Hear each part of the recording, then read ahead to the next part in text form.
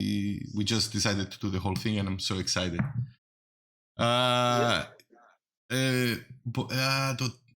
Κάτσε να το φτιάξω λίγο γιατί το μετακίνησες. Oh, I'm sorry. It's okay. Just a little bit on the right, please. Just a little bit on the right, a little bit more. There you go. Okay, that's cool. It's the power of habit moving. Yeah, I know. I do that a lot too. So we have DeathMaster from. Where are you from, DeathMaster? I'm from Greece, but I'm in Belgium right now. So. Oh, you're in Belgium. Yeah, I'm here for 1 year almost. But I was living in Greece for all my life. So. How old are you? 28. 28. So you're in Belgium. You went there for your family or for work? No. For work. I'm a software engineer. So I moved to Israel. It's close to Cyprus. Yeah. I was in Tel Aviv for 3-4 months, and after with job I came here in Belgium and I stayed here for a year now, and hopefully I think I will stay here for some time more. I don't know, I will see. Do you like it? Do you like living in Belgium? You know, man, the salaries are good, the quality of life is good, but you miss many things, you know. Greece and Cyprus and these kind of things are it's true. Different. It's true. It's a good experience for sure. Definitely takes a lot of courage to move out of your country, you know, to take the leap of faith, right? Yeah, indeed. I think many Greeks moved out. I don't know, from Cyprus, I guess, but probably not so much. But probably not so much, but also from Cyprus during the crisis. Yeah. So it's very common for, you know, almost all my friends are living abroad anyway, so it's easier, you know. So how about poker?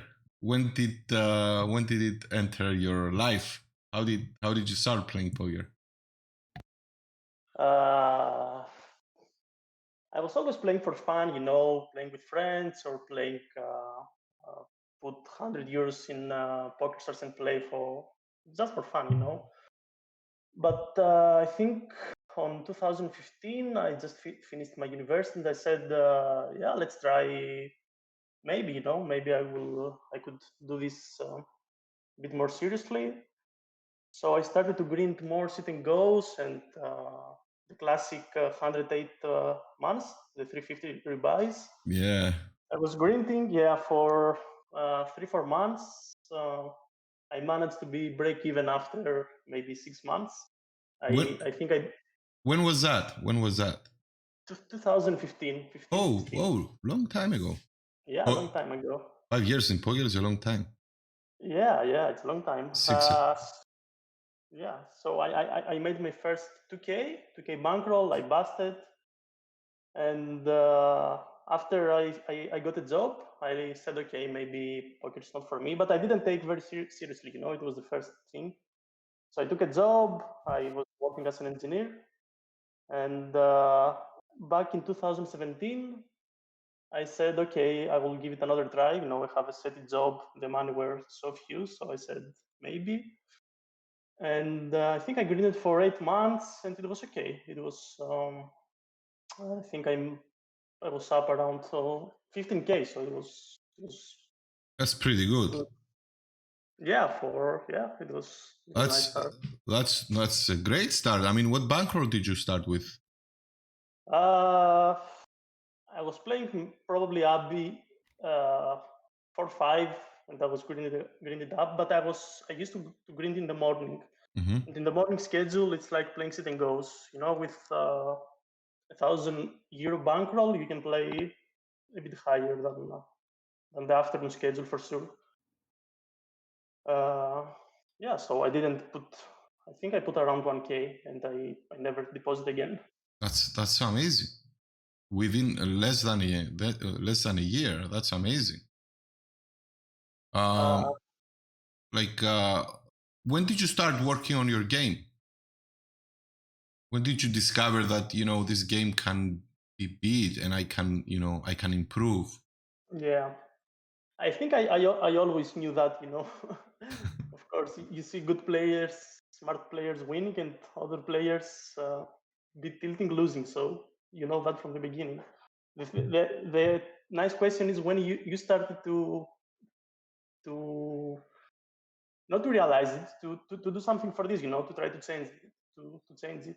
Uh, I don't know. It's like I always used to see a lot of streaming, see a lot of good players playing, and see a lot of free stuff online. Many videos, but not very seriously back then. When you're searching, because I went through that as well. When you're searching for information, and there's a lot of information, obviously, a lot of free videos. You can find ranges all everywhere, but didn't you have the feeling that okay, this guy is telling me to do this guy is telling me to do that? Didn't you have the feeling like who do I entirely trust my game, to? Did you ever have that feeling when you Yeah, were? of course, of course. Yeah, when you are not experienced and you have so many information, you are lost many times. Indeed, yeah, I agree. I think you should be focused to one content and try to stick on that. Yeah, for sure. Especially if you're a beginner, Yeah. I remember it was back in February when you came to the channel and you said, "I just got Raise Your Edge." You remember that? I'm like, Yeah, I remember. uh, I don't remember if we ever had a conversation. I think you asked me, did it ever help you? And I said, if it weren't for that, I don't know where I would be right now. I mean, uh, it when I got it personally, I felt like, okay, I don't know anything. I don't know what I'm doing. I don't know what I'm doing. This is a totally different game than the game I'm playing. And I think Ben CB says it in one of the beginning. In the beginning, he says you have to trust the process. Yeah. Hmm. And then I'm like, you know what? I'm gonna trust the process. How did that help you? That Yeah, course. a lot, because you structure your thoughts, and even if you don't have the results in the first place, maybe this will take more time. You really boost your confidence. You know what you are doing. You are not doubt yourself. I think it's a very big part of the game. True. And apart from the mental thing, which is I think is very big, is no a lot of things a lot of sports that you are really struggling, and it just it gives you the way of thinking to solve the things, and it's very important. It's people Ben CB and other people spend a whole life playing this game, so I think you should listen people that they are good on something. You just listen their advice, and probably they are right. So you have to do this. This is the way. And then a couple of days later, you came back to the channel and said, I just paid. I just won a tournament that paid the. I remember that. Uh, it wasn't the biggest score probably you had, but it was close to 1,000 or maybe more. Yeah. No, it was funny because I had in my mind. Okay, so I stopped playing poker 2 years ago, and now I had some more free time with the work. I'm more free, so I said, okay, I will give it one more try. And I knew that I was going to buy this, okay, but I said, okay, maybe next week, maybe next month. I knew that I was gonna buy. So I came. I said, okay, I'm gonna buy. I want to find this referral code, take a discount of 100 euros, whatever. So I sent you, and the next day or after 2 days, I don't remember. Yeah, I won a tournament for 1K, so it was reward. Instant reward. Yeah. Yeah, and I And came to the chat to tell you, just for the fun. Yeah, that Thank was you. no, it was really nice of me for me to hear that. You know, like Bilans man. Oh, we got a 6 month sub. Thank you, Bilans mu. Kalispera. Kalispera και στο Shasho. Can't see zombie. I wonder why.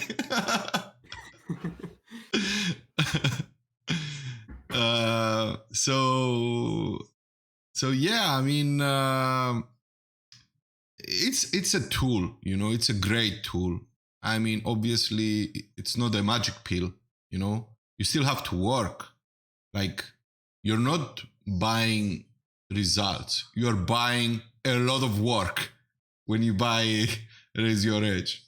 I'm sure you agree on that one. Yeah, indeed. I think this is with many things in your life. You know, it's in even if you have the best person that knows almost everything beside you, if you're not willing to learn and to work on this, you are not going to learn. This applies to everything, not only to poker. Exactly. Exactly. And concluding, I would like to ask you what is your approach now to poker? Do you have, like, obviously we have this huge run you had in the million after that, which is a result to both the work you have put in and all the decisions you took, you know, prior to that day. And but how do you approach it? How do you approach poker? How do you think about it right now? Do you think that? Mhm. What do you think? You think that Uh, you can take I it think, seriously? yeah, but I will play part time. I'm playing part time. Mm-hmm. I'm also studying a lot in the game, and it's also a source of extra income and a source of motivation. I really like the game. You know, I used to play games my whole life, all kind of video games. So Mm. I like playing as well. And yeah, my goal is to play part time. I'm trying to play 3 or 4 sessions per week. But to be honest, it's a bit harder if you work full time as well. It's a bit harder, but let's see. I will try to do this at least for this year, and let's see after. Especially MTTs, you know, like if you play cash games, Yeah, it's then easier. you don't have these time issues. You can play 3 4 hours a day, every day, 5 days a week. Doesn't matter. Any day you don't feel good, you have to do something. Friends call you. I mean, Yeah, friends call you to go for a beer. You just end the session. You're winning. You're losing. Doesn't matter. You know. Uh, but you yeah, know, MTTs is exactly. a little bit different. Yeah, you are trapped in entities. I think I stopped to put less volume in ACR, especially in latest hours, because I went to the work many times without sleeping. These structures are. And your work requires a lot of concentration as well. You're coding. I'm not exactly coding, but yeah, Oh, you're not it's a coding? structure. No, I do a bit, but it's not my main thing. No, Okay. it's a bit easier. Right. Thank you for, you know, sharing your story. It's really interesting. Something I mean, I wanted to get to know you, get to know how your approach on this game, and I'm sure everyone watching as well. And you know, that's what we do. We play poker. We have a community of people that love this game or hate it at the same time.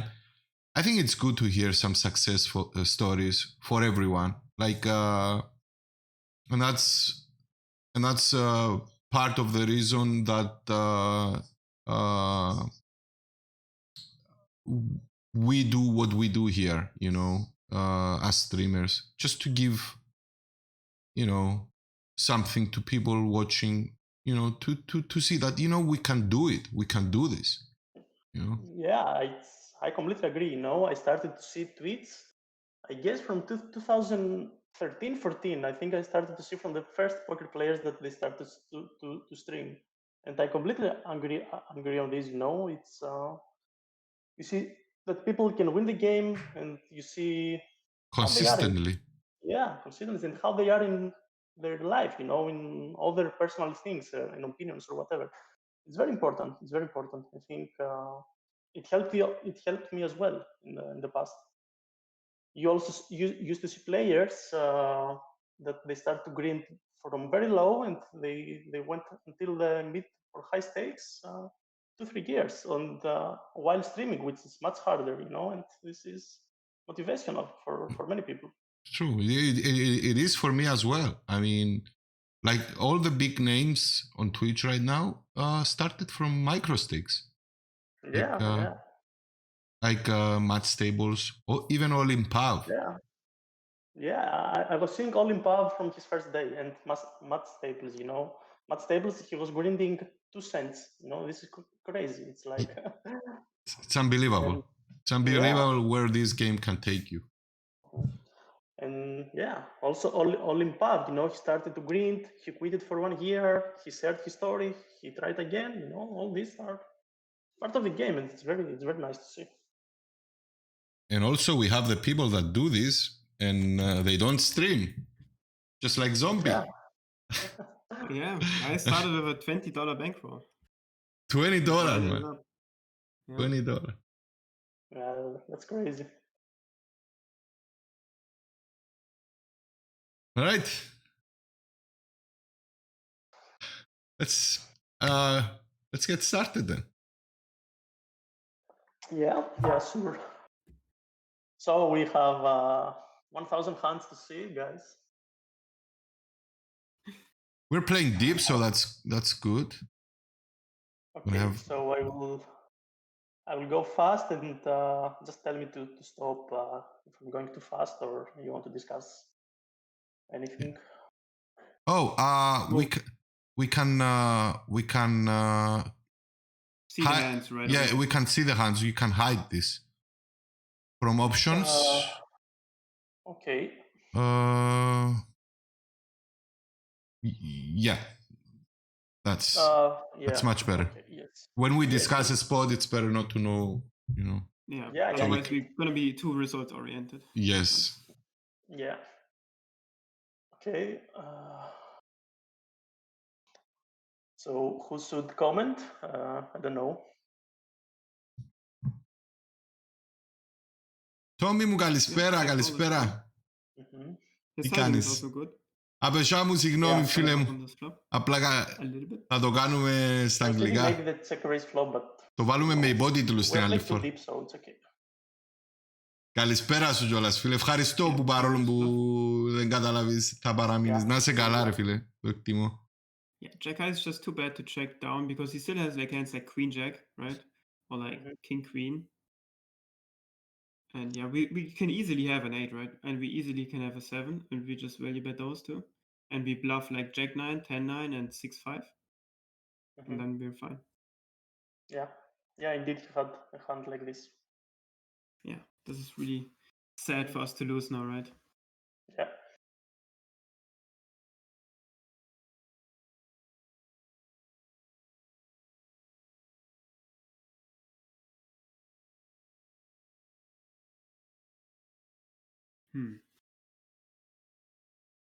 That's aggressive. Yeah, it's a bit aggressive. I don't know why I did that. I think I know why. I saw the video from Raise Your Edge from BenCB talking about how to exploit microstakes and how to exploit people that they fold a lot to 3-bet, something like this. And I remember that I started to doing this 2 weeks ago and said, I'm just gonna over 3-bet from late positions all the time to see what will happen. So maybe we will see a lot of 3-bets here that I'm not usually doing just for. I don't know if that's correct, but. So yeah, the higher you play, the less this works. Sorry? Is like the higher you play, the less this works this play. You're gonna get more punished. People are gonna flat wider, they're gonna 4-bet wider. But yeah, I mean, it's very aggressive, to be honest. I'd rather use different hands to 3-bet. Okay. Because like frequency-wise, you have like a lot of hands, and if you have Queen 9 offset, But if you want to do it sometimes because he has like 60% 4 to 3-bet, then sure. Okay. I think it's very common. I don't know if you I'm playing now a B20. I see people that having, I think 60% is a low percentage. Usually I see 70, 80, 85% of fall to 3-bet. And it's crazy, right? It's too big. Yeah, way too massive. Should Yeah. fold maybe like 45%, Mhm. maybe 50%. Okay.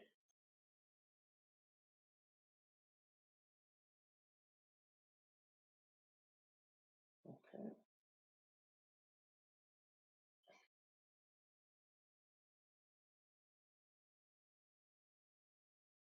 We defend. Check back the turn. Maybe we could lead. Lead the river. Yeah. If you think about the ranges, like sure ace deuce could be good, but he probably has hands like ace queen, ace king a lot in these spots, or like pocket threes, you know, pocket threes, pocket fours, pocket deuces. And we do have a lot of 8x as well. Like we could have a hand like 5-8, we could have a hand like 9-8, even 10-8, right? So we do have a straight sometimes. So yeah, I think I bluff my ace deuce. So like Yeah, even if my opponent has a hand like ace 5, king 5, what is he supposed to do? Like he has to call ace 5, king 5 sometimes, and I think they overfold those. So I like a bluff here. What sizing do you choose here, Zombie? Around 4. I wouldn't go too polarized. Mm. Because now in this situation we actually bet 2 pair as well.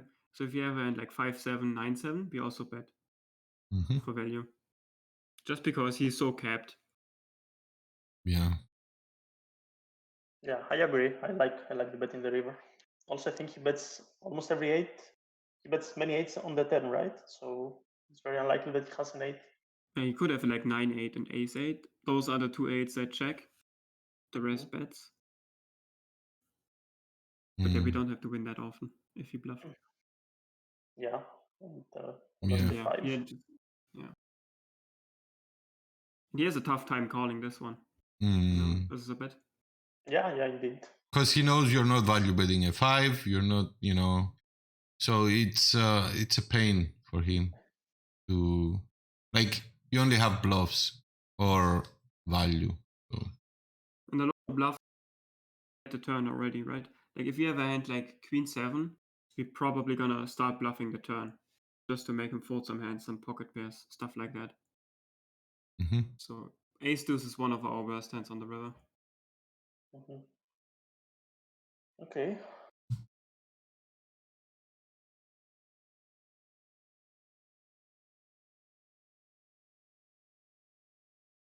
That's not bad, yeah.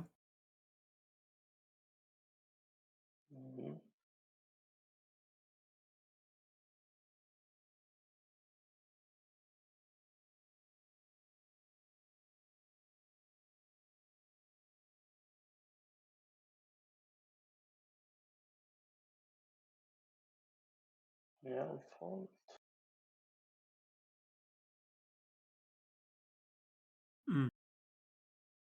Could be bigger, right? Yeah. What is your sizings? What is your size in the small blind in general? I think around 8 would be nice here. 8, You want to go like 4x of the opening size, so around like 9. Around 9.2. at least 9. Yeah. And you're deep, so you could even go 10. Yeah, it's very small. I know.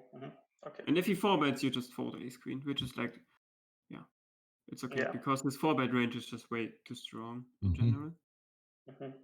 But we still get a lot of value from like 3-betting because he calls like hands like ace 10, ace jack, right? And he folds hands like, I don't know, king jack off. So we deny him this equity. Yeah, and I remember it's sad that we have the tags now, but I still remember in this tournament like almost 6 or 7 people each time in the table were recreationals. I used to scope everybody, so yeah. But it's bad that we don't have the tags here. It would be very useful. We'll find out in no time. We will be reviewing the whole thing, so we'll find out probably the tendencies of most of them.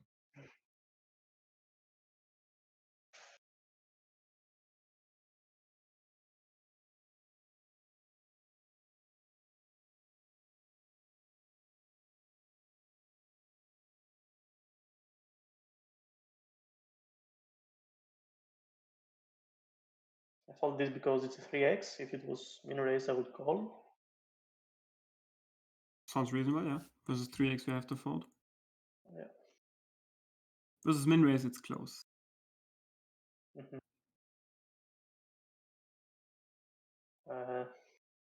No, I 3-bet this one. Ace-9 is actually a pretty bad 3-bet because he blocked a 9, which is like his main open fold. So like he's gonna open hands like King 9 suited, Queen 9 suited, Jack 9 suited, which he might fold versus 3-bets, and we block those, right? So you much rather 3-bet a hand like Ace-5, Ace-4, Ace-3, because you unblock these like 9x combos. Mm-hmm. But I would just flat call this one, I think. Okay, yeah, makes sense. Also plays well post flop. Yeah. Like you will realize your equity most of the times. Yeah. But the sizing is good. Yeah. Yeah, Ace-5 suited, Ace-4 suited, for sure I would 3-bet as well. Yeah, more easily than Ace-9 suited.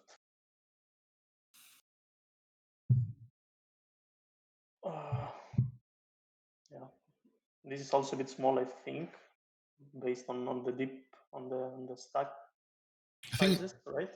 When you're in position, you just want a 3x mostly. 3x to 3.5x depending how deep you are. Yeah. But this is totally fine. Yeah. But he's a crusher, so I would be careful. Oh, you know him? Yeah, he's a high stakes crusher. I think he plays 25Ks and shit. So. Okay, really? Should be careful. I think if this is the real camo. Okay. I think I didn't realize this this time, or maybe he was locked. His account is locked. Yeah, I can't find him as well, so he's locked. Yeah. Yeah, many good players are locked in this hard scope. It's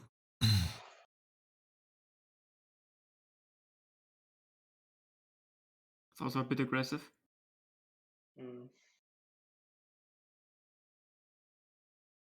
Like I don't mind this in the cutoff or like hijack, but this is like pretty aggressive here.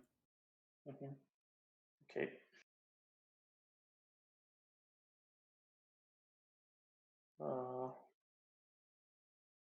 Yeah, but we now bluff for sure. King is pretty good for our range.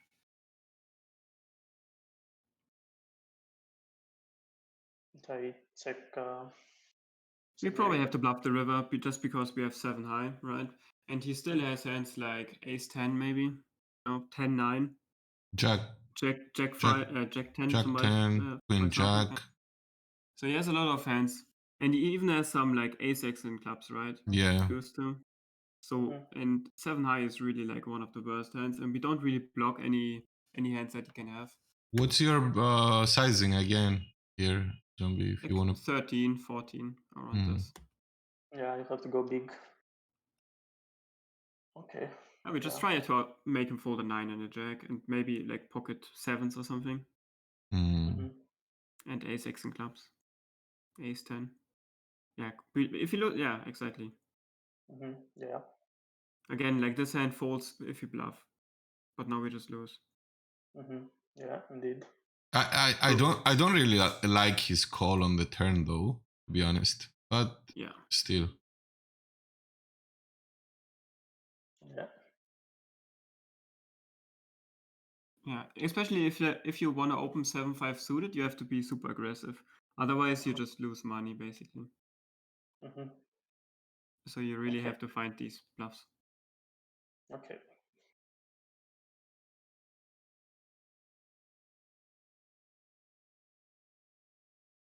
I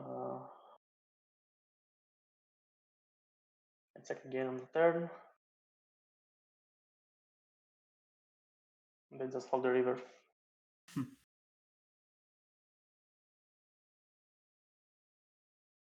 I mean, I'm tempted to call just because he's wrapping like nothing, right? Yeah. Like, he's wrapping like Queen Jack. Yeah, he's wrapping nothing, and I know it's ridiculous to think, but it's 6 hands, and he saw 3 times the flop, and this is an indication of a recreational at this size of the river. Yeah, he's wrapping like pocket 5s and in the full house basically. Yeah. Because like, why would you bet an ace so big, right? And we don't have that much Queen X. We have a decent amount, I guess. We have like Yeah. king queens, queen tens. But I agree. I'm tempted to call. I think if I was one table, well, if I had a few tables, I would call. Yeah, probably it was a bit of autopilot in the beginning when you have 10 tables. But yeah, now that I see, yeah, I really would like to. I think we win a decent amount of the times.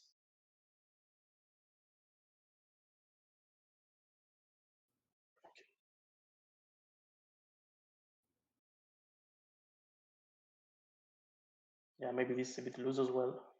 No, that's fine. That's good. But that's the reason why we don't really want to 3-bet the ace-9. Yeah, because just like Zombie said, because they open all the nines, like Jack 9, Queen 9, King 9, 10-9 suited. All of this, we don't want to block the nines that fall to 3-bets. Okay, I check. They fold here. I don't know if that's correct. We have to call one. Yeah, we have to Like, call sure, one. he could have a flush and we're dead, but he could also have a lot of worse hands, you know? And have a pair, which is like pretty good in general. So yeah, call one. Would you ever see bet? No, No. I think a jack is really good. I even check a hand like a 10x. So a hand like Jack 10, Queen 10. Especially three ways. Especially three ways. You know, you don't want to build up the pot with no equity hands. You know, Yeah.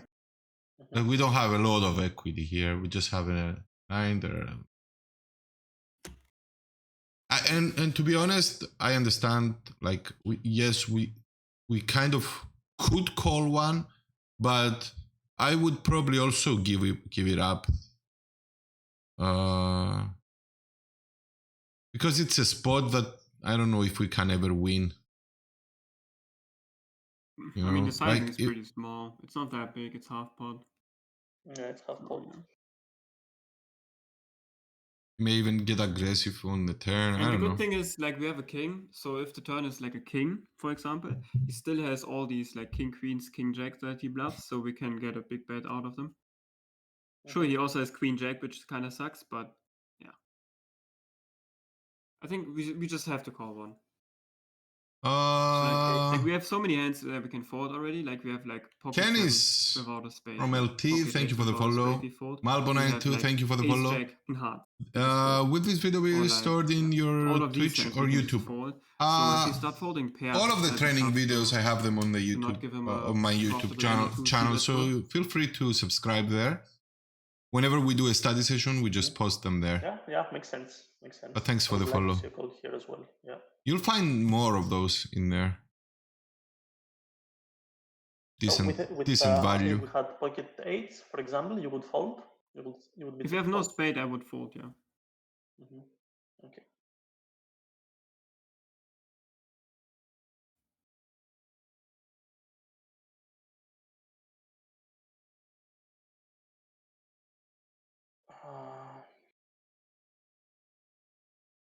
Maybe I could go a bit bigger. Yeah, I would go like 4.8, 4.7, something like this. Yeah. On the flop, what do you do if he c-bets like 1/3? I think I would call, but probably check raise is an option as well. Yeah, I think it's a mix between call and raise. I think it's really cool to raise some of these or like 2-bet some of these queen jacks for value. But calling is also not bad.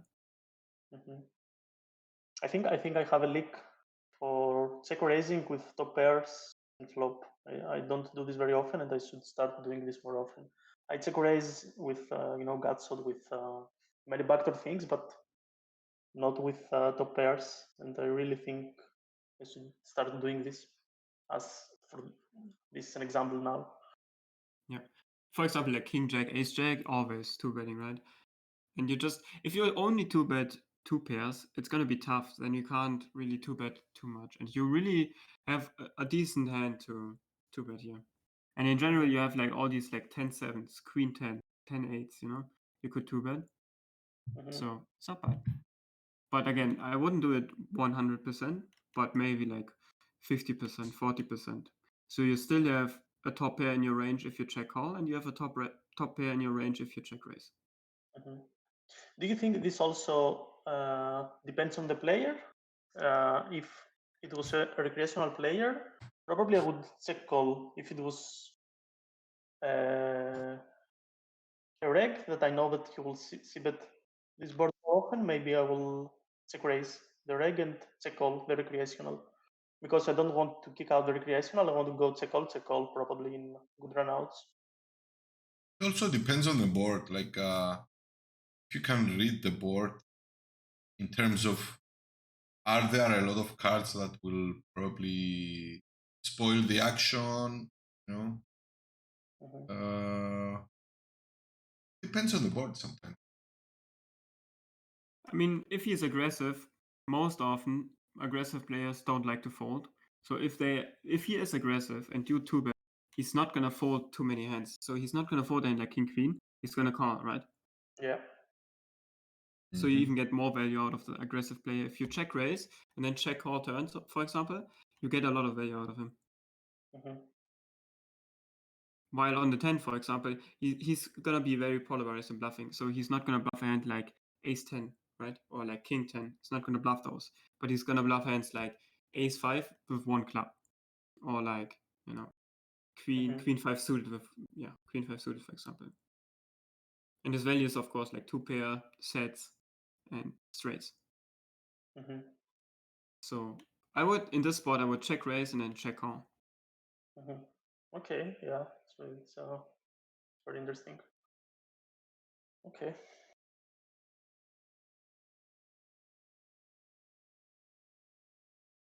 I think I should, I fold this, but I think I should put the half blind, right? In this spot. I think folding is fine. I think you call 5-3 and fold 5 deuce.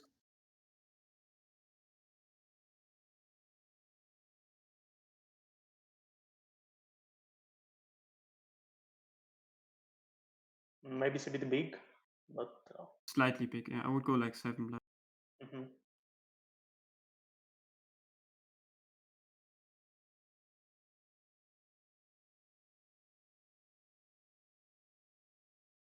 So what do you think of this c-bet?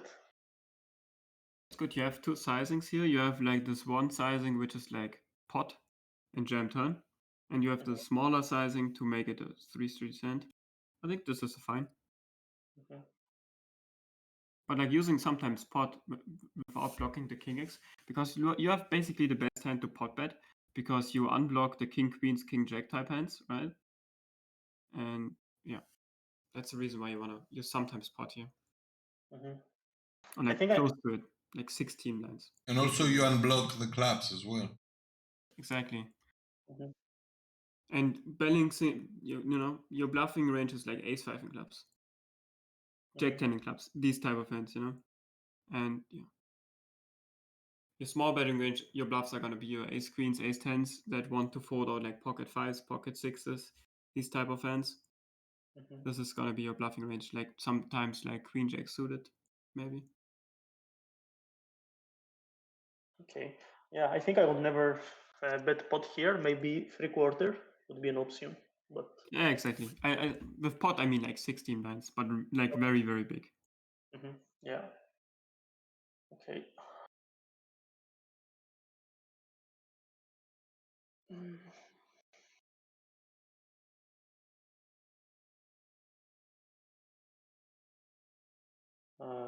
Yeah, he leads from the small, from the big blind. We just fold.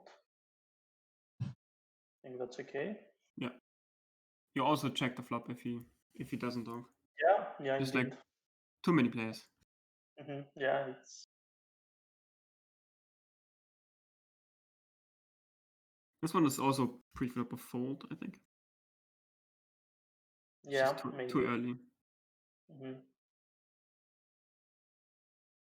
I think because I see my stats now and I saw while playing, I'm usually playing a bit tighter, okay?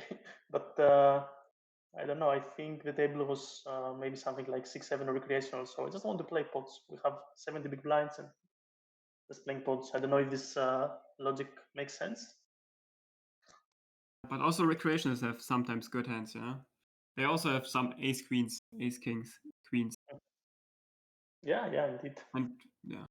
But it's not that bad, but you have to be careful being like too aggressive and then too passive post flop.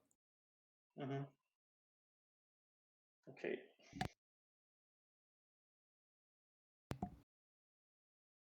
All right, what do you think here? Like, what are the ranges? From here could be a lot of king jacks, king queens,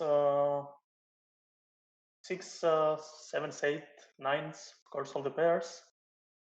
Could be 8 jack off, of course. All the others, I think he will 3-bet. And from the small blind and the big blind, the ranges are very wide. From the small blind could be a lot of suited hands, a lot of the range would be very wide. So I think I want to protect my hand at c-bet and the big bigger. Yeah, I think this makes sense. Yeah. Yeah. I think the sizing also is decent.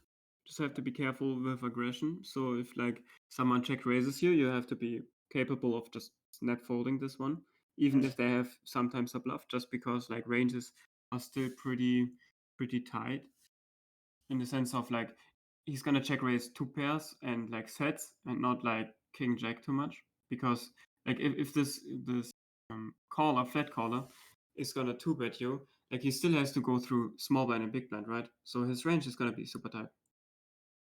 So yeah. But yeah, I like the bet. You like the bet? Yes. It's just like too many like jacks, queens, aces that bad for you. Even a 9 and 8 is bad for you just because like big blind can improve easily. So you just wanna Everything is bad. Almost everything is bad. If the blind were not in the game, I would think I would check. If we were only with this player, I would check maybe all of my ranges. What do you think?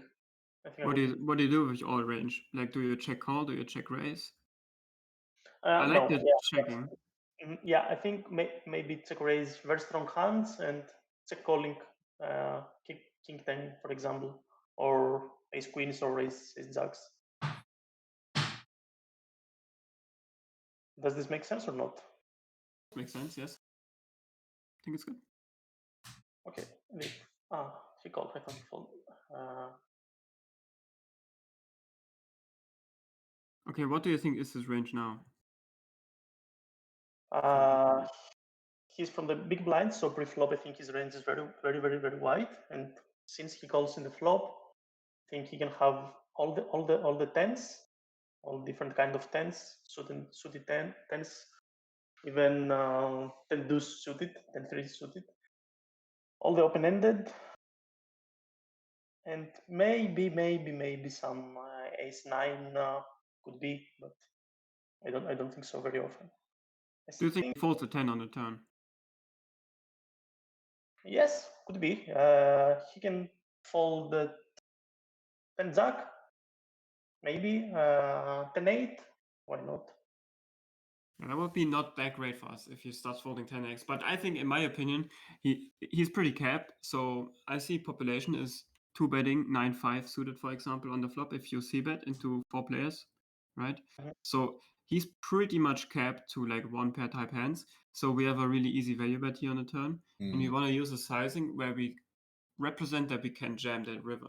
So we want to use a sizing like 13, where we have like a very easy jam on the river. That like now we have like basically a pot bet left, right? And we don't really want to use a pot bet, but we want to use like 2/3 river. So if we go like 13 lines now, 13.2 for example, we have an easy jam on the river.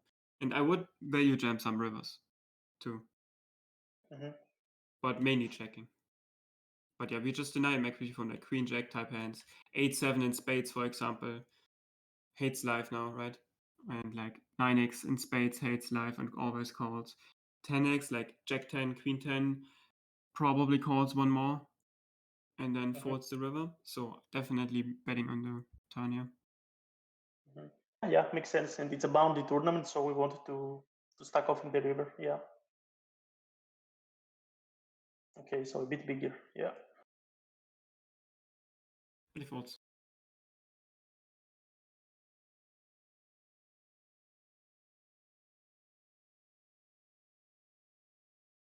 I don't like this because now I see his stats. He has only 9% pre-flop raise in 45 hands. I know it's not a huge sum, but it's something. Yeah.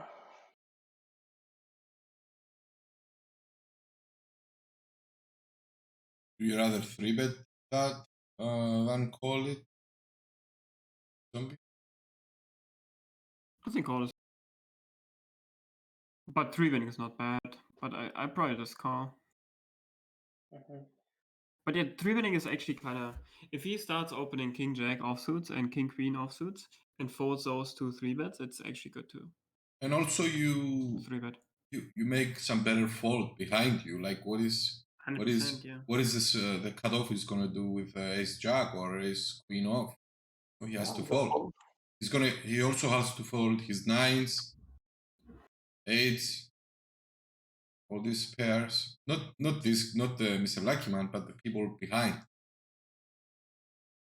Sometimes 3-betting and fold to a 4-bet, of course, and even if he calls, you know, with his jacks, can play this post flop. Yeah, I like the 3-bet bit. Yeah. Yeah. I think it's a mix between sometimes 3-bet, sometimes call. True. Depends on the table as well. I mean, if it's an aggressive table, I'd rather 3-bet than just. Yeah, for sure. Mm-hmm.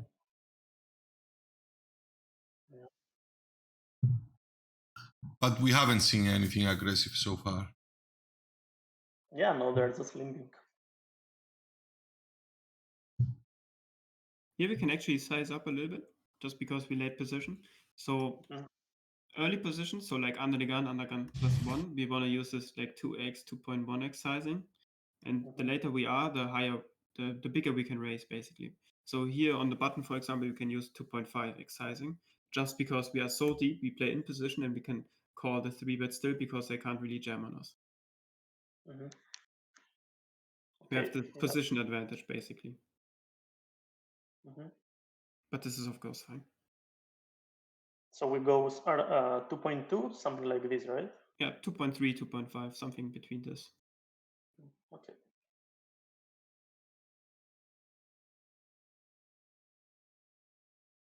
Yeah, I don't like this. I think I call one here. We can improve a lot.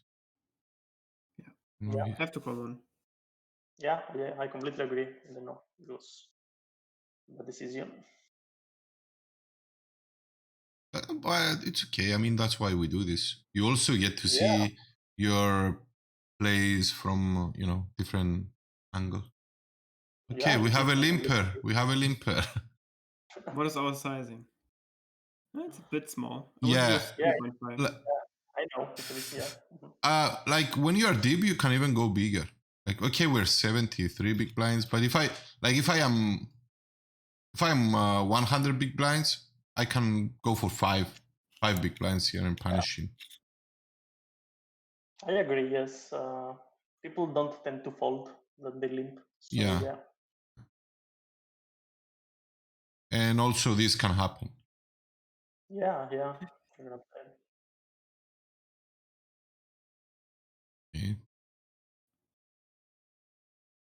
Mm-hmm.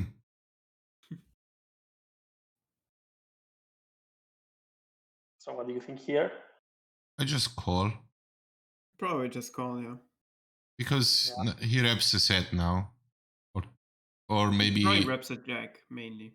Yeah. It's... He reps a jack... Yeah. Go on. Because he reps a jack because he doesn't want us to check and then see a turn, basically. So he has a lot of like jack 10s, and like queen jacks, king jacks. He could have sets as well, sure, but sets don't hate to check raise, actually. Because there are a lot of good draws out there, right? And punish the draws by check raising with my set. If he checked, what would you do, Angeli? I would bet for sure, 100%. I would check. I think again it's a mix between check and bet, because you do want to have the nut flush in your range, but with the 10 you pretty much have a pretty bad blocker. So I probably rather bet a hand like ace 5 in diamonds than ace 10, Yeah. because you want your opponents to have like queen 10 here, right? King 10. And the 5 doesn't really block those. So I bet ace 5 and check ace 10. And also we're 4 ways. Like, you don't want, like,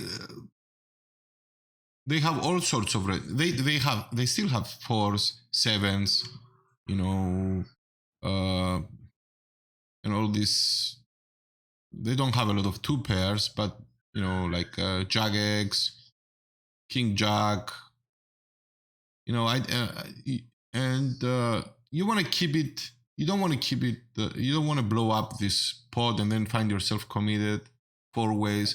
And I'm constantly trying to make a point about that, because it's something that I had a huge leak in.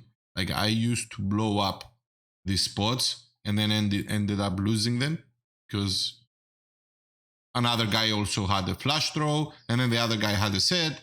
So my outs were, you know, less. And these pods, you rather control the pod, I think, especially when you're playing versus 4 people. Like, yeah, true, but it also really sucks. For example, if king bets and this Martin Rocky guy, for example, raises, and now we have our ace 10 and didn't bet the flop, we're like in kind of a tough spot where we kind of don't want to fold in that flush draw, but we also run into a set a lot, right? Yeah. So I can see merits for both betting and checking. That's why I don't think it's pure. So I don't think definitely versus recreationals, I want to keep it small, because they quickly turn their King Jack into, they overplay their hands, you know, a lot sometimes. Anyways. Yeah. From what I've seen from players that they're limping, I don't know if that's true, but I think very rarely they have sets. They could have, but usually it's like very medium hands. Could be flush draws, could be whatever. Could be very stupid hands, you know. People that limp call, usually they're in the lead after. I don't know, but yeah, I think that you're right. You're right, because his sizing doesn't suggest. I mean, if it was pot, then I would say yes, he's ripping a set.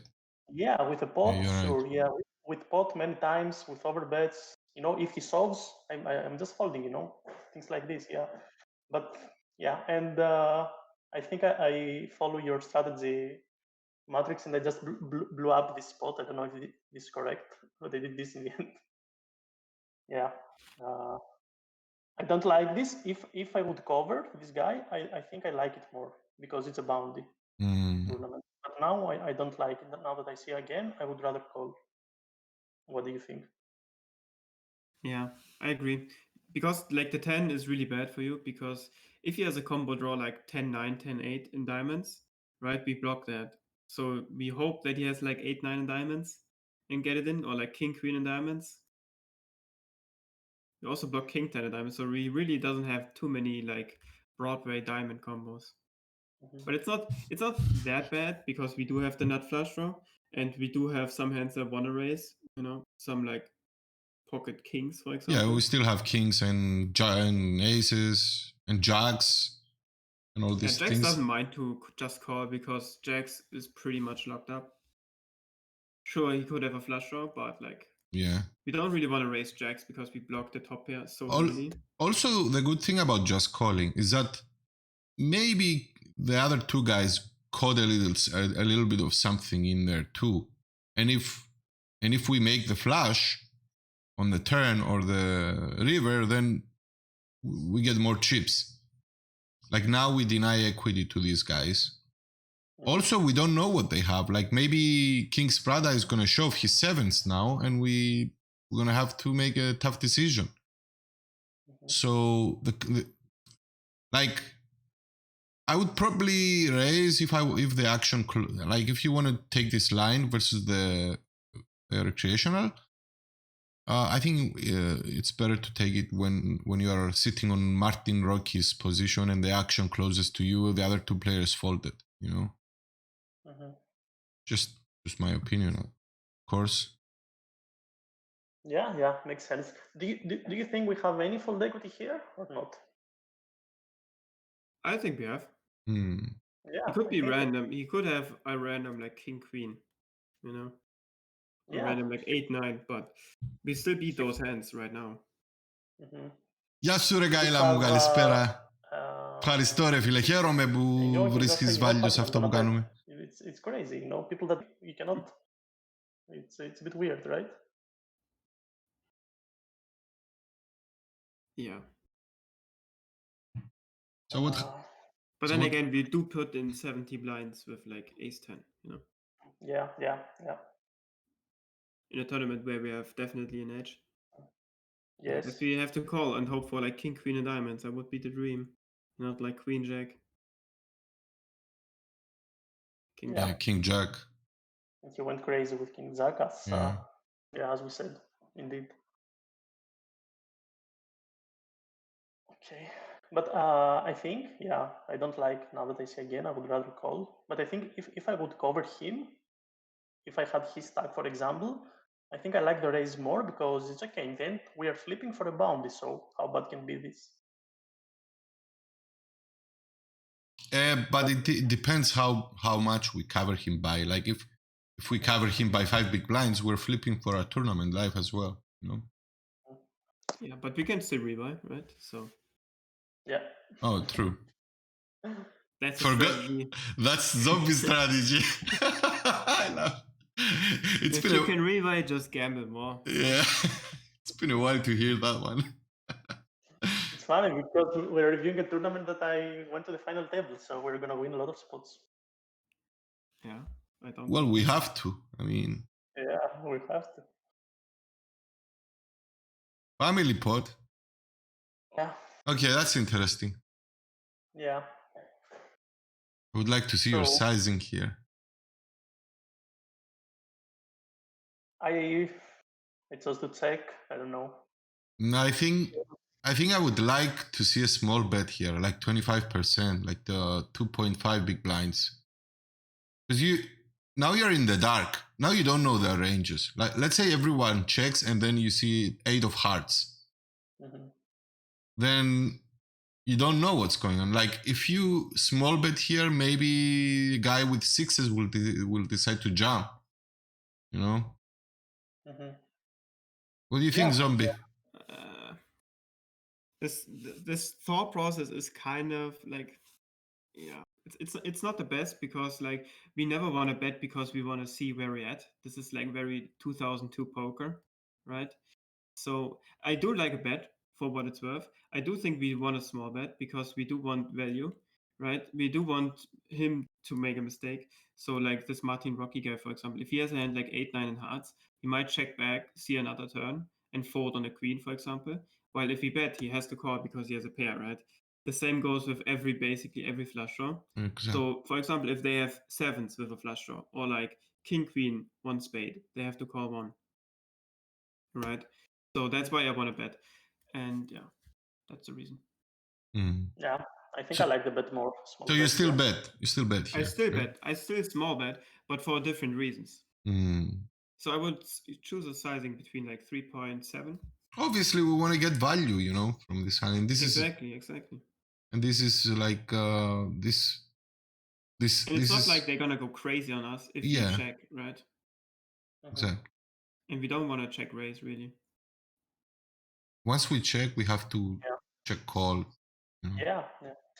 And I think I like betting more because, as I can see now here, this guy is playing with 57 VPIP, so probably he calls everything that's connected to this board. So it's another reason to bet, maybe. Exactly. If he has like ace-6, he's calling, but he's not betting. Or like king-6. Yeah, exactly. 6-5, all these hands, you know. Okay, in the end, let's check. And 8 in hearts, you called it. Yeah. I was remembering that it was an 8, but not the 8 of hearts. Maybe that's a good card. There we go. We have a lead. Yeah. From the only guy they could have a full house, so. Yeah. So I just call. I don't see any reason to raise. Yeah. It's a bad card as well. I think you raise fold. Click So back. you basically go like 40 blinds, 43 blinds, and then fold. Because he could have a straight, right? He could have like an 8x, he could have a flush. But if he re-raises you, he just has it. He just has a full house. Mm-hmm. If he went for pot, I would just call. So if he goes like 28, I would just call. But if he goes for the smallish sizing, I think we just raise him. Mm-hmm. Okay. Do you think this really depends on the player? For example, if you knew that he was a very bad player, you see him in the Shark scope and he's losing 50k and he's a big whale, what do you do? Still do the same. Maybe I go all in then. Yeah, but I would still raise. Mm-hmm. But I think the raise, yeah. Okay. Yeah. If I knew that this was a good player, I would never do this because he always folds worse and he just calls better hands, of course, if he's a good player. But seeing this now, I'm pretty convinced that he was a whale, because I think I would never do this in a good player. In a good player, I think I like the raise fold. I think yes, raise fold is. I think even versus the bad player though, because a bad player is scared to leave the tournament, right? Maybe he satellite into the tournament, for example, and it doesn't really. If you go all in, his tournament life is on risk. If you go 40 blinds, he still has 30 blinds, and is fine basically, right? He's still in the tournament. Mm-hmm. It's gonna be super difficult for you to bluff, anyways, right? Mm-hmm. Like your bluffing range is gonna be super tight. Yeah, no, like, I don't have. Your main bluffs are gonna be like 6-7 suited here, where you block the full house. Basically, you block the sets. Mm-hmm. Yeah, if he was a good player, I would maybe think to bluff with this kind of hands. If he was a bad player, I don't think I would bluff this spot, because they overcall many things that they're supposed to fold, right? Many 8x, many small. Yeah, but you have to be careful with this thought process that if he's bad, I'm gonna do different things, and if he's good, you should play. Like, you don't really, most of the time you don't have the information if he's good or bad. Like, you can't just take his shark scope and say he's bad because he's down money, because maybe he won like 200k on GG and lost now 10k on PokerStars. It's just like whatever. Sure, he's down 10k, but he's up lifetime 200k or 190k.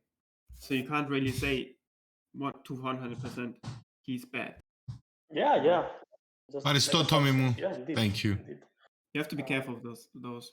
I would never, for example, just take out the graph and just mark him as bad player just because he's down money. I would wait till he makes a bad play. Then I know for sure that he's bad. Because a lot of players have multiple accounts on multiple sites, right? Yeah, indeed. So like, just because he's down, for example, on Party Poker, doesn't mean he's bad. Maybe he just loses on Party Poker and wins on PokerStars, for example. Yeah, I think to see if he's losing or not, you can also see, for example, in Sharkscope there is this player ability that somehow there are many parameters that can do this. Also counts the ITM, the percentage of the ITM, etc. Of course, it's not 100% accurate, but you just make assumptions. I like to do that. Maybe it's wrong, but I like to open the Sharkscope and just label everything, at least to start from a basis. To have a basis. I do the same, but I have in mind that it's just an indication. It's not. I just see the average stakes they play usually. Yeah. And of course, if they are winning or losing, but it's only an indication. Like, to mark someone, let's say, as a recreational or bad player, I have to see something. Yeah, but it's easy to mark someone as a bad player because he made a bad play, right? But if you have marked him as a bad player, it's tough for you to notice that he's really good, actually. because he made a good play. Yeah, yeah. It's gonna be tough if you have 8 tables. It's gonna be tough to see that. Yeah, true. So you have to be very flexible if you mark your players like that. Okay. Or you yeah. just play a lot against them, of course. Yeah. Like if you have 5k hands against him and he plays very well, you might change the label. Yeah, no, in many tournaments that it's the regular grind, I have more hands and it's a bit more accurate now because this is a scoop event and you're not gonna find the player that you played before. So yeah. Maybe from Tracker you can get some information about how much he falls in relays and how aggressive he is. I think race is good. Yeah, definitely. Poker Tracker is a bit big. It's a great tool. You get a lot of information. The more hands you play with someone, the more information you can get. And sometimes this information will be very, very important in one spot that you need to take a decision, you know? Instead of jamming. Okay, and by raising... Talking about Poker Tracker, let me just... Around 35? Yeah, 40 blinds to 45. Let me just... put the link out there for those of you that are not using a hat. Against default.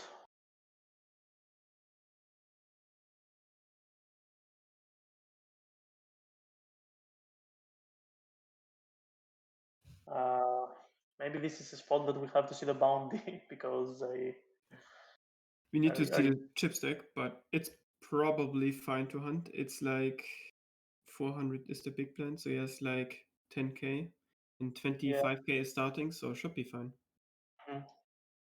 Yeah, this I have in my mind. It's really good that he overcalls because he has a trash range. Yeah, he has like nines. He has nines as well. Oh, 6 what? 6-5, yeah, perfect. Yeah, I didn't expect that. Yeah, nice.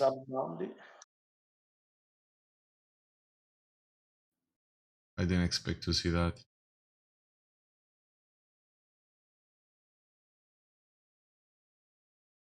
I think I just fold. I don't have any backdoor, maybe. Yeah.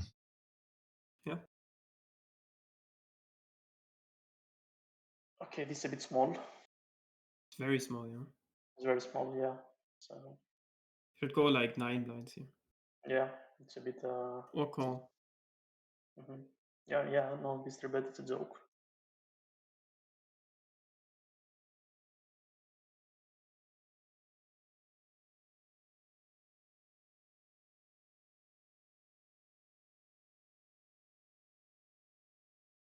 Maybe this is also a bit wide, but we have 200 blinds, and I don't know if the table was soft.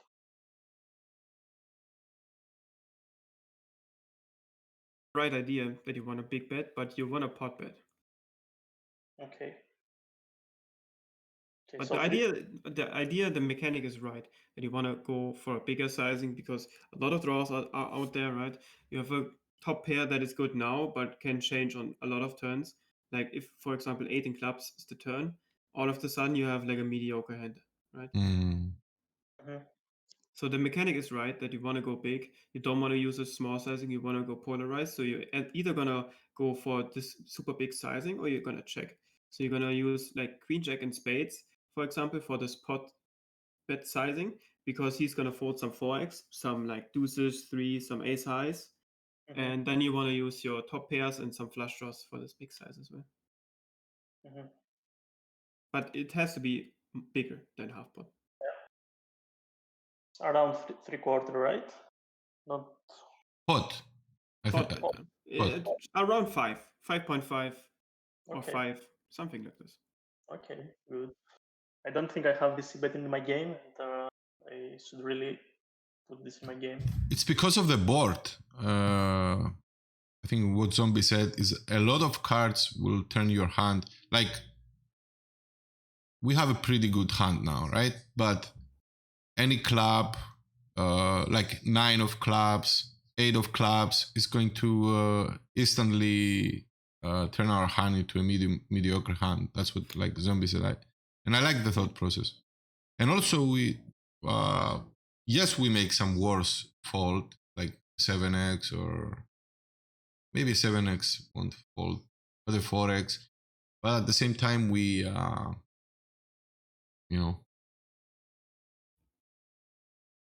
We protect our hand and still get value, right? He's Yeah, we not going do. to fold 5-6. He's not going to fold 9-8. He's not going to fold 7-8. He's not going to fold 10-8, right? So we still get a lot of value in this spot by big betting. We get more value. We get double the amount of value if we go with 5.5 versus 3 blinds, right? So that's the reason why we want to go big. And he's going to fold a 4. He's not going to fold a 7, and he's not going to fold a 10. And he's not going to fold a draw. So even a flush draw, like 3 deuce and clubs, is never folded for any side. He's calling, yeah, makes sense. Okay. Okay, good.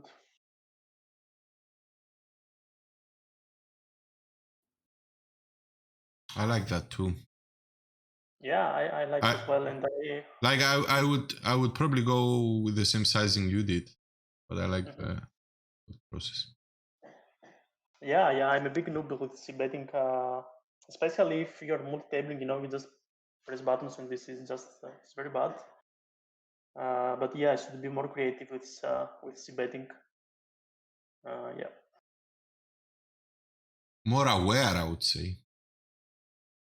Yeah, more aware, indeed.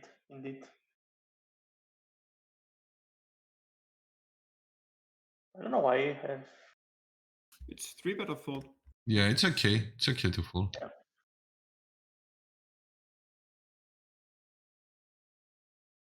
That's a big. Okay, that's a big 3-bet.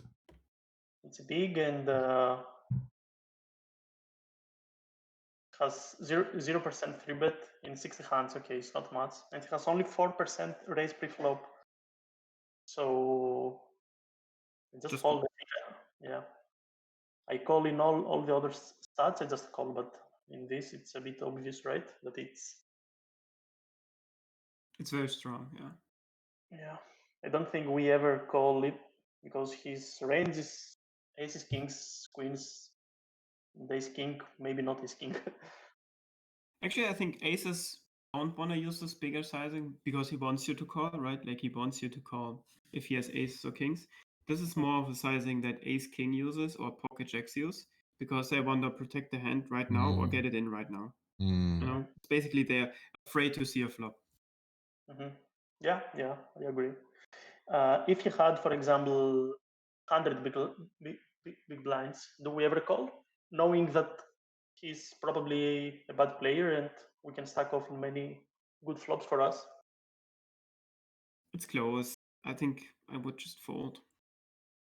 Yeah. Okay.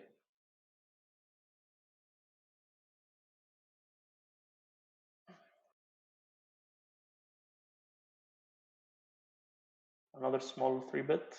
Again, way too small. Like now he has 90 blinds, right? You have to go like 10. Yeah. On 9. Yeah.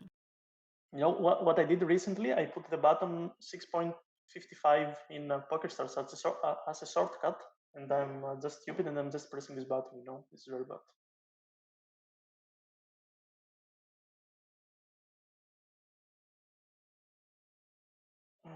I see that on this board. That's good. Yeah, and the big blind flats call, and now definitely he's a fish with the stats and this place.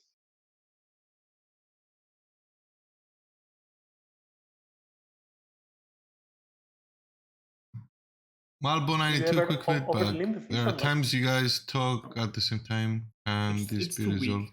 Difficult to follow when they're if it's 9-7 suited, I go for it. 9-7 off, I just fold. Sure. Thanks for letting us know. We'll try and... but it's unpredictable as... Here, under the gun limp, and we have an ISO, small ISO. They decide to flat. I don't know if that's okay. Yeah, either flat or 3-bet to like 8.5. Because under the guns, the range is basically trash, right? And the 3x is not strong, really, because he just ISO'd this limper, right? It's not like if the limper is not here, this 3x sizing looks stronger than it is, right? It looks pretty strong. But now with the limper, it's just an ISO versus him. Okay. But their calling is not bad.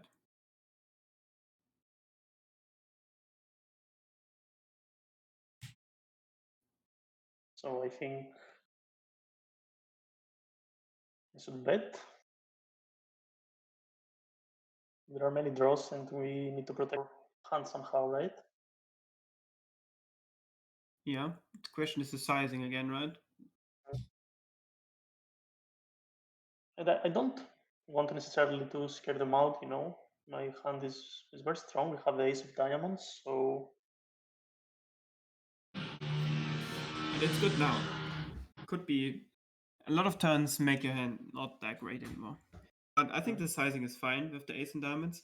Without the ace and diamonds, I actually again like a really big bet, because like what is he doing if he has like king queen, right? Or like 8-9, or like king jack queen jack, or like a flush draw, right? If we unblock all of these hands, then we can go actually really big and just, you know, force him to call off or jam these hands, which is like pretty good for us. But with the ace in diamonds, I don't mind a small bet.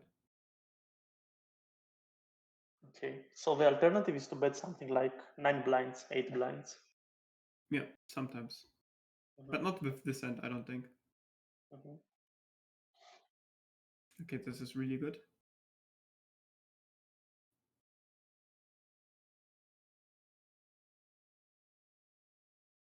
Okay.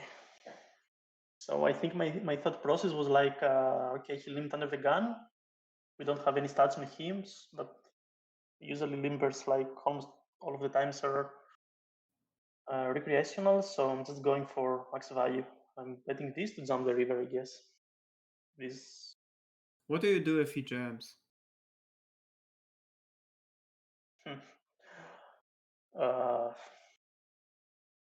I think we fold. Yeah. I don't think he ever jumps king jack or queen jack, or he never jumped something. Yeah, we fold this hand and call off our draws, basically, because with our draws we have a lot of rivers that can improve us. So like hand like king queen in clubs, for example, calls it off because we just have too much equity, while ace jack is just basically dead versus a 10, right? If he has like 10-9, we just have a jack as out. So yeah, but if he check calls, we jam river. That's also important. Yeah.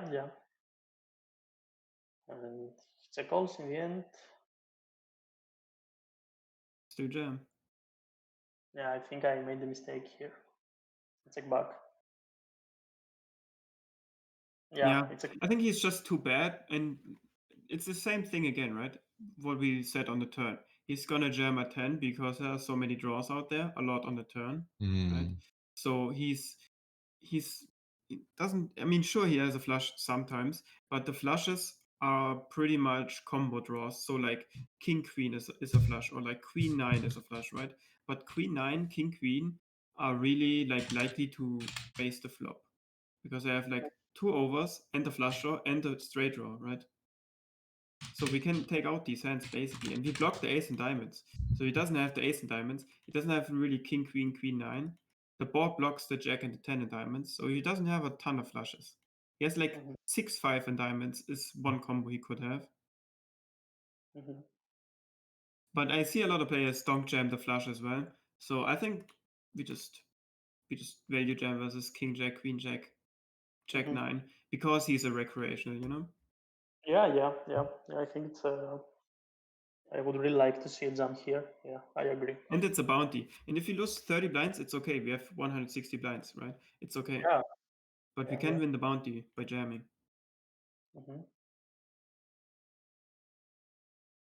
Yeah, it's a clear jump for me as well. I agree. Okay, in the end, same hand. Fair enough.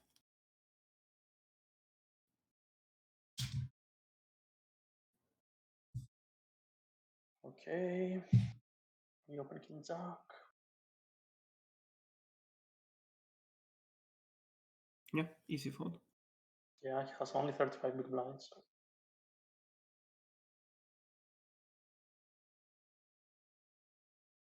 Okay, yeah, I think it's an easy call.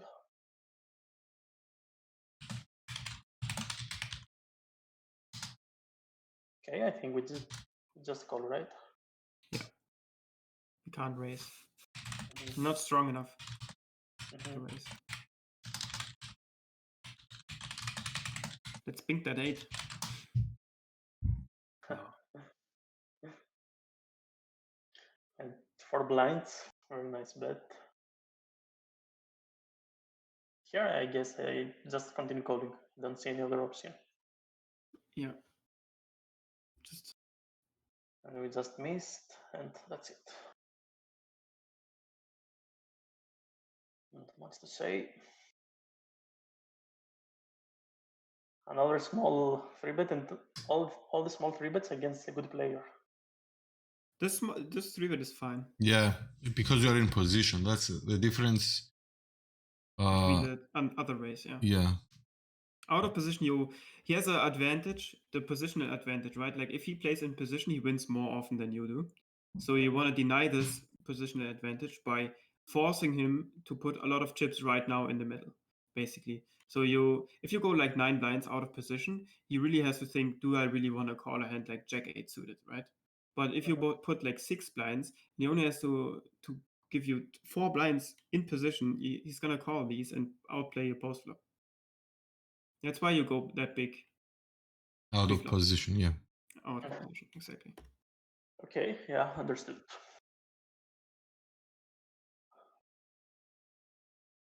Okay, we check back on this board.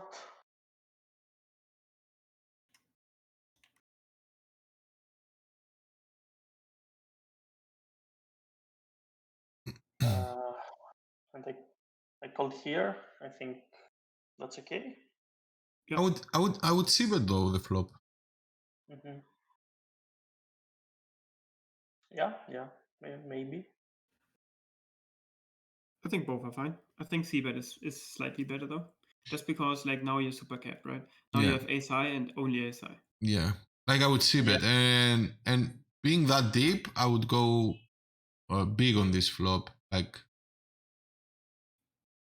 you can mix it up with like, but 8-4-7. You know, he still has some pairs, like 6s or 5s. I would go for probably like 10 big blinds and then give up. Mm-hmm. What do you think, Probably Zombie? the wrong hand. It's probably the wrong hand to use. So you want to use a king-queen type hand for the big bet. Because with king-queen, for example, if you 3-bet, he's going to fold some ace highs. He's going to fold some like ace 5, ace 6, ace 9 to a big bet, but he's always calling that versus the small bet, right? So you make him fold those. But with ace king, you actually don't mind him calling these ace 5, ace 6, 10 9, jack 10s, right? So you go for the small bet with ace king and go for the big bet with king queen, king jack type hands. Mm-hmm. But the idea is I like that. right. Yeah. Yeah, I like this as well. Yeah. So what would you see bet with, like 30% here, 25%, 30? 1/3. 1/3. 5 big blinds. 5 big blinds.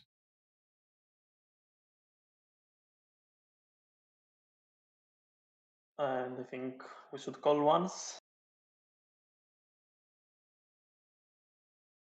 Yeah, this feels like pocket 5s, pocket 6s Yeah. from him, but we still can't fold. Yeah. Yeah, I think yes, I fold, but I think I should call. Yeah, this is a bit bad. Yeah, don't like my fold. It's okay. He's probably super unbalanced in these spots where he's like super value heavy. Mm. But then again, we get a great price. We have to be not right that often. Yeah, I think my thought process would be similar here. That if that's correct, if he was a good player, I would fold because this is a thin value bet from the pairs you already said, 5, 6s, etc. But if he's a bad player, I'm always calling because he can have. And it's a good size. It's a good sizing he chose because, like,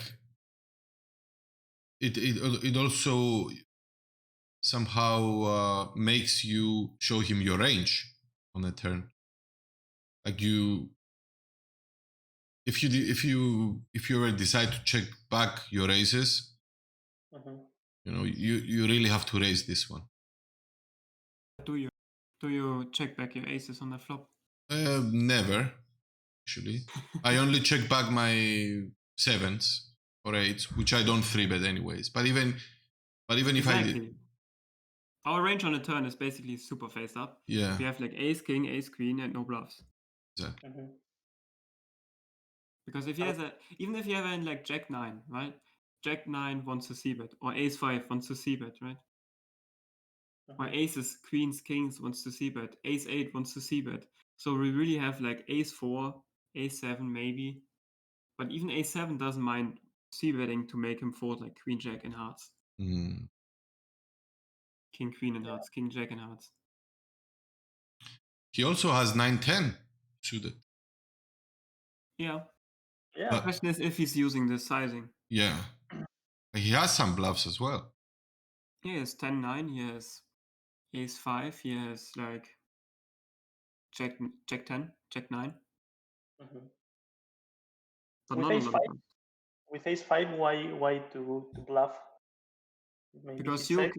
you basically have a lose-lose situation. You either call and chop, or you call and lose, right?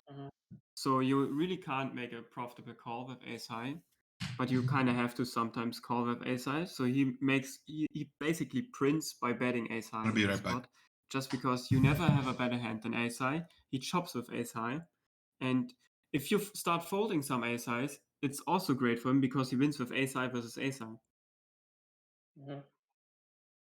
Okay, yeah, makes sense. Okay, yeah, but I would rather to call. But ace king is probably still a call, just because you unblock the 10-9s and jack 10s. So you fold hands like ace jack and call ace king. Yeah, makes sense. Okay, here.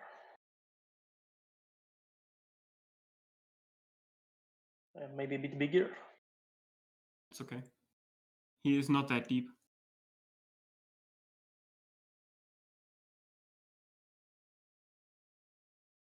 Yeah, I checked back this. Maybe I could bet, but It's good to check, for sure. Because you don't want to get check raised. You don't have a great hand to go for 3 streets for value here, right? So, makes sense. okay, they went for half pot here. Default. Is that okay? I think It's okay, yeah, it's okay. It's close. You can also just check one more time, because the only really bad river is an ace, right? So only like 8%, and if they have an ace, it's like 6% to 4%. So it's not that often that a bad river comes. And they both check twice, so maybe if the river, for example, is a 10 and they have like 10-8 or something, they call. By now they just fold. okay. So I think yeah. I check one more time, because only an ace is bad. If they have a king and I hit the king on the river, I get more value. Yeah. But I understand the bet on turn. It's also fine. Okay.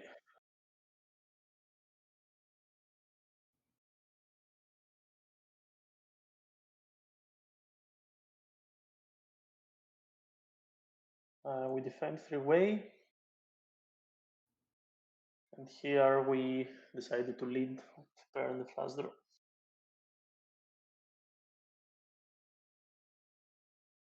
I think we have a lot of fold equity. We have a lot of ace high cards, king queens that they're just folding.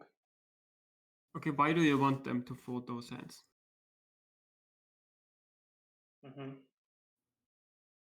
We beat those hands. Yeah. Okay, Exactly. so what? Yeah. So you have two options here. You either go for the small bet and get called by some worse hands, 10 or jack. you go for the check. Yeah, exactly. Okay, and in the case, for example, we had only flush draw, it's better to bet big, right? Without the pair. Yeah. Depends on the flush draw, though. In general, if you have a draw, like 6-3 in diamonds, for example, you want to go polarized. So big bet. If we had the king 4 suited, for example, king 4 of diamonds, it's better Then to go big. Yeah. So YouTube, I know how YouTube. And your small betting range is like 8-7, 9-7. These like weak pairs with weak cards. So like basically almost every pair you can just value bet because YouTube. Camel is pretty capped. His best hand is pocket nines, and even those want to bet sometimes. And Under the Gun is also kind of capped. Okay. And in the end, I fold. And just way bigger, like 9 blinds. Yes. And again, against Camel. Yeah. Now he At fold. some point he starts 4-betting. We were very aggressive on this table. Yeah. Μάλλον κάτι έχεις ανοιχτό. I can't do it. Κάτι έχεις ανοιχτό εσύ, γιατί What δεν do you έχω think κάτι here? ανοιχτό What εγώ. do you think? Ούτε τα παιδιά. Για κοίταξε μήπως έχεις κάτι ανοιχτό στο background εσύ. You probably small bet. Εντάξει. Yeah. If the board is, for example, Ace 8-3, you bet a medium size. So you bet like 40% to 50% because he's never going to fold a pair anyways. So you get more value by betting a slightly bigger sizing. And if you now use the smaller sizing on this board, he starts check raising some like King 5 suited, you know, Yes. some gut shots. So this is why you want to small bet this hand, but on Ace 8-7 or Ace 8-3, you want to go for the bigger bet because he doesn't have natural bluffs. But this is correct. This is good sizing. Okay, move on.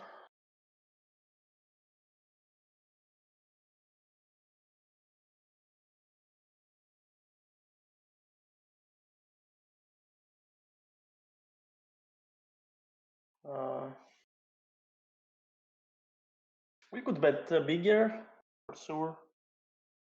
But as I said before, I think I have a lick to be creative in c-bet spots. So I don't know if that's okay. It's close, yeah, because like population is not getting in with a jack only. Like I see a lot of players just check call queen jack type hands here, while they should just really just get it in right now, because now their hand is good.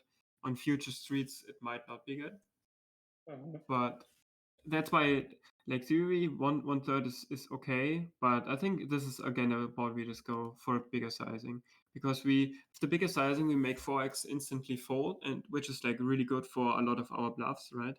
Like ace queen, ace king doesn't mind if 4x folds right away, right? So yeah. Okay. And also we unblock the spades. We unblock the spades, we unblock the 8-9s, queen 9 type hands, we unblock the jack and the 10. So yeah.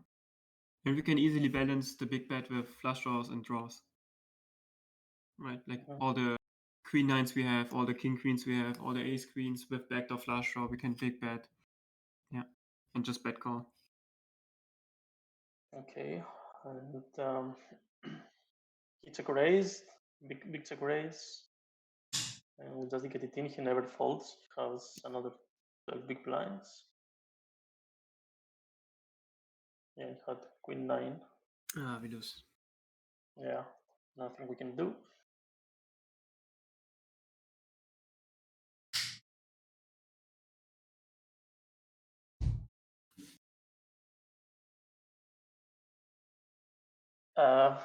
It's a dream spot though, because we block his outs, but he finds an eight. Yeah. Here, this guy has only 7% preflop raise, and he raised pretty big. What do you do in these spots, even if this is a clear defend in other spots? Do we ever fold, or we just defend? We just defend because tight players are often tight pre-flop, post-flop as well. So they're gonna be checking some second pairs, some like ace highs and don't see bet, and we just take it from them, basically. So, but it's close. Versus 3x, I would start folding, for example. Yeah. Okay. And I would fold like 10 deuce suited, for example, in these spots. But I think queen 4 is just too strong. Mm-hmm. And then just fold to flop. And this guy is tight, so we just raise almost 22. Yeah, I would also go a little bit bigger. Like in the small blind, you want to use a 3.5x sizing to 4x sizing if you're that deep. Mm-hmm. Yeah, yeah. But I like the raise because you make hands like Jack 6 offsuit fold right away, which is like massive for 6-5.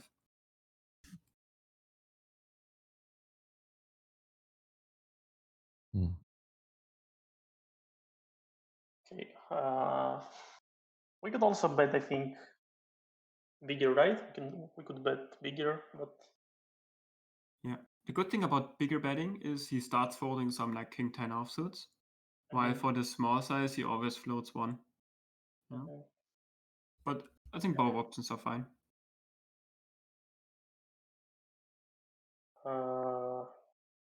They just barrel on this turn. Yep, very good. He just has too many ace high, king high, queen high floats. And Yeah, maybe floats. he's also very passive, so we just bet, and I think we are printing.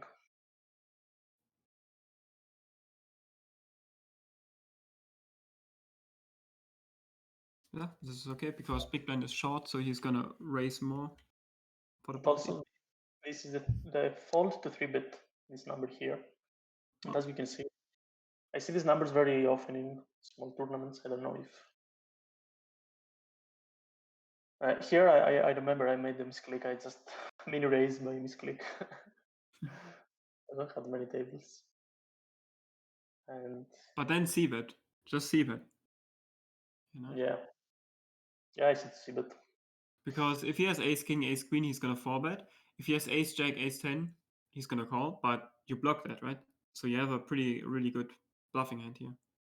Mm-hmm. Mm.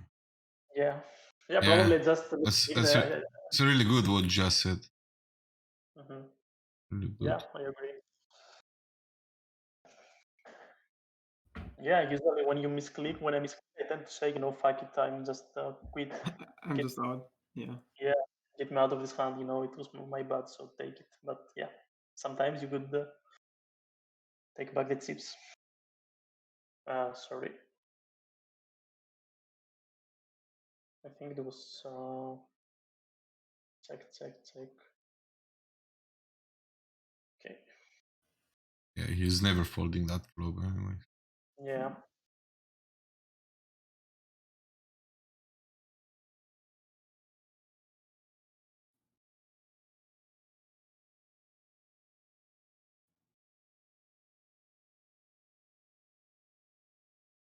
Here's one are close to defend just because like both players have better ace x. So if you make a top pair, it's not really like you love life, right? Mm.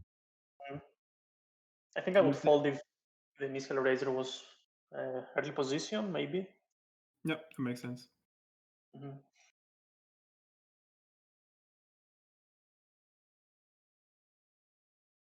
Mm. And what do we do? Pot or not? Yeah, I would just go like very big. Mm-hmm. Yeah, I just went 6 big blind. Yeah, Which is but it's also pretty big. Yeah, it's fine. Why do we go pot? Because we either have a 6 or we don't really. Mm. And they have either a calling hand or a folding hand, so they're never gonna call a hand like pocket sevens, but they're always gonna call a queen or a king Mm. or draw. So yeah, and the initial raiser probably he checks many kings, right? Maybe he can check on this some board. kings for sure, yeah, like ace king, king jack, king 10. Yeah, and But he mainly has queen x. Yeah, all the queens also from the button as well, so they can easily call a queen on the turn. Yeah. Okay, default. I think this one you can even. Thank you for the follow, Sada. Yeah, and they are Welcome. very passive, both of them. So I think it's an easy open.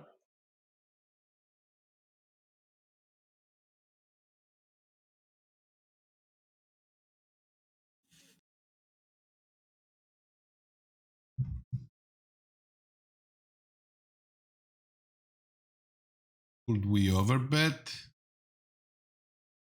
I can't do it. Asks, could we overbet? I guess he's talking about the 6 there. Okay. Yeah. It's basically the same mechanic where you're just gonna go very, very big, very, very polarized. So you either have a draw or like a straight draw type hand or a 6, which is like not bad. So you can go like, you have different sizings. So you have like this 150% sizing or like 200% sizing pot, and then this like smaller sizing. So like if you have, for example, a king, you don't want to go pot, right? You want to go for the smallish sizing. But I don't hate overbet. But you probably want to do it with a 6 that unblocks an ace, because both players mainly have like ace 10s and some ace queens, ace kings. So we want to unblock this ace. So we rather do it with like 6, 7 than ace 6. Okay, yeah, makes sense. Okay, I limp. I think this is another guy, right? Or is it the same? I'm not sure.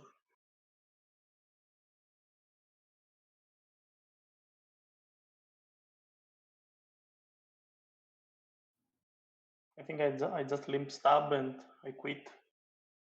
Yeah. Yeah, easy value bet for him as well. Yeah, of course.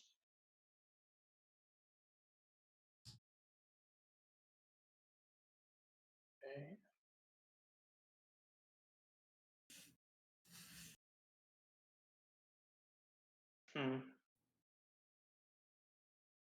I think this is the bottom of my range, but maybe it's a fold as well. I think I'm always calling 9s, and I'm always folding 7s. When do you start jamming? When do you start jamming? Sorry? When do you start jamming? Like what pair is jamming? Like queens, kings, jacks, 10s? I'm not sure. I think I'm calling jacks, and maybe I'm calling queens as well. I don't think I jam queens here. Maybe the only indication maybe is the 12% of 3-bet, and if I knew that he's a good player, he can isolate a bit wider. You know, he can even do this with ace jack suited or even wider. But on average, I prefer to call with jacks and queens, even queens. I think I'm calling even queens. Yeah, makes sense. He's very polarized, right? Like he either has it or he doesn't. Like he's super polarized. So, but that being said, I think pocket eights is an easy call here, just because like here's a bounty. We have a very easy play with eights, so we either hit or 8 or we just don't and just fold, right? We're not gonna lose any money post flop really. So yeah, and for the bounty, and we have the big stack, so I think we just call.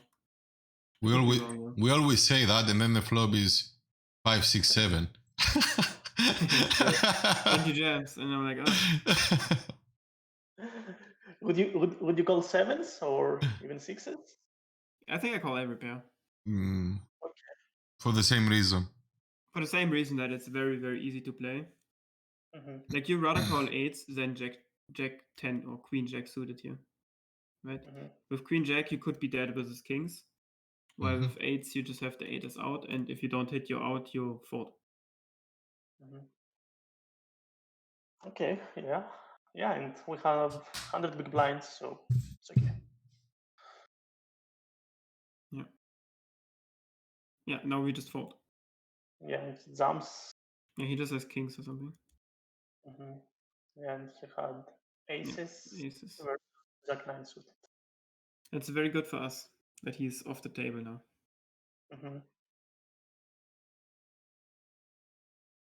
Do you think his jam is good? Is okay? Yeah, it's very good. Yeah. I mean, look at this board. Okay. Ace Jack. Of course, he blocks Ace Jack, but Yeah, it's not like What- he's folding on this flop, right? Like if someone has like 10s, jacks, 7s, or jack 10, he just loses. Mhm. What would you do if he had 70 big blinds or 80 big blinds? Do you think he should check raise maybe or bet? It's a bounty And- tournament. I think he just wants to.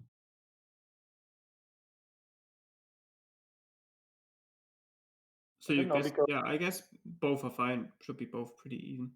Yeah. So Mhm. betting or check jamming, both are fine. Check jamming is kind of difficult to balance.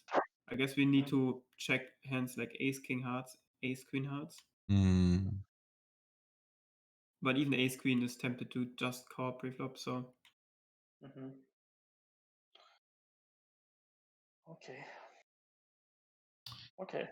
To be fair, it's not a really good flop for him. It sucks. it's really bad. He hates his life. Like 3 ways with that flop. Like Mhm. Especially if we look at our range, right? Like we said, we have like 7s, we have 8s, 9s, 10s, jacks, queens, right? In this, we don't have these king queen offsuits, right? We don't even have ace queen offsuit. We don't have ace jack offsuit. So we really like having a lot of pairs, and we have a lot of sets on this board. It's much different if the board is like 3 deuce 5. I think he also had the ace of hearts, right? So I don't remember. so he yeah, I think he did. Yeah. Yeah, it's just unlucky for him still. Like he can't fold Yeah. because population is just doing too many mistakes in these pre-flop situations where they face a big blind 3-bet. Mhm. And if they do call king queens, and if they do call queen jacks and ace jacks, then he has to jam and just get caught by those and king. But what do you think about Like the other guy called jack 9, right? Like Yeah. this guy is definitely making this mistake. Yeah, it's a mistake. Yeah. At least pre-flop, Easy fold there. He made the mistake twice. He called your open, which is pretty bad, and then he called the 3-bet, which is pretty bad. On flop, it's pretty standard. I have one question for him with Jack 9, or maybe with a bit stronger hand. It's better to call if we fold or if we call. It's a fold pre anyway. Even versus your initial raise, he should fold that hand from that position. Yeah, for Jack 9 for sure. But in general, his range is stronger. The calling range should be stronger when we call or when we fold. He wants to play 3-way or just with the initial. Depends on his hand. If he has a pair, he really wants to go 3-ways. If he doesn't, because it's the same mechanic, like he either flops the pair and has a set or doesn't. But he doesn't want to go 3-ways with like queen jack suited because he's super dominated, right? Like he's super dominated versus the aces and versus my pair as well. I'm not going to lose a lot if I don't hit my set, and aces are not going to lose a lot versus queen jack. They're just going to win a lot, right? Like if the flop is queen 5 deuce, the queen jack is going to lose a lot to aces, while even if he has me beat, I'm not going to lose a lot because I have pocket eights and just fold the flop anyways, right? Yeah. Okay. So he doesn't want to go multi-way with queen jack. Okay. Let's move on. By the way, whenever you guys want to have a break or anything, just let me know. Yeah, I'm okay. It's up to you guys. How many hands do we have, by the way? We have 800 more hands. Maybe we should speed up. I don't know. I'm okay. I'm free until midnight, but I don't know. You guys. I'm good. So it's up to you. So we need 8 more hours, basically. Yeah, it's a lot. Maybe we can and go to the spots a bit faster and to be able to see all the hand history. Okay. I think this is an interesting hand. So a flat pre-flop. That's good. And just call. Yep. Yeah. Now we lead though. I would like to see a lead. No? Why do you want to lead? Yeah, we have everything. Why to kick them out? We're not. It makes some sense to lead. We're not leading to gonna... kick them out, but we're leading to get value, you know, from ace. How do you balance that? Like, do you have any bluffs if you lead the turn, or do you just have value, just a flush? Like I would lead my straights. I would lead my for value. Yeah, I would lead all my value hands here, but also, like chances are we will get a check back unless they have ace with king of diamonds, ace with queen of diamonds, you know. So we do want to get value from an ace x with a diamond. That's my logic. Maybe I'm wrong. No, it's not bad. The problem is you can get exploited super hard because if you check the turn, you basically never have a strong hand because all your strong hands lead the turn, right?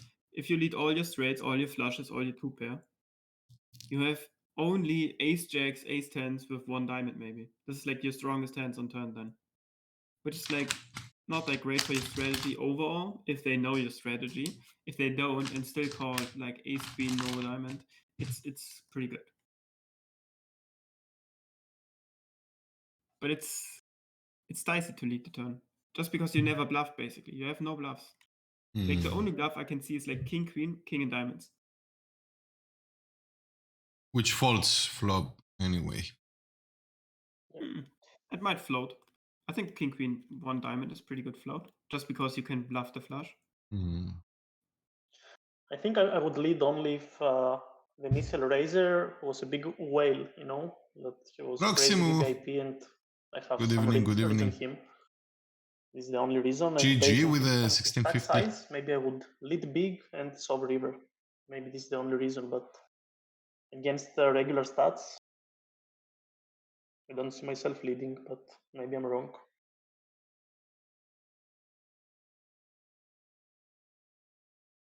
Under the gun still has better flushes. It's not like we have the nuts here. Yeah. Like both players have king, queen, king 10 type hands. And what's the play there? Since with second he bets, what do you think? We just call. Yeah, just call. Do you guys think we ever have a raise here? I mean, if we don't lead, we don't check raise either. Right? I think so. Because then we don't have any bluffs. We never have bluffs. In reality, there are spots it's actually not that bad to check raise here. Yeah, because I was thinking his sizing feels like he wants to bet now and snap check the river. This is like the kind of sizing he uses here, right? Like if he has the king and diamonds, like the king and diamonds flush, why wouldn't he size up to jam the river, right? Because now he can't. He has like 42 into 26. Good point. That's why I'm kind of inclined to just like min raise him basically here. Yeah. And he hates life, and big blind has to fold some like two pair type hands, which is like massive for us, right? While if we call, he has to call every two pair because he can improve to a full house. And under the gun, in my opinion, has no flushes if he uses the sizing. Even though I think in general in GTO world it's really good to use the sizing, because if you use now a small sizing with your flush and your ace-x, you can't get exploited. But population is not doing that, and they get exploited because they only do this play with ace-x, where they want to snap check the river, but want to protect versus like diamonds, versus 7x, versus 8x, stuff like that.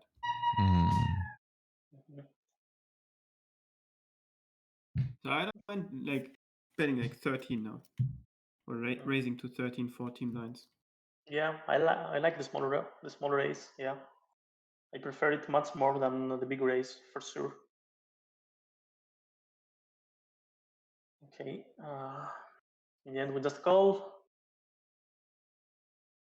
I think we even win with 2 pairs here. The prayer is ace queen. It really feels like ace queen, ace 10. Yeah, with the diamond. There you go. Yeah. There you go. We lost the value on the turn. Even if we lead big, he still calls. He can't fold. Yeah, in turn he cannot fold. Even if we check raise, and even if we solve, he calls. And like when we lead big on turn, we can still small bet the river, let him, you know, turn his hand into a bluff, you know. Mm-hmm. Like we lead 2 pairs, we lead our, you know, sets. He may decide to turn his hand. Once he sees a small bet on the river, he may decide to turn his hand into a bluff. This works a lot, you know, because he knows he can't call because he's probably losing a lot.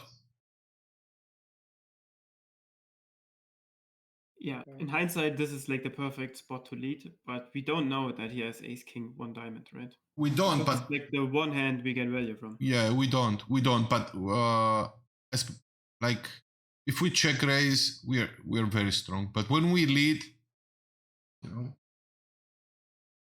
when you check raise the turn, you always have it. True. So when you lead the turn, I don't know, it's like mixing up. I mean, Zombie make a good point by saying, how do you balance that? Because I didn't have an answer. I'm like, yeah, how do I balance that? Maybe I just do it with value only, but maybe I don't. But you know, this, like, I tried to think about this scenario. How would I balance that? Like with a flush there, I probably wouldn't do that. But in other scenarios, like yeah, I could do that. Like in other scenarios, without the flush draws, with some boards and some hands, I could lead with, you know, total bluff. But mostly heads up though. 3 ways, I wouldn't do that. But my line is pretty easy to balance as well, though. Yeah, so not true, pretty easy, true. But if we check raise the turn, I mean, we force out the big blind with some better hands, and we can just use our 9x because we have the read that he mainly has ace-x, either with a diamond or without a diamond. So we basically use the small sizing. Calls. If he calls, he has a diamond, and we jam every non-diamond river, or he has no diamond and just straight up 8 folds. I would also lead the river. I mean, as played, why wouldn't we lead the river? You know, as we would do with a hand like ace 5 of hearts, like block bet.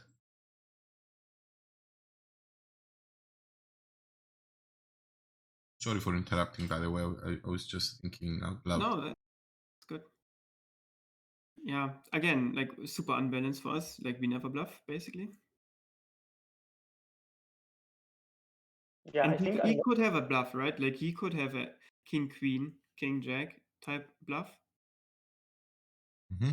But it's still unlikely that he bluffs the river 3 ways after using the small sizing on the turn. Like if we bet something like 30%, 25-30%, like what would we do with a hand like ace 5 of hearts? Maybe we would, or ace jack of hearts. All right, we won't raise flop. We check call this sizing on the turn, and then we block bet the river and fold to a raise. Right? I think it's. Yeah, I'm just gonna run this one later. It's very interesting though. Yeah, I would like to see what you came up with. There are definitely many ways to play this one. But sometimes we are also being results oriented because we know what we have and we know, but these spots. Exactly. And I don't know if it matters a lot to be balanced when population don't even pay attention to the table. It does. I mean, mathematically wise, it does, right? No, in my opinion, you just go exploitative. If the field is not good, you know, I don't see a lot of balance there, right?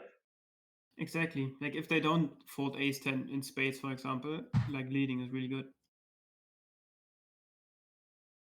But then again, we have to be careful because we can just get exploited because we have no strong hands in our check calling range. Kenny's from LT says, I think we lose value a bit with no leading. If we Rock says if we lead, we probably represent also a straight. I don't see myself leading with a straight. Maybe it's wrong, but I don't think I will ever lead with straight. Straight is not that many combinations, only like 4 combinations. Like 7, 8. Yeah, we have to be careful because the big blind still has a lot of flushes, right? Like he's never gonna fold a flush draw, while of course he has some ace-x and 9x as well, but we block a 9. But yeah, I mean, it's dicey to versus big blind. I think big blind has more flushes than under the gun, to be honest. And also Kenny says, especially with a fusion big blind, he's full of 2 pairs and straights. Yeah, that's the main reason we want to lead the turn. Yeah. Yeah, that's true. It's a nice argument. Yeah, but I don't know. By far, probably the most interesting hand we've seen today. Yeah, it's interesting indeed. In terms of how many ways you could approach it.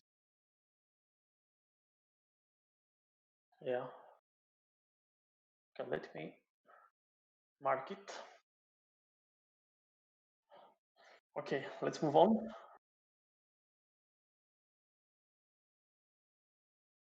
Okay, easy call. It's a nice call, not jam. Yeah. Makes a lot of sense, right? Because small blind might think with ace jack, he has fold equity. Yeah. While if you jam, he just folds. So that's really good that you understood this concept of just calling here. Yeah, they have 100 big blinds, so I can do this very wide as well. Like if I wanted to ask you though, DeathMaster, what would you do if King Spada there jams though? What would you do with his hand? Of course I call. Okay. Never fold. Yeah. Even if both of them Zombie, I'm still calling. Okay.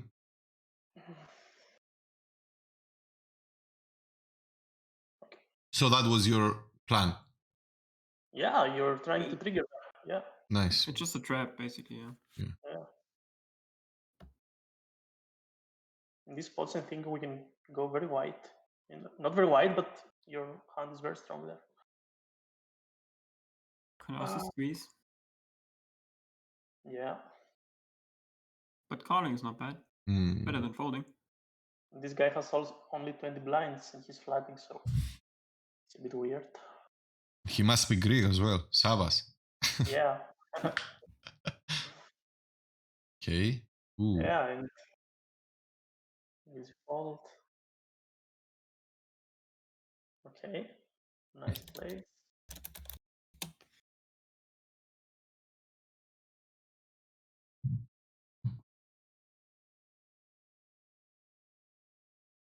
What's up, Zidane? Yeah, we couldn't get Zombie to turn on the camera. What do you think? I think that I could also check, maybe. Or maybe bet something around 5 blinds also for 4.5. To be honest, I don't know. I even the small bet or half pot bet or bigger bet or check. I think I like all the options, but maybe this sounds very. Yeah, I think checking is kind of cool. We definitely have some checks here, right? Like some pocket eights wants to check, ace queen wants to check, queen 10 wants to check, right? So we have to balance this with some strong hands as well. So I think ace king with a heart is not the best hand to take into our checking range. I don't think we get 3 streets of value here anyways, right? Like he's not gonna call king 9 for 3 streets if he doesn't improve. So we mainly have 2 streets, so I don't mind checking and then just value betting twice big. I like this. Yes, indeed. Yeah, because we're gonna be in many situations in the big pot in the river. Don't know what to do. So yeah. Yeah, and there's no bad turn, basically. Like, even if it's like the 10 in hearts, we still have the king in hearts, right? Like, we still have the flush draw, so we're fine. So there's the worst card is probably like a queen. Yeah. Okay, yeah. But yeah, betting is not bad. It's like more of a balanced thing. Like, if you know you're playing against two calling station, I don't mind just betting. Yeah, I think based on Sark's scope, I don't know that it's not accurate, but maybe I just see two Fizz labels, two not good players, and I'm just betting, I think, almost all of the times. If one a very good player was in the cut of flattening, I think I would consider check more often, because I don't want to go crazy. I want to be a bit tricky as well.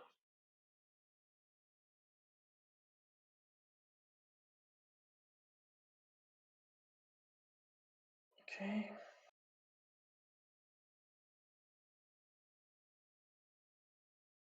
You guys seeing Zidane comments, right? I mean, feel free to answer whatever you guys feel. I mean, he's correct as well. Yeah, makes sense to bet sometimes, but I don't think we just pure bet. Like, we do want to have some checks, and I think Ace King is like one of the better checks. But I agree that if you want to bet, it's not bad. If you want to bet, you want to use the bigger sizing. Yeah. But like GTO is probably just checking. GTO checks, I don't know, 100%. Out of position. Yeah. If there was no big blind, he would check 100% on this board and then check raise. So if there was no big blind, we have check raise here, or we're just we could potentially, yeah. But I think versus population, they don't see bet enough and then don't float enough. So you rather just bet yourself. Because GTO still has like King X, and yeah, floats like Ace 10 type hands. Damn, an open jam for 25. Yeah. Why not? I think we're playing pretty deep and to call. The worst ace we can call though. But I think suited ace is too strong to fold, yeah. Excuse me. We just By the fold way, here. The DTO line is almost always like either it's like check raise bet, or it's like check turn to check raise the turn. But then again, we don't have to play DTO. Can you repeat this? Check flop and check raise turn. Yeah. Okay, interesting. What is the Yeah, this is what Zidane is saying. Interesting.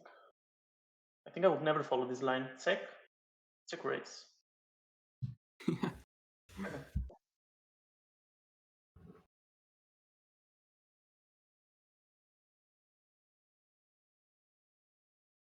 And we check here. It's a good check. And now just value bet. Okay.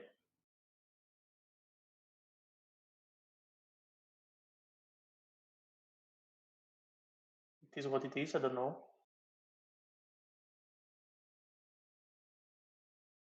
I think this is a mistake because you want him to bluff, because there's not a lot of value into getting him to call king queen. Sure, he does have king queen queen jack, but he also has 7-8, he also has king jack, he also has king 10, he also has some flush draws that want to bluff, and he does have some 9x. While if you block bet now, right, it's super difficult for you to defend versus a raise, because if you have like let's say you have ace 9, for example, you probably bet the flop, right? And if you do have a 9, you want to go for the almost pot bet here, right? Because he's never going to fold an ace, right? Yeah. That's why you check call ace deuce instead of betting. Because there's more value him bluffing, and you can get exploited by small betting this river. But he can't. He still has 10-9, he still has jack 9, he still has king 9, right? Yeah, yeah. But do you think he has bluffs if we check the river? If Yeah. yeah. Mm, King The 7 10. 8's bluff, the Jack 10's bluff, the King 10's bluff, the King Jack bluffs, the Diamond bluff. mhm. Okay. And At least also, it's more likely that he bluffs. and than also, and we also, get value. once we check, maybe he decides to bet his king queen. You know, Probably not. Yeah, I think he hey, checks he's a back. fish. Yeah, if he's a fish, yeah. Maybe. No, got him. Yeah, King Queen is like the only hand we really get value from. Yeah, yeah, I see. Yeah.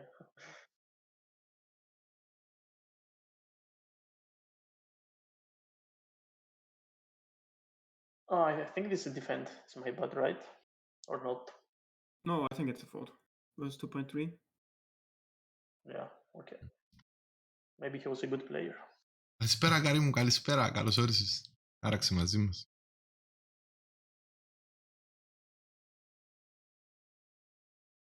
Yeah, now you can start going Ευχαριστώ, smaller, ρε φίλε. like 6 Κάνουμε bets. study session όμως, δεν πειράζει. Enough for 30 blinds. And if you Mhm. start Gonna be going right in back, this guys. like 20 big blind territory, you can use the 2.5x sizing. Okay, yeah, I need to use this in my game. I'm never doing this. Yeah, you're polarized.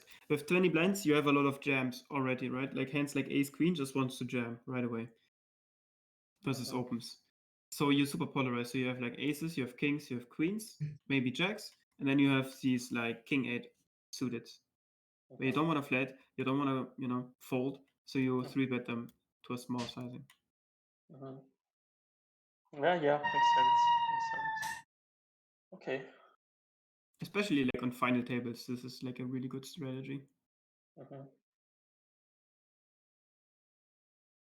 Yeah, and I definitely need to use the small 3-bet bluff. I'm not doing this. The 2.5x 3-bet bluff is something that I need to improve. Yeah. Just have to understand the concept that you're polarized. You don't do this with like king queen suited. You just do this with nuts or basically nothing. Yeah, indeed. Mhm. Okay. Yeah, here I just jump. He has 45. Yeah, I think seems less strong, I guess. Yeah. He folded, I guess. Yeah, folded. Maybe this is also a bit wide, but That's okay.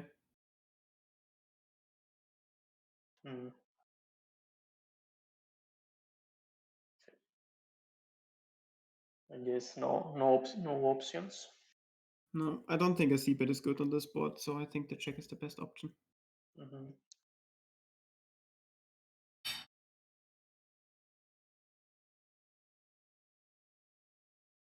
Okay. Yeah, I should go a bit bigger. Yeah. All in.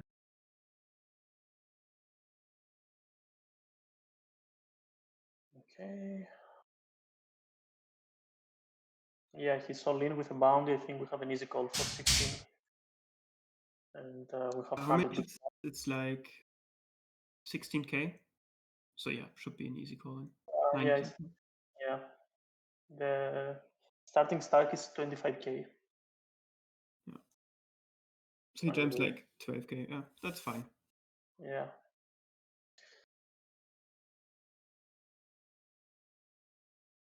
But of course he has it. Classic knit. Yeah. Okay.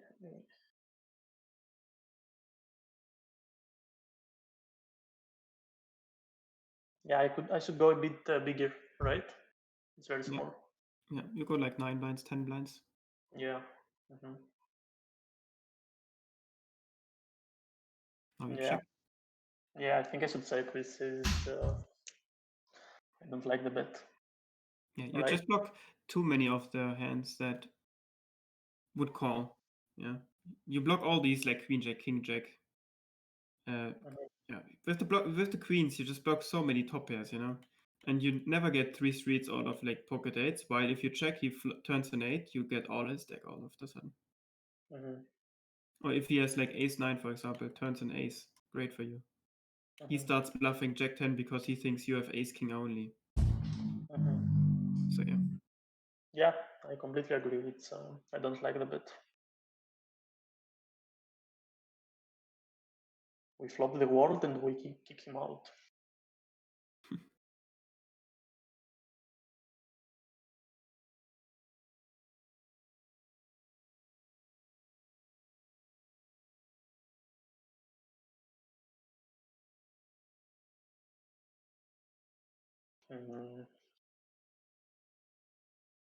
I like the check here. I don't remember what I did, but I prefer to check. Again, like no bad turns really, except an ace. Yeah, But yeah. betting is not bad. I think again it's a mix, but you really need to check some of these king queens, otherwise you get exploited because you do have like tens, you have jacks, you have 10 nines, ace nines, you know.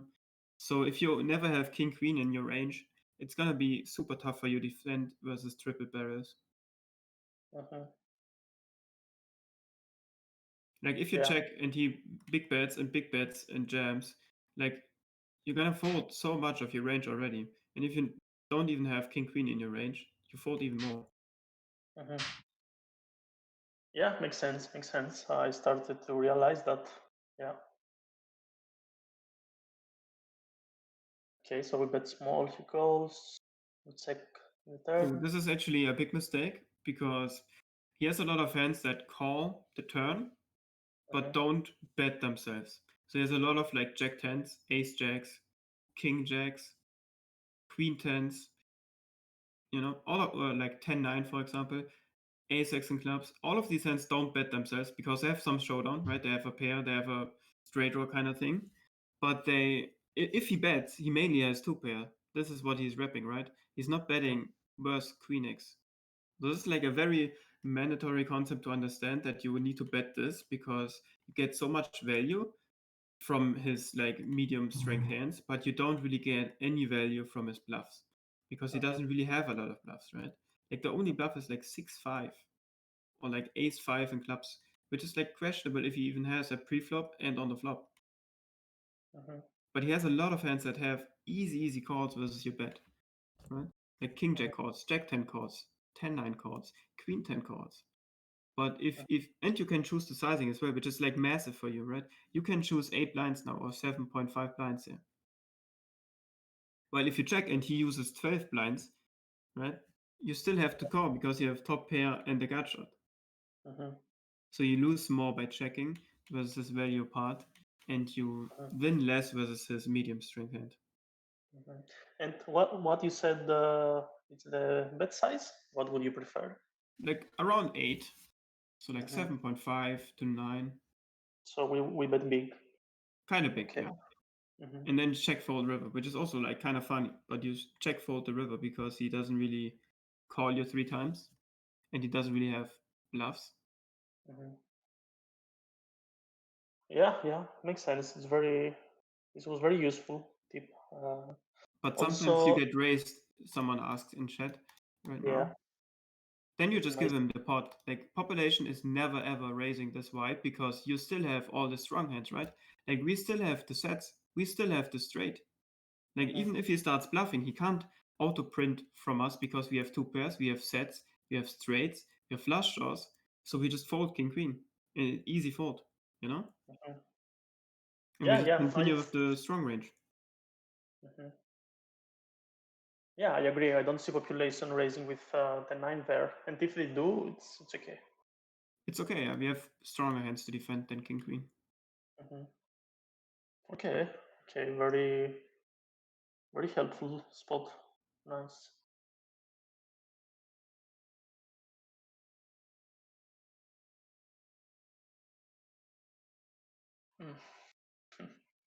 Again, I would like to see a slightly bigger sizing. Yeah. Again, like basically it's the same turn sizing we want to use. So like around 8. He's not gonna fold pairs like queen x or jack x. He's never folding. Yeah, queen X for sure. Yeah. Wow. Economy. Perfect situation why we bet the turn too. Like he didn't even bluff ace 4, so he has Yeah. no bluffing range on the turn. Mhm. It's crazy, right? He should bluff. He should bet the turn. No, I think. Yeah, for Especially, sure. especially so deep. And his stats, they look okay. They don't look very bad, right? 25-14. So maybe he's a good player. If he's a good player, he should always bet the turn. Yeah. Okay. He got some value in the end out of nowhere. True. Crazy call from him too. Like, what are you bluffing? Like ace king? I don't know. It's Ace 10? Unlikely.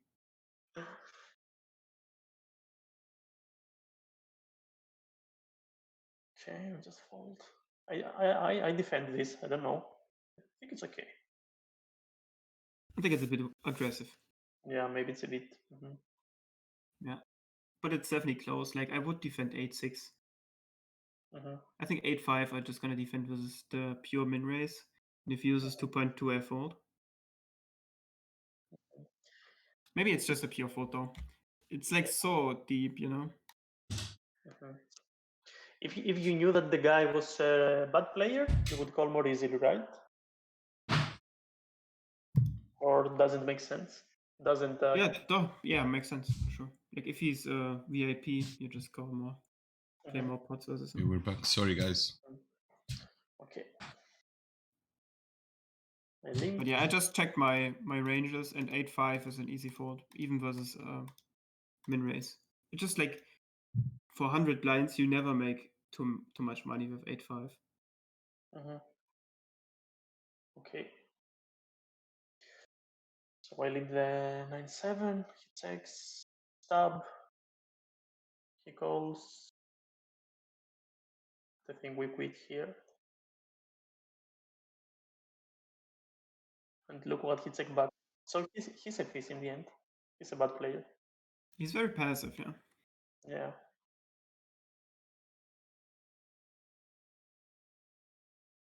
Hmm. Yeah, we can't fold. Yeah.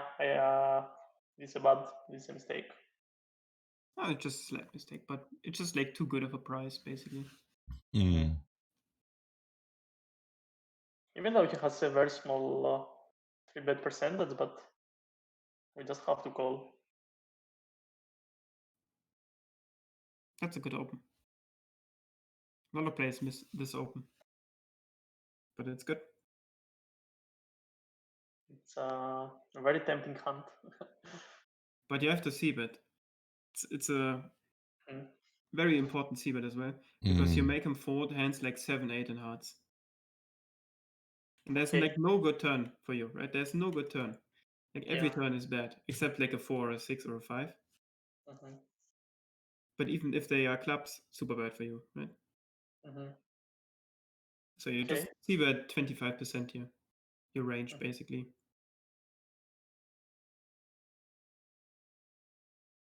Okay. And I don't see any reason to bet the turn as well. Yeah, now we just check down. Yeah. Don't love it. This is actually a kind of cool hand to turn into a triple barrel. When he calls the flop, you block the 2 pair that he 2 bets. Mhm.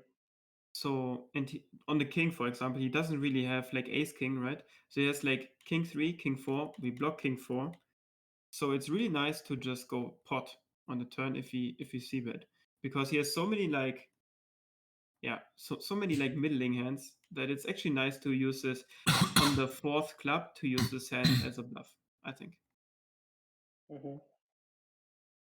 Yeah, makes sense. And I usually like to be aggressive on these flush draws and the four card colors in the deck. I like this pressure.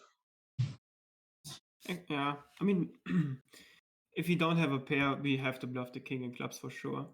So like if you have like, let's say 7-8 in hearts, and we see bet the flop, and the turn is the king clubs, we just bet pot again. We basically bet a lot because they start folding even some flushes if he just like overbet, for example. If you overbet the turn, he's like, if he has like 3-6, one club, he like hates life, right? Yeah. Or even like 6-5, one club, hates life. So this is why like putting all the pressure in the world on him is so good. Yeah. Okay.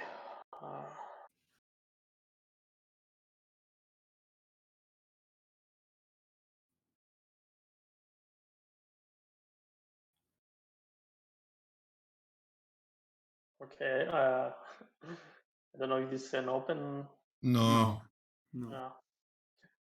Good. maybe from cutoff.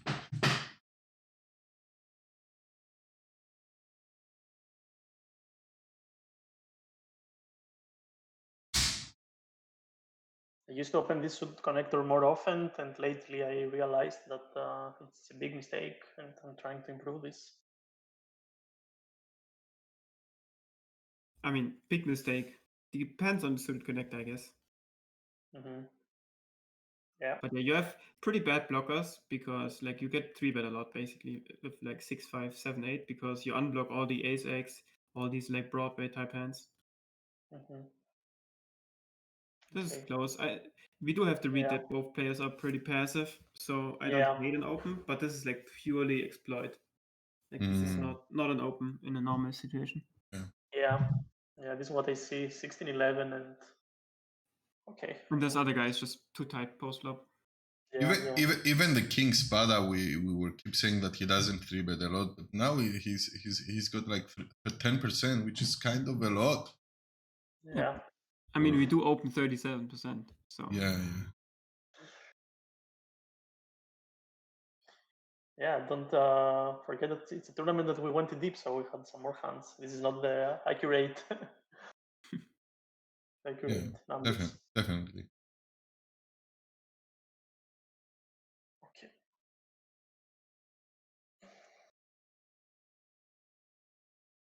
I hope I didn't miss this spot as well. No.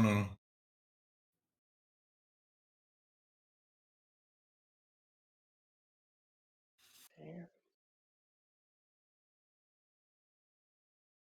Easy overcall. Just fold.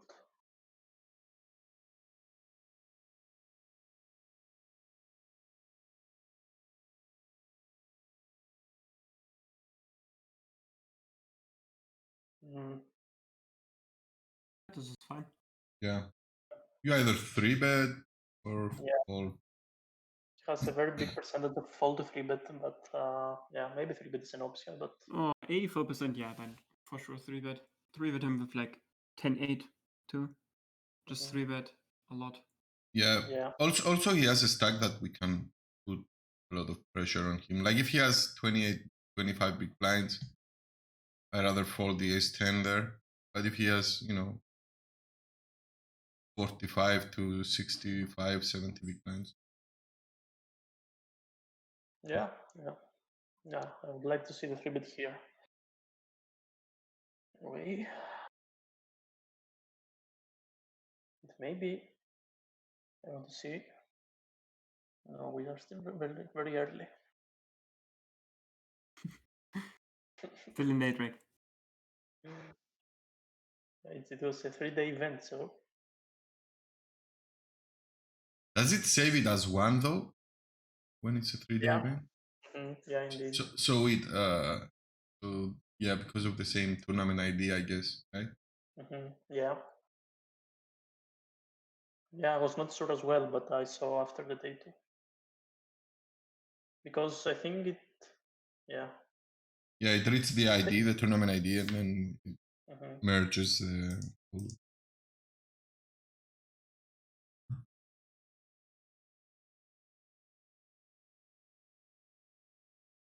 Okay.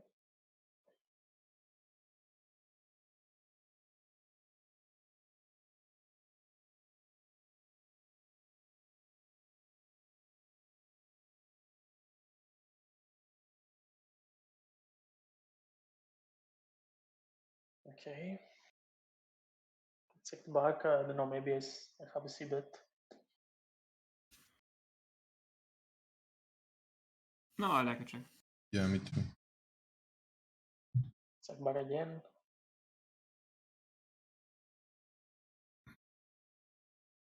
Okay, he defend 5 10 off. Wow. Crazy. And you know, he's 45 VPIP. It's only 10 hands, 14 hands, but it's an indication. Maybe I should value bet the river. And then he doesn't bluff too. Like, Yeah. what you doing? And now he 3x's. Like I almost always value bet the river there once he checks back twice. I agree. I agree. But with 4 clubs, I mean, you will not get any. Yeah, I forgot the four. I think we don't have a value bet there. Yeah. Yeah, I forgot the clubs. That's true. Here, I think I ISO this guy because it's this guy. Otherwise, I think I would maybe fold. I don't know. And now the blinds are up, so we'll have only 45 big blinds. Not very big. Yeah. Now we need to know how many chips and bounties he has. Yeah. Especially bounties is important. No?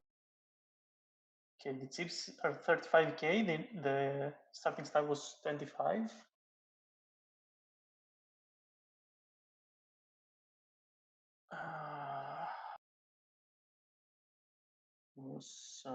MK, he's got 81. Yeah. All right, let's gamble. I'm ready. It's a good bounty, yeah. Yeah, it's a good bounty. I hope I didn't fold. Yeah, no way. Ah, we lose. Yeah. It's not the hand. It's okay.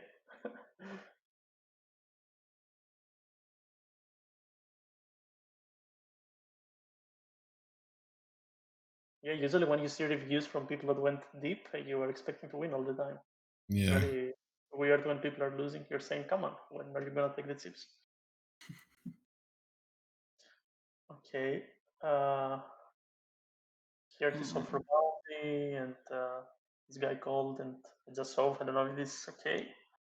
Maybe towards to see the. King Spada, he has 68. Yeah. Okay, it's not. It's 3 times the starting. Yeah, we can't jam. It's too weak, in my opinion. It's just like, sure, if we know we have fold equity, but he's wrapping aces, kings, queens, right? Yeah, this With flag hands are caller. Ace queen as well. Maybe he jumps his queen, right? Should jump. Yeah. Probably. Yeah. Yeah, now that I see it, I would rather call, right? We never folding, or do we? It's still a lot of chips. Yeah. He did fold. I mean, then if we have fold equity, this is amazing. Yeah. But we shouldn't have fold equity too much. Mm-hmm. I mean, we do have to beat 2 hands, which is like not great. Queen Jack one time. Oh, not Queen Jack, Queen 10, sorry. How is possible to lose this? Yeah. Losing 2 all-ins while being on the final table. How is that possible? Yeah. Okay, now I'm ready to win some flips. We open with 20 big blinds. This one.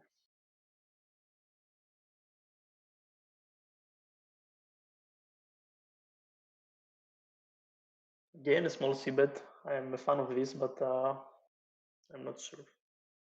If this is again a spot, you want to go pot. Yeah. Because you want to get it in right now. You don't want to see a turn. You want him to make a decision now with like 8-9, 8-5, 7-8, 6-5, 6-4, all of these hands, right? They're not folding. So just big bet now and get it in a turn. While if you bet the small sizing, he's still not going to raise 6-5, right? He's just going to call and then see a bad turn. He might call one more and then you lose value. While if you just go big and jam, you win all the money. You do the same with like 9s, you do the same with like 8s and 10s. And you can Okay. start small betting hands that don't need protection, like aces, kings. Mhm. A7 you need a lot of protection, so go big. Yeah, good. So here's king 7. Yeah, 9-8, perfect. Mm. Okay. We double up. But also a reason why we big bet. Yeah. I started to realize that. Yeah. There's a passive guy, he might just start calling 8-9 on the flop and not check raise, and then we lose a lot of value. He's just probably on ace. Okay. Yeah, makes sense.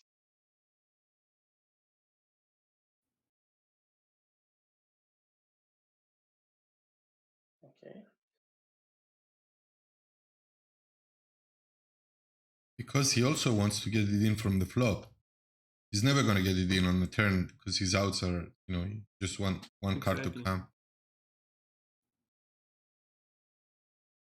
So it's good for both of you. Exactly. Yeah. Both players are happy to get it in now. Yeah. Indeed. Yeah. Yeah. It has decent equity. Come on, it's okay. Dream having a great hand versus the VIP. Yeah, I would also like you to just call here. Yeah. Because of the big blind, he may decide to, show off his queen jack, ace 9 off.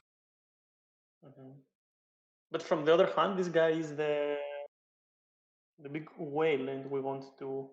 He never folds. He never folds, almost never. So. True. Yeah, True. that's the reason why we want to 3-bet. Like this guy is never folding jack 10 offsuit, never. Yeah, so never. just 3-bet. Yeah. And get value right now. Yeah, if we had more source stacks here, let's say another guy with 20 big blinds or 15, maybe yes. Okay, we can flop the world. Nice check. Yeah.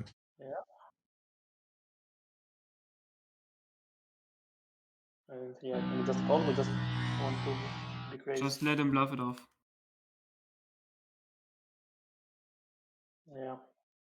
I think we just shove in the river, right? I don't see any other, especially against this guy. I don't think he calls many things since he checks, but maybe sometimes he will hero call, I don't know, ace jack or whatever. Yeah, you just jam. Yeah. Okay.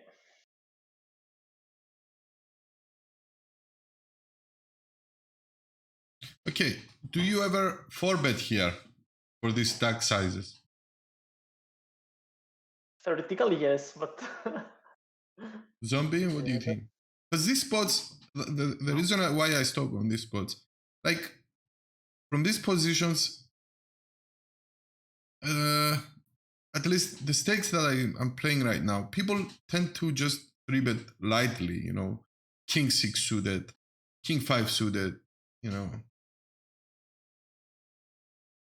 I still under bluff every 3-bet spot basically. Like if you look at the data from like, let's say micro stakes people have like 5 to 6% 3-bet. This is like very low. Should have like 9% 3-bet. So they under 3-bet for sure. And like if you 4-bet ace queen, it makes really no sense because you basically fold out his trash hands and play against only his good hands, which is like not a good strategy. You want to play versus the good hands and the trash hands he has in his range, right? It's basically a value bluff of ace queen if you 4-bet. In this spot, it's not good. But ace queen off, you get to fold a lot, right? Flop is 7-6-3 or 7-6-9, whatever. But that's okay. You check, he bets, you have to fold. But that's okay. It's not like we're paying a huge price here, right? in my opinion, yeah, only if the guy was a very good reg that I know that he's very, very aggressive, I would consider 4-betting. Otherwise, I'm always calling. Do you 4-bet fold or do you 4-bet call? I think 4-bet called. I cannot, if I 4-bet to 18, 17 big blinds, I don't know. That's an interesting topic. What is your 4-bet sizing? Here, because he 3-bet small, maybe 3x, 15, 16. It's big. Yeah, it's big. It's 2.5x. You use the 2.5x as a 4-bet. You go 12. Okay. 12, 13. Because again, he's polarized, right? Like he either has it or he doesn't. So if you go like 12.5, 13, he folds his trash basically. But you really don't want to use ace queen. Ace queen is a terrible 4-bet hand. But even if he folds his trash, you just take it down. You just take 9 blinds here. Yeah, but it's a bad hand to 4-bet call because his range is like jacks plus and then ace king. So if you start 4-betting ace queen, it's really bad for us. So we much rather want to have a hand like ace 5 that we bluff. We just purely bluff it, right? Or we have a hand like ace king where we purely value bet it. But with ace queen, we're not really value betting because we don't really get caught by reverse. And we're not really bluffing because ace queen is a good hand. Like we can still fold versus a 4-bet, 5-bet here. But that's super tragic for you. It is tragic, but if we were 40 big blinds, we just raise call off, right? Like for 40 big blinds from these positions, you're happy to get it in. He's going to have 10s, he's going to have jacks. Yes, sometimes he's going to have ace, kings or aces. But I don't know. Don't we get it in here? Is it like too? It's aggressive, yeah. If you go post flop, you don't always lose the hand, right? You don't mainly gonna win it, but you're gonna win it on an ace on a queen. So if it's like the flop we see like queen 8-5, we win, and we make a strong top pair versus his bluffing range, which is like king queens, king jacks, queen jacks maybe, these kind of hands. Well, if he 4-bet jam, he never calls reverse. He's not gonna 3-bet call us with ace jack. No. But if for example, he may fold like ace 5, he may fold flop an ace, he loses. His 8s, he may fold his 7s. Yeah, but he's not gonna 3-bet those. He shouldn't. Yeah, true. I mean, that's just my opinion. Yeah, no, Might be wrong. But no, I'm just bringing this up just to get your opinion as well, and your opinion from you guys. That's good. That's good. But in my opinion, ace queen is not a 4-bet. It's too weak to 4-bet. We always have to be very clear what we are doing. Do we value bet or do we bluff? And in this spot with ace queen, we are not really value betting because it's too weak, and it's that's basically. And I think we are happy to play post flop, even if we don't flop good. It's okay. In the long term, it's a super profitable call. So what's your 4-betting range here? Like jacks plus, ace queen suited plus? Yeah, and then like king 8, king 9, and ace 5, ace 4. Because I don't need a lot of percentage, right? Like I only need like 4% to even out my value range. So I only need like 1 or 2 hands to do it with. So like king 8 is pretty much a pretty good candidate. They're asking on 30 big blind effective, it's more profitable for bet solve or call. With 40 big blind, I would consider jump solve with 30 big blinds. Yeah, I agree. Yeah, me too. And if they fold, we just get 30% of our stack more. Yeah. We just win it with no showdown.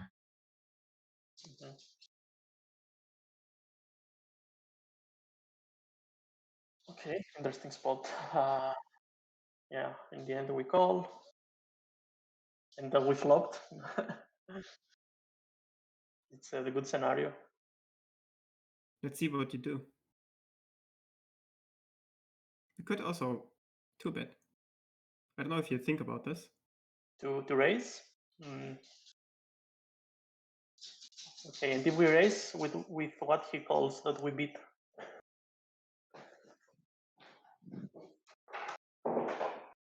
Well, it's Jack suited, it's 10 suited, it's 10 claps. I mean, we do have hands that 1 or 2 bet, right? Like if you have a hand like King, Jack, and clubs, we don't mind getting in. Yeah, Or like yeah. Jack 10 and clubs, for example. 10, 9 and clubs. So, and we can balance that with ace, queen, no club, basically. Mhm. But calling is never bad, of course. But if my opponent has a hand like king, queen, he doesn't mind getting in now, right? And if he has kings or aces, we get stacked anyways. Mhm.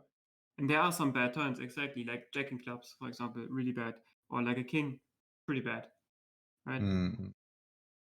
Yeah, maybe as an indication that he three bet very small in 5 big blinds, and now he half pots. Isn't it this an indication that he has more often aces or kings? For me, it looks like a play that. Kings make sense, yeah. Yeah. But we do he's- have Yeah. we do have the ace blocker. Mhm. Because people, bad players, they tend to 3-bet small with good hands like aces, kings, and after in the flop they are afraid and they just fire up big. Yeah. But then again, it's just a cool. We have ace queen on a queen high board, you know. Yeah, Mhm. yeah, Cutoff versus hijack. It's not like we fold. yeah. So do you make this based on the check raising strategy? Do you make this a 2-street game? So you check raise and get it in on the turn. Yeah. On almost every time, So except like the king clubs. So how much would you raise here? Like 18.5. like close to 20, right? Less than 20. Okay. We can still bluff this. If I now can easily bluff this with like 10-9 or like a hand that I can't really call but wanna still play. So like what's a hand? Like 10-9 basically. Because 10-9 folds out his ace-x c-bet strategies. So if he c-bets hands like ace-jack, ace-kings, ace-fives, you know, stuff like that, we fold out. Okay, good. Okay. In the end we call. It's now dicey. Yeah. Since he check backs, I think we win all the time. 100% of the times. Unless he has jacks. Why did you check the river? Yeah, I think we should bet. I don't know.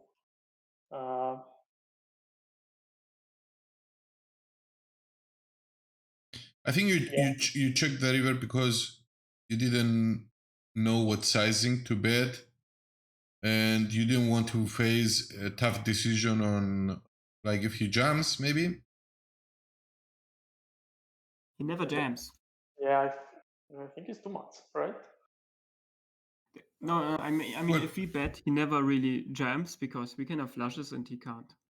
he can also have flashes, you know, check his ace king of clubs on the turn.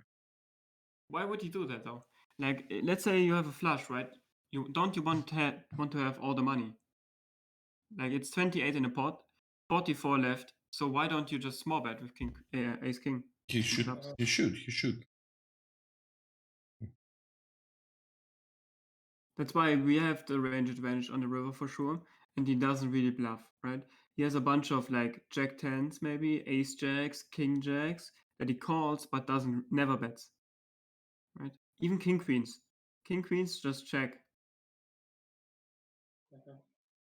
So yeah, and we have flushes, so we just use a small sizing like 10 blinds and fold. Yeah, I like that. I like that. In the end, we check all. Oh, You have this thing. Yeah, I think I remember now. now I remembered. Unlucky. Yeah. If you two bet the flop though, you probably win the hand. Yeah.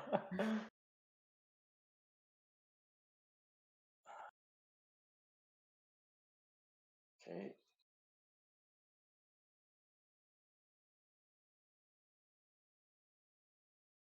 Back to 30 big blinds. Let's win some flips.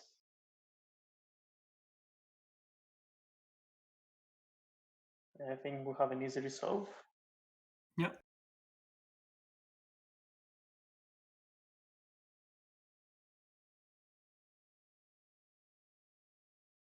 Do you ever fall to that sizing on the river? Zombie. Yeah. With Just has the no bluffs, basically, right? with the ace queen hand, right? Yeah. I would just play it differently. I would just block bet river. Or check fold. Okay, But so do I we would have just pure block bet. So do we have a fault in the river? I never thought about this. Yeah, probably. He just has no bluffing range, basically. It's a big. I mean, the sizing is like if it's too big, I'm inclined to call. Yeah. But it was such a value bet there. I don't know. Yeah, that's true. That's true, Staya. Now that you told and you agree, yeah, makes sense. We don't win very often. Maybe we win only king queen. He value bets king queen. Yeah. Yeah, but that's why also the reason is why we bet ourselves. Because maybe he bets king queen, while he always calls king queen versus a block bet. Maybe he even checks back king queen. He could check back king queen with a club. Yeah, no reason to value bet really. Yeah. I mean, on the turn, he could check that back. Ah, yeah. Yeah, makes sense, king queen. Okay, interesting hand. For me, interesting was to raise the flop. I never thought to raise the flop. In the riven, it was a clear mistake that I didn't bet. I understand this, but in the flop, I think I would never raise. It didn't even pass through my mind. So that's why I like I didn't the comment I made before was before I even knew what would happen. But that's why sometimes I rather 4-bet in this spots, because I just take it down right there and then. Yes, I mean, we do want to play ace queen versus 9-10 suited. Like, we have better starting hand, but he plays in position, and we only have 60% over this hand. Like, for 40% of the times, we're going to lose from these type of hands, right? So that's why I prefer to actually 4-bet for value there and not for bluff. But I also understand, it's not a good strategy. But you can't be afraid on the flop. It's not like being afraid. It's like taking it down right there and then, or just or just fall to better hands that 5-bet jam or whatever, depending on the. So you do 4-bet fold. Well, for 60 big blinds, yeah, I can 4-bet fold, but for 40, I will get it in 40 minus. But that's just an approach. I'm not saying that I would always do it. Like 90% of the times I call. But if the guy has like 38% of 3-bet, I will 4-bet him with pretty much anything. But then it's also good to call, because if his 3-bet range is wide, he has a lot of ace x and queen x that we dominate. So if he hits an ace or queen, we beat him and get a stack. Yeah. And if he's aggressive, like you said, and the board is like ace 5 deuce, he's gonna triple barrel his bluffs because he's aggressive and he's like, I have an ace, Like, these are all reasons to just call ace queen and not 4-bet. But again, this is just my approach. No, it's perfectly fine and balanced. Like for example, for you, this is the right play because you're very comfortable post flop. You can make folds like this one. But for players like us, that we are not on your level, I don't know. Maybe just like, how would you, like, yeah, how would you suggest a recreational player, play these spots when they're not comfortable post flops and they will make mistakes? On the other hand, I don't know. Maybe we do have you will never learn if you don't make exactly, mistakes exactly, post-flop, and exactly. if you always just jam, you will always be in this can never improve basically. Exactly. And then you can never move up. So we do have to make mistakes, learn from them. True. All right, Okay. let's move on. Yeah. We do have a lot more hands to go through. Again, a small C bet. I think here I should go bigger as well. I don't know. That's fine. Yeah. Now we play in position, and we can always call a check raise or jam versus a check raise. So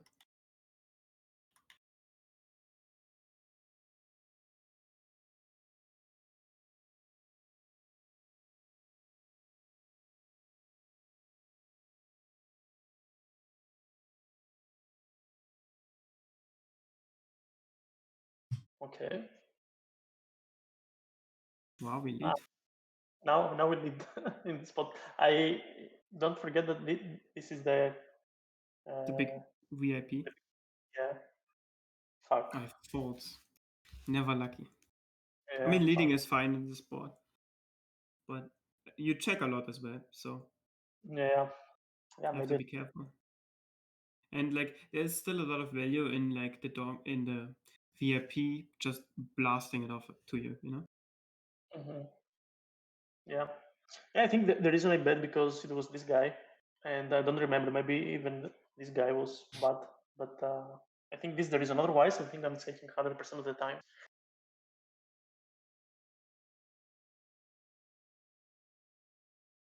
Because they stab a lot as well, in the bottom. Limp stab is it happens in high frequency, so. Oops.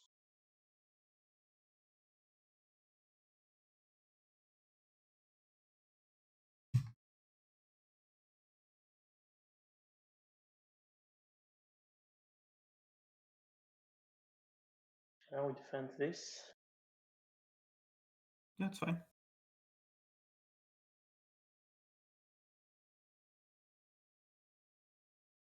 Just so for 25, 26.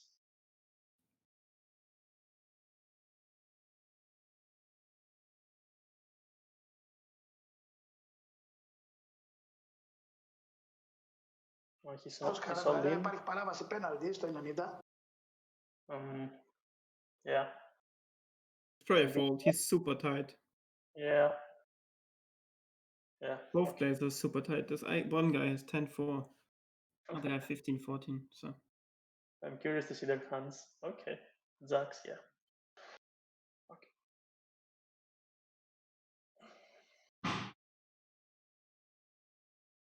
Yeah. Maybe I could flag, these guys. I don't mind playing this. you just want to flat different hands. Yeah. You want to flat hands like Jack 8 suited here, King 6 or King 5 suited. 6-5 suited. Yeah. Yeah. It's too big. And we have only 27 blinds. Yeah.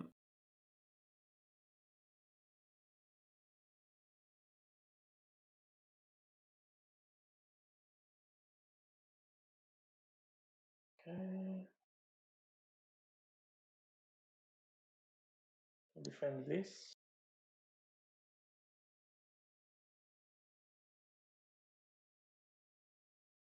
Yeah, that's fine if you bluff some rivers.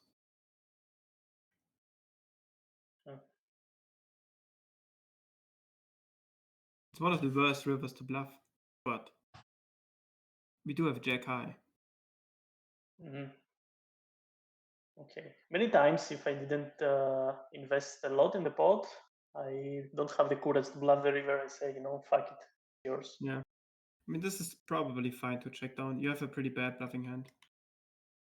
Mm-hmm. But like, if it's a different river, like let's say it's like an 8, you have to start bluffing those. Mm-hmm. Yeah, or heart or spades maybe. Maybe a 5 as well. Yeah, Yeah. 5 makes sense to bluff. But like 6 is pretty bad. Would for you consider ever bet 10? No, right? We don't have any equity. No, not really. But just because we check the flop and the turn doesn't mean we can't bluff the river.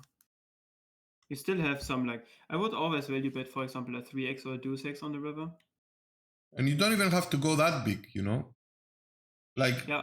like there are You don't some even spots play- that I just fold as queen, even for a small sizing. Exactly. Like, we don't even try to make him fold ace queen. We want to make him fold like King, jack, queen. Yeah. king queen, king jack. You know, these type of friends. Yeah. King 7. Yeah, makes sense. Long term, it's a profitable move. But Yeah. I Like agree. for every one fold you get, you can do it like 3-4 times there.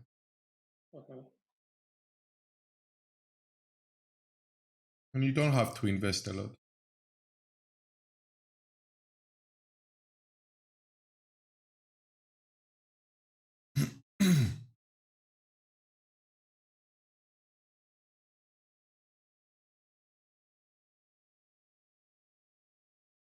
Yeah, 3, 8 off. I just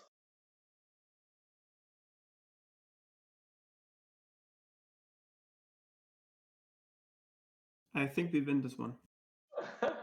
in the river. Ooh, we had so many outs. Yeah. No suspense. 10 outs. This Oh, guy. with him I would always call. Because there's a bounty too in a big blind. Oh yeah. Yeah. This was a misplay. Of course. Yeah, it is the bad guy that is playing 3x and very bad. So yeah, it's a big mistake. Yeah, with Jack 9 off. You see. My bad. So he's Wow. only. No, he raises. Wow, Oh, you folded. folded? Not even a call? Yeah, that's bad. That's bad. Yeah, I don't know why. I mean, I get it. It's a very, big raise, but we have a very good hand and we can realize our equity. We just call. I mean, if you don't want to raise this one, which is fine not to raise, we just call. I'm not. I'm never raising here, I think. Yeah. But yeah. Yeah, and we don't have many hands in him. Yeah, this is weird. Okay. So you just call both of you, right? Yeah, just call. Yeah. Yeah. Because we can make Can make a nut flashes. flush. Yeah, we can make nut flashes. Yeah. Or like top to pair. Yeah, this was bad.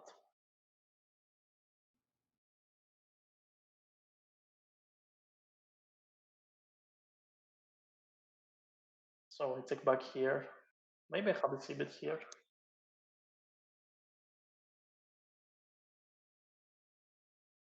This hand is probably your best hand to triple barrel bluff. Yeah. Also, you can raise. Like once you check back and he bets, you can also raise here. Okay. As an exploit. Yeah, I didn't think about the raise here, but for the c-bet, of course, because 8 is a good card and we can barrel a lot. Okay. Καλησπέρα, μαύρο γατέ, Poker Maniac. Καλησπέρα. Shout out to Poker Maniac. Okay, I just call here.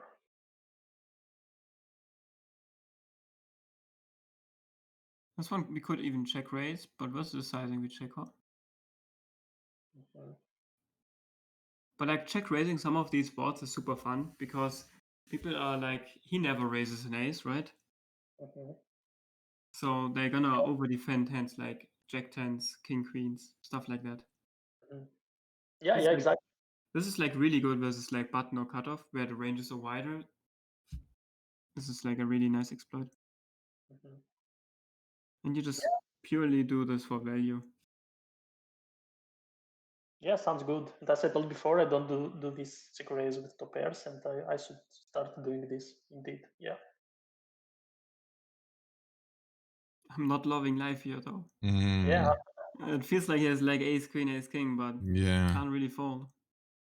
Yeah. Yeah. Do you think he ever bets pot with ace king? Why to bet so big?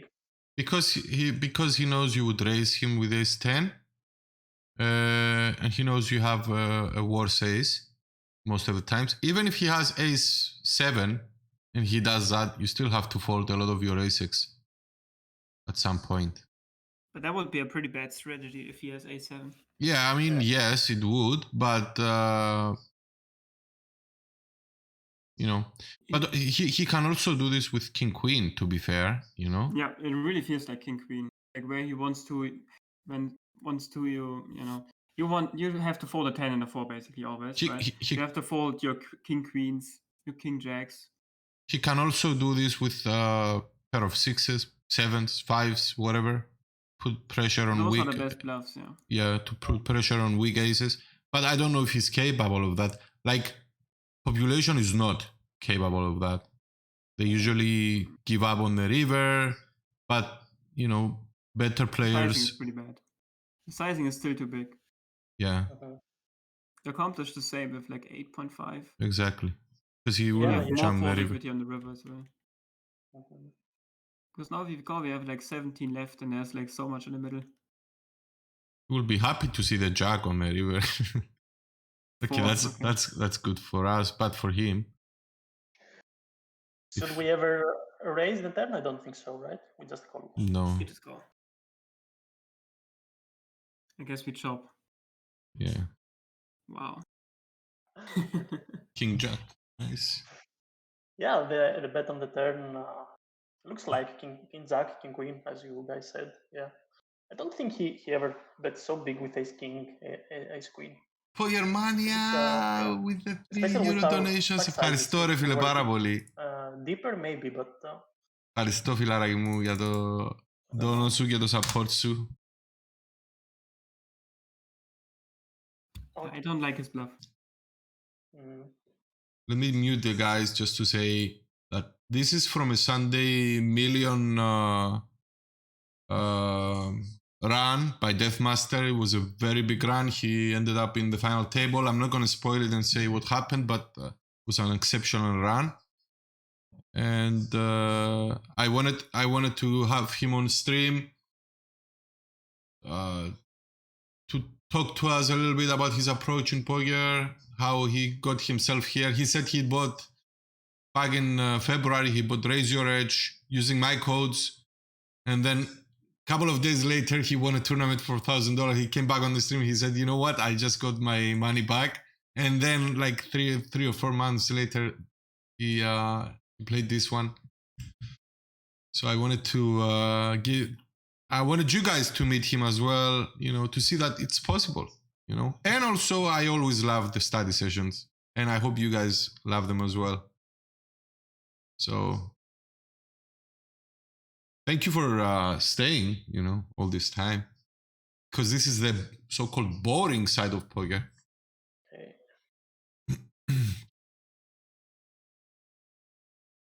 Oops. Nice.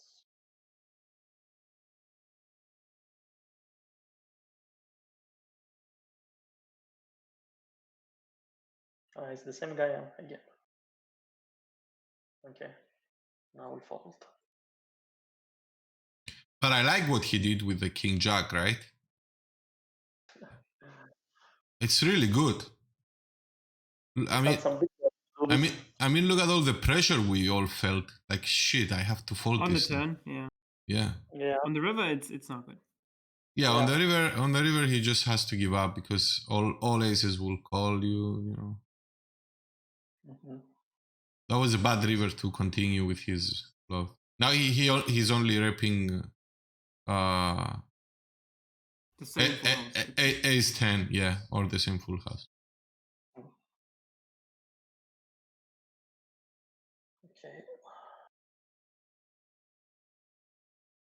I'll just fold.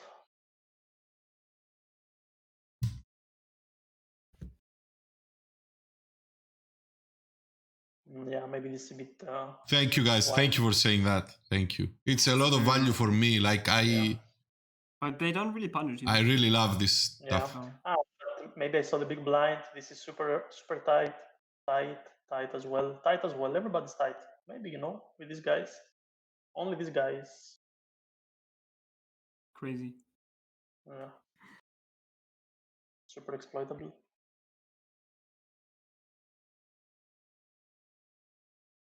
Oh. Okay. Oh, the dream. Ace king. Game. Back to 100 big blinds. Let's see how many chips is this to have an idea. Yeah, now started to be a bit bigger. How did you know it was ace king, zombie? Even though we blog ace king, how did you know, man? I said ace queen. Sorry. I was wrong. I thought you said ace king. And ace king as well. Yeah. I think you said this. Thanks, Marble. Thanks. I appreciate it, guys. It's always ace king.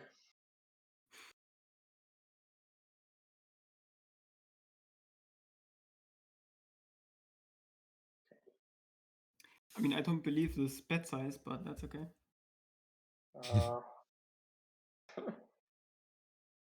Yeah.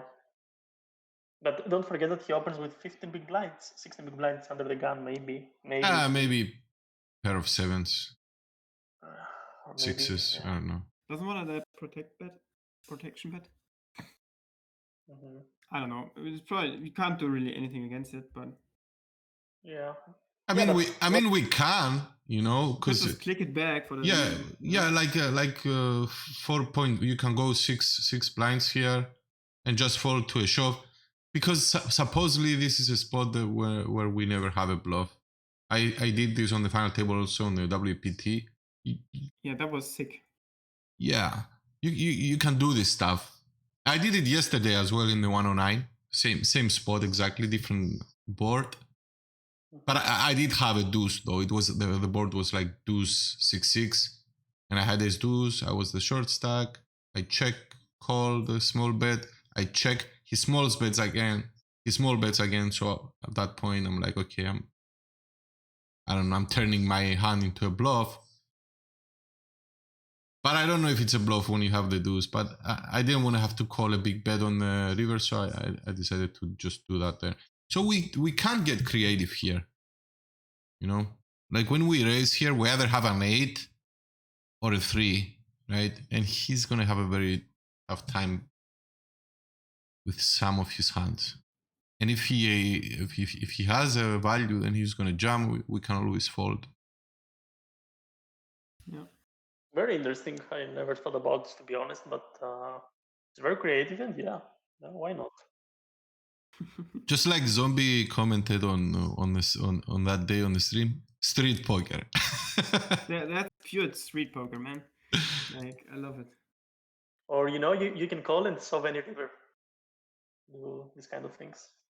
Don't jam. Yeah, I wouldn't jam. Like put all, you know. But if you raise there, it's like you have it. Yeah, that's true. Okay, interesting. I will. I don't think. I even think it was auto fold. Remember what we said earlier about check raising that Jack 9 diamond? When you check raise turn, you always have it. Yeah, that's why we get to fold a lot of check raises on the turn, because like 90%, maybe more of the times you get check raised on the turn, they always have it. They have it. You can even fold ace king with an ace king 6 board, you know. Yeah. Yeah. It's really good. That's true. Yeah, makes sense. Ace king 6-8, let's say, because you have what they represent. So, but they just have 6s or 8s. That's it. I mean,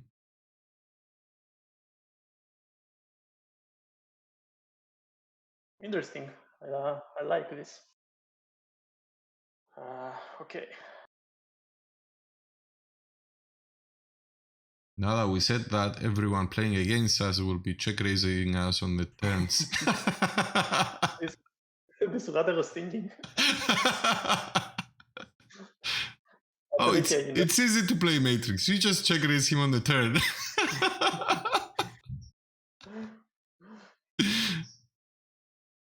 Yeah. Okay, here we flat.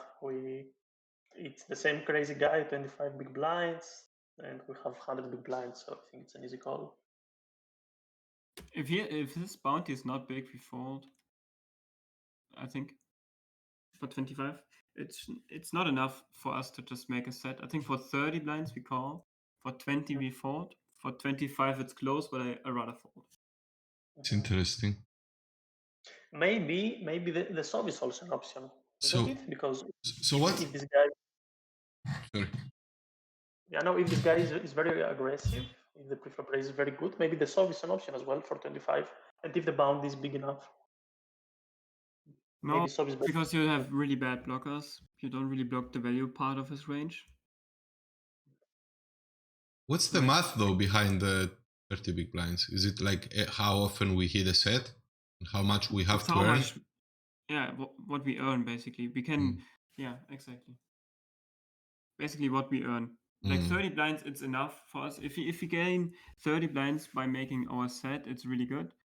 If we only gain like 25 blinds or 20 blinds, it's not enough. Because we do miss like one out of, like we miss like 9 times and hit it once, you know? Yeah. Okay. And threes play pretty shitty blow slop. Like we either make the 3 or we don't. We have 12% chances of hitting a set. So Exactly. So it's 1 out of 8 or 9, yeah, 8. 96. Once every 8 times. So we have to invest 16 big blinds to win, 20. That's not good. Has to be over 28, right? 30. That's what I learned at least. Like, set mine 30 blinds deep and stop doing that. Except that his bounty is like $200, you know. Yeah. Different story. Because you have also expected money. Exactly. Not only chips, but also money. Yeah. His is 200, so yeah, then calling. Yeah. It has a big bounty compared to the others. You high five all your friends and then call. Like 1 time 3, please. 1 time.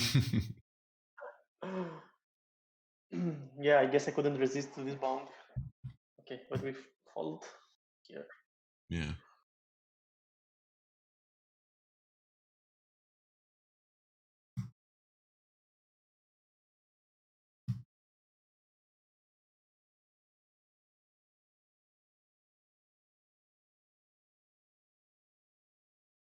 Okay. Interesting. Again, small bet. Yeah, have an easy call. We can actually fold, which sounds crazy, but population is super underbluffing this spot, massively underbluffing. And if they bluff, they continue. And we basically play a range that mainly has flushes or flush draws or 2 pairs. And versus that range, ace, queen, and clubs performs really poorly, while a hand like, a king, queen, one diamond performs much better, basically. Okay, this is like a super good exploit, actually, to just fold your ace x here. Because population is not, like, what is he check raising? Is he check raising a hand like 8-7 here, right? Unlikely. Mainly has these low flushes that he wants to check raise. Yeah. Or maybe Jack 10 with Jack of diamonds, something like this. Exactly, but these hands are not gonna slow down, right? He's not gonna just check down Jack 10 now on the turn. Oh, we're gonna barrel a lot of turns. Yeah, and we have better hands to call if we have every diamond. So we rather call a hand like pocket kings, pocket queens, pocket jacks with a diamond, then ace queen, no diamond. You'd rather call a hand like ace 10, ace jack, 1 diamond, than ace queen. And then we have all the flushes too. I know it sounds crazy to just pure fold ace queen in clubs, but if you think about the ranges, it makes more sense to fold this hand than other hands. Mm-hmm. Yeah, no, now that you told, I will think the next time, but yeah, sounds crazy to me, to be honest. But makes sense, completely makes sense. Okay. Like population should raise like gut shots here. So like hands like 7-5 wants to check raise here in these situations and bomb turn if it's the diamond. But they never do it. Ever. So we just lose Προμόγερε, a lot. καλησπέρα. Now he checks, we are good, even though What do we you check mean, with Mon? bad Did they cards a lot. announce Poker Tracker 5? And yeah. They announce it? And I check Or back. Maybe we you're have just a bet. trolling? I don't know. Yeah, we probably have a bet. Because he does Yeah. have Jack 10 sometimes. Yeah. No. Probably has maybe some diamonds. I don't know, but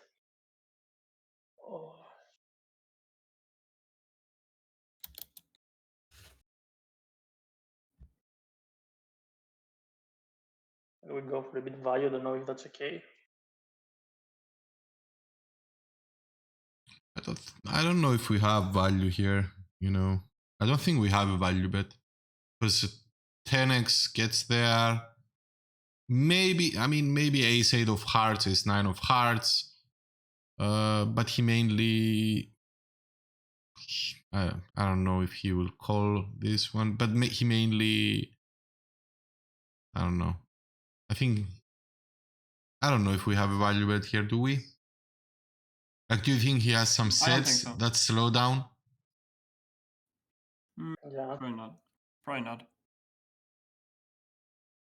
Okay, same hand. And he raises the flop with this hand. It's a bit strange, right? Yeah, but we were in pretty bad shape. It's a good raise because he can make better fold. Just like Zombie said. Yeah, it's crazy. Like even with ace king of hearts. Based on what Zombie said, you know. Really have to fold. Okay. And it's also strange that he didn't bet the turn, right? Once you call there, though, in his eyes, would have some, you know, flushes as well, like 10 jack, like or ace with king of diamonds. He still loses from.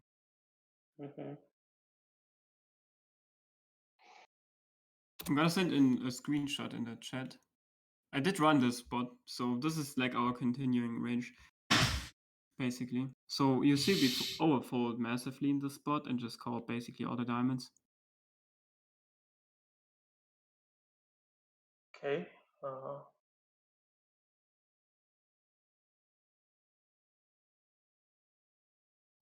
Oh, did you just put it in there, Zombie?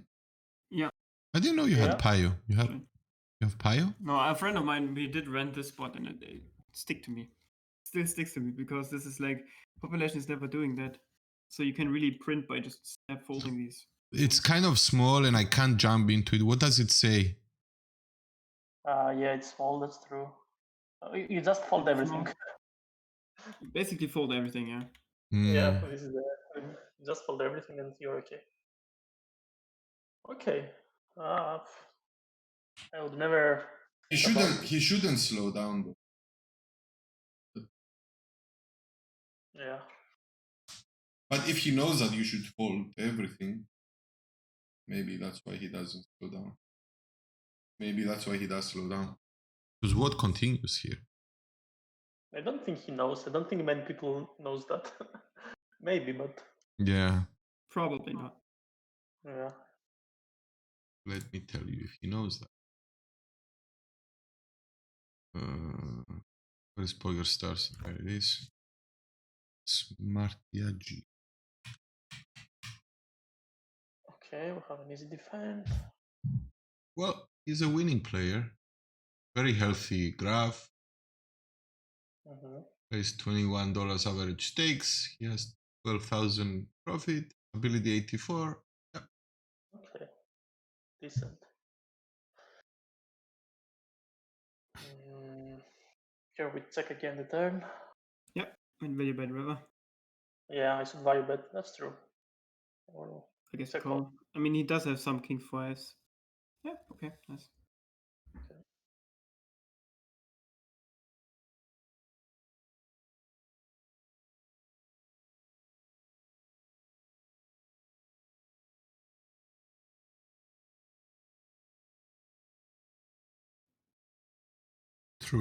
True, Moy.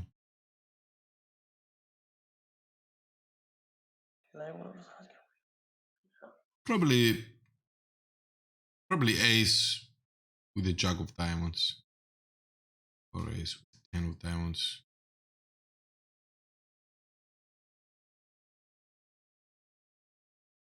That monotone flop, he has so many combos. Beat us. We beat only some of his same bluff. What's up, Jesus? True that. True. That's Yeah, what Zombie said as well. Yeah, that's basically the reason why we can't call. That's why we can't call, we just fold there. Yeah, crazy. Okay, so the guy limps here. Easy call. We can also raise maybe, but Calling is best. yeah, I just want for him to continue betting.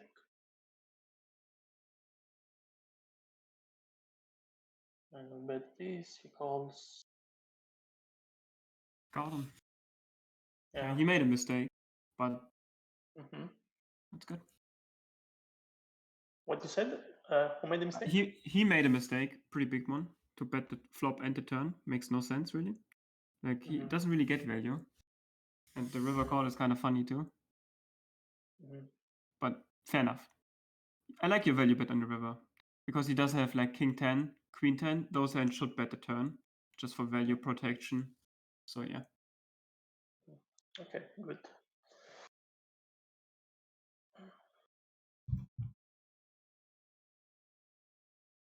Yeah, maybe a bit bigger. It's okay. I mean, it's fine as long as you don't fold now. Nice. Yeah. Oh, that's a flop. That's a good flop. Yeah. Fast playing it is not bad, but 60 blinds in this tournament is a lot. Yeah. That's true. And we do only get it in versus like kings, like 50%. So I'd rather call. See Yeah. Call the turn as well. Then they raised. Oh. And he has kings or aces. Yeah. Kings. Had kings. It's a nice call. A nice call from you. I mean, that had kings. Yeah. Yeah, I don't know. In Greek, we say Eric Siskivia εδώ. Κανονικά. He just made his funeral here. Yeah. And for 150 blinds, which is crazy. But it's a flip in the flop. We're flipping in the end. But you're flipping for your tournament. But where you have a massive edge. But now you have an even bigger one. Yeah. Now you have all the chips. Let me just check from curiosity his bounty, because if I saw a big bounty, it's 123. I don't think it's big enough for the stage. Pretty big for $20 or $50. I think it's a $50, right? Yeah, $55. But you have a lot of outs, right? You have like a lot of outs. Aces. And there is some big stack value. Like now you can call these like 20 blinds, 10 big blinds, 3 gems way easier than with garbage. Yeah. Yeah, with garbage. Just for the bounty. Yeah.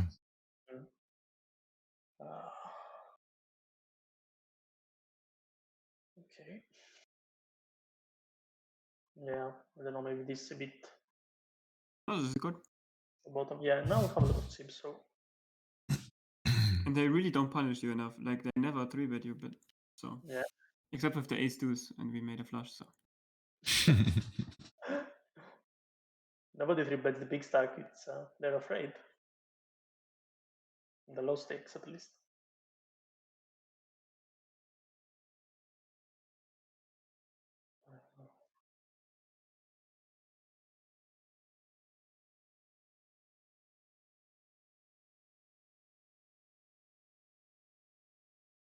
Just from curiosity, what range do you call here if the bounties are normal, let's say, or big?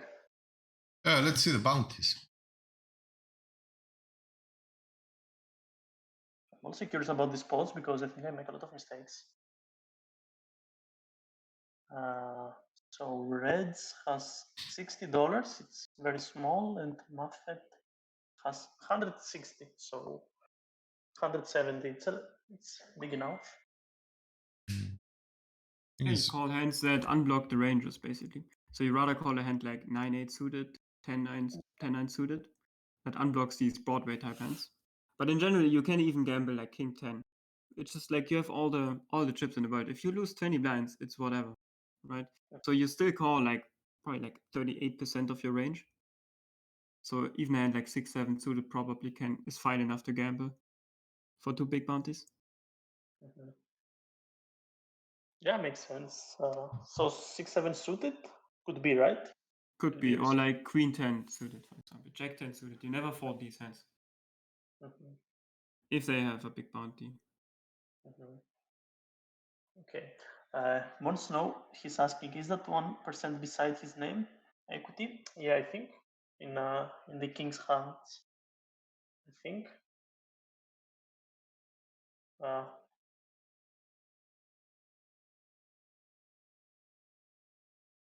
think here when the cards are not revealed. Yeah, because the cards are not revealed. Yeah. Could have 6-4 in spades and has one out, you know. Yeah. Like the poker tracker assumes that he could have, exactly 6-4. Yeah, you have to show, if you show the hands, like here you see that now he has 0%, but assumes based on the average hand, on the random hand. But really good eye, Mr. Moin. Yeah. Okay. Moin is fighting to make poker tracker better. Yeah, with the developer there.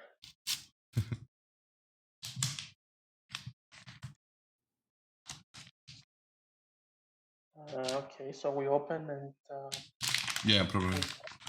check this board. Yep. Check out. Check again. Fairly bad river. I mean, it's close. He could have like pocket fives here, so I don't mind a check. But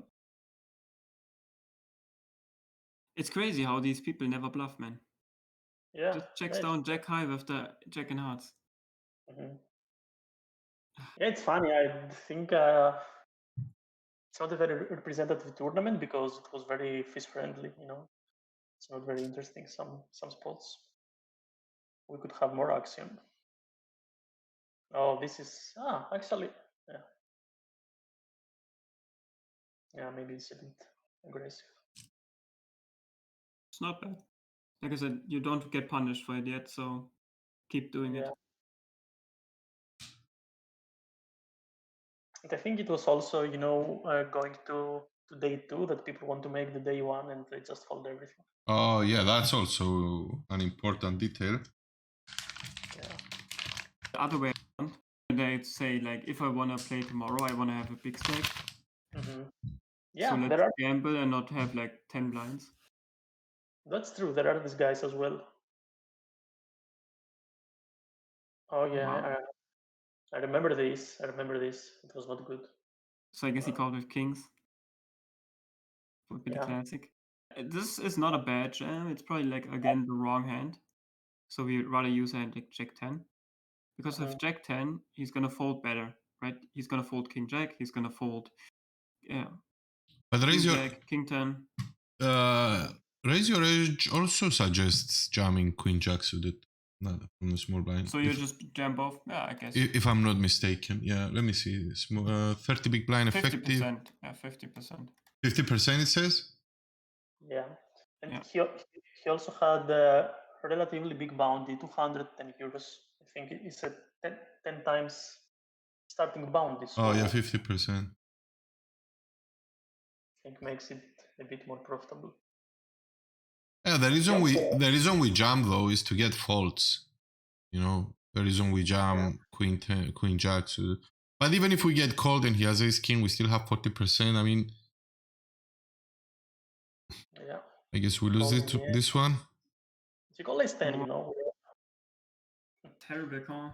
Yeah, we're almost flipping with a huge bounty, so and the fold equity. It's okay. Yeah, that's a pretty terrible call by him, but because we just have all these like ace queens as well. Ace queen, ace king offsuits, you know.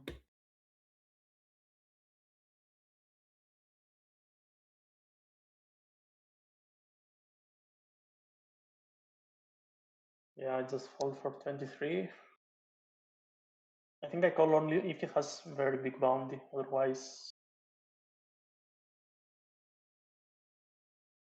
What do you think? 70, but so not a big bounty. 70 and he's relatively tight, so Yeah, it's okay. just folding. It's Anthony for PKOs and still no bounties in their player. Yeah, it seems easy, you know. They have the stats, they could easily put in the tracker.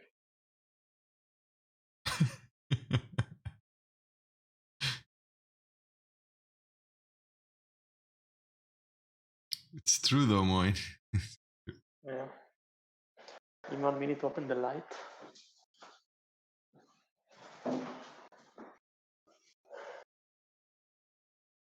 By the way, if you guys need a 5-minute break, you know, to go to the restroom, drink I think something. I'll take a break after this hand. Okay. Yeah, we can take some minutes, sure. Okay, so here I open. I'm opening very loose because the guys here are UC of these guys.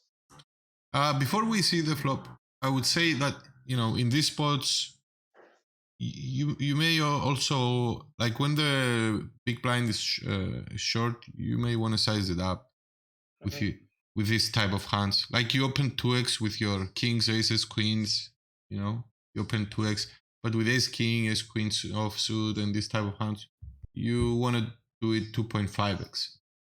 Depends on the bounty. You don't mind having a big bounty in a big blind and him calling like wide, right? Because you're just not gonna fold on any flop, basically. That's a strategy. Yeah, he has the starting bounty, so it's irrelevant in this case. Then So- we rather want to size up. This is like the perfect situation Yeah. to size up because it's basically a freeze out versus him. Yeah. But if he has a big bounty, we want that he goes in with like, I don't know, Jack 5 offsuit, you know? Yeah, we can, like if the flop is deuce 3 6 or deuce 3 7 and he just jumps, we just call him off Exactly. as well. Okay. This what? Yeah, sizing is good. You can even min bet. Okay. Nice. Okay, so do you guys want to take a break? Small break?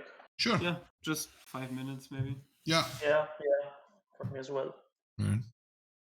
Okay. I'm gonna play the Be Right back scene and I'll Yeah, coming.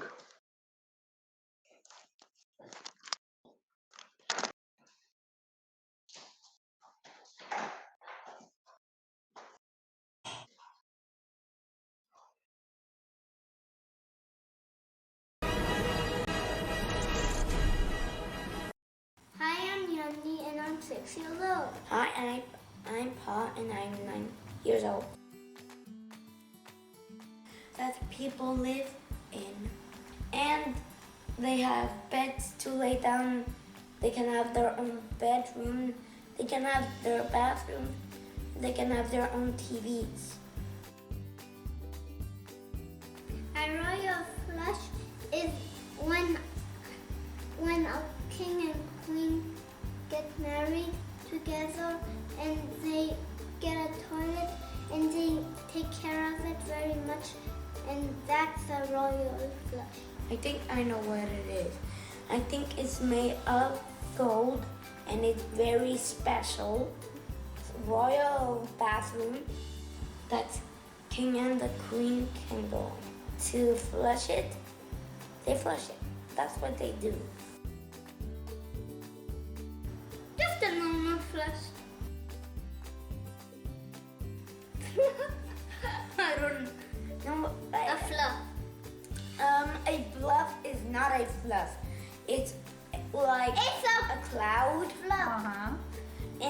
It's like a buff cloud that it's big.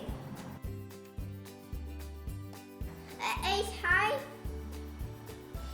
You mean a bee's hive? An ace hive has bees inside it, but it's a box that has bees inside it. Oh, it's like a tower that it's like in like a bunch of towers. It's like a bet that you bet your mom you won't do it again, and that's a bet. If you do something wrong, and the king and the queen, if the kids did something wrong, you say, I won't do it again. Buy your bet. A cooler is air conditioned that blows cool, and a heater is an air conditioned that blows hot. A cooler is like a fan. A bad beat is when you sing and it's very, very bad. It's like beatboxing, but like a kid does, and then just get, and then it's like wrong. You have to try.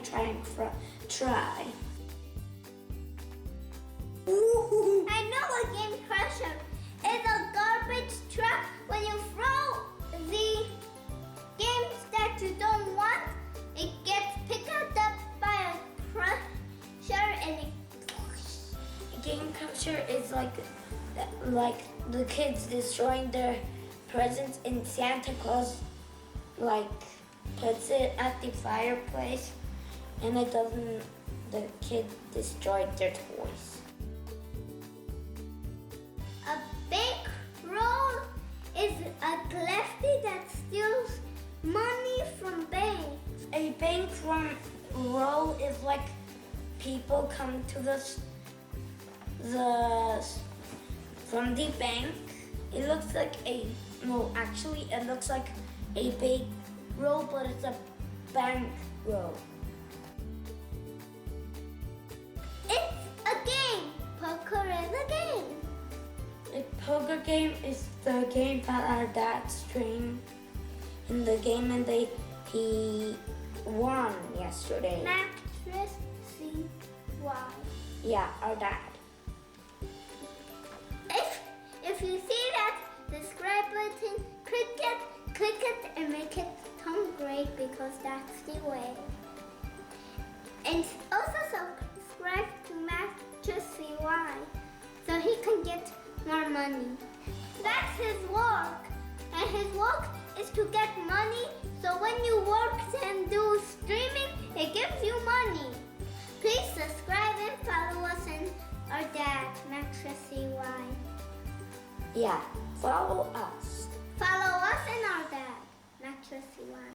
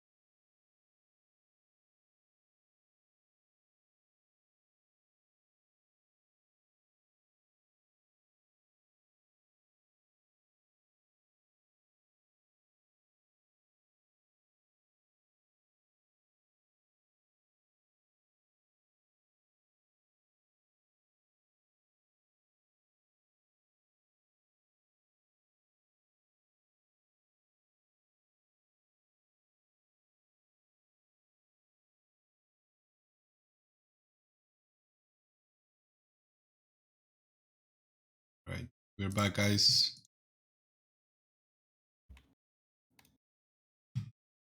Ready to move on? Good. Can you see my screen? Okay, great. Yep. Okay, so let's go.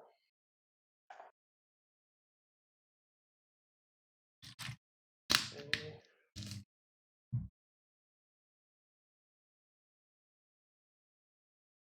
I think we have an easy call. I don't. Yeah. Yeah. And he okay, it's just nine hands, but he seems that yeah, no, it's very small. Moin, are you talking about the? Are you talking about the video? The boys? Yeah, there is a YouTube. You guys also can subscribe to my YouTube channel. I don't post a lot of content, but I post all of the study sessions we do there, all of the announcements. Probably going to be posting some more stuff in the future.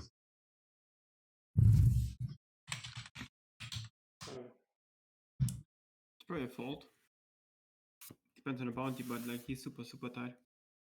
Yeah, that's true. It's super tight, even with a big bounty.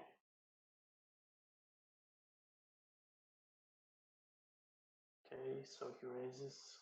He's also a big stack, 120 big blinds. Yeah, again, the same mistake. But it's good that you know that it's a mistake. So yeah, that's improvement. Yeah, indeed. Okay. What do you guys think? We have a c-bet or? Yeah. Oh. You just want to protection bet your hand basically. Like queen is bad, jack is bad, ace is bad, 9 is bad. Mm-hmm. Yeah, it's sacked, but yeah, I can understand this.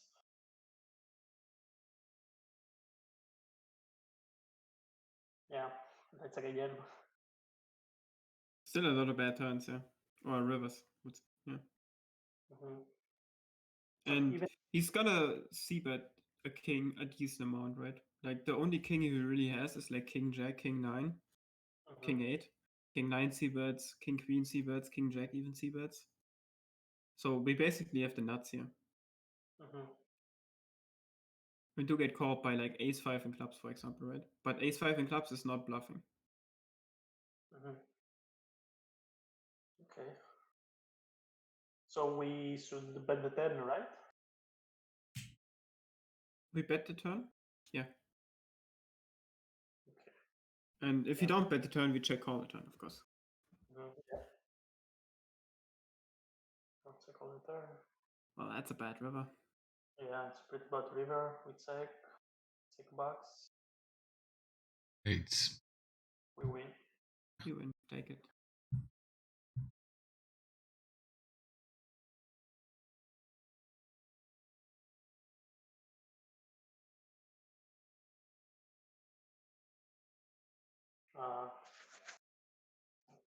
I think we have a check back here. I don't see myself betting.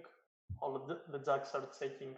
Maybe they're checking for traps, so I don't see any reason to bet.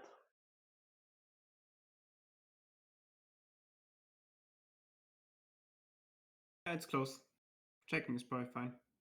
The good thing about like king queen is we block queen jack and king jack. So, but they still have jack 10s and ace jacks, I guess. But we do have like diamonds to bluff. We have a 10, we have a king, we have a queen.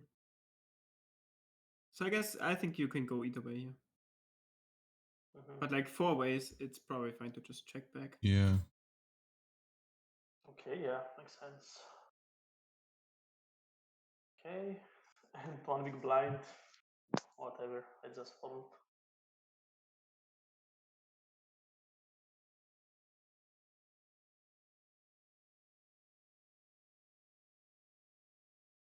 Would you ever call there? The one big blind?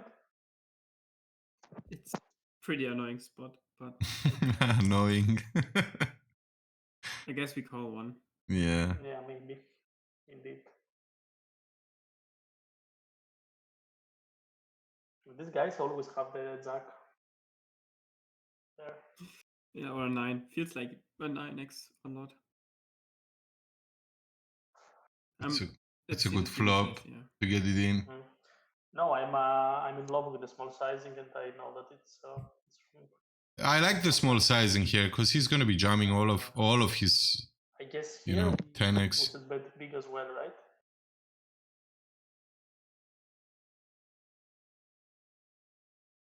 Let me think. It's actually good to small bet actually, because 10x is gonna get it in anyways, right? So we don't really, whatever we do, we get it all from 10x. And ace 5 is jamming pre-flop, ace 4 is jamming pre-flop maybe. So I actually think this small bet is kind of cool. So he might start raising some like 7-3 suited, 6-7 suited. Some 4x, 5x might protection jam. I actually think this is kind of cool. Queen 10 of Okay. jam. But if it's like 10-5-6, for example, I think it's more likely to big bet. That we just want a big bet instead of small bet.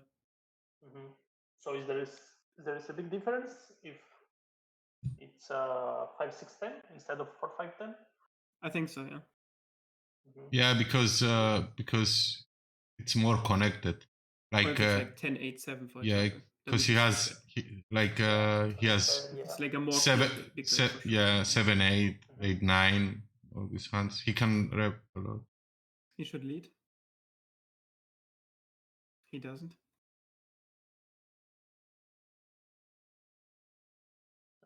No, I think my thought behind this is to keep him inside with to make him call with weak tens, or I don't know, maybe even fives.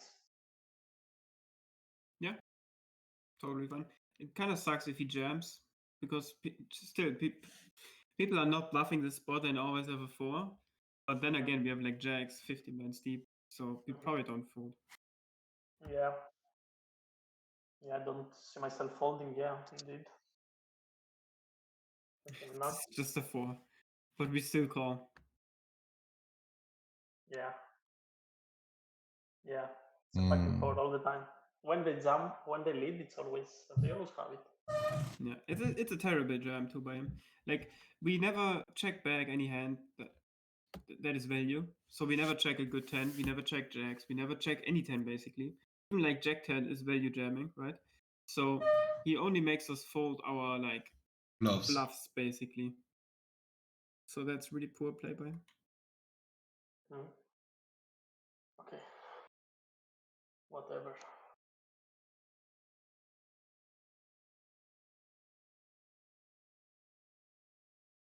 Was it suited? Thank you, man. Appreciate your kind words. Glad you do. That's the reason why we do this on stream. So all of you guys can benefit, find some value I from. raised. That's really. I don't do this very often. It's not bad. It's not bad. Yeah, I like it. I like it. Okay. Not loving it now. We can't fold, but I'm not loving it because we do get it in versus like, you know, better flush draws here.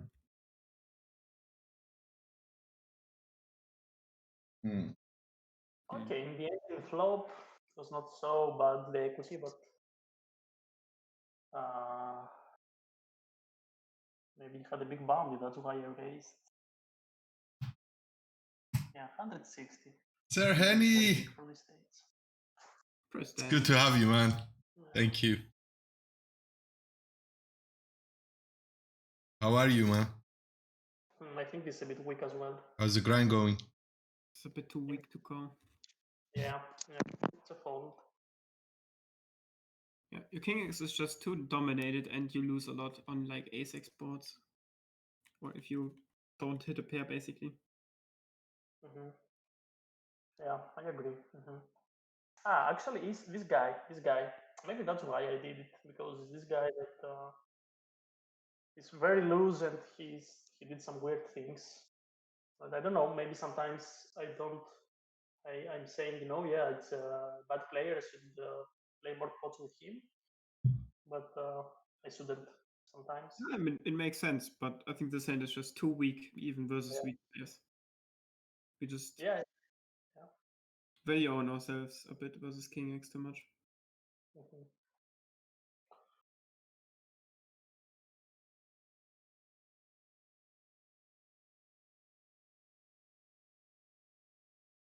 Okay, so he calls. We just 1/3 want every board, huh? Yeah, that's a bit pathetic. I know. Yeah, Like we he- just have to. This like- is a perfect board to big bet. Yeah, like this guy is deeper now. Like I like the small bet with the other guy because he's gonna want to get it in with the 10x, whatever, even maybe with 4x. But now he's pretty deep Mhm. and big bet this one. Yeah, I think so. Yes. Okay, he calls. Again, a spot where a lot of players make a mistake. Let's see. Yeah, I you don't didn't. check the turn basically because he has no King X except King 9 maybe, and King 9 even value 2 bets a lot on the flop. He also has king. I mean, king queen with 3 bet, right? King queen of clubs. I mean, he has some King X, yeah, but Yeah, he mainly has 9x, Mhm. and he has like some clubs, some straight draws. So we just bet again. maybe king 8 of. He also has king 8 of clubs, but I think he check And we do have a raises. lot of bluffs as well, right? Like we have Queen Jack, we have Jack 10, we have 10-8, we have 8-6, we have a random like Queen 5 where we just want to put the pressure on versus like some small pocket pairs. So we do have a lot of bluffs on the king. So just value bet wider than only a king. Mhm. Yeah, And you can bluff more as well if you value bet wider than just a king. okay. Yeah. I think I like the bet here. I agree. Yes. Yeah, it's about check back.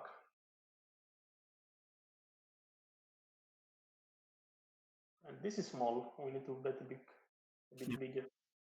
Just kind of even like almost pop bet, like go 8 blinds, go super polarized. So he thinks you have like either garbage or like a full house. So he calls you wider with like 9x, you know. He mainly has like 10-9, 9-8 type hands in these situations. So just charge those with a big bet.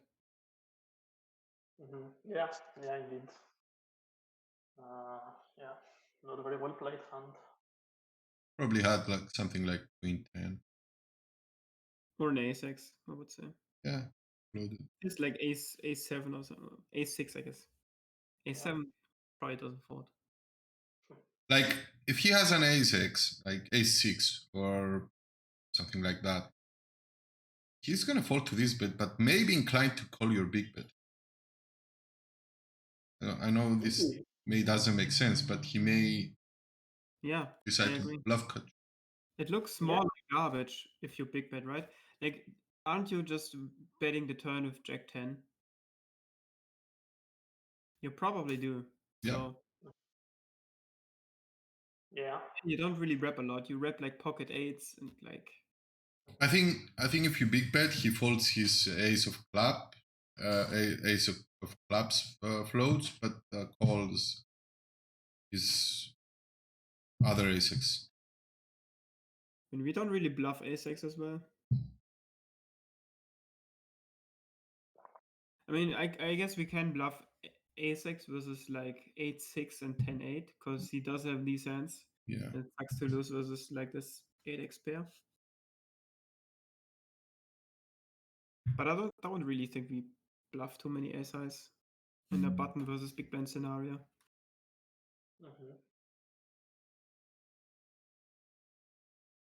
But yeah, I would just bet the turn, check the river. That would be my strategy.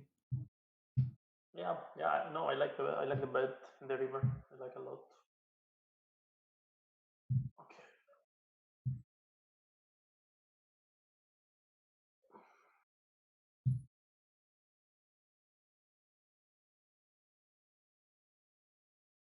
Yeah, it's the same guy as we said many times, so have an easy call. Even though he's 2%. yeah, 2% only 3 bet. Yeah, it's a bit weird. He's very he's a calling station, but he's not rebetting a lot, so have to be careful.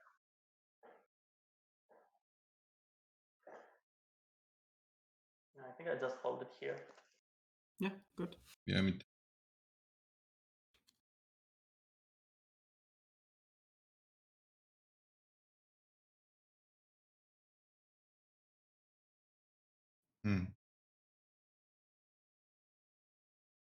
It's a good sizing. Yeah, good sizing.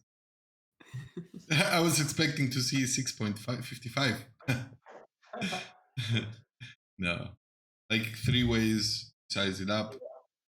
Like you But could, not too much because you have aces. yeah, I'm gonna size it down a little bit.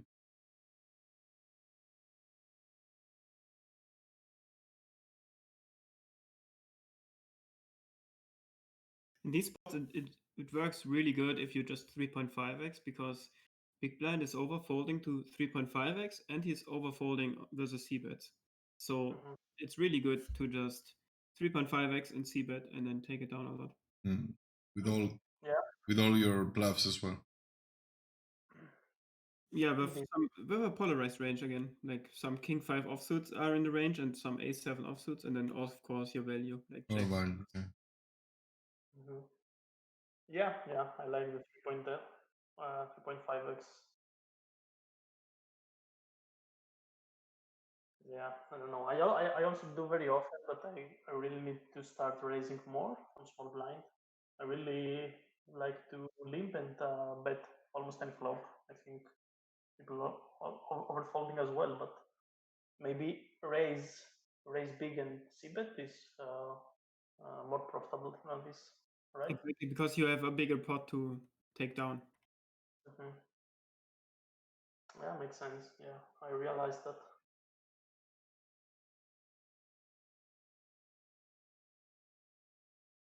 And this is yeah, he has only 15 big blinds and he limps, so I'm not sure if this is the correct move.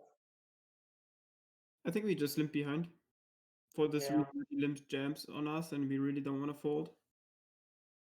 So, and yeah, Queen Jack performs decently well 3 ways in position, or 4 ways, I guess. Yeah. We put ourselves in a strange situation for no reason. Yeah, he has less aces. He just has aces, yeah.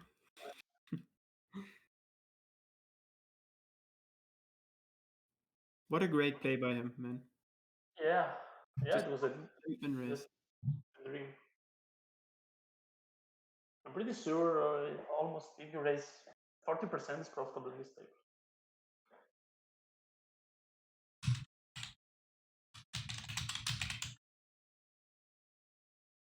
Okay, I have an easy call. Yeah. And we call here as well once. Oh no. Shut up. Actually pretty good. Because his bluffs are gonna be ace x and king x heavy, right? Or hands like jack 10, queen jack, and those hands are not gonna slow down. So this is actually a pretty decent fold. Okay, good. Yeah, in the first sight I thought that it was bad, but yeah, maybe. Okay.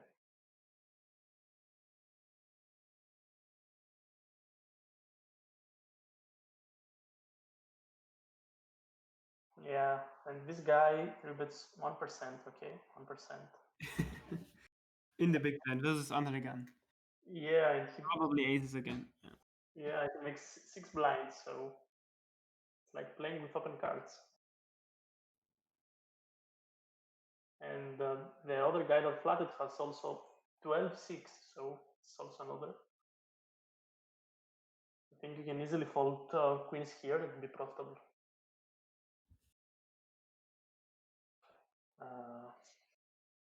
Yeah, I don't think I can fold queens even versus a guy that rebets 1%, to be honest. Because we can also hit a queen and just stack him off. Like if I know that he has aces, I may even call, like you know his hand. When he tells you his hand, I'm not saying he has aces 100% of the times there, but my point is, if we know that he's got a monster, then we know how to play our hand against them. Yeah, with queens probably you just call and you pray for a good flop, I guess. Yeah. I mean, and versus bad sizing, it's a pretty bad sizing. I think he made it 6 versus like a raise and a call. Yeah. It's a very bad sizing. Yes, they are overly aggressive on the flop, but there are a lot of good flops with suited hands. But in theory, in reality, King 10 is a fold. King 10 suited after. Not for the sizing, you can never fold. But not for that sizing. But if he makes if he has a normal sizing like 8.5, you fold, yeah. Yeah. But he's giving you such a good price there. Yeah, and you basically know his hand, so it's not that bad. Yeah, maybe we could call. I don't know. Did the other guy call the 16? No. I don't know if he also had a big bounty. Maybe makes it even more appealing. 160. Yeah, but his bounty is kind of irrelevant because he has a lot of. He's got 40 big blinds. Yeah, indeed. But I always call in position there. Versus this sizing.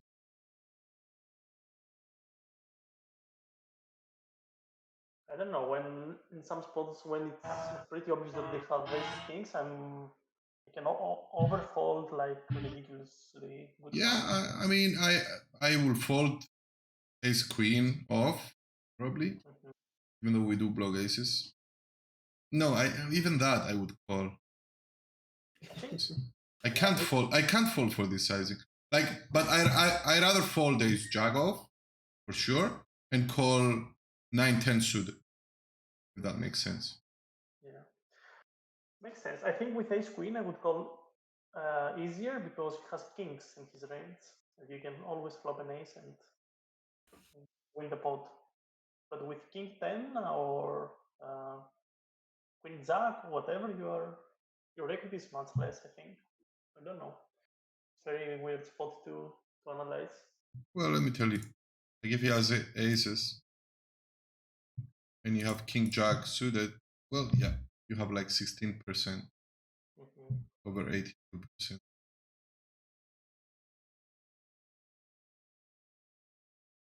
Like the best hand to play aces is 8-9 suited. Yeah. Yeah, with 8-9 suited, you call. I think I would call. Even 9-10 is, you got 22% with 9-10.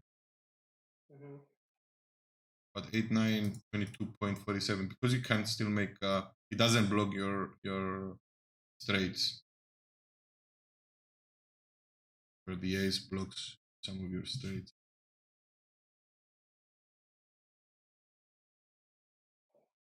Even 7-8 suited. 7-8, yeah. 7-8 is better because you have almost 23%.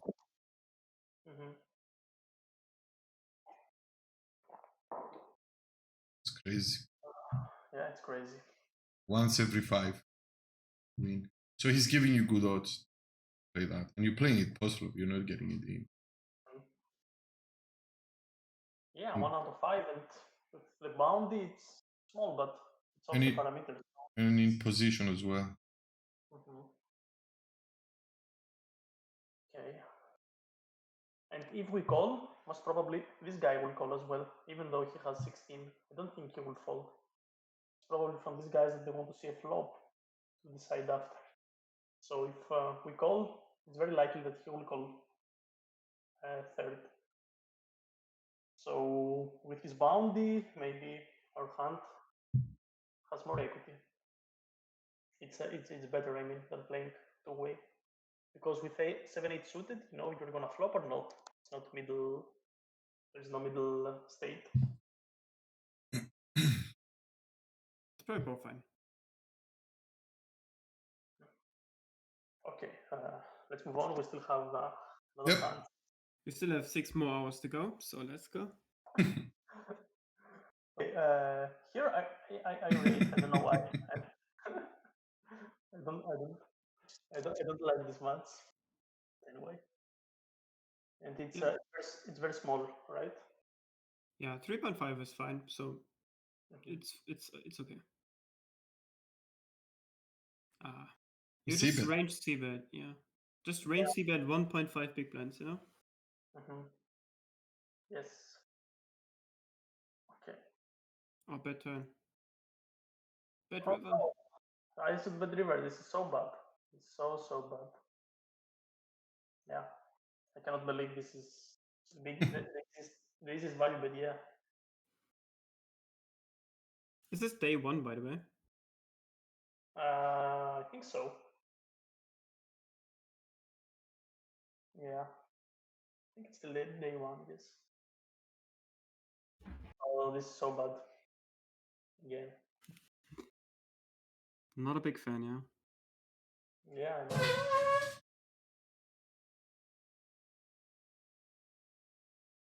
I think we have to see that this flop has played.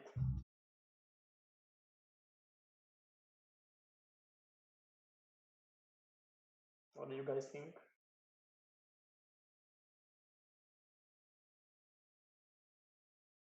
supposedly this is his range. He has all the sets. But we block, block 9-10. Yeah, it's super close. Like Yeah. checking this hand is probably one of your best checking hands because you want to check some like ace queens, ace kings.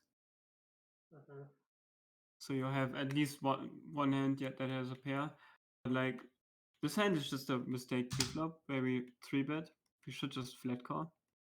You know? Yeah. But Yeah, yeah. it's pretty bad. I think the flop is a pretty. I think we have to check because we really don't want to face a raise, right?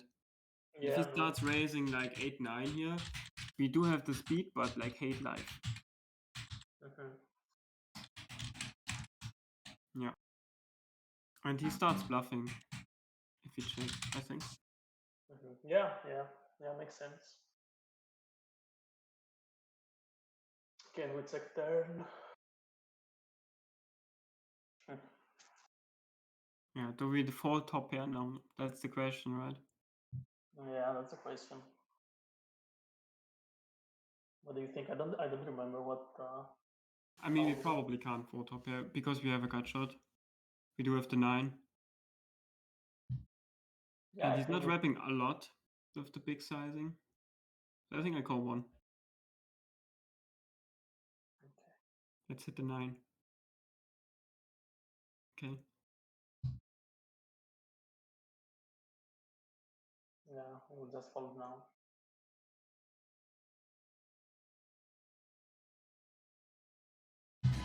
Like, I don't understand what happened here, to be honest, guys. Yeah. Like like we block 9-10. What is he doing? Is he like value betting a 5? Like ace 5? Maybe.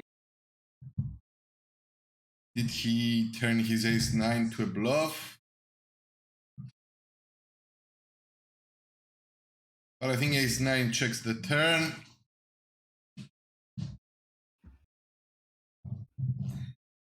Probably knows that this is his range and not yours. You need 3-bet because you never 3-bet 6s, 7s, or 8s there. And if he has a hand like king 9, he blocks also your 9s as a 3-bet range.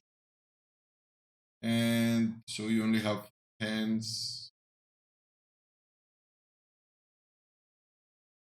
That's that. It's a very tough spot, yeah. And you only have 10s because you don't see bet ace queen, ace king. And jacks, kings, or aces, you see bet bigger. So basically, we are playing with open cards. He can exploit us. What do you think, Zombie? I think we just made a mistake pre-flop. Yeah. I mean, I agree with that. But We were trying to save the hand. But even let's say okay, we did 3-bet this one. Like, yeah, I think we just move on because this is not a spot that we will find ourselves into in the long run. It's not profitable to. Yeah, fuck it. And I don't think we rep many fives. I think probably. I think calling is okay. With the 10-8 there, but I would never 3-bet that one. I would 3-bet it on the button if I decide to 3-bet it and put some pressure. Yeah, no, it's not good because this guy doesn't have a big fold to 3-bet anyway, so it's good. It's bad if it was this guy or. Yeah, because he's a reg. He's a reg and he's a winning reg. Yeah. Well. Yeah. No, that makes it more likely that he bluffs now. So maybe we had the winning hand. Yeah, I mean his bluffs are the jack is pretty bad as well because his main bluff is gonna be jack 10. Jack 10, jack 9. Yeah, and he's not gonna bluff those. He does have like king 9, queen 9 because we use this like very small sizing pre-flop, so he definitely has these. He does have some ace 5. He has some 7s, 6s, 8s, pocket 5s, ace 5, king 5 suited. This is like his value range. Maybe even 8-7 suited, 7-6 suited still goes for value because our range looks like we have like aces maybe where we are like afraid of the 5s and sets where we just want to play a smaller pot, But yeah, I think we don't 3-bet, we don't c-bet, and we call turn and fold river as played. Yeah. But we just don't 3-bet. We just call and then call the flop, call the turn, fold the river. Agree. Yeah. Yeah. No, we fucked up pre-flop and this came with us until the river. Okay. Yeah. And it quickly became a 54 big blind pot. Yeah, it's huge. Yeah, 3-bet pots are always big. Yeah.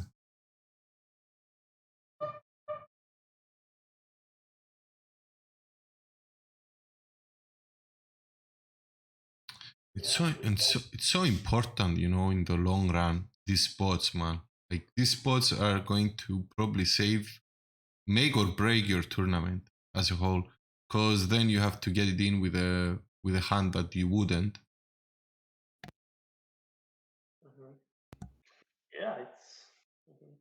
Yeah, every pot is super important in these stages. Like losing one flip now, for even if it's only 10 blinds, it's devastating for you. Yeah, exactly. All of this on your 14, almost out, While if you win, you have like.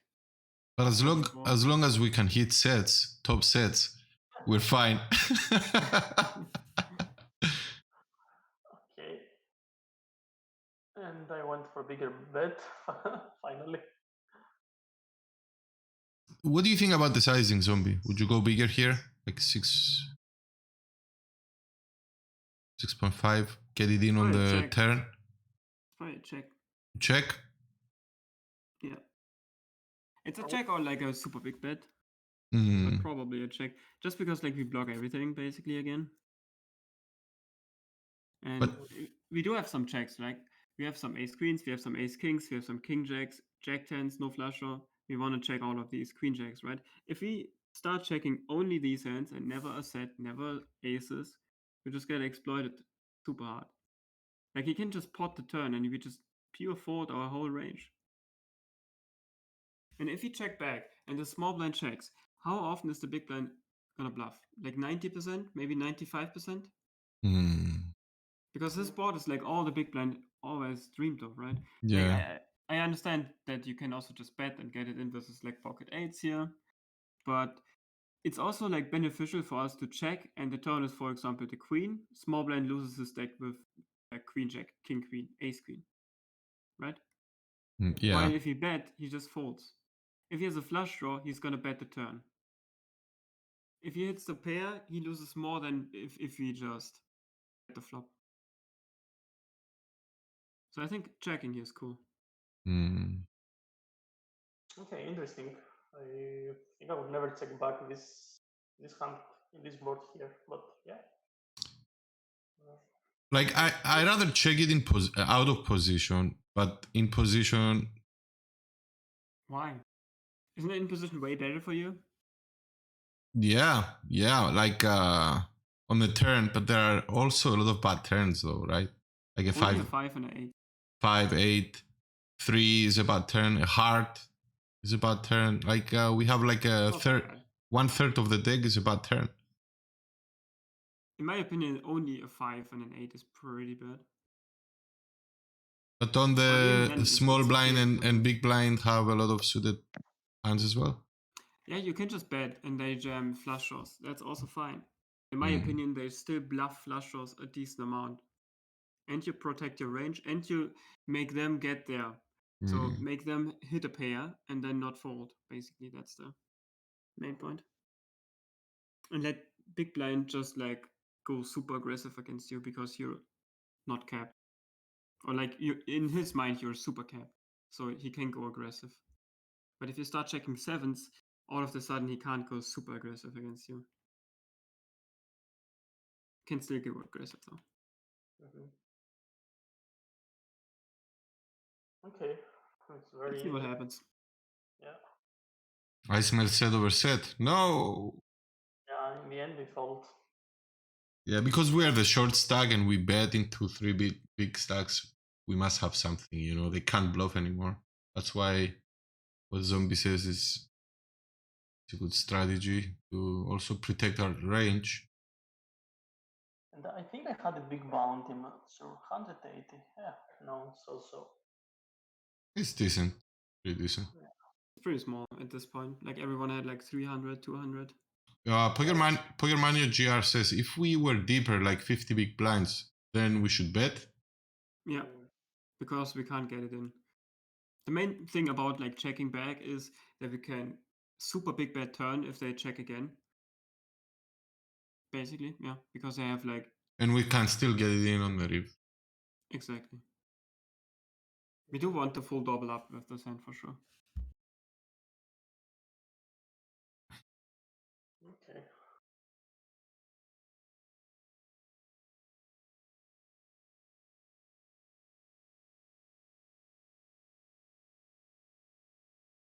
This is actually not a bad sizing because now we're so shallow. So the guy going 7 blinds here is good.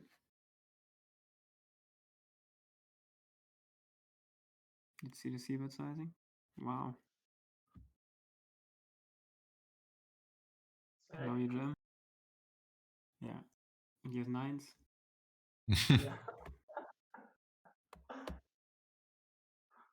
Nice. Nice read. I believe the main reason to check. Yep. Through Poker Mania. Yeah. Yeah, good to understand this. Oh, why didn't you call this one? Yeah, on the button we can call. We can call. Yeah, and like it's what we said earlier. Like 30 big blinds or more, we can set mine. And now this time we are in position, so if the under the gun player checks the flop, we can use this hand as a triple barrel bluff. Okay. Now we change the table and we don't have stats in the HUD. Nobody. Okay. And no spoils, but this is the guy that kicked me out in the final table. I remember his name. Maybe this was our chance to get him to short stack. Exactly. If we just hit quads versus his, aces. Easy. The fucking karma, one mistake, it's like the butterfly effect. Yeah. I like that movie.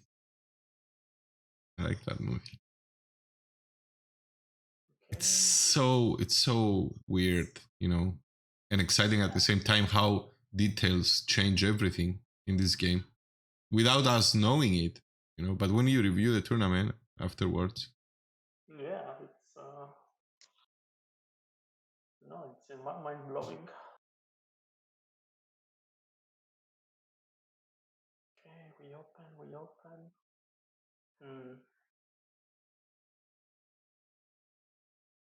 Should we check or should we bet? I think we have a good equity with this hand. I think I check. Yeah, Yeah, I I also think- check. Again, it's the Yeah, same thing. You don't want to get check raised, so just check calling is better. And Yeah, you can I bluff like the that. turn anyways, right? Yeah, exactly. Okay, so I think we call once, right? Call once and hope for like king clubs. Never lucky. Yeah, now we just check fold. Yeah.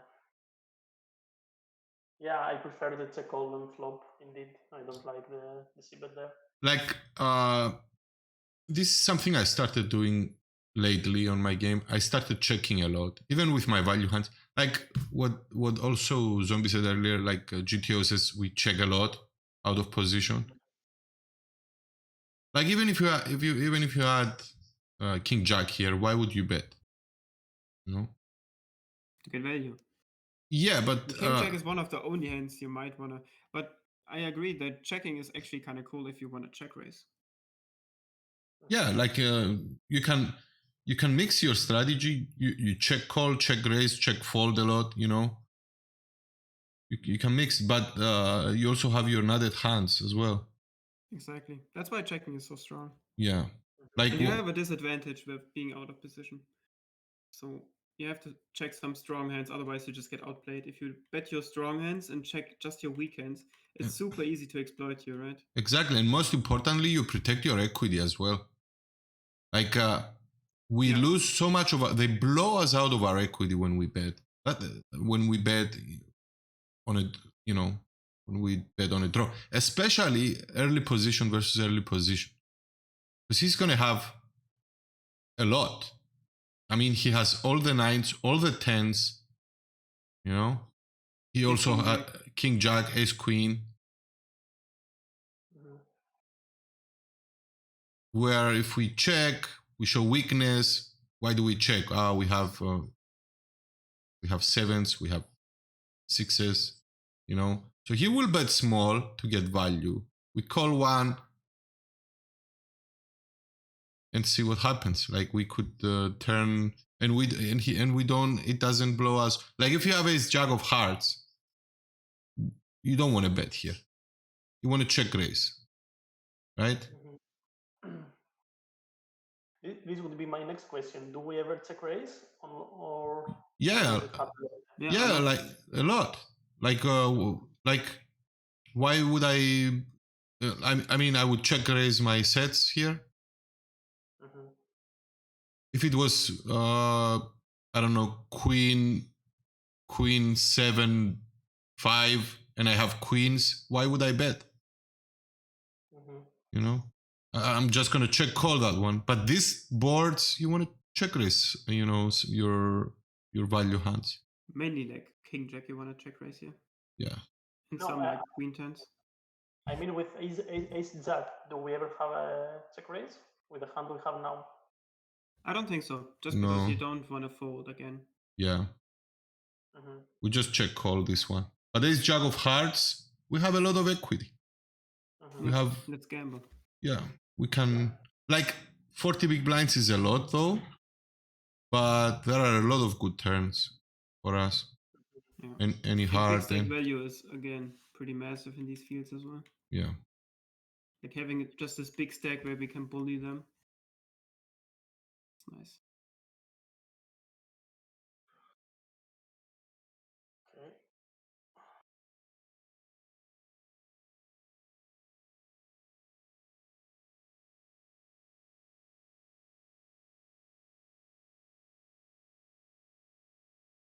Yeah, I don't think so. Okay.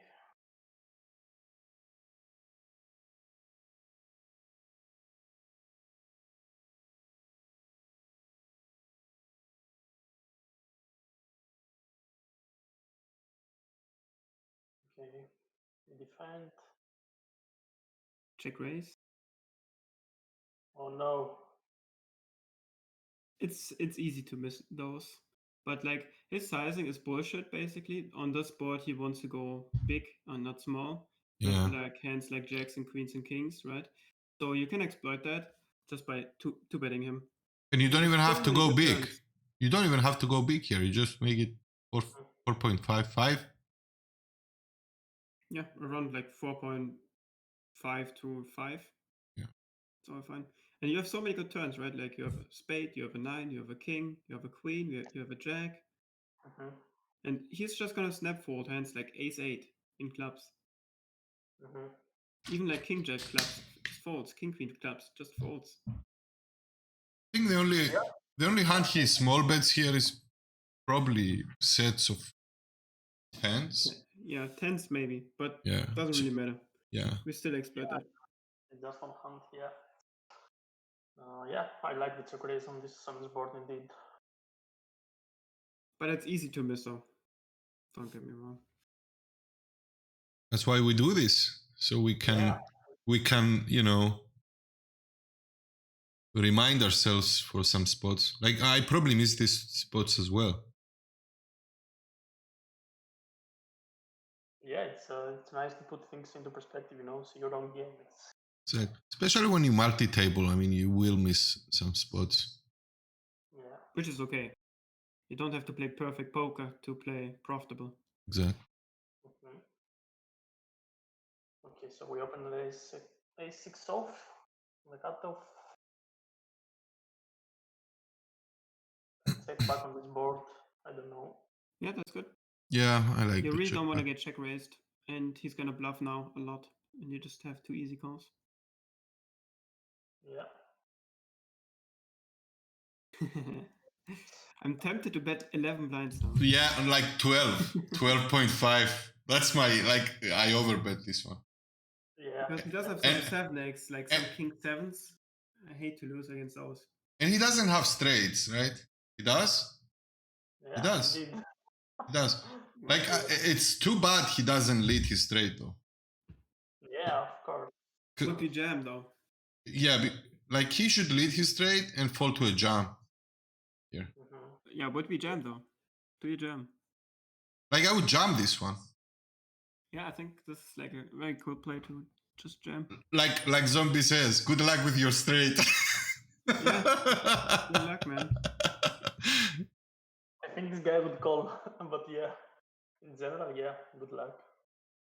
Yeah, because like we have all these spade draws, right? Like we check the flop, called the turn, so we have all these like jack 10 in spades, queen jack in spades, king jack in spades, a6 in spades.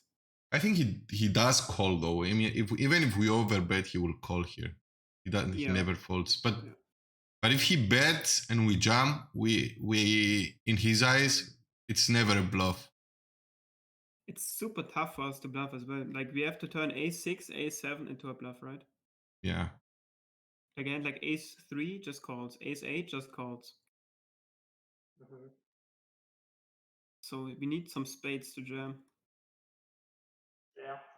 So And maybe yeah. and like king 6, yeah, but we don't open king 6. So like yeah, a6 is like one of the best. But maybe Like it's a4. maybe it's it's easy for us to assume that we didn't play our hand right. Oh, because he called, But it doesn't mean. I mean, we will get called bluffing. Some people may take, like, if I was him, I definitely bet big and fall to a shove here. Because in my eyes, he doesn't have any bounties to win, right? The other player. So he's just shoving for value. Like, do I unblock the spades, and as played, he has all the spades I don't. But maybe a fish would call, snap call, Mm-hmm. It doesn't mean that you didn't play your hand right, or you didn't. We have to, make these moves sometimes. Sometimes we have to bust the tournament, Yeah. With a nice bluffing hand. But If I you understand. never go out with a bluff, you never bluff, basically. You don't bluff enough, yeah. Sometimes you just have to launch it in and pray that it fold. Never be caught bluffing. Would you bluff if it's there or not? If it was a good player, I would bluff much easier, but against the fish, would you bluff? No. Depends on the fish. Mhm. Like even fish, sometimes they can understand, you know, Yeah, for sure. that they are beat. And most often they make some sizing mistakes where they just show you the hand. So if he bets like 4.5 now, it's basically always like 2-pair Two turn. pairs, yeah. Yeah. While if he Yeah, just bet pot, for example, he's very flush heavy. Mhm. But if he bets around 8, 9, probably He's it's an very ace. straight heavy. Yeah, exactly. Like this guy, the way he played this hand, I mean, obviously we don't know him, we have not known, but it tells me that he didn't want to face a decision. Like it tells me a lot about the guy, at least to me. He didn't want to face a decision to fold. So he's like, okay, I'm gonna check and call even an overbet. So that was his decision. You know, he did miss some value, you know, that he could get from like 2 pairs or whatever, or Yeah, this is not a check. Mhm. but Yeah. but on the other hand, like I think he's the type of player that would fold to if put on a spot. Just Yeah, you can definitely have a lot of like reads now. yeah. Value like he's gonna undervalue bet every spot basically. So he's gonna be afraid to value bet like king jack on king 5 deuce for 3 streets. He's gonna be afraid of that. So you can take out these hands and then he's more polarized to like super strong hands like aces and some like random bluffs. Because again, he's not gonna take these thin spots. Mhm. When we face the bet on the turn, I would be like, we are deep enough. Like I would even, you know, click back raise here. Sometimes. Why? Because of my ace of spades. Like you know, we still have nines as well. We still have, you know, some spades. I don't expect him to Spades fold is not a a lot. flush yet, right? So like spades really don't want to bet for the turn, right? Like if you click back and he raises you again, it's just like a disaster for you. And again, you don't represent a lot. You represent like pocket nines only.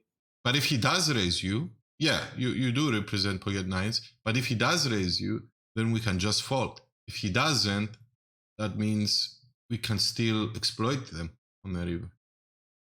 I did some of these plays as well. I mean, I'm not saying we should always do this, but you know, I rather do it with someone who's like, if I am the big stack though, with someone shorter. Yeah. In my opinion, you just have a good calling hand here. Yeah, because we do you have do it. have- Like I would do it with ace 10, let's say, ace 10 off, or something that I like if I don't have equity. Ace 10 with ace of spades, or king queen with king of spades. But not with a6. Yeah, we just call here because he does have 5-8, 5-7, 4-7, 4-8 type of yeah, we hands. just have the best hand. And there's also value in him bluffing, right? If he Yeah. has a hand like Jack 10, he might start going bananas.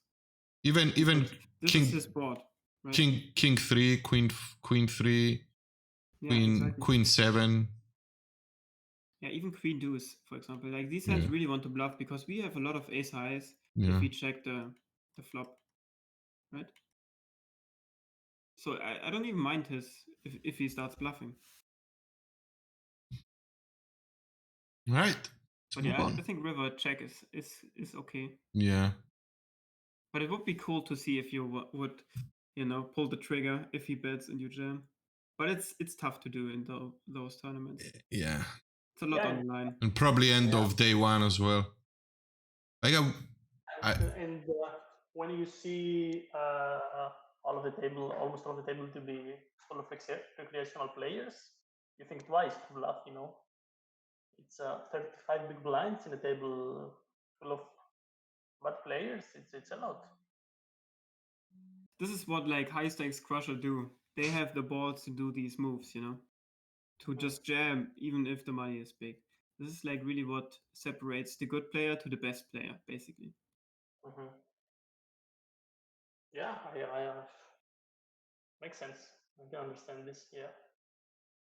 You know, I find myself, for example, when sometimes I'm playing in the morning schedule or the night schedule, or if I'm playing sit and goes, you know, or it's much easier for me, you know, to bluff in the river with, you know, go absolutely crazy in this kind of spots, you know, because it's a tournament with 50 entries and you don't care even if you are in the last 11. Sure, there's some ICM, but you are not emotionally attached with the tournament, you know. But if from a tournament with some 1,000 people were in the last 50, you think twice. And I know this mistake. I know, you know, this is where many good players take advantage, and it's a huge exploit for them. I know that, but yeah, it's hard to do for sure. I agree that this separates the very good players from the average player, indeed.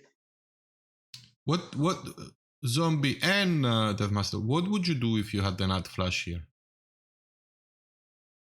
How much? What would you do? What would be your play? Pot. Yeah, probably around there. Yeah. Do you think there is a way to get him to raise you, like bet really small, like 1.5 big blind too? Do you think he will just call with his trades? I know it's unbalanced, and I'm just giving out the creative, probably stupid, but I don't know. I'm just giving The out. problem is he's not going to raise enough, so he's not going to raise 2 pair. So if he is raising, let's say a straight, we have to bet like 1 blind, right? And then he's only raising to like 7 blinds, 8 blinds.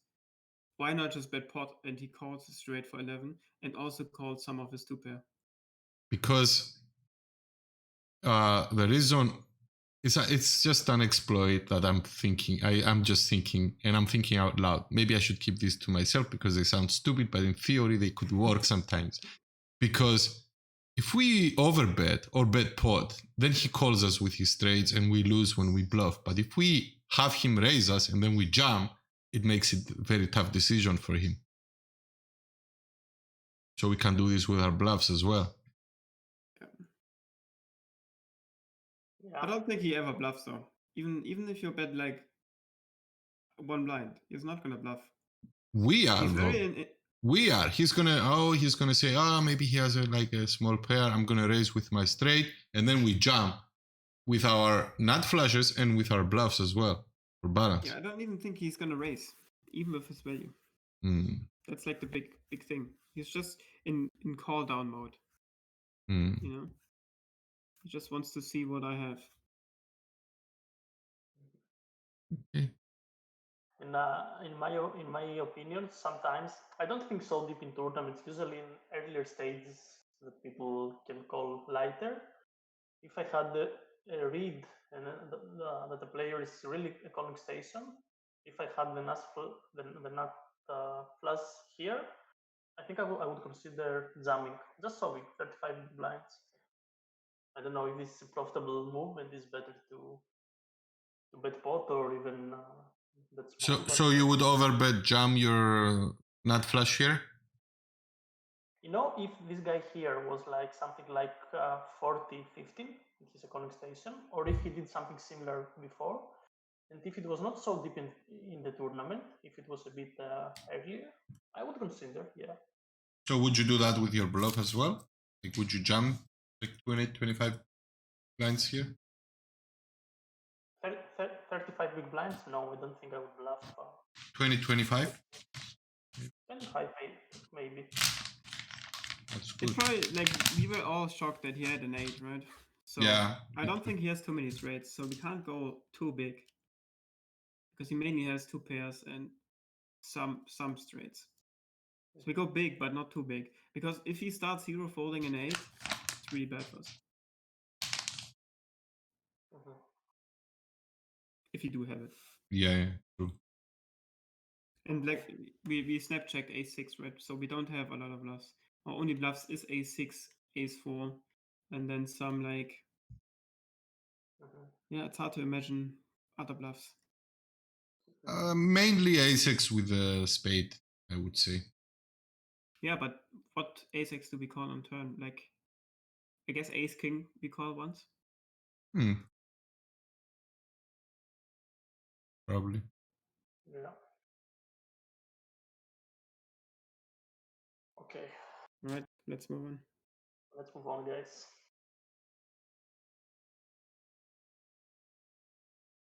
Ace deuce as well.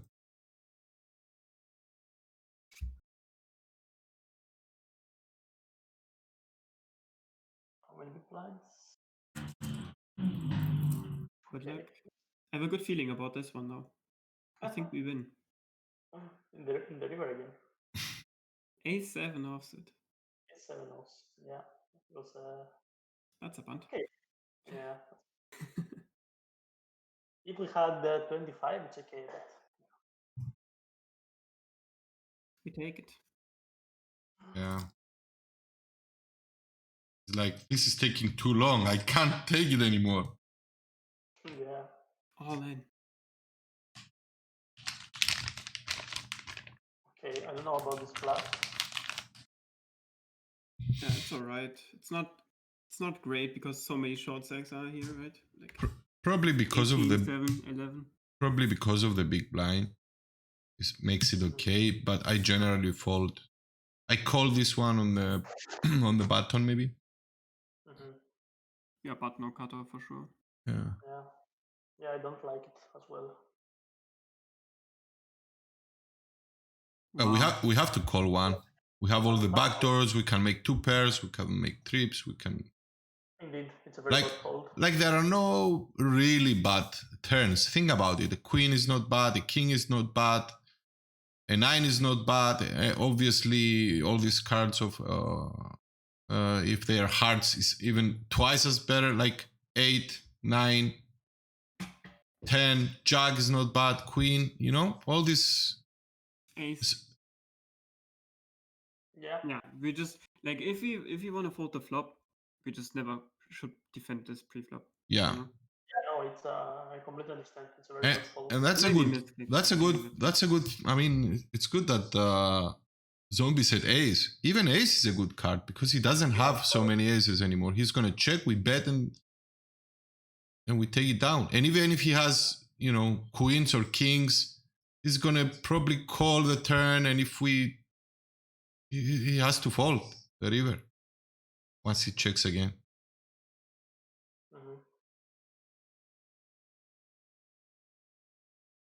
Okay.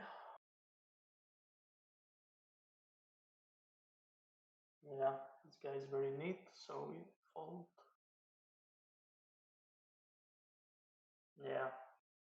Now I'm bigger stack, but I don't know if this is profitable. I'm not sure. No. Fold, right? Yeah, just fold that one. I mean, there's no incentive for us to open this one. Yeah. Like the big blind is. Yeah. Yeah. Okay.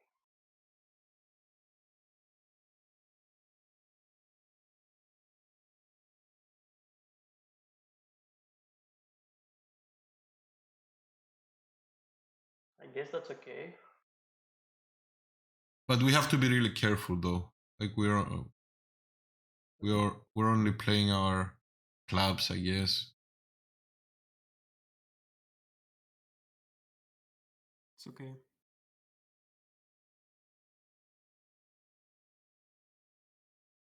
Yeah, I don't think we open this never. No. Actually, this guy is very tight. And No. have a very active button. But this one we do. Yeah.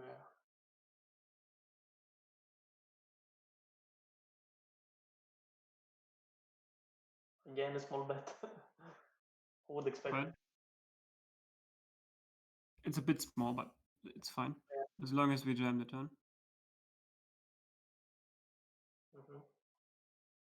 Nice. Fold it. Maybe you fold it ace-8 or something. Yeah.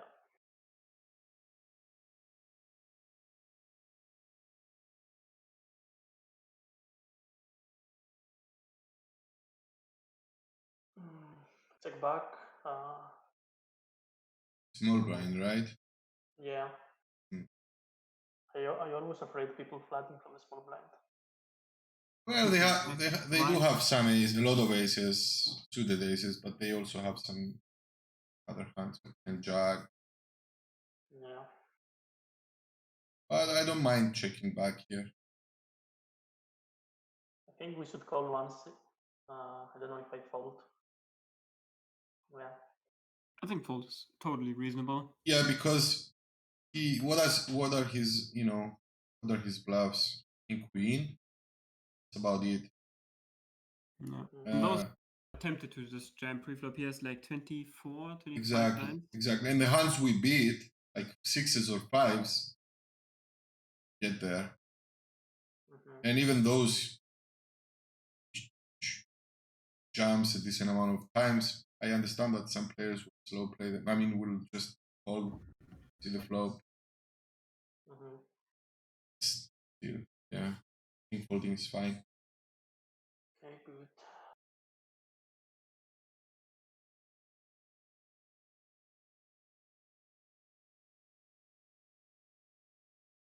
Yeah.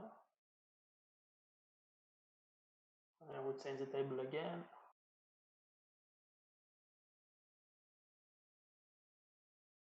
But I like that you're very aggressive with these like king 6, queen 6, queen 7 suited type hands. Mm. Definitely open enough. I got punished. It's okay. Happens. It's okay. I think we call queen 8 plus there. Queen 8 suited plus. Even queen 6 is close because Yeah? his sizing is a joke. Yeah, his sizing is not. It's not. It's like 4 for 11 almost. Like Yeah, 4 blinds for 10.5. that's that. Like that. Like you have to think about it. Even if he has ace king, right? We still have 40%. So Yeah. so we have to 4 for what? For 11? For 10 and a half? So he's giving us the odds. That's why it's important, and we're playing in position. That's why it's important to raise bigger out of position. Because all the good players know the numbers. Yeah. Yeah. Yeah. The odds are 34%. So I don't mind to call this actually. Yeah. But then again, people just under 3-bet. Yeah, like in game, I probably fold depending on the tendencies of, if I know he's very aggressive. But in theory, it's fun. Mhm. For sure, yeah. Yeah, I agree. Hello. Let's see the sizing. I'm interested. Yeah. Too small. Yeah. You get so much value from like queen jacks, a jack, a king, a queen in general, a flush draw, right? It's just like perfect spot to just bet like 4.9. Mhm. Okay. Because he has some auto folds that will fold anyway. Exactly. And even ace-x may call you here. Ace deuce. I mean, if you go big, you probably see a lot of ace-x folds, but that's not too bad because, like, look at all these like king fives he has, all these like queen jacks, queen nines, king nines, right? And he also has, ace of hearts with ace. Yeah, exactly. Ace Every 4 flush off. draw, basically. Even if he doesn't have a flush draw and he just has the ace of hearts, he has to call one. Yeah. Yeah. So just make it a bigger bet. Okay. Let's win more.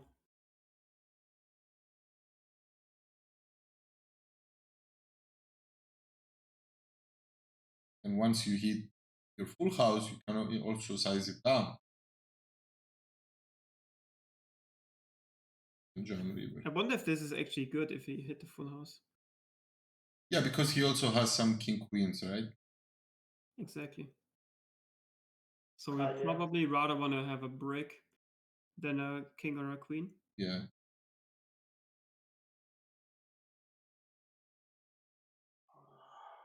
Okay.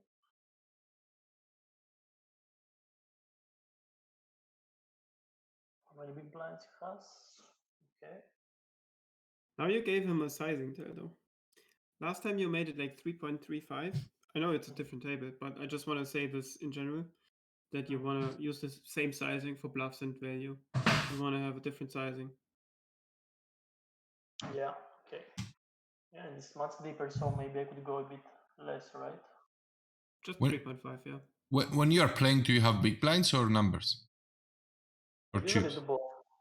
I like to change all the time. Okay. Usually when I'm in the early stage, I don't care, but sometimes I think you get many reads from the bets, from the the bet sizes. The numbers. You mean the numbers? Right. Yeah.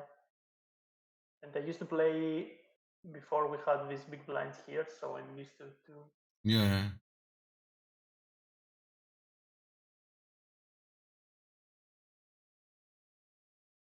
But now you miss a lot of this info because many recreational just playing in big blinds. So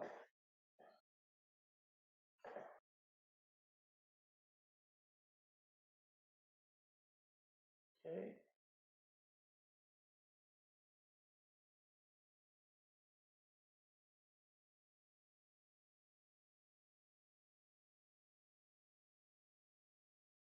So he's all in.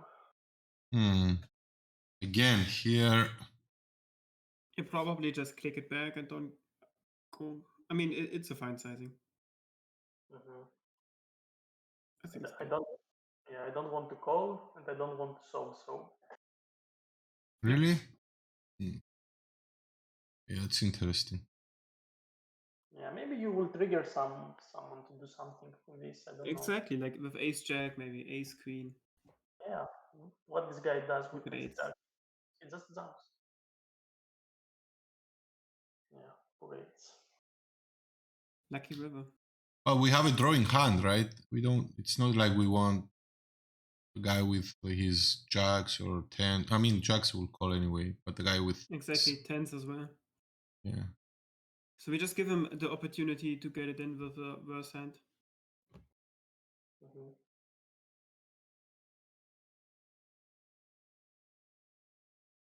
At 30 big blinds, you definitely reshove, right? Yeah, on 30 big blinds, yes, indeed. Maybe even with 35, I don't know. Close, by the way. I think for 30 it's fine to call, but So you, more chips. you basically never fold there, right? No. Yeah. Zombie? No, but yeah. No. Like even if the guy with 70 big blinds he shoves, never fold. No. Except if like 3 guys go all in behind me, then I start folding. Oh yeah. Which is also kind of cool. Like, give me this opportunity. It's actually a board we could almost lead. Just because we have all these like hands, like these 5x, 4x hands, and he doesn't. He has all these like jack tens, right? Mm-hmm. We can definitely lead now. Yeah, I think I never lead the flop from the big blind defend. Never, ever. Yeah, makes sense. It's a very difficult strategy. I almost never do it as well. There are some. Yeah, maybe this is not one of them, but like if it's like 6, 7, 5, for example, then you just have such a range advantage as big blind. Yeah, indeed. And here I think I should go bigger, a bit bigger, like 4 or 4.2, or even. I think it's fine. It's fine, yeah. Yeah, because he already showed weakness. Even smaller. I mean, 3 or 3.5. Like supposing we have something. No? We should bet the same sizing with our value hand or stuff. Okay. So he jumps 11. I don't know this call. I don't like. To be honest, I would prefer to raise. This one we just jam, yeah. Yeah, I don't like this. Because yeah, exactly this happens. Like he limps, he's a fish, so he over limps for the bounty. Now we have to play a flop. Yeah, terrible for us now. And he has like king jack or something stupid. We hate life. Ace 5, yeah. Yeah, no, I don't like it. I really don't like it. I should jam or make it, I don't know, 30 Yeah, pieces just of green. jam. Just jam, yeah. Yeah, what is he gonna do with his ace 5 if you jam? He's gonna fold. Yeah. No, this was very bad. Mm. And then you hate live on the flop because he flopped the flush draw, the other ace queen guy. Mhm.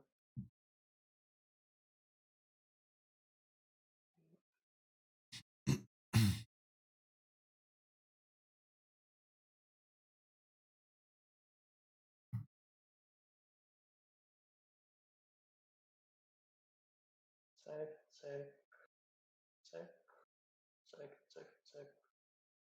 Bet call. Yeah.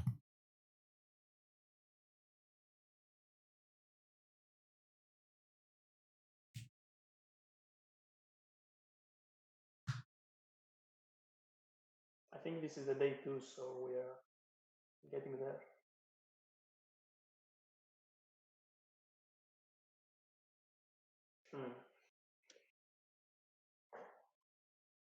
Yeah.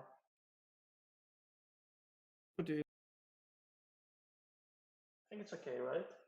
Yeah, I actually like it a lot because we do get jammed on a decent amount. Like an 8x or 5x, a jack x is gonna jam, some straight draws are gonna jam, and we don't want to fold Mhm. king 10 versus 6-7. And we have some nice backdoors where we can always call. Like queen is good, 10 is good, 9 is good, ace is good. So yeah, I like a check here a lot. Now we bet a bit less than half pot. I don't know. Maybe Fine, I, yeah.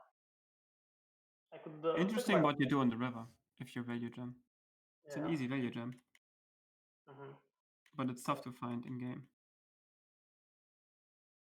But yeah, I think we value jam on like a blank. Yeah. I don't think he has many jacks there, so yeah. So just flat tens here. This under the gun. This could get dicey if someone jams, but because you would have to call off, right? Like if this under the gun plus 2 guy jams and under the gun jams, you have to still call your tens. Yeah, indeed. Especially if this guy has a big bounty, yeah. Yeah. And this pot, so that this guy oversolving, 100%. He's gonna jam like 9s, 8s, 7s even. Yeah, I Ace think queen. 100% of the range he's opening, he's solving here. Or maybe not 100%, but A decent Yeah, amount. true, Decent. yeah. okay. What? Yeah, it's The hell was Good to that? know. good to know. Yeah.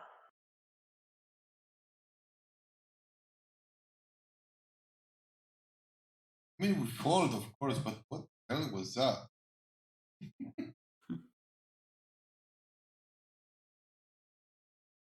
That's bad.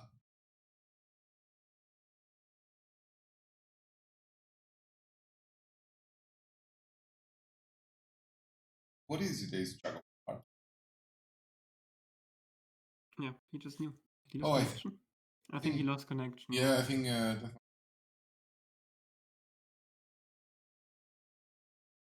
Right, let's give him some time to come back.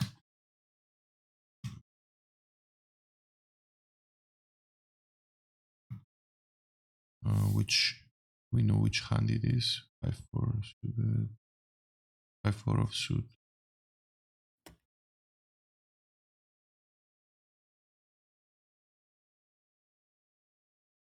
Gonna put it on a break. We're gonna give DeathMaster the chance to come back, guys. See you in a bit.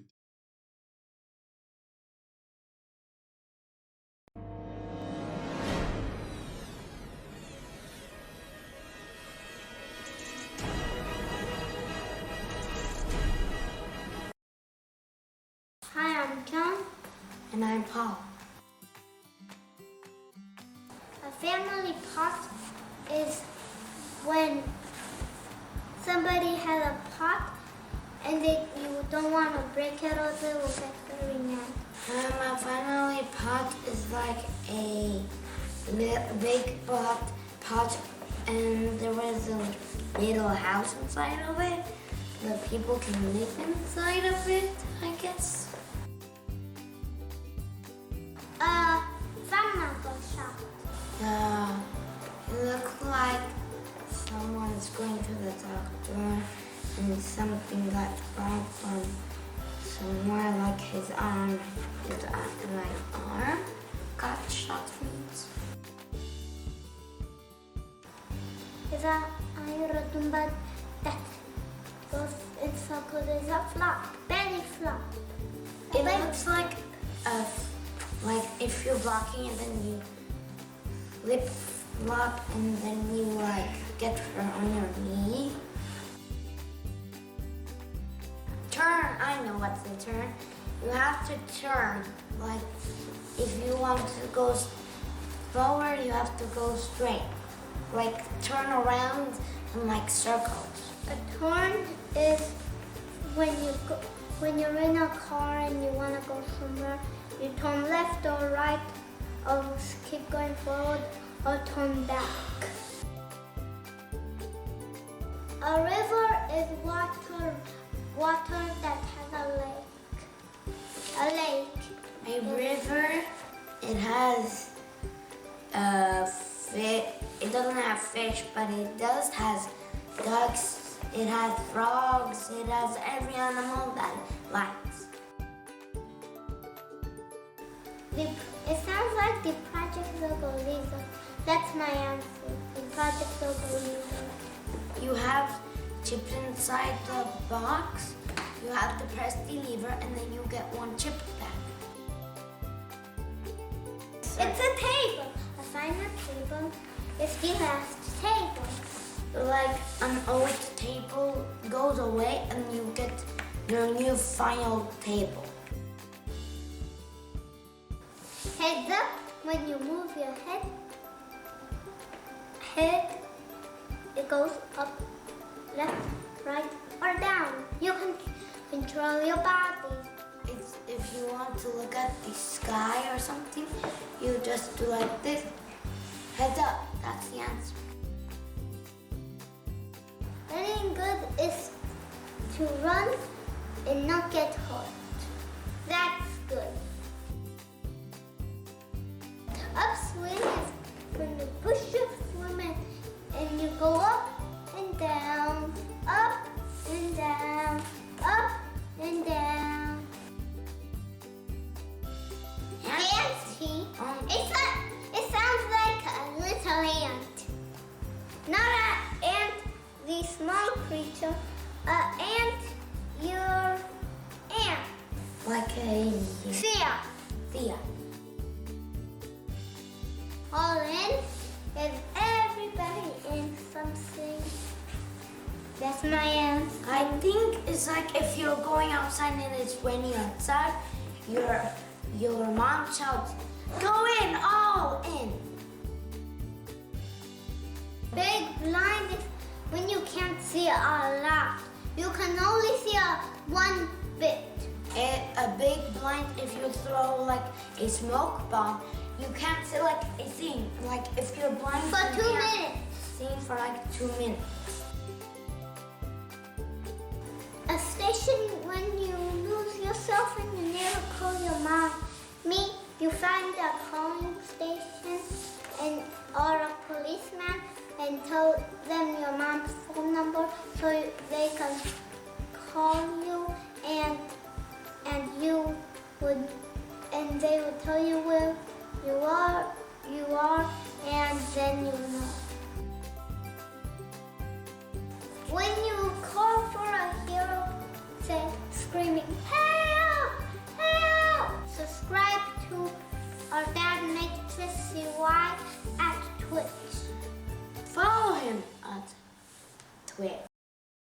Hi, I'm Yanni and I'm 6 years old. Hi, I'm Pa and I'm 9 years old.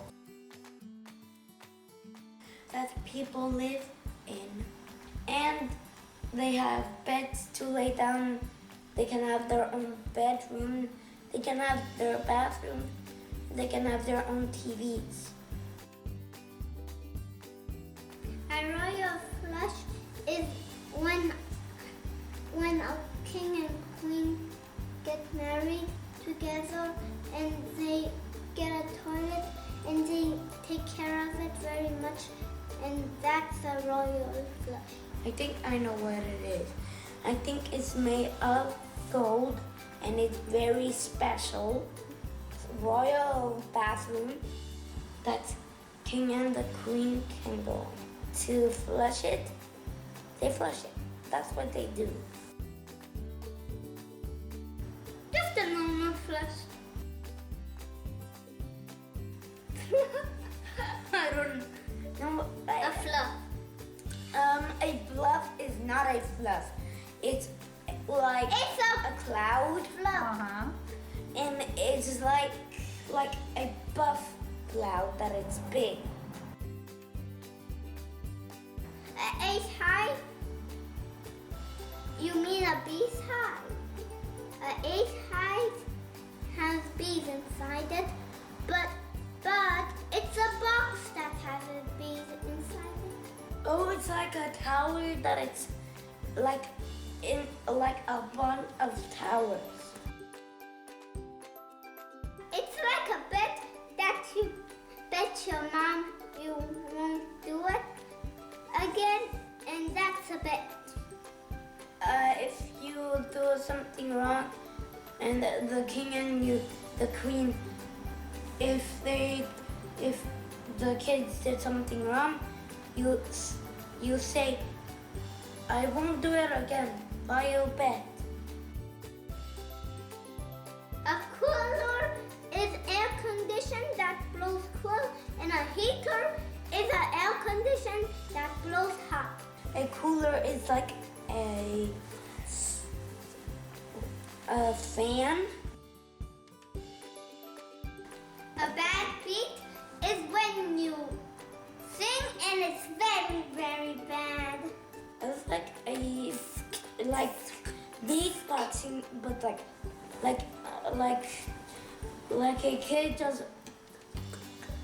and then I just get, and then it's like wrong. You have to try.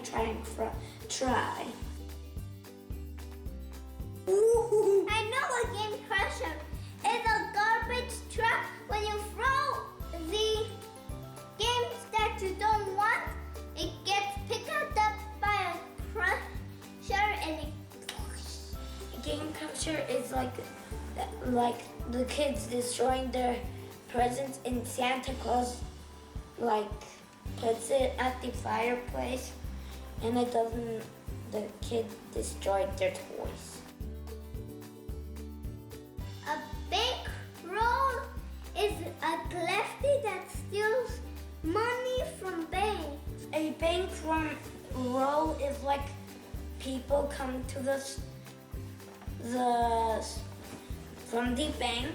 It looks like actually it looks like a big roll, but it's a bank roll. It's a game. Poker is a game. A poker game is the game that our dad's trained in the game, and he won yesterday. Mattress CY. Yeah, our dad. If you see that subscribe button, click it and make it turn gray because that's the way. And also subscribe to Mattress CY so he can get more money. That's his work. And his work is to get money, so when you work and do streaming, it gives you money. Please subscribe and follow us and our dad, Mattress CY. Yeah, follow us. Follow us and our dad, Mattress CY. Hi guys, I am Yanni. And I am Paul. I'm 9 years old. And I'm 6 years old. I know, they're filled with dust and water. And when dust and water touch together, it makes a cloud. But if water again touches it, it becomes a rain cloud. I think the clouds are made of Remember the cotton candies that we used to have in America? I think they look like cotton candies. Like they holding a stick and then they're biting it like that. Because my favorite color is blue. And because the sky is blue, because God is holy. I think it's because from the beach. I think it got created because long time ago we didn't have gravity or we couldn't breathe, we just could go in space suits, and then they was gathering up they was gathering dirt and water and throwing it in outer space, and a big bubble became the planet Earth. Oh, because when we have an allergy to something we sneeze, like my brother here has an allergy for cats and dust. I think it's because something inside of our nose, and because when we sneeze, that happens. I know. With their brain. Yep, that's our answer. Hey, Daddy. To changing 20%, I want every day. My wish is to have fire powers, to be strong, and have any animals morph I can be. From your book. From maybe if you eat a lot of food. No, if you eat Taco Bell, it gets into your butt and you fart a lot. I think it's because from the food, because like if you eat so much stuff on your belly, like When our tank fills up, we need to go to the toilet very quick. And then ang dahon, parang membanho ma. I know because when we drink a lot of water, our pee we have to go to the bathroom. When I was little, I was 1 year old. I think because when we be a tiny little baby, This is how small I was when I was a baby. This. like a little baby, and you hold it from your mouth, it'll say, look at you. This is how small I was when I was 1 year old, Mommy. I was going to find a dragon, tame it, and tame a dinosaur and ride them. And I think my answer is I'll be so excited from the coronavirus dies, and I will be able to go to the beach, see my grandma's, go to my friend's house, go to a sleepover, and do whatever I want. You can be like a little bit nice to each other, and you can just be best friends, and you can play hopscotch, hide and seek, tag, every games that you like. Subscribe at Lik3aZombY on Twitch. Follow him, Lik3aZombY on Twitch.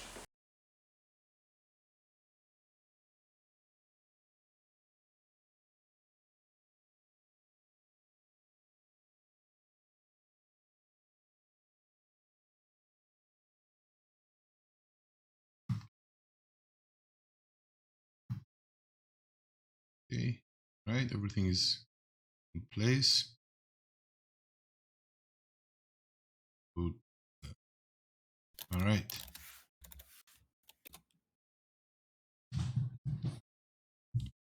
So So Zombie, I don't know if you heard me about that hand. In the WPT deep stack, one of the tournaments I was telling you about, a limped pod, I ended up losing 250 big blinds. So I had a pair of fives, right?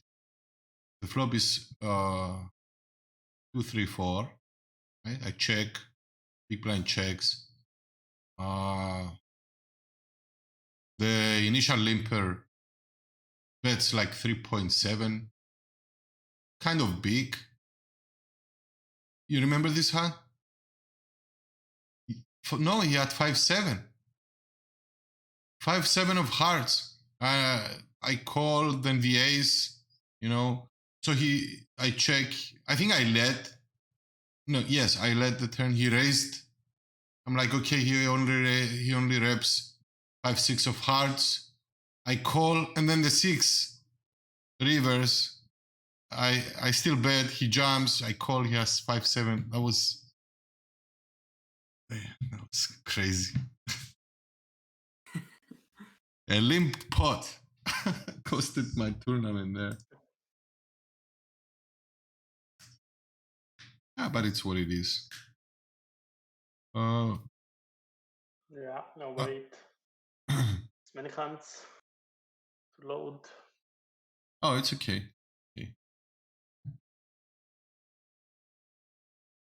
So, Zombie, in terms of studying, do you keep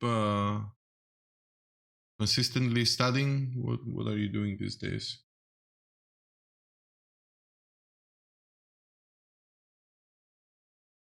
If I'm studying, Oh. I think I lag a bit. How about coaching? Coaching, yeah, I do coaching like twice a week, I would say. And yeah, I have one like student I study every week, and then one student I study once in a while. And yeah, it's been fun. Like you see your students succeed if you really coach them, so that's always good. Yeah. By the way, oh, I can hear my voice somehow. I don't know from where. Vangeli, yeah, you can see it from the stream? Yeah, I will manage it. Perfect.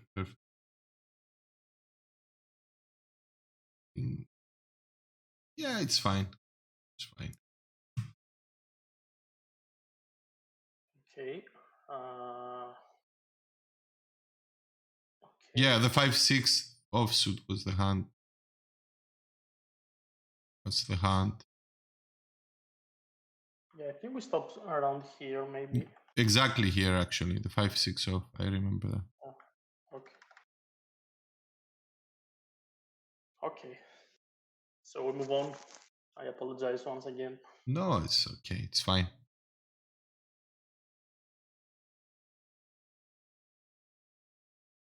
Okay.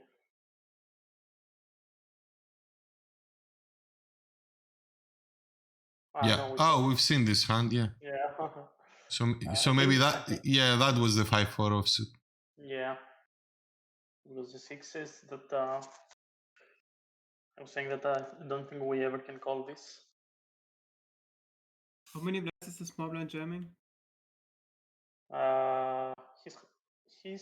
He's covering us. Yeah, 42 effective, and he's having 100 by himself. What's the under the gun bounty? Let's see. So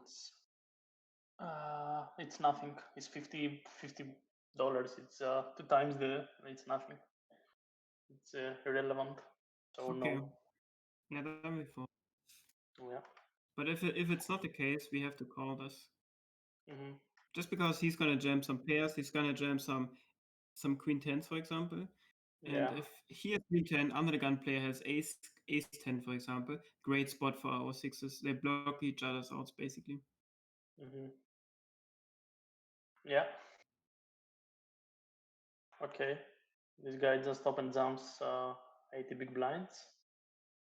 Maybe a misclick. I did that once on PokerStars, where I had like a hotkey and it just auto jammed. It was like the bounty 530 or something. It was super sad. The main event 530 was. Did you get called? Yeah, by Oh. Queens. I was Buster. Oh no. Fuck. Okay.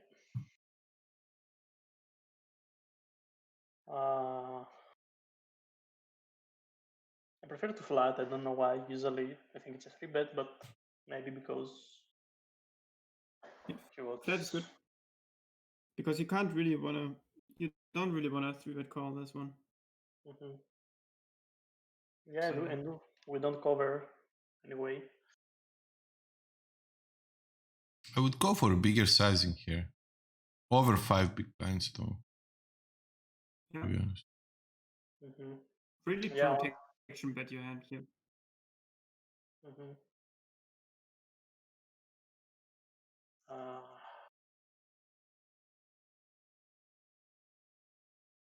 Maybe. It's good that we bet, but we bet too small again, right?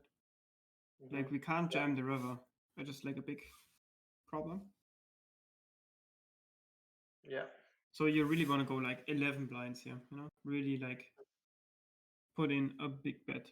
Because he's still gonna call like 9-8, 7-8, 7-6. Still call those. And some like pairs plus flush draw, never fold. Okay. Yeah.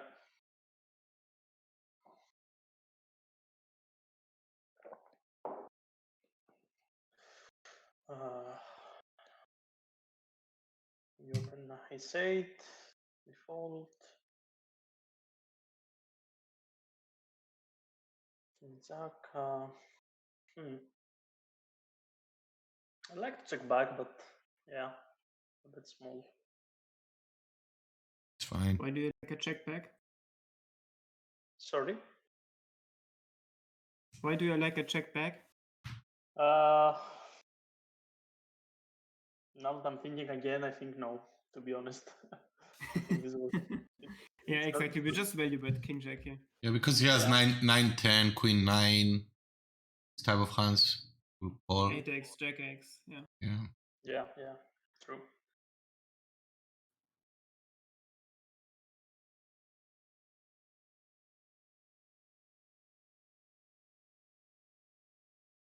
Take back this board. I don't know. Yeah, just value bet. Yeah, yeah, indeed.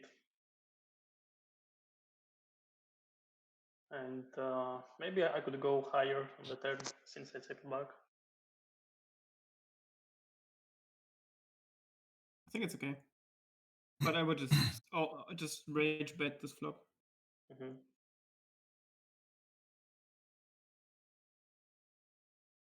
Okay, we call 3-way. Just fold.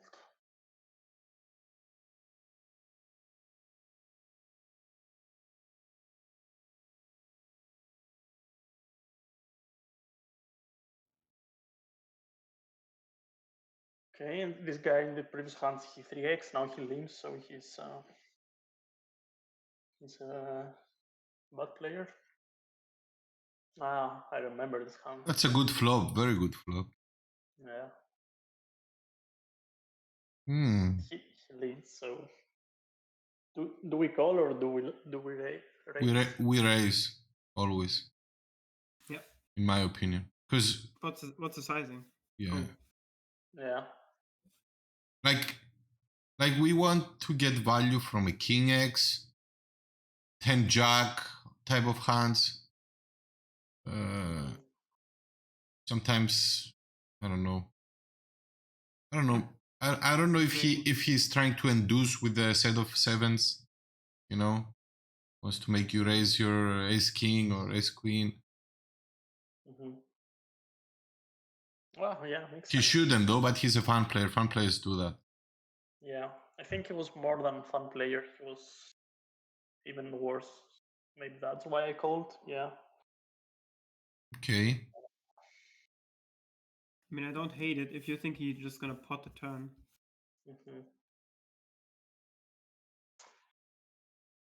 I I think. just feel like I King don't- Jack now. Now we have like no reason to raise, right? Mhm. Yeah, now no. And yeah, I think I remember it was pretty bad player, and yeah. So yeah, and I'm just solving here. I don't think there's other option. Mm-hmm. He called with something like King 10. It was Mm. huge. This was something like last 100 or whatever. Nice. But he probably doesn't fall to your flop raise. Yeah. Turn Yeah. jam, or like turn bet, river jam. Yeah, indeed. I think we would stack off anyway. Yeah.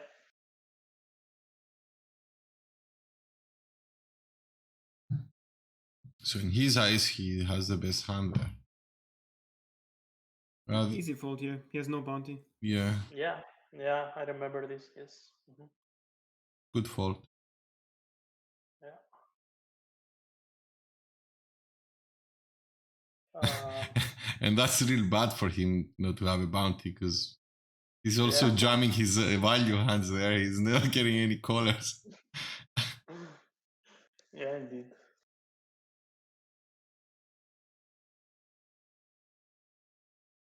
Hmm. Okay. And this is all. This guy was also a big feast. Just fault. Just fold. Yeah.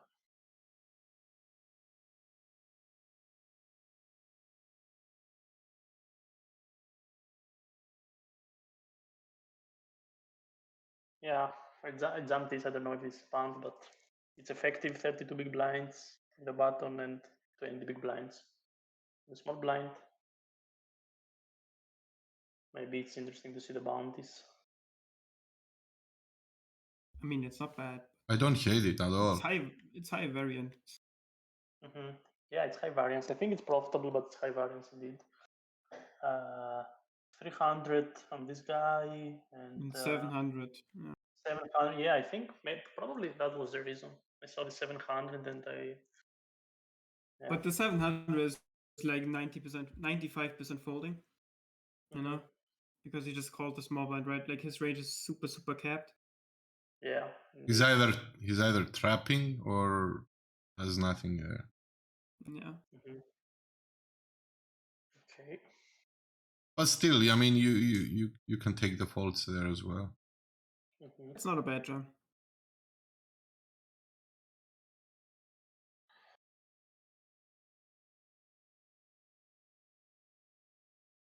Yeah. This guy was a face probably.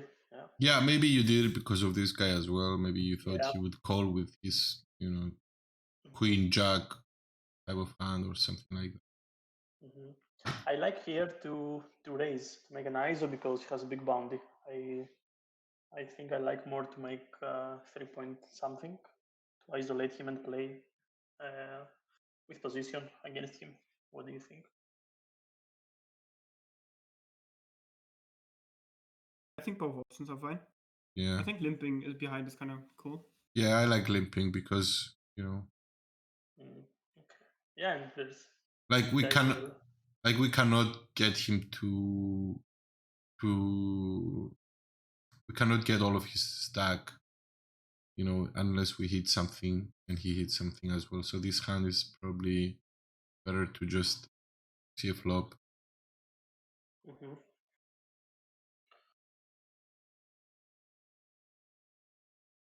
Yeah, no, just okay. Oh, This is- yeah. Oh, he Another guy doubled called. he doubled up, or is he out? Must be out. Oh, look at that. Yeah. You hate to see it. Yeah. The easiest 700. Yeah, and he Well, was your money guy, you know? Like Yeah. make a hand versus this guy and you just get paid. Yeah, so I 3-bet this. I don't know why. I don't have many stats to this guy, but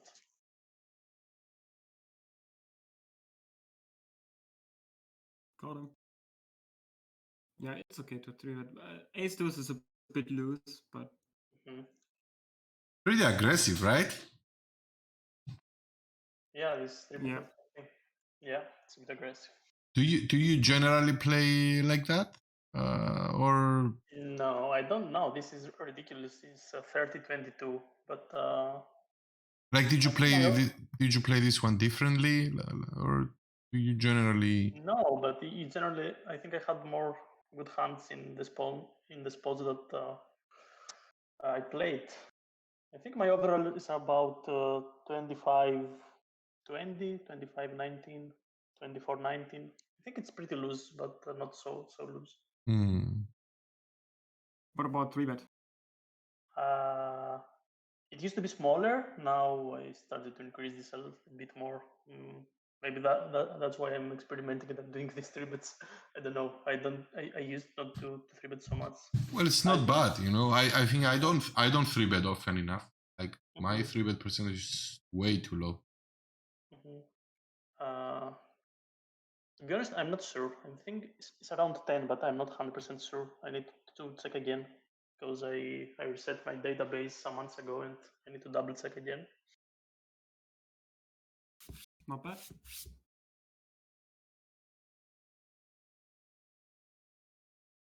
Okay.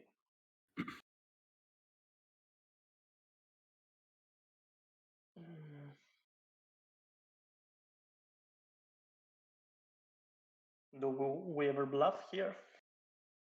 Yeah, I think they have to bluff. It's just like he has too many like queen jacks, you know, jack nines, 10 5s, you know, all of these hands. Yeah, in the end we got it. Nice. And the sizing, it's okay. Seems value. Sizing Right? is good. Yeah, sizing is good.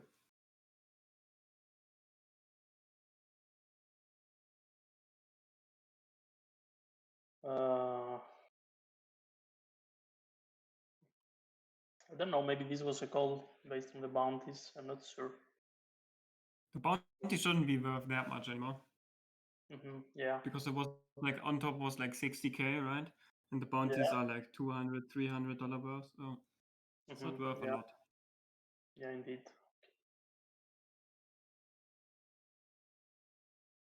I like this one. Like raising blind versus blind is so good, so efficient. People overfold so much. Yeah, overfold a lot. I like.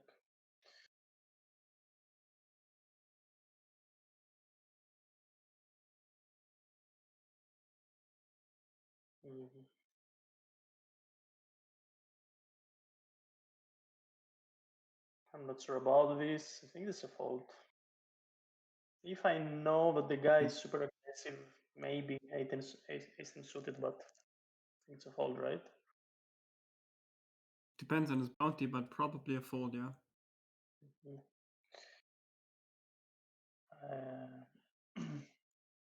Yago, how was his name? $200. Yeah, Fold. 200, yeah, it's nothing.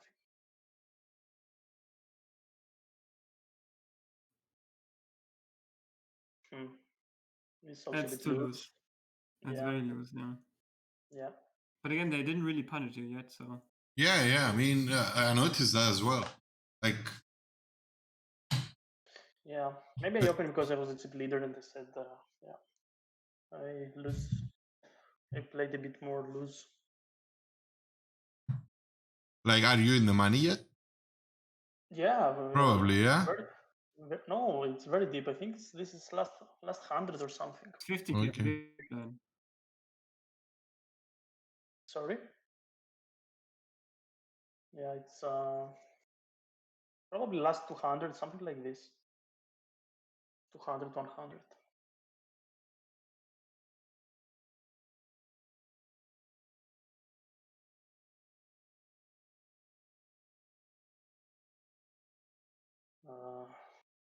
It's a call.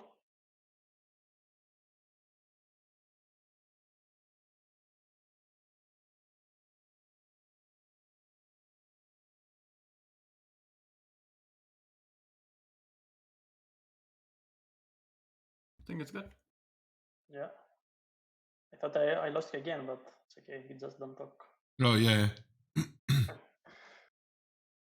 I do have some legs, so I'm trying to not talk too much. Okay. why I did this? Yeah, he was all in, this guy. Okay. So, what do you think about the flat? Yeah, if the bounty is big, I flat for sure. Or like medium, even like for 200 I would flat. It's, yeah, 250, yeah. I think it's fine. I fold on this flop. Could also call the flop one. Like we have two overs, we have backdoor straight draw, backdoor flush draw, backdoor pair draw. And we can bluff him off the hand. And it's very, very small sizing, right? Like he's 6 into 22. So it's not that bad price. Yeah, that's true. Yeah, and we have a lot of folds with like jack 10s, queen 10s. Yeah. Or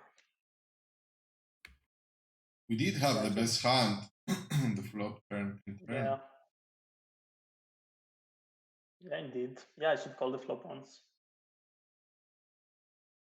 Okay.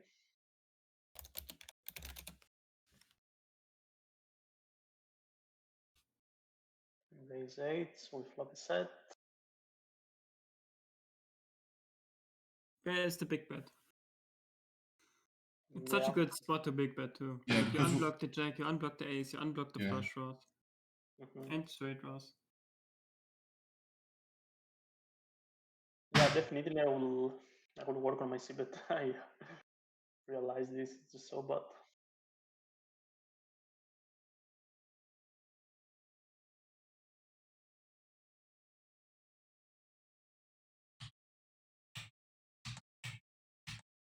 Yeah, this is very small, but I think this guy was very tight. He didn't play any hand in the last 20, but of course it's very small sample. I rather jump here than raise, I guess. Yeah, maybe. Sure. Jam is okay. I don't know if he had big bounty, I don't think so. Yeah, 200, not big. This is actually a good strategy to use, that you use a 2.2x sizing in ICM situations when you're short stacked, because he's gonna fold his trash, and you don't really want to like jam, you don't really want to raise fold or limp fold, I would say. So yeah, I think this is actually kind of cool to exploit. And you win a lot on c-bets as well. Even in bounties? In bounties it's less attractive for sure. And this is like not high ICM situation as well, right? It's just like middle of the tournament. Yeah. Like it's deep, but it's still like 100 players left. But I don't hate it. I think it's okay. Yeah, I think I like to do this to very tight players, you know, that I will definitely fold if they jump. And, you know, just min raise or 2.5x, almost any two. But then again, we have like 50% with pocket fives, pocket fours, threes, deuces, right? So yeah, we do have decent equity with this hand. So I wouldn't do it if he has like 13 lines, I would just jam. Okay. Because like we have all the chips, right? Yeah. Okay.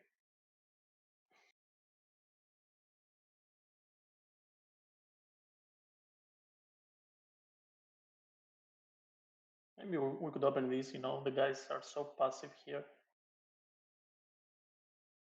Yeah, I mean, we can also just fold.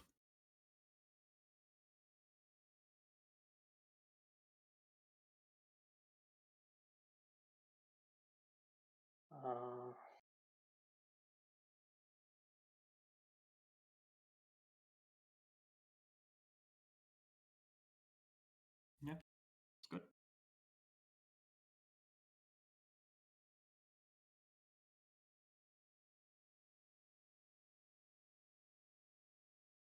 Okay, we call for 10, 11 big blinds. We get there. Gets there as well. Yeah. Yeah, have a straight, man. If he's straight. Here we overcall. Why did we overcall though? 7-8. Yeah, 3-way. It's okay, I think. This call is much better than A7. Yeah. Turn is interesting though. Yeah, I check back again. Yeah, because we block the 8, right? So we block 2 pairs, which is like massive in this situation because the main checking range from both players are like ace 8, king 8, jack 8. And then they have a lot of like jack 10s, king queens, king 10s. So if you big bet and big bet, they fold. Yeah, and if we see their stats as well, they're so passive. So I think by betting here is very profitable. Yeah, and we just never win, right? Like they still have 10s, they still have 9s, they still have jack 10s. So we don't really win with our 8. It's not enough showdown to win. Like sure, sometimes they have like 5s and 4s and we win, but rarely. So this is like actually one of the better bluff combos. Okay, interesting. Now in the river, can we bluff if we didn't bet the turn? No, I don't think so. Because it's just gonna autocall every king. Yeah. Yeah. But this is like the perfect situation why we bluff basically. Like the jack 9 just probably even folds the turn. Good analysis. Yeah, I really liked. Wow, Nice. that was really nice. But I didn't think about as of the 8. Me too. Like we tend to forget what we block, right? I like that a lot as well. I was not even close. And we can always improve too. Yeah, maybe we bet and we make an 8, we make a 7, and we can value bet again. Exactly. Yeah.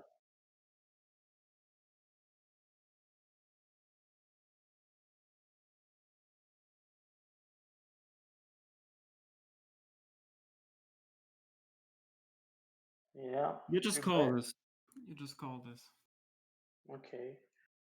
The reason why is he's polarized again, right? He's not gonna do this with ace jack. He's not gonna do it with ace 10. You don't really get it in versus worse hands. So sure, he does have queen sometimes and jack sometimes, but then again, ace king plays well post flop, suited. So I think just calling is cool. Even though with 40 blind, it's effective. Yeah. Okay. If you're like button, you never call. Because then all of a sudden he does have ace queens, he does have ace jacks, he does have pocket nines, for example, and he has more bluffs. But you're under the gun versus, big blind. So his range is super, super polarized. So he has like ace 2 offsuit, king 5 offsuit, or like aces, kings, queens. And versus that range, you don't really need to jam ace king. You just want to call. Also jacks. Also jacks, yeah. And maybe ace queen suited. Because we are opening a lot. Yeah, but he folds that to 4-bet. While if we just call, he hits an ace, he loses his stack. I just jumped. Okay, interesting. I think I would solve this every time, but yeah, makes sense. With ace king, he fold. That's a really good note to take. Your jam gets better if it folds, if you're folding. Yeah, of course. Yeah. Maybe with jacks, I think I would call, and queens plus I'm solving queens, kings, ace king, ace queen. I'm calling, of course. Do you ever have a bluffing range? In range there? No, I don't think so. Like, would you ever do this with ace 5 suited? You can get ace queen to call. Only if I know that he's a very good player, very aggressive player. Yes, but Still then it's a big punt if he has it. If he has it, we lose 40 blinds, right? If we win, we get like 10. So I will just skip bluffing there. Yeah. Yeah, not in this position, but I've seen Zombie do some stuff.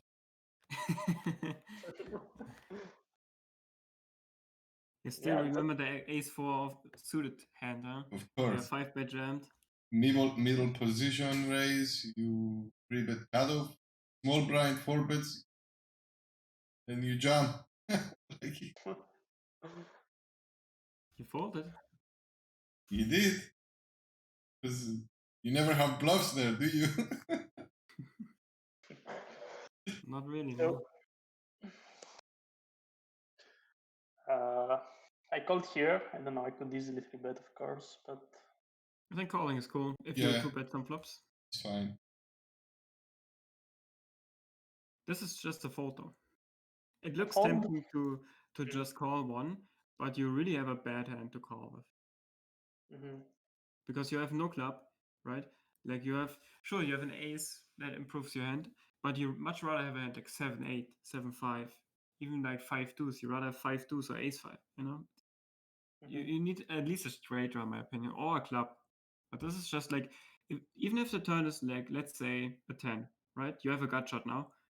He's gonna bet and you're gonna fold. Yeah. Or like even on a queen and clubs, right? You still lose a lot. So your only good turn is an ace. Yeah, okay, makes sense. Makes sense. Or we just hope to be second, somehow win, but yeah. Like, if we 3-bet 3, it's a good flop for us. Okay? But if we flat, then and this is so interesting to realize how the range advantage swifts. We are the aggressor, or if we are the call, yeah. caller.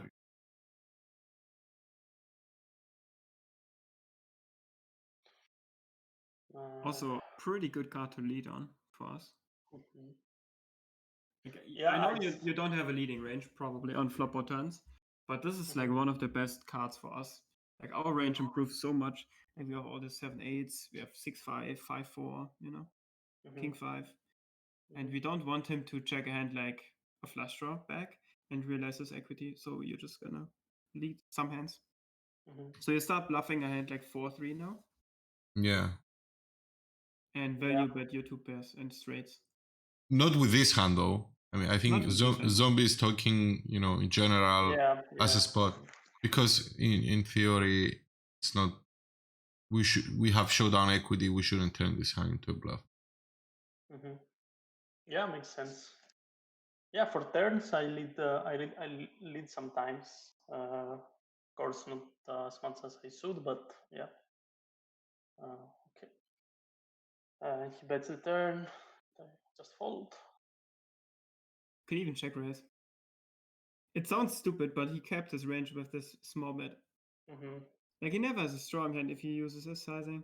It's just a classic spot where this guy always has like king jack, wants value and checks the river. You know? And if you go now 14, it looks so much like you have a straight or 2 pair. Yeah, it looks very strong. Much stronger than leading. Yeah. Yeah, I like this actually. Yeah. So seems like the nuts, you know, it's very strong. But folding is fine. Folding is like the no street poker version, you know? The solid poker. Yeah, the boring poker. Okay. And raise call this one. Yeah.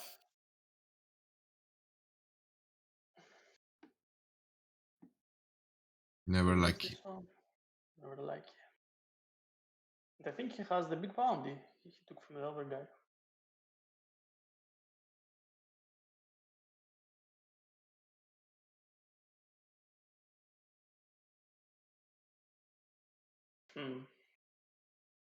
I think I just checked, but yeah.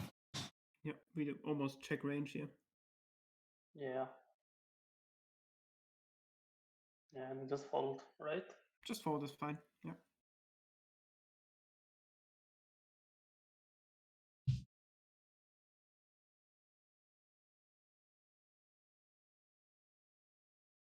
He raised for 3. We call. We play 30 big blinds effective. Our standard. I think we will call, but maybe we could raise. We could raise as well, but I think we should keep him. Maybe he will barrel in some turns, right? But raising is actually kind of a fun idea. Because it's very easy for us to balance. We can easily raise a hand like 10-9 in spades, for example, or a hand like 7-8 in hearts, where we have like 3 straight and 3 flush, and we can easily just make him fold some like random shit that he has. Mm-hmm. Yeah, sounds tempting. Yeah, but then again, he's gonna barrel sometimes, so just calling is also not bad. This bet is stupid, but yeah, we don't fold.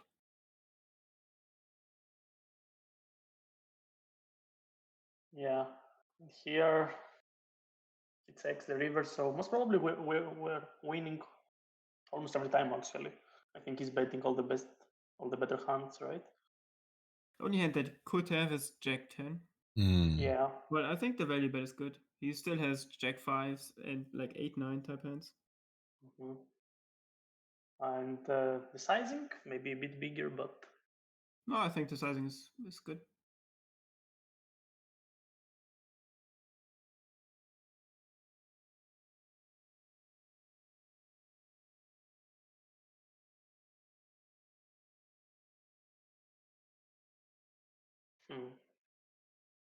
Bet slightly bigger because you don't really want to use this super small sizing. That's like 1/3.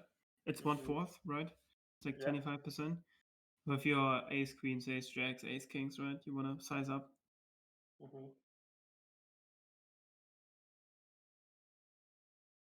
Okay. This is again a spot where you could just triple barrel because it's the same thing again. You block the jack, so you block Jack 10, you block ace jack, you block king queen, and if this guy has ace 5, he just hates live on river. So this is actually a good spot to just bet 7 blinds, 8 blinds, and jam river. Even if he has like, yeah, king jack, for example, also hates live. Yeah. Ace 5 hates live, yeah. So I think this is actually a okay spot to bluff. You can also just take a shot on though. Yeah. But these hands, you said they 3-bet very often pre-flop, right? Ace 5 suited, king jack off or suited, right? So he shouldn't have many of these hands. I think he does have a lot of ace-x, to be honest. Let's see. Ranges 40 blinds. Cutoff versus small blind. He's supposed to 3-bet all these like king 10, queen 10, jack 10, queen jack, king queen offsuit, ace 10 offsuit, and ace 9, ace jack offsuit. He should call ace deuce to ace 9 suited. Okay, that's interesting. Also call ace 10 suited. So you basically just pure call all these ace-x. Okay. Yeah, I checked back. Yeah. And he bets 1.3. Yeah, he just has That's like a fucking 10. king jack or ace 7, man. That's It's like so a 10. classic. It's ace 7. Sorry? Really? King jack. I said king jack and ace 7, but yeah. Yeah. Just Yeah, in the end, he had king jack. If we would barrel and maybe bet the Jam river, river? yeah, we would win. Exactly as you said.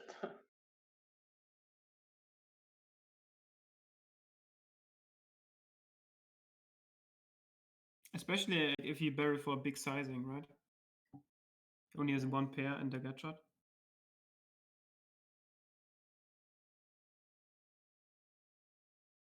Can I say something that maybe sounds weird, but what do you think about this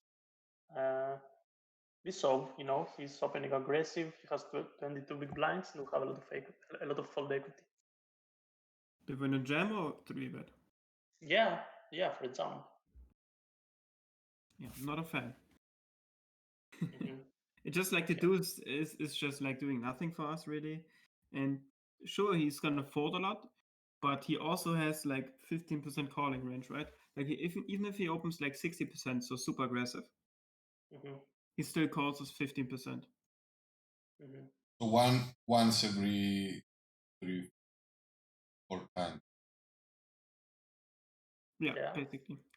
So once every 4 times, we will invest 20 big blinds, right? 25 big blinds. 25 big blinds to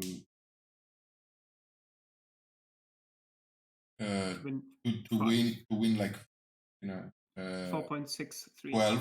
to win 12, and when he calls, we have lose. Or It's just too wide, I think. This is just like under, and the big blind is still behind as well, right? Like this guy also calls for 5%, 10% maybe. Yeah, like when you think of those spots, you should think about equity as well. What equity does our hand have? Like that's why we do it with Queen Jack But the idea suited. is, yeah, exactly. This is the idea that we jam Queen Jacks, Queen Nines, Queen Tens, Because Queen Queens. because he will fold his King 10s, King 9s, Yeah. which are better starting hands. And when he does call with all of his pairs like 6s, 7s, 8s, 9s, 10s with flip, and versus a hand like Ace King, we have like 40%. Sure, he has kings, aces, and queens sometimes, or even ace queen, but overall, when you calculate your jamming range on these spots, you have to take into consideration. But all of these things are in the range, raise your edge ranges. Do you have access to those ranges? Yeah, me, yes. Because you have to activate them. Yeah. I saw them, and I also saw Ben CB talking all the time about going a bit bananas in these spots because people overfolding. That's why I'm asking. Oh, okay. I don't. Well, yeah, and especially when you are deep in a tournament, I guess. For example, this guy is supposed to raise call ace 9 off, but will he do this? Will he does this or not? I doubt. Maybe if it's in the last 100, maybe he will fold ace 9 off. Anyway, just an idea. That's why I asked. I'm not saying it's. I'm just saying. I just agree with Zombie, the mathematical approach of it. But yeah, do people overfold? I don't know. I guess. Like I did have a spot yesterday where similar spot, the big blind jumps, and I had a 7 suited, and I folded. So I guess if he did that with this, with ace deuce, then that's profitable for him. Yeah, and of course it's a very high variance point. You are not gonna do this on the last 50 of a big tournament. Yeah. Yeah, if he calls you with kings, you feel so stupid, Yeah. This happened many times, but yeah. Okay.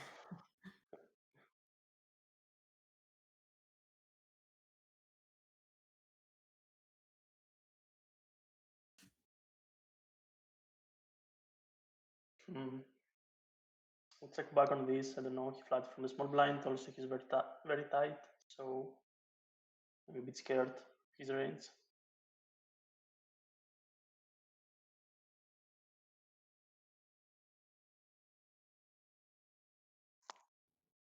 Maybe we could go a bit bigger on the turn, right?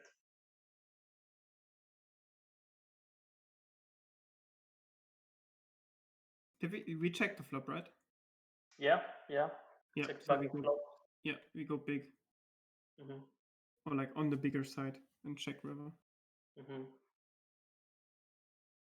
Take the shot. Yeah. They checked back. I don't know why I should. Yeah, it's good. It's good. It's good to check. You can get exploited. You can't really get any value, but you can get exploited. The queen is gonna fold. The jack is gonna raise. His draws are not gonna bluff. Okay. We open king 10. We check. To check raise. Oh, check such a great hand to check raise. Yeah, Now that I see again, yes.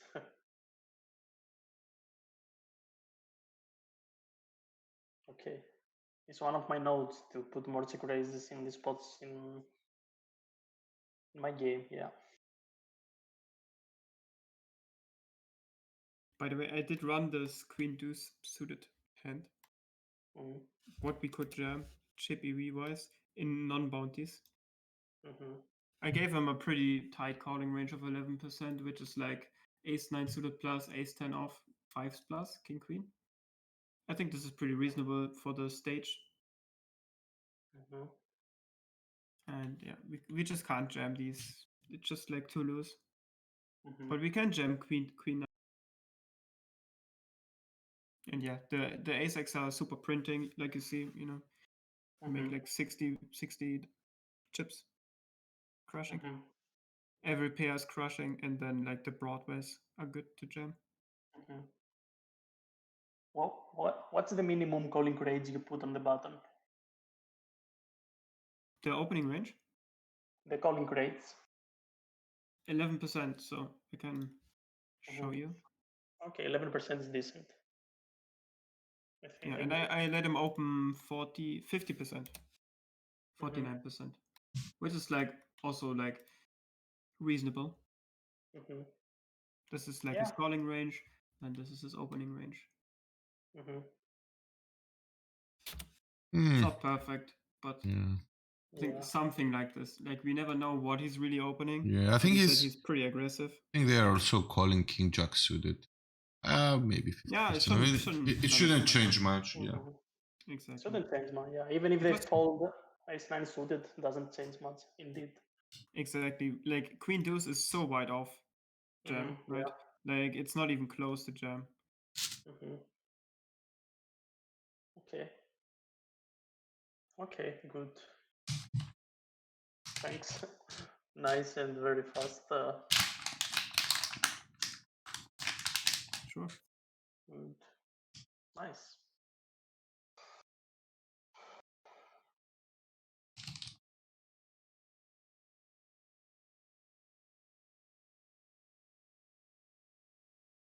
Yeah. Maybe. Open? Yeah. Yeah. I You fold, could lose, but like queen 4, for example, queen 5 definitely opens. And that deep, they just under defend. Yeah. So they started to play very scared. Okay. Great flop. Oh. We use the small slicing again. Yeah. It doesn't matter though, but yeah, just go for the bigger sizing. Mm-hmm. I don't even think you have to go for the big sizing because he's just so short stacked. But I think you go for the 50% here. Mm-hmm. Yeah, it's just have one seeded terrain. This is just always 1/3 every hand, every board. Yeah, it's very bad. It's not the worst strategy. It's better than just not c-betting, but there are some spots we can just use other sizings than 1/3. Yeah. Like the first step is to understand why we're betting. You know, are we betting for value? Are we betting protection, to bluff? What are we targeting? Yeah. You know? And if he continues, what are we then targeting? Yeah. So the sizing, like the sizings are the, it's like a friend says, are the future of poker. It's not wrong. Yeah. Yeah. Sounds nice. Those are the biggest edges right now, sizings. Yeah. Yeah. Like they even have, like I even saw someone playing with a special software that has all different sizings. So he doesn't have the typical four sizings. He has like 7-8 different sizings. It's crazy, but yeah, like sizings will change poker a lot. Yeah, but you have to understand the mechanics and not the perfect sizing. That's also important. Yeah. because you will never study the perfect sizing, because every board is different, every opponent is different, right? Yeah. We adjust all the time, but you have to understand the mechanic of big betting, when to big bet and when to small bet. Mm. Yeah. Yeah. Uh,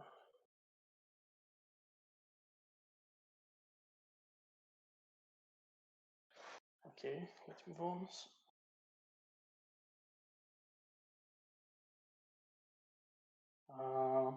Have to pay him. Yeah. Yeah. I bet you.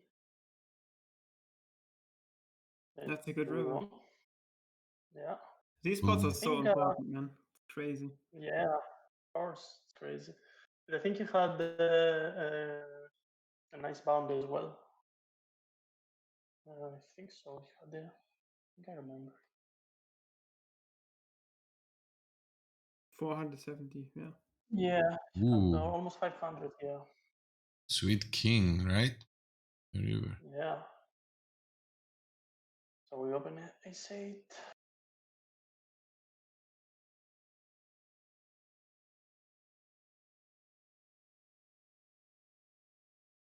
So many fishes this tournament, unreal. Look at that. The other guy's opening 3x and he's in the last 50. Yeah, that's why poker's so great. Everyone can win. Yeah. Do we overcall him with 6-3 suited, or is very weak? If it's suited, yes, but it's off suited, so no. Mhm.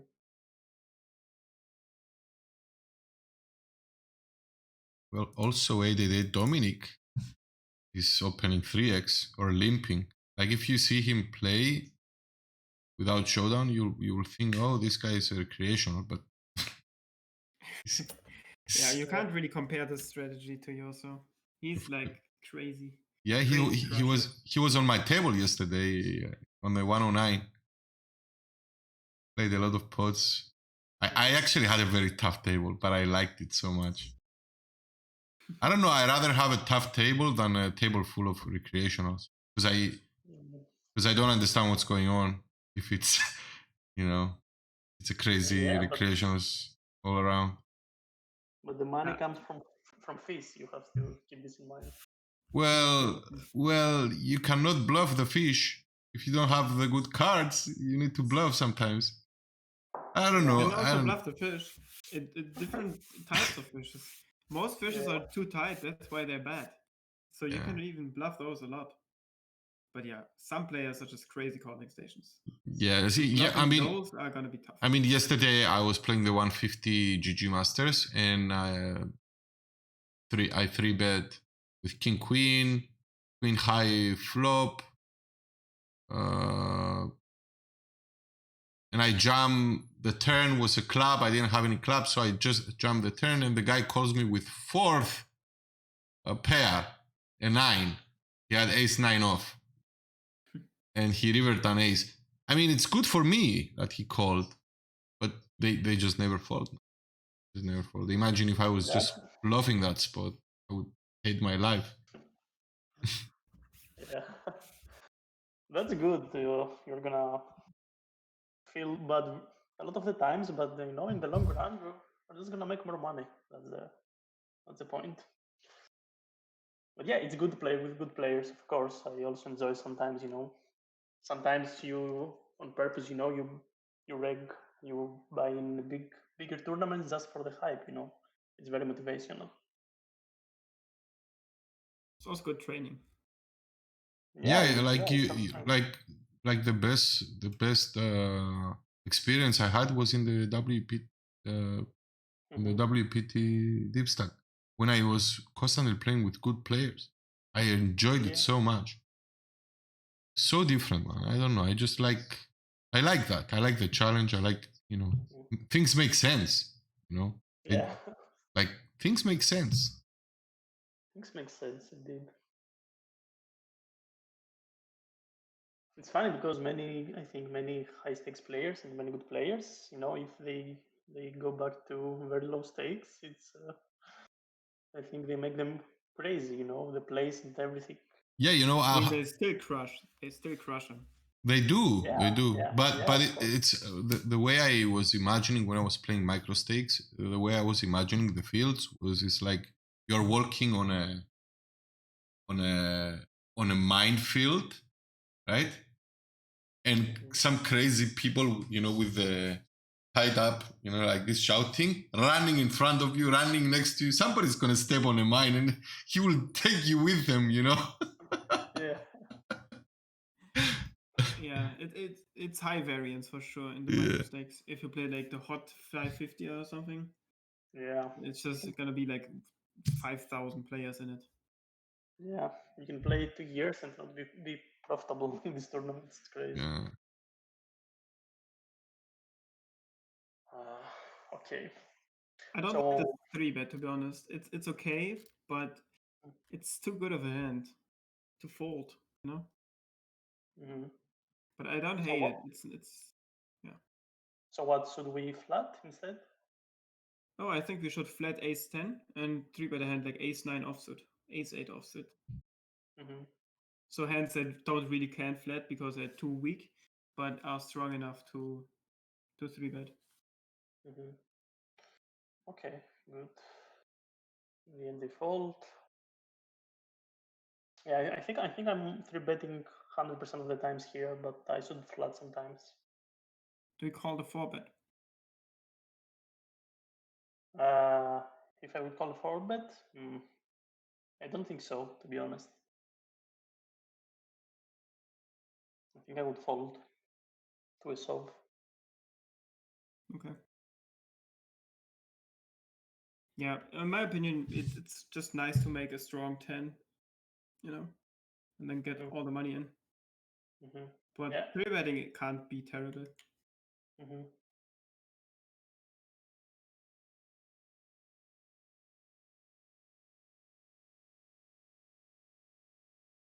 Okay.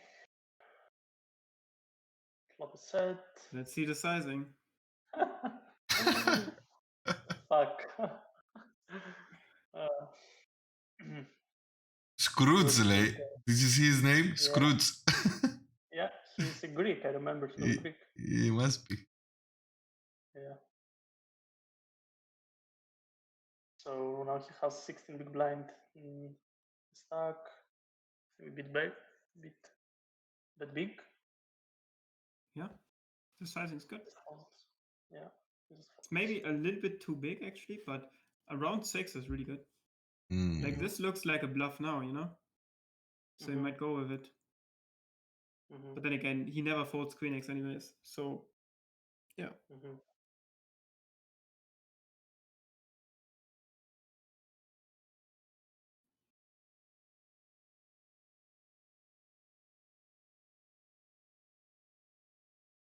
Oops.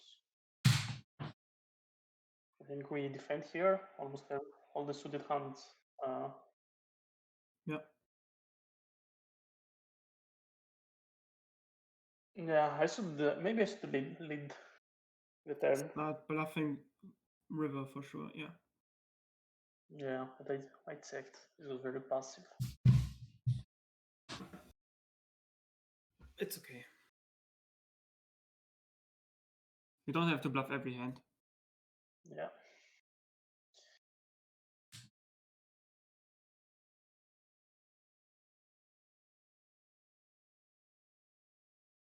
Why I did this? Because small blind is on him. But I would still just raise. Yeah, the big, called as well. Okay. yeah, the big blind is all in and the under the gun limp, so I just over limp.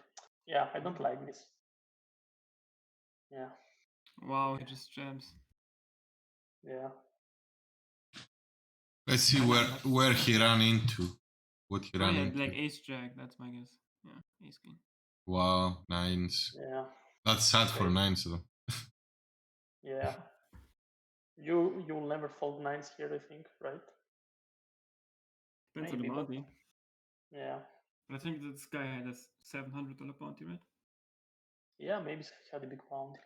Let us check, it's interesting. Brookie 1.6k. Yeah, okay. 1.6k, yeah, that's why I limped. I'm gonna be right back, guys.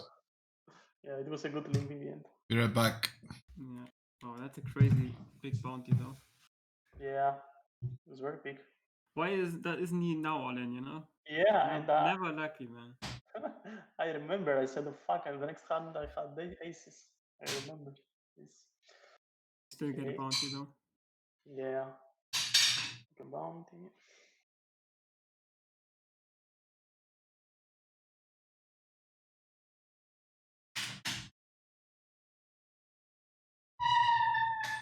I'm just trying to see how many teams we have to understand. Yeah.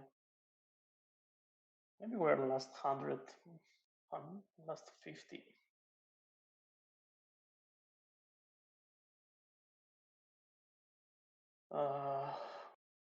Check this. Yep, check. Call. Check call. And value bet river. Yeah, I should value bet. Yeah, he just has too many ace fives, ace six, ace four, ace deuce. Yeah, has deuces. Definitely.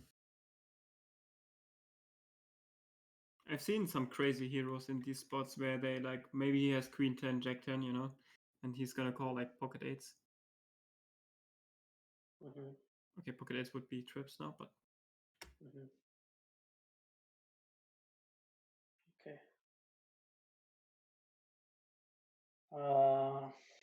I think we have to defend, right? Or yeah, or 3-bet. oh fuck, just fold. What is your 3-betting range here? My 3-betting range. I think suited aces and king queen, king jack suited. Maybe some queen 9 suited could be. That flat is also good. And maybe some bluffs as well, like king 8 off, king 5 off. Maybe this hand here as well. Yeah, exactly. You want to be super polarized again. You don't want to have these queen 9 suited hands. You just want to pure call those. But you want to have these king 5 off, ace 5 off, ace 4 off, jack 5 off, you know. Maybe some like king 4 suited, queen 4 suited. Hands that don't really mind taking it down pre, that are not really loving life post flop, you know. A hand like king 5 doesn't really benefit from going post flop, but 3-betting is kind of nice. And then, of course, like your strong hands like ace queen, ace jack, maybe. And how about the suited aces, the small suited aces, for example, ace 5 Yeah, suited? you don't do that. You just pure call those. It's too strong to raise fold those. It's too sad. You use the off-suited versions of the ace x. So ace 4, ace 5, ace 3, and king 5. You don't need a ton of bluffs, right?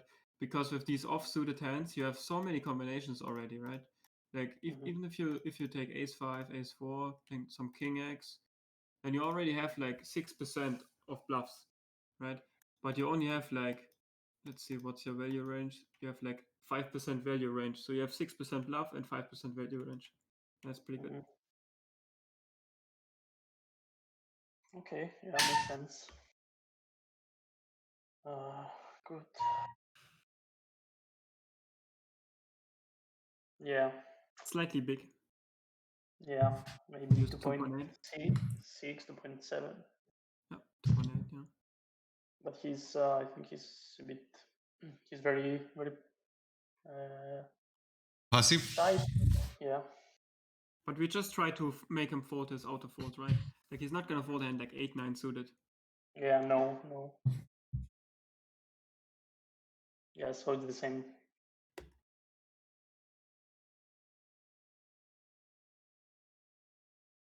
Okay. I don't know if we. I also think I saw that he has 0% 3-bet in the 73 hands. Okay, it's not a big sample, but it's something. I think he's from Brazil, right? Sorry? I think I know the name. I think he's a regular. Yeah, I don't remember. Do we ever defend here? I'm not sure.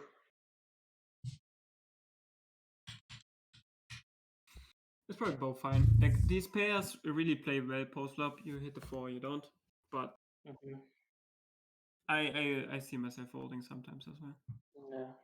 Just like 8 blinds is still a lot. He's a good rec. Okay. Just Shark scoped him. He has like 25,000 tournaments. Okay, he's winning like 18,000, which is okay. But it looks like he's climbing his way up because he's been playing. His average stake is $7, so.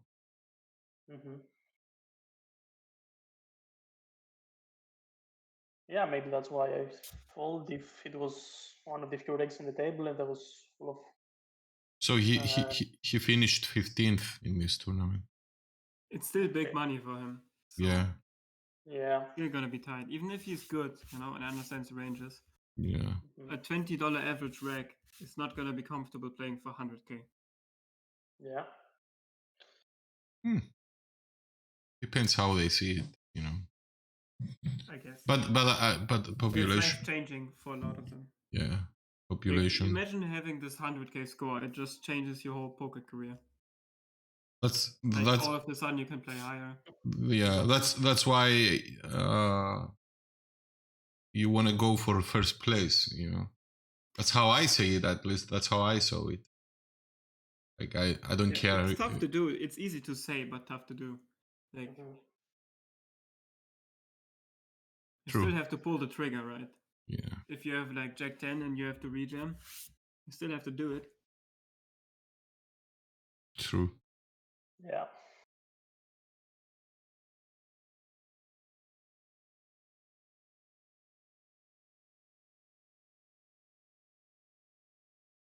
This one is a fold. Yeah. I can hear me double now though. But this one is a mandatory fold. It's just because like the Jack X is really bad for us because they flat like Jack 10s and stuff like that. And yeah, so hands like Jack 9, Jack 8 are just pure folds. Yeah. Check.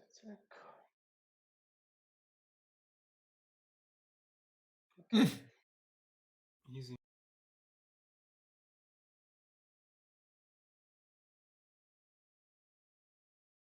I just opened solve with 18 big blinds effective, 10 big blinds from the small blind, and 18 big blinds. And these guys are super passive, you see. I don't know if this solve is good, but look, the numbers are okay. The sample is super small, but it's still an indication, right? So I just opened solve for 18 big blinds. Yeah, reasonable.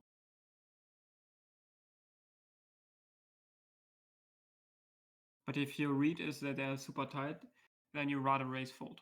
Yeah, if they're like super tight. But like if they're normal open jamming, it's fine.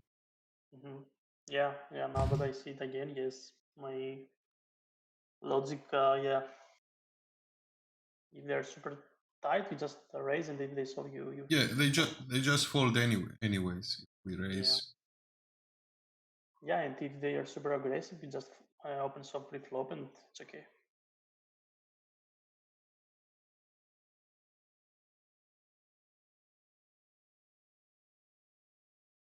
But I guess your logic suggests that they will fold better, like ace 8, ace 7, this type of hands. Maybe that's what you're thinking when you're saying they're too tight. Yeah. But I don't think they would solve 8-7 anyway if they are tight. Probably they would call pre-flop. Pair of eights? Sorry, I thought. No, I said ace 8. Yeah, ace 8. Like if you jam, they fold this type of hands, ace 7, ace 6. Yeah, probably the big blind with 18 big blinds. Yes, he's tight as well, so yes. Here I folded. Probably this guy had a very small bound. But I don't think it's second. This.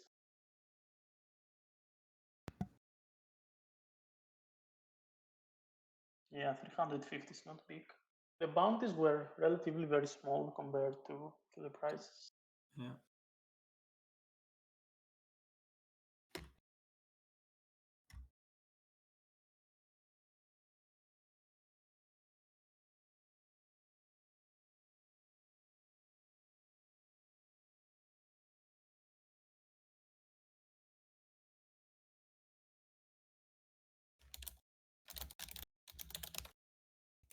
he stabs, we call.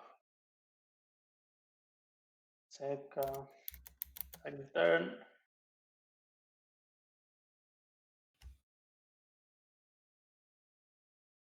Yeah, I don't know.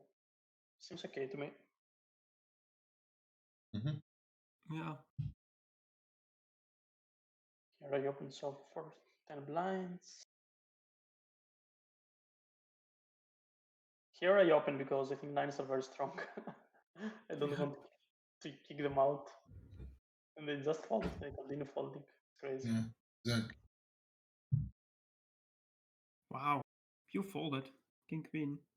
Yeah, there was another gun open though. Yeah. Yeah, but still, King Queen is a good hand. So we should flat, right? Or maybe 3-bet? Just call, yeah. Yeah, just call, indeed. Sometimes I fold. Yeah. Yeah, me too. I think I fold it very often. I will either 3-bet. Depends. Like if I have 50 big blinds like you, I call.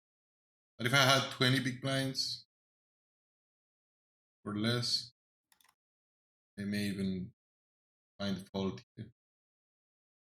Yeah, with 20 big blinds, it's I don't know. It's hard to flat. Yeah, but you're like 40 blinds deep. And yeah, it's not that bad. Because you dominate some Queen X, some King X post flop. Because he's still gonna open King 10, you know?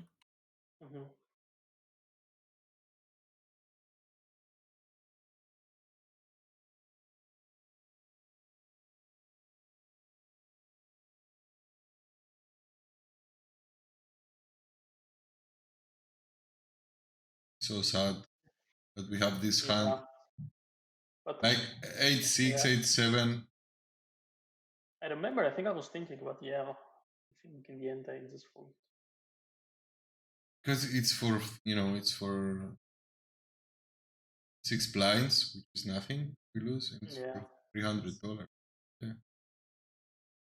Yeah, maybe.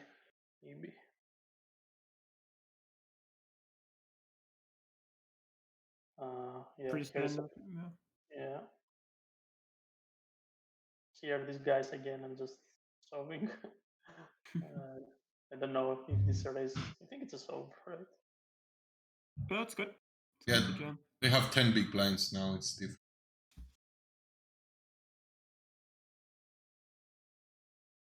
Check back on this board.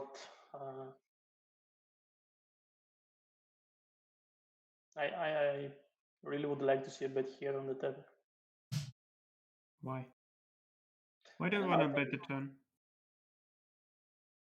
Because I think maybe the queen hits our range, and maybe he would fold a weak deuce or a weak 3, and maybe the queen is a scary card from him, and I don't know, maybe he will overfold some small pairs. Yeah, to be honest, I think he doesn't fold a pair on the turn, just because he's like big blind, right? Doesn't have too many offsuited deuce X and 3X, so he's mainly suited. So I would say he mainly calls turn or folds, but if he folds, you had the best hand anyways. Yeah. So you could potentially value bet the ace jack here. But I think checking is best. Okay.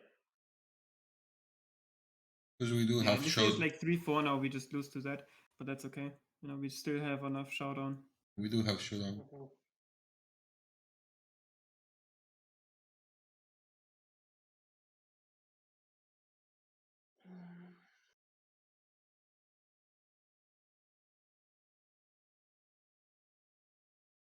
Oh no.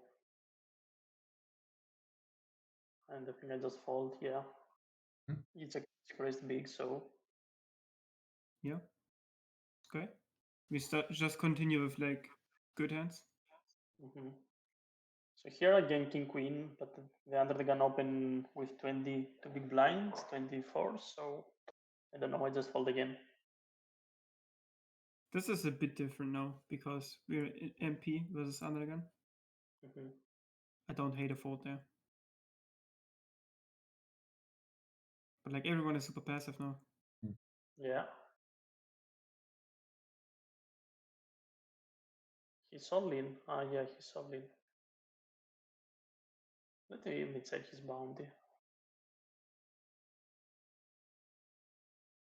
I kind of wonder why nobody called him. Yeah. 450. 450, yeah. Yeah. And the big blind has also 300. So, okay. Yeah. It's worth it to jam, I think.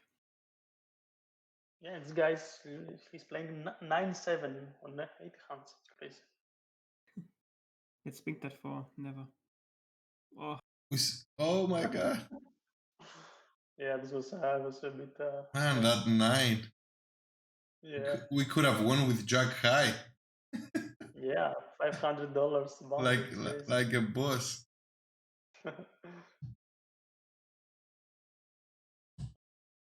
I think this, I need to spot, these guys here.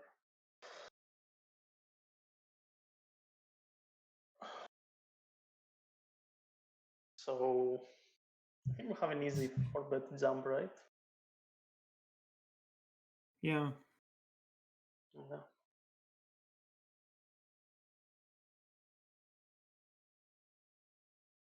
I like how you keep putting pressure on these guys and you keep them short for a long period of time. You play really aggressive. I like that as well. Pre-flop. Post-flop, you sometimes check too much, but pre-flop, you're really aggressive. I like it.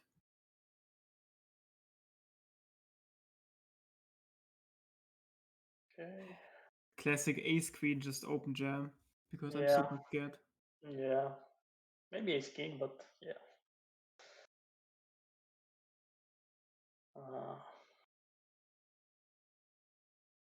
Okay, I didn't solve this one. I just raised. Well, they have 20 big blinds. Yeah, but they keep folding. I was just printing from these guys. True. Okay, we could also 3-bet, right? But I flat. Flat is best, yes.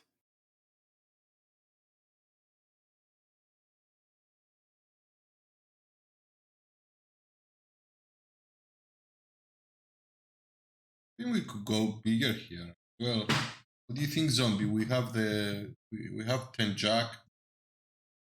We block 10 jack, so we can have it easily. I mean, it's not like turning this hand into a bluff. Exactly, and I think people sometimes check back like ace kings, ace queens in this spot because they're afraid.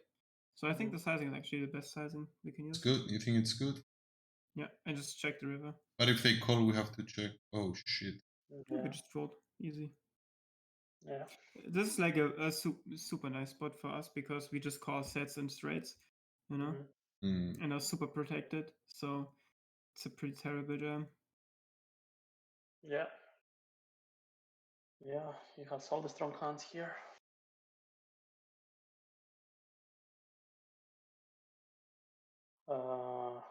I folded this, I remember, because the guy was super tight. Otherwise, I think I would call if it was with normal stats. What's right? his bounty? His bounty. Is it worth the risk? No, 300. So no, okay. Yeah, I will also fold then and call like nines for sure. Nines for sure. Eights maybe. Probably nines. Yeah, probably nines. Makes sense. And ace queen plus. I think I would fold it. He's probably not open jamming sixes, right? He might. It's a possibility, but yeah. Because now he does get short and he's big blind again soon, so he really wants to take down one pot. Yeah, and also it depends when the blinds change as well. Some things that we can never know. Like maybe the blinds change and then the big blind is coming to him. So yeah. Yeah, but I highly doubt that he's solving sixes. These guys usually with these stats they just wait for the nuts. True. They just There's have a 7. These spots always. There is a 7. Yeah, and there was 7. King queen. King queen. Should have jammed it and then get caught by ace king. Double bounty. Yeah, would be the bosses.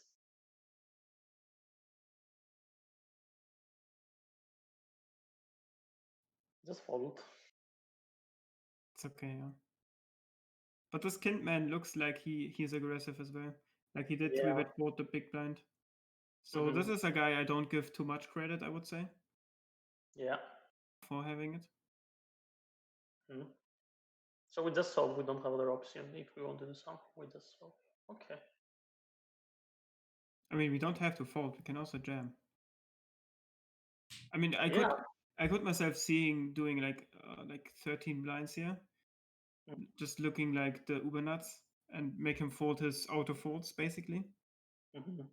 I can see that happening, but again, 13 blinds is a lot for you and your stack, so I don't mind just folding. Yeah. I mean, you'll find better spots as well. Yeah, so now it's also deep. Yeah, go ahead. Like you have a good stack now. You can, do some stuff. Yeah, but 50 bets is better, right? If it's profitable, it's profitable. Then we should go for it. And I also guess, even if I don't want to admit, it's like playing for a ton of money when my biggest score was like 5K, so I didn't want to experiment in with all this money on stake, right? Yeah, that's understandable. Yeah, of course I'm trying not to, but it's in your mind. Did he bust? Sorry? Did he bust? I think he busted last hand, right?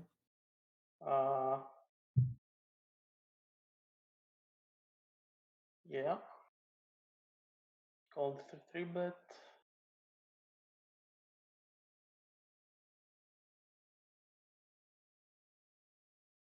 He probably bluffed it off with like king, queen, 1 spade. No, it's called the river. Check then. What? What a crazy guy. Yeah. What? How to blow your chance for 100K. Yeah. Very nice. Very nice check back by the ace king, by the way. Like really range aware. Yeah, very nice check back, I like. Because he checked back, he took all his chips in the end. Exactly. Like if he doesn't check back ace king there, he never gets the full stack from eights. Yeah, never.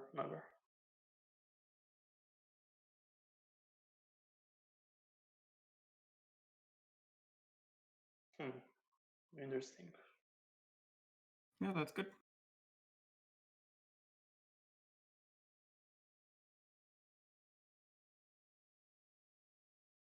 Okay. We somehow made the nuts. Yeah, just pot bet again. Or like, go very big. Like you're super polarized again. Like you're not value betting 2 pairs here, right? You value bet the jack and the 10 in spades. And maybe the 8 in spades. But other than that, you don't. So go big. Yeah.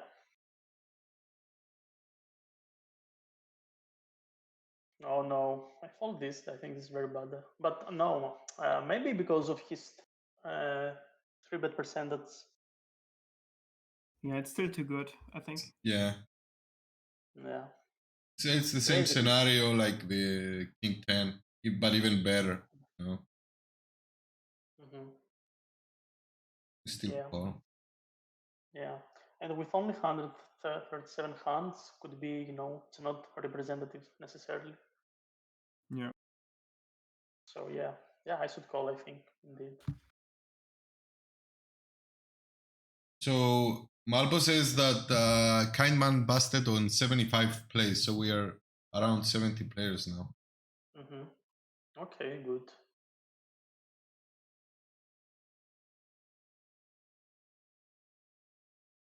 Okay, I think time to double up is coming. We're getting so. I think we call here 4-way. Yeah.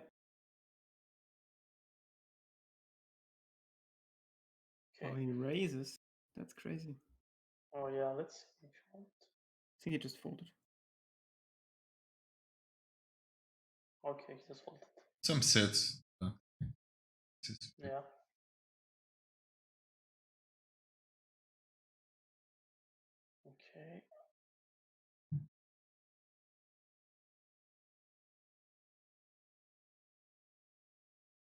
Now we have 25 blinds. I think we have an easy call.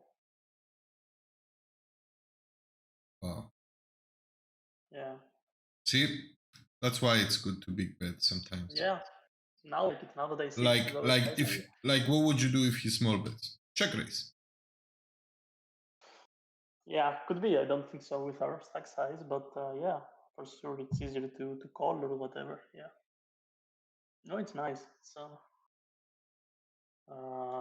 much helpful. Like we have a hand that has a decent amount of equity, and he just blew us off. Yeah. Because of his size. Especially like even if you have like 5-6 or 8-7, you know, You still fold. still hate life. Yeah. Yeah. Even 8-9. Very good.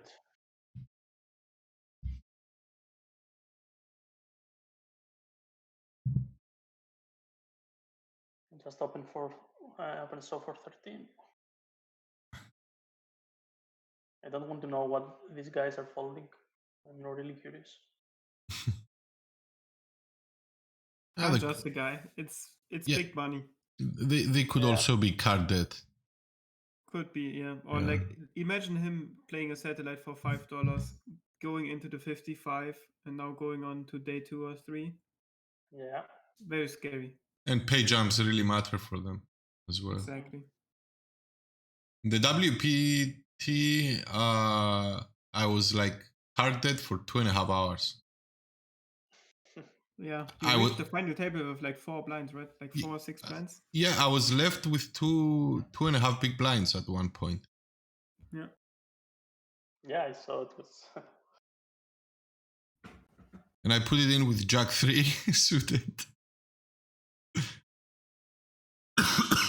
Because that was a good spot, not because I had a good hack.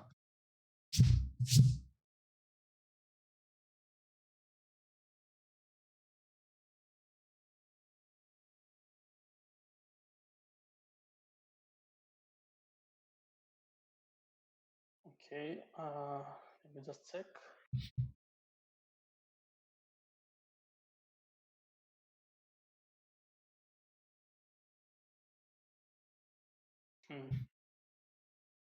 What do you Can't guys think fold. of this?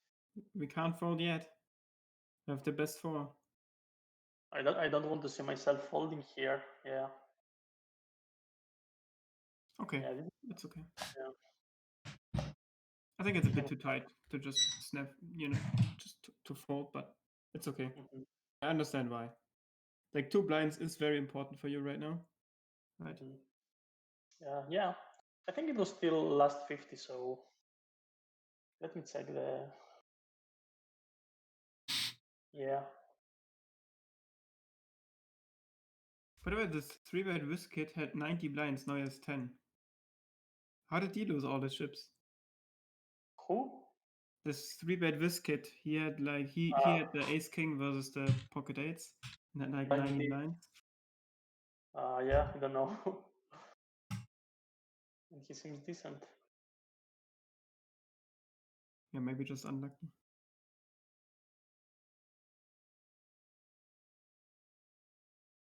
Well, not only decent, but he won the 109 daily cooldown 8 max for 16k. Okay. Plays on 888 as well, right? I think this guy is from Brazil. That's he in, plays on 888. That's in Poker Stars. He's got good stats. Definitely winning a lot. Right here, we just check call. And lead turn and jam. Lead turn? Lead turn for sure, yeah. Okay, yeah. We have a lot of eights, that's true. Yeah. And now I don't see any reason betting, right? We'll have huge showdown value. Huge, not huge, but we have showdown value.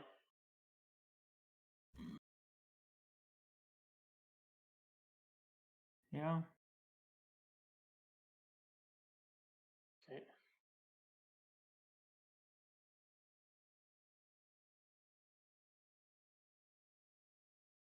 I don't think I could ever hero call this one.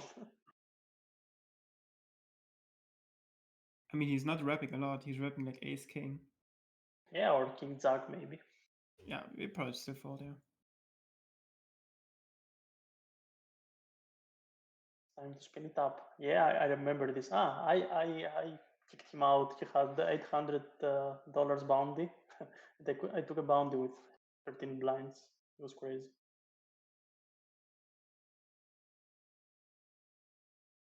Yeah, I think I was railing by this point. I think I saw this hand stream. Yeah, no, I think you were railing Matrix in the final table. We're still very early. Oh, in the final table? Yeah, What? it was the final table. Maybe there's a similar spot because Yeah, it was similar. Yeah, it was 1/7 with ace queen, and you saw this one, this flip with ace queen. You have a good memory. Yeah. I mean, it's a big tournament. You don't forget that one. Yeah, it's true. Yeah, that's It's true. Like I don't forget mine either. Like I probably remember every hand. Yeah. Just c-bet here though. Yeah. I mean, it's okay to check, I guess. But we Okay. just lose a lot if we check.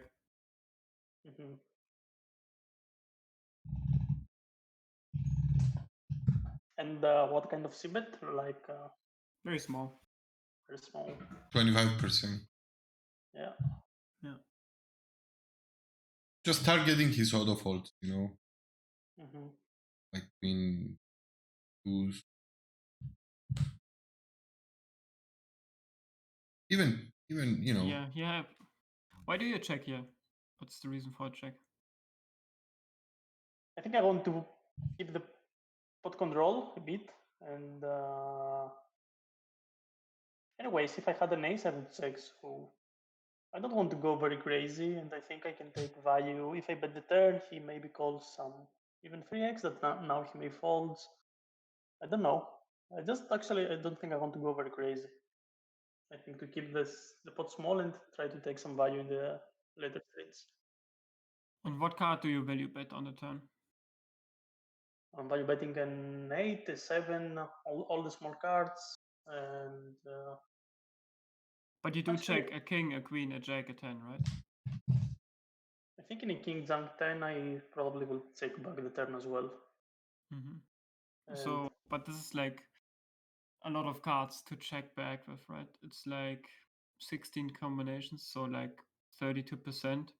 You check back the turn as well. So this is like the main thing. You want to have some protection here. So that's why you bet. Okay. And if let's say you have a bluff, let's say you have like jack 10 in spades, right? Do you check or bet? You probably just bet, right? So if you check the flop, you have so much value and so little bluffs. So he's more inclined actually to fold on the turn with 3x than on the flop. Just because how the ranges are constructed. Okay. And it's not like you never have an ace so he can exploit you, right? It's this board like smashes your range. So, and it's really underperforming for him. So he has like hands like 8-7 in spades, for example, right? He can never do anything versus every size. So you just bet like 1.1 blinds with your range and just print money. Even with 9-10. Yeah, with just all your hands. You just small bet, like very, very small, like 1.1, even 1 blind is fine. And if he raises, we just fold. Yeah, because we have all the ace-x, right? Okay, makes sense. I think I check back often on this kind of boards, and yeah, that makes sense. Oh, it's an 8. Now, do we call or do we raise? I don't know. For me, I'm calling all the times. I don't see any point raising, But if we have an ace here, do we just call or do we raise? Because if we only raise our aces, then we will get exploited. I don't think I'm raising an ace here. I want to keep the bluffs maybe inside. If I have a strong ace king, ace queen, ace jack, I think I'm calling all the But times here. don't we want to jump the river? We just Jabba. see bet. With every hand, right? Like we don't have this line in our range. The only hand that wants to take this line is aces, because we don't have to bet quads. But every other hand never goes this line. It's just like pure c bets. Okay. And in case we check back an ace king, for example, okay? Should we If we raise? just misclick check back, for example, yeah, then we just call. We just don't have a raising range here, basically. I think, in my opinion. Okay. How about kings? Here with kings and queens, jacks. Yeah. Well, Still the same. Yeah. Just I see think it's the same. Kings with the nines that we have, I don't see any difference. Okay, I think just call.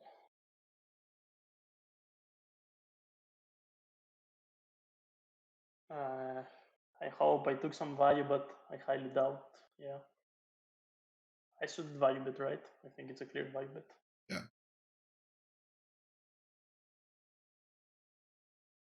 Okay. fair enough. In the end, we took some value for out of nowhere. Yeah. I don't know what he was doing, to be honest. Yeah.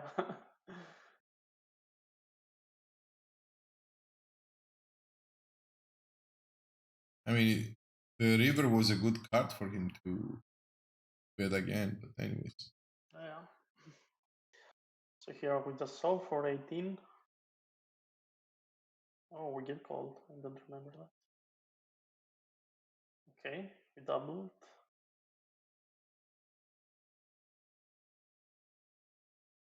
It's close, by the way. We don't have to jam. Mm-hmm. But for 18, it's very fine to call to jam. Mm-hmm. Yeah, I think I would jump maybe also. I still suited. I think I would jump force plus, maybe all the pairs as well. I don't know if it's profitable. What do you Jump deuces here. What do you suggest here, Zombie? Do you flat? Ace 10 I flat, ace jack, probably jam. Yeah. Sometimes call. Like in a bounty, it's different in the freeze out. But I know that ace 10 is like the most misplayed hand in the spot, where we don't jam ace 10 offsuit. We don't jam. We always pure call this and fold if the big blind, for example, jams. The same goes with ace 10 suited. We just call, and if the big blind or small blind jams, we call ace 10 suited. Because we gain a lot from small blind and big blind squeeze jamming a lot, you know? Because I should jam like jack 10 suited type hands. And about the pocket pairs, would you rejam or not? Again, you have to be careful with your bounty. Like, you don't have that much fold equity. You should have a 1k bounty at this point, right? Thank you, Maza. That's nice of you to stop by. Yeah, 1.6k, yeah. So you can't jam pocket fours here. You have to jam like 6s plus, 7s plus. Okay. Okay. I was much more light in my mind, but that's good.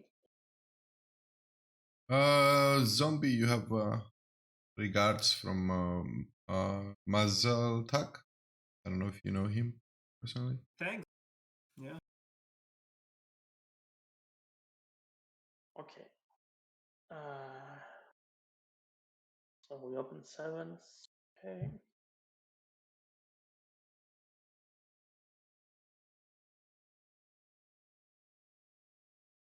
This guy was, fizz. He was fizz, but he was aggressive, so it's okay. He's better than big, super tight fizz, right? And he's the guy that won the tournament. Crazy. Damn.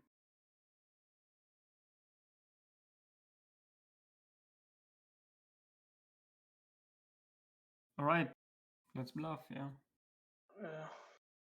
I think he has a lot of raises, min raises, and c bets with completely air, and not completely air, but Yeah, we should use a bigger sizing though, slightly. We want to use like 7. Okay. But the sizing is not that bad. But if you have like, let's say we have 8-7 here, right? Like, don't we just want to protect 8-7 here and big bet instead of Yeah, like yeah, with true. 55%? You and Zombie, Mazza? Is it Matza Yeah. or Mazza? Matzal? Matzaltak? Mazaltak. But I like the bluff, by the way. It's good.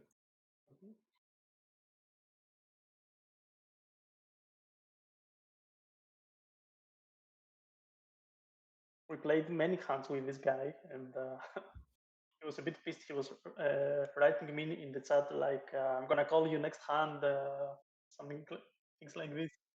I was just laughing. I think we just fold. I don't know. Yeah. Even though he has, yeah, but we don't have many hands, and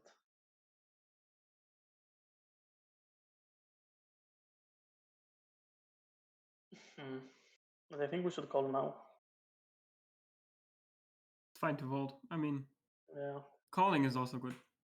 But this Yeah. there's a 7 blinds, 5 blinds is a decent amount of our stack now. But I think he's making moves here. He's just yeah, it does really feel like it. yeah. Yeah. It's a very good. Yeah. Yeah. It's a very good position to have over you guys. And look at him now. He's already with 75 big blinds. Yeah. Indeed. No. If you have a player like that on your table, your life becomes miserable. You just have to fold a lot. 3. Yeah, or to 4-bet jump light. But in this stage, it's a bit. Yeah. Yeah, I folded this one.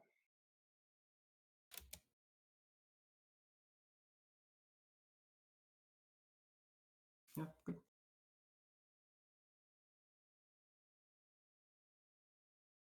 Yeah. That's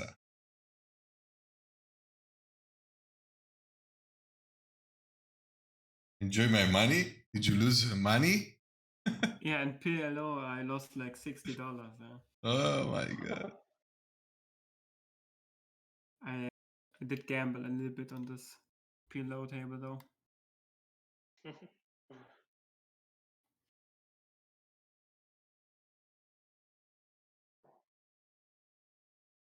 Okay. Yeah, I don't think we can call here as well, right? Maybe No. just fold. Yeah. It's like 30 blinds, yeah. We defend. We just fold. Oh no. Why did that? I think because he's. Yeah, I think this is very bad, right? It's probably just a jam, yeah. Yeah, it's for me. I really like the jump. Yeah, or at least call or At jump. least call, yeah. But fold feels way too tight. Yeah, it's very bad. I don't know why. That's weird. Doesn't look like me. But I get it if you don't jump on that spot. Like, yeah, me too. you get called by ace queen and lose, you feel so shitty, after all this run. Yeah. Yeah, but from the other hand, these people are gonna call very, not very, but much lighter. So I think it's very exploitable spots, or jump wide in spots. But yeah, need some guts to do it.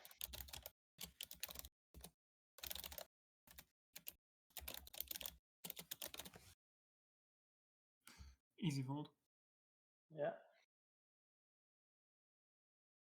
It's crazy how short we are now, right? Yeah. Like we didn't lose the big pot, and now we only have 24 blinds. So maybe we could flat here. Yeah. Yeah, I like for sure. Yeah. For sure. Yeah. Yeah, it's very bad default. The sticker guy is very aggressive as well. He has 37 VPIP, so he's just running over the table basically. Yeah.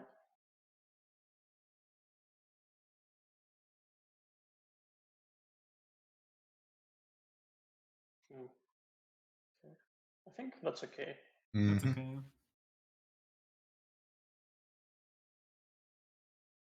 Now we're being punished Yeah. constantly. But maybe they just have it as well. It doesn't mean that They're suddenly. old players, yeah, exactly. Yeah, Sometimes suddenly. we just cut it. Yeah. Yeah. And this guy again min raises. Maybe I could also jump this, maybe, but prefer to call. Yeah, I would just also just Yeah. call. Hmm. Ah. We have Yeah, so many I- outs. We have a king, we have a queen, a spade. Yeah, this is bad. I should call. Yeah. Yeah. Fuck. So scared. I guess it's very late now for you. So Yeah. maybe a Yeah, bit it was tired. late. Oh, it was late indeed. Yeah. Yeah, even though you are thinking, that this doesn't affect you, it's yeah. It does affect you. Yeah, it does affect you, of course. Like every close spot where Jack 10 suited, for example, is a good rejam, but Mhm. not crushing rejam. You just skip those spots, and then all of a sudden you have 15 blinds again. Yeah. You didn't massively blunder any hand.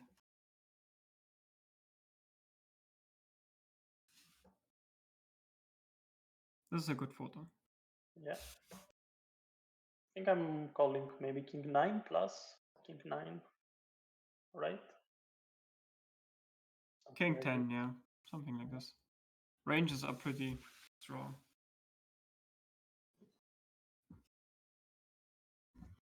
Okay, and this is one bad pit that we This- won. Was this the seventh? No. No, it was 170-30 that we won. It was a lucky one. Those are massive, man. It's crazy. Yeah, I don't know how it's many are crazy. left, but Here it was, I think, around, let me check, because I remember yeah, it was maybe last 20, something like this. Your I think final two I tables. I think I fold the sixes though here. Oh, maybe you call because of the guy with 5 big blinds. Maybe, and this guy was very bad, very, very bad.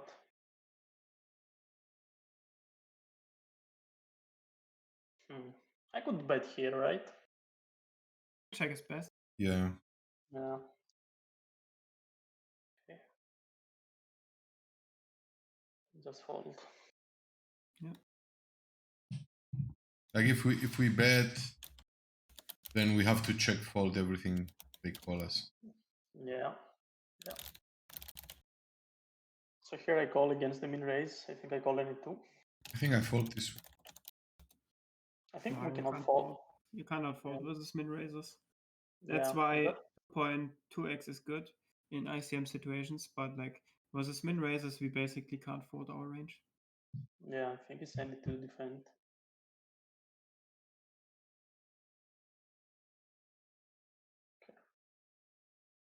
Like if we call that, we have to call. I mean, if we call, we definitely have to call the turn, right?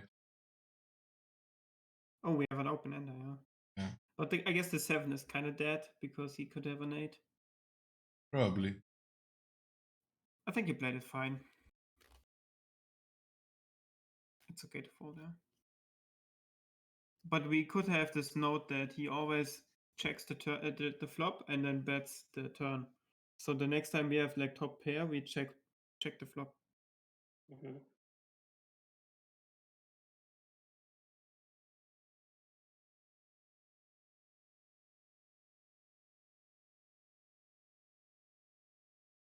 Yeah. I think we rejam this, right? I think it's profitable for 25 big blinds. It's okay. Yeah.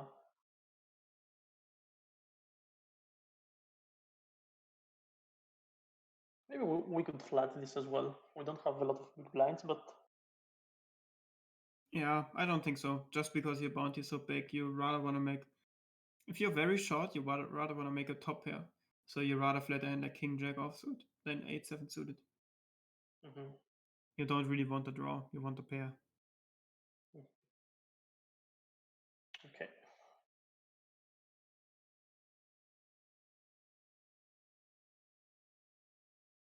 point.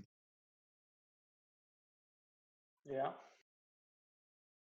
Okay, we fold. Yeah. I just resume this. I think this guy's opening a bit wide, and I think that's okay. What do you guys think? With ICM, we have to be careful now. Like these jams get less and less attractive the deeper we are, Mm-hmm. right? Because the price jumps are pretty crazy on this final table, right? And if you like final 3 tables now, this is close. Yeah. Mm-hmm. Yeah. Especially the VS versus this crazy guy, because he did some crazy calls after. Exactly. Like he's gonna raise call some ace nines. Yeah. Even some king queens he's gonna raise call. Because you do have a big bounty and they just like, I see a 1.6k bounty and they're just gonna hunt it, you know? Mm-hmm.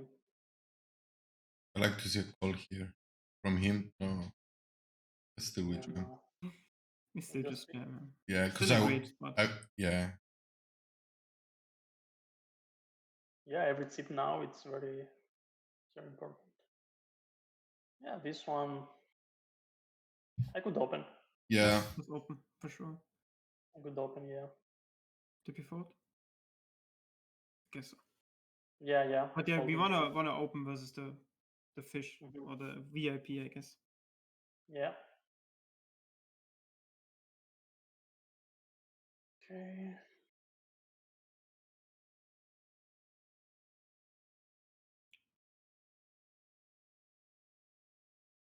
This is final 2 tables now. I think so. Yes, final 2 tables. Yeah. I think this is better jump than the Queen Jack, right? It's a bit. It's a bit This better. guy, yeah, started to play a bit more aggressive. So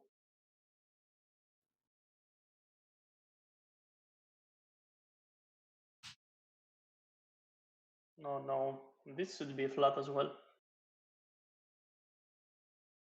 Fold is not that bad. Yeah. Now you really want to protect your stack. That's Mhm. like the main point on final 2 tables. Okay. Now you can't play chip EV anymore. Mhm.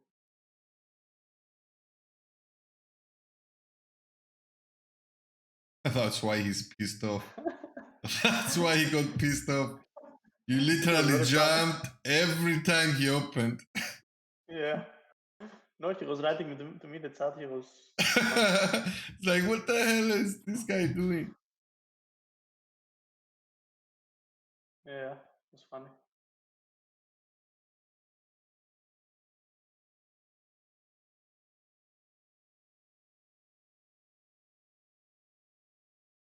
Yeah. I took this fold. I don't know if.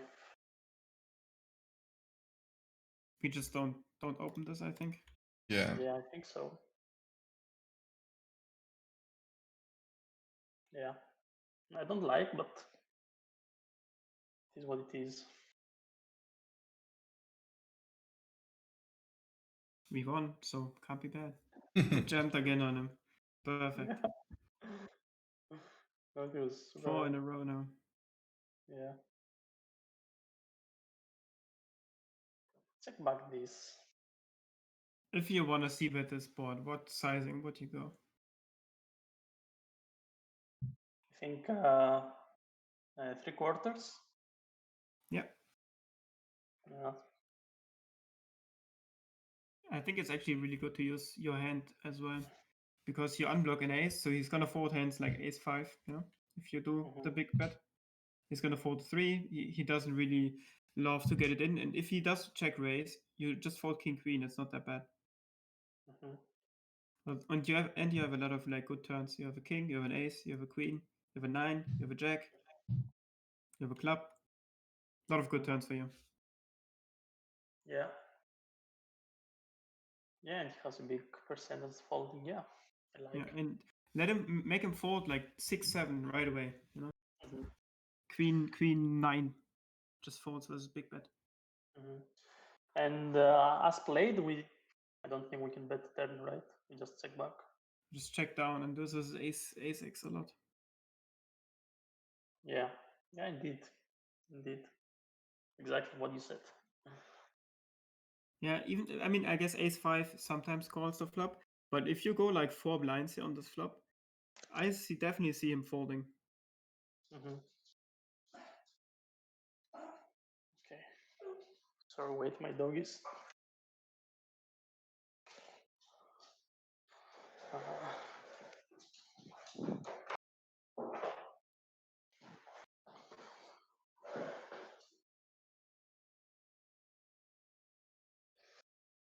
Okay.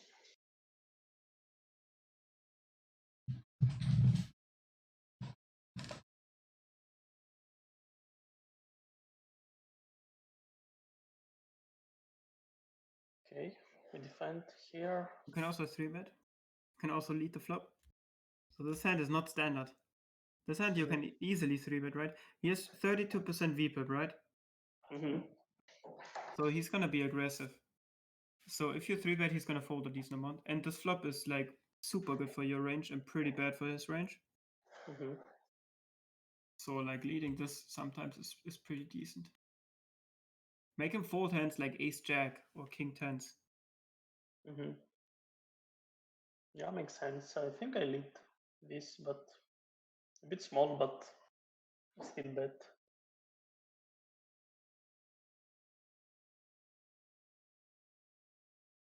Yeah, I should bet bigger, right? Like bet 3.5. You probably don't bet. I think you don't bet this. Okay. You still win versus all the like king x, queen x, jack x, 10x. Mm-hmm. And you bet different hands. But the sizing is good because you don't want to lead hands like 6-7, 5-7. You know, these like one pair straight draw kind of hand. And you block 6-7 suited. You know, so you. Mm-hmm. Yeah, but this one is definitely sometimes a 3-bet, like sometimes. I think it's actually kind of cool in this spot. Okay. I don't think I would 3-bet this, to be honest. Yeah, me neither. Guys, Me neither. yeah. Playing like crazy, that's true. Yeah, and 70% fold to 3-bet, so should be good. It's actually never 3-bet according to raise your edge, but I get what you're saying. Mm-hmm. Yeah. This is like more of a blocker play. Raise your edge is for 30 blinds is doing this like 6-7 suited 3-betting, right? Mm-hmm. 8-7, 9-7, 8-6, 7-6, 7-5, 6-5 suited, king 5 suited, queen 5 suited. Is so it 30 blinds? Or did you 440? yeah, I'm doing versus MP though. 30 blinds, big blind versus MP. Yeah, he was cut off, right? Yeah. Oh, he was cut off? How do I remember this correctly? He is hijack. Yeah, hijack. Yeah. Hijack, yeah. Yeah. Oh, this is like not solver proven, right? Like this is like the exploit from from Raise the Edge. Mm-hmm. But solver proven is these like ace7, ace5, ace4 offsuit, and then some king 5 offsuit type hands. Okay, interesting.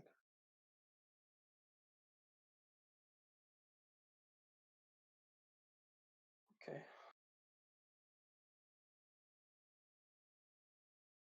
Yeah, here I 3-bet.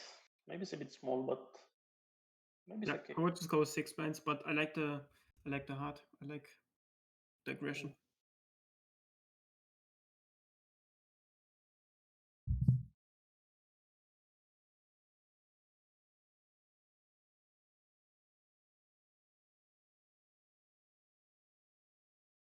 Yeah, I could defend actually.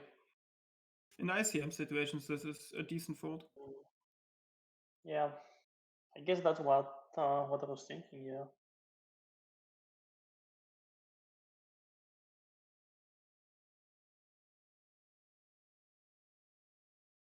Yeah. Good 3-bet. Because his range is going to be super wide because big blind is super short. Yeah, and he still has super big percentage of folding, so. And the high VPIP, so this is like perfect spot to 3-bet. And Yeah. he's gonna fold hands like Queen Jack offsuit, Queen 10 offsuit, even King Queen offsuit folds, Ace 9 offsuit folds, so Yeah. should be okay to 3-bet. Maybe I could open this as well. I have a feeling that I start to play a bit more passive. But Yeah. But the Queen 10 easy open for sure. Because like small blind is basically all in, right? Like he's not there, he has 2 blinds. yeah. So you basically are in the cutoff. So easy open. Yeah, easy open, that's true. Also opening King 7. You are not the short stack, right? You have like the middling stack. I guess this is I guess you can fold this. It's not that bad. Yeah, this is Then more again, close. yeah, I would still try if they punish me like 2 or 3 times, I stop opening those. But as long as I don't do this, I'm just gonna open. Okay. Yeah. Yeah, so I check this.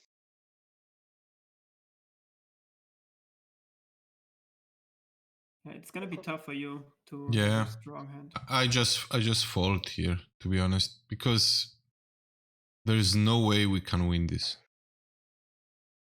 I mean, there is a way if he checks back. I mean, versus a reg. Let's see. It's gonna be difficult, that's for sure. Like he could exploit us because we don't really have a lot of strong hands. That's why it's important to like check back your Jack 10s, Queen Jacks, King Jacks, and not always check racers.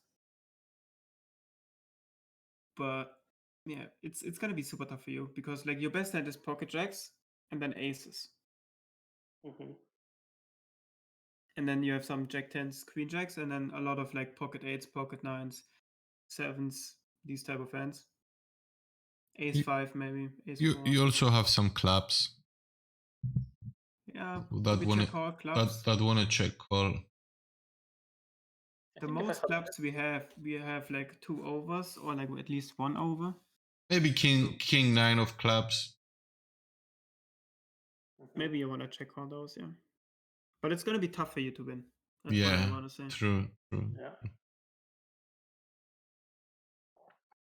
So what would you think you would do? Yeah, in this we have to case? call 1. I would just call 1 and then let's see what happens. I think I just fold here. Yeah, it's okay. Yeah. I just check fold, on the first place. Yes, sometimes I fold the best hand, but like Zombie said, what was the word he chose? Tough to win. Yeah, except from that, our to reserve our stack size. To preserve our stack size is really important here. So I just don't want to get myself into these spots a lot. They can have it. Like I either c-bet, which is not really good, or I just check fold and just move on. What do you guys think about c-betting? Maybe could be an option, like c-bet this flop. Yeah, I think it's not that bad. Like if you c-bet like 25%, it's gonna fold some like king 10 and hearts, the button. And if you only plays versus big blind, it's actually not that bad for you because you can check back the flop at the turn and realize your equity basically.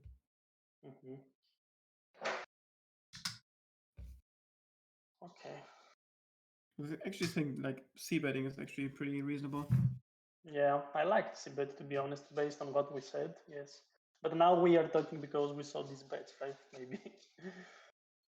True. Yeah. And we're still gonna lose a lot. Like button is not folding too many hands. Like he's gonna float hands like queen 10 in spades, for example. Okay,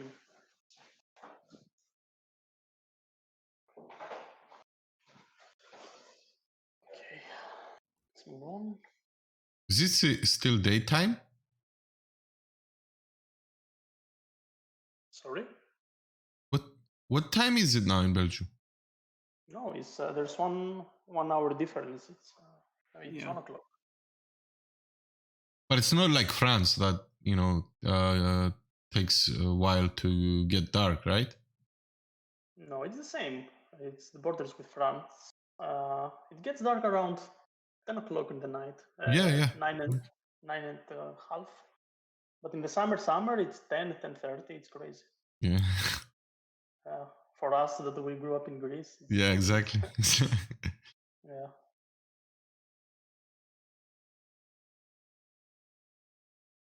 I went on the winter in Sweden because it was the only country that it could be free for COVID. And it was the sun was. I went to the north, really to the north. So the sunrise was at 10 o'clock, and at 1 o'clock was the sunset. 1 o'clock in the lunchtime. It was crazy. 2 hours of day. Okay, so we open this.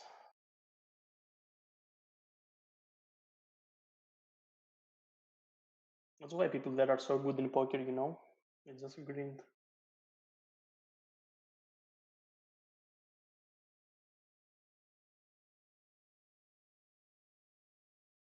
Limp. Limp call, yeah.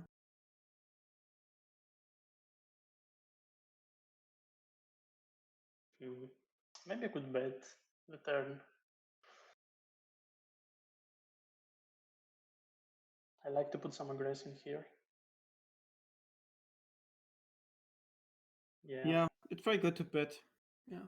Yeah, I think Because so. he does have some ace x, some king x. But you don't really fold, I don't think. Like you have a 10, you have a 9, you have a queen. Yeah, I have a lot of. His range is super polarized, so he has hands like 7 deuce offsuit, right? 7-3 offsuit that he doesn't see bet, and then he's not gonna see bet the turn with like aces because he doesn't have that range, right? So it's pretty polarized to a lot of trash hands and some ace highs, maybe some 8x as well. And was that range you're doing fine? I would call turn or bet myself. But you would call here? Yeah. On the turn, okay. It's queen high, blind versus blind. And the ranges are still pretty aggressive, right? Like he has a lot of like 10-5 offsuit here. 7-3 offsuit. 7-4 offsuit, you know? Yeah, and he's pretty aggressive, so he can easily have his hands. Okay, yeah. Now I can realize that I was played a bit more scared, indeed.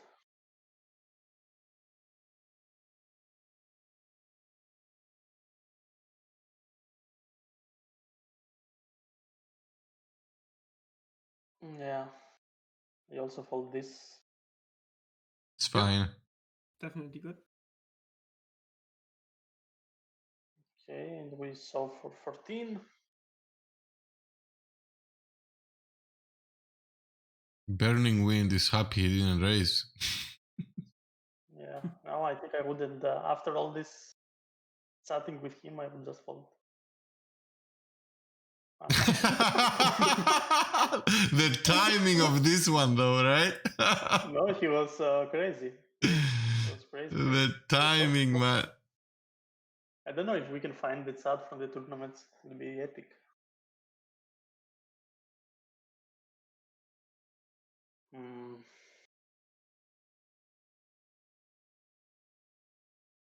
Sorry, but this. What do you think? What are the ranges here basically? I think it has a lot of king X, like king 10, king jack, or also a lot of queens, queen 9s, queen 10 suited. So I think his range is full of kings and queens. We block the king. It's also very draw heavy, right? He can have jack 10 suited, jack 9 suited. So I think he can also have some pairs as well, right? And I think his range is connected to this board. Yeah, you basically said the right thing, that he has a lot of pairs that he's not folding on the flop. So this is the reason why we want to see bet for value in this spot. Like, he does have a lot of like king jack, king 10. He has some queen jacks, he has some jack 10s, you know, even some like 10-9 type hands, some ace-x in hearts. And we only lose versus pocket eights and king queen. Those are like the two hands we lose to. And the rest we beat. We have kings, we have queens, we have aces, we have ace king, we have also king queen. So he can't really exploit us. We have a range advantage, so just push it by just betting. Small is fine. So you like the small betting here? Yeah, I think it's good.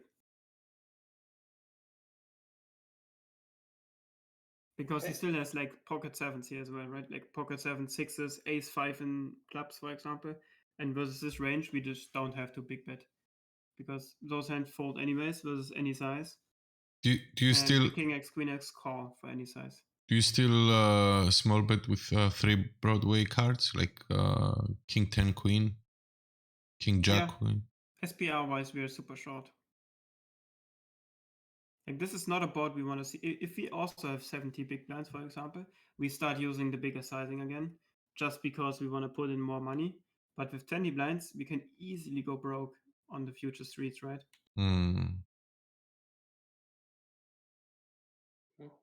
Fair enough. Okay. Good. Finally, the small bet worked.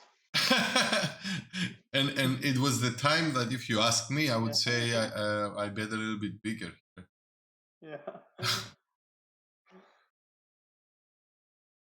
I definitely I definitely bet bigger if we don't have a heart in our hands. Like if we have an ace king of diamonds, I bet bigger there. Sure. Yeah, we had the king of hearts, which is also very strong. That's a good blocker. Block a lot of suited kings. So yeah, you open this. This is close because we don't really want to raise fold this. And he's not going to fold better, which is like a big issue with raising. So he's not going to fold queen jack here, right? While if he raise 6-5 suited, he's going to fold jack 6, right? So we don't really make him fold better, and we are dominated more often, and we play a bigger pot, and he could jam on us. That's like all the reasons why we don't want to use this hand as a raise if we are covered. If the stacks are switched, this is a way better play. We limp. So we just limp call this one. Limp call, yeah. Okay. And this one is a very interesting flop now. And when we limp, he's gonna be raising sometimes some garbage hands like 9-5 off. Yeah, indeed. And we have a perfect calling hand, right? Like, we don't block this garbage stuff, this like 7-8 off, 6-5 off, and we don't block the super strong value like ace king. So if we hit our hand, it's pretty much like only our range, right? Like 10x, jack x, 9x is our range, and his range is like ace x and king x, and some like, 7 deuce offset type hands. So our hand is easy to play. That's what I want to say. Is this an option to limp solve or not? No. Yeah, but not this hand. Some other hands like pocket fours, pocket fives, maybe ace 4 suited, ace 5 suited. Yeah, and with ICM again, we have to be careful. Don't want to bust now. Okay. Let's see. This is like very interesting now, right? So I bet small. Why do you bet small? What's the reason for a small bet? Versus like we have like 3 options, right? Like we can check, we small bet or big bet.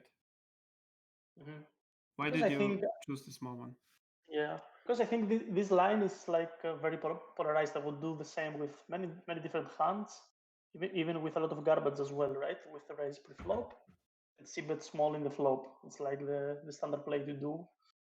So I think if we hit, our hand is a bit covered, and maybe we can take a bit more value. And if we bet big, we somehow, it's like maybe we could reveal that our hand is a bit more draw heavy, right? And This is yeah, I also like maybe the check.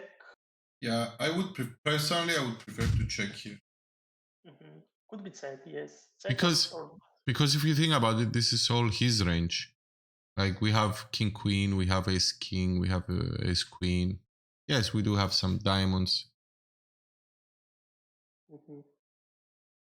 Yeah, check raise could be an option in a small bet, but we don't have so many blinds to. What do we fold out if he's small bet? What hands is he folding? Is he folding better hands than we have right now? Like for example, he's folding a pair. No, never. He's never folding a pair. He's never folding ace high, and I don't think he folds king queen. Maybe king queen, but no, he calls all the better hands. Yeah, so that's all arguments for not betting, right? Like he's not really folding too much better stuff. Like he still calls hands like queen 10, right? He's not folding those. He's still calling queen jack. He's still calling 6-7. He's still calling ace x and diamonds. In general, diamonds he always calls. He's never folding a 4. He's never folding an 8 or a 9. So this is like all reasons why we either want to go for a very big bet or a check. Okay. In my opinion. Okay. I think checking is kind of cool. Like if there was a club somewhere in there, I would be more inclined to bet because we can improve. But I mean, I actually think all options are viable here in this spot. So it's probably a mix between all 3 options because like our hand is so, yeah, it's like a perfect hand, right? Like we don't, yeah, we have so much equity. We have like 2 overs of open-ended straight draw. So we have a pretty strong hand, but we do need to bluff this at some point. Yeah. Like we don't want to check down jack high. And like what do you do if like if you have pocket 10s or jacks in this spot? I think I bet if I have Jackson or pocket tens, I just bet because So he's calling. A small bet. This is the question. I think I'm not. I think I'm doing a lot of mistakes on that, but I think a bigger bet would be better actually. Exactly. He never folds a 9. He never folds an 8. He never folds diamonds draw, open ended, all these kind of things. So and then we just jam the turn. Yeah. Yeah. Or maybe he even on basically. Yeah. Or maybe he even decides, to raise and plain flop, with a nice draw. Or maybe it's 9 or this kind of hands. All right. Okay. Let's see what happens. Well, buckle up. This is a perfect spot to triple. Yeah. Yeah. It's a really good sizing too. Gotta jam the river. I mean, the 8 is pretty bad, but... Yeah, it's very bad. 8 is very bad. So I gave up on river. I think I would bluff many cards, but not an 8. What do you guys think? I'm thinking about it.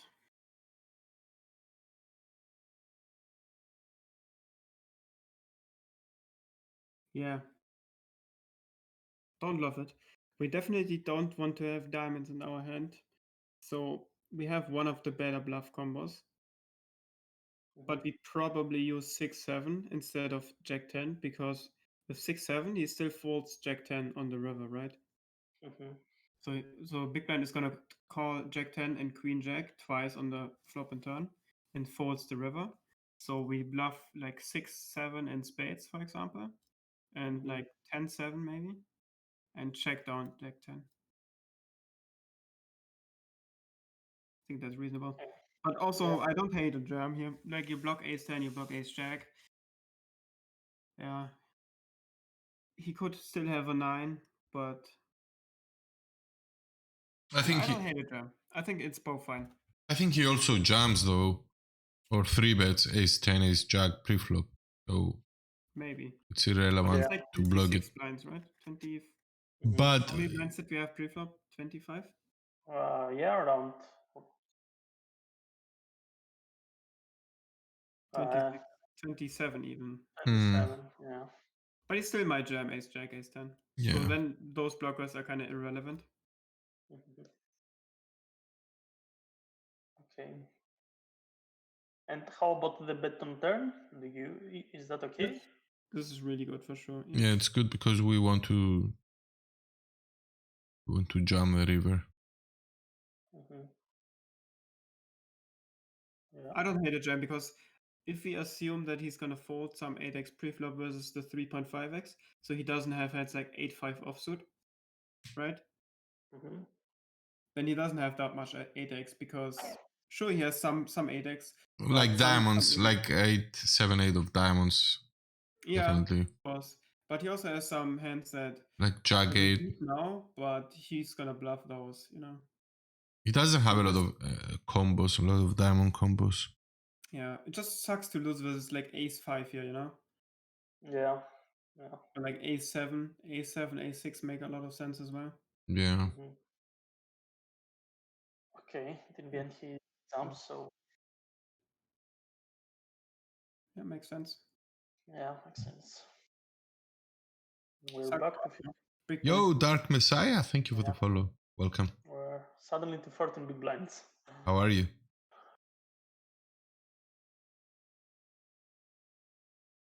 Yeah. I don't think I can open this. Or No. You have to be careful again with your bounty. mhm. You want to Yeah. do high cards and not low cards. Mhm.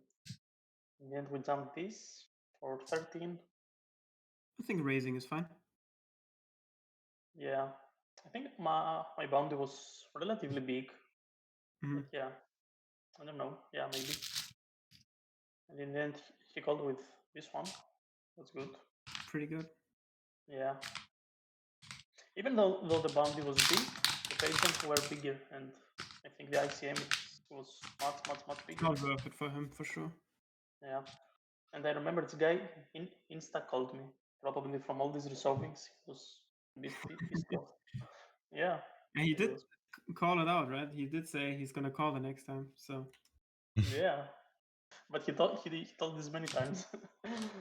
Okay, and here again, the mini raise. this looks weak. Wow, you folded. Yeah. That's no good. You have to Yeah. call one. Like you have a spade, you have a queen, and the last 3 times he always Mhm. checked the flop and bet the turn. So if he now all of a sudden bets, feels very weak to me. Mm-hmm. Yeah, it's very bad. It's very bad that I'm folding here. I don't like this. You have to call one.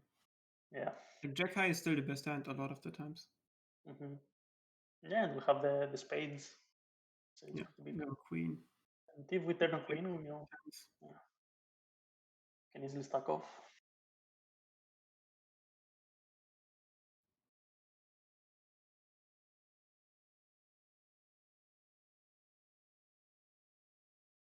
Uh,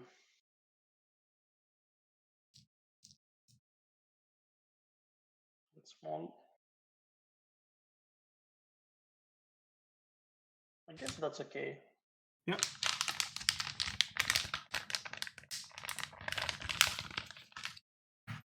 Sometimes I like to mix it up and check back there. Yeah. Also for pot control, because we don't, yeah, I mean, obviously he doesn't have a lot of better aces. Yeah, but you can get punished. If like a good regular sees this, it's just gonna 2x pot the turn. And then all of a sudden you're not pot controlling, you're playing a bigger pot. Because Yeah, you cap your range. true. So you have to be careful. That's a good board for you to check raise if he's small bets. No. Not anymore, yeah. Yeah.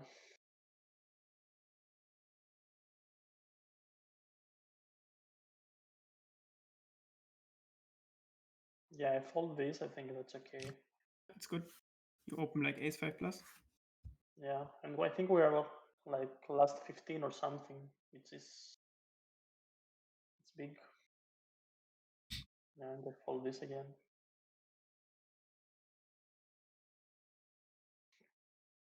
But I did some this against the big stack opening. Yeah, for sure.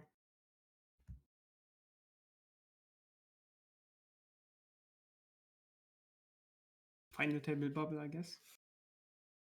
Yeah, I think so. I remember that all the small stacks doubled sometimes.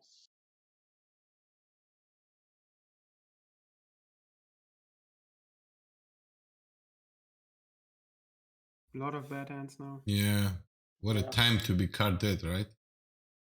This one is an easy fold. Yeah. Nice. With ICM, again, we want to make strong top pairs and not draws. So these 6-7s, 5-6s all go down in value a lot, and these like queen 5 suited type hands go up in value. Yeah, makes sense. Now I remember I changed table. I went to the other table. Okay, so these are other people, some of them. And this guy was the chip leader, and he was just playing super aggressive. Open 50%, and it makes sense. He was a very good reg, probably the best player on the field. So that's why I fold this. I think I either solve or fold. I don't know if I can raise.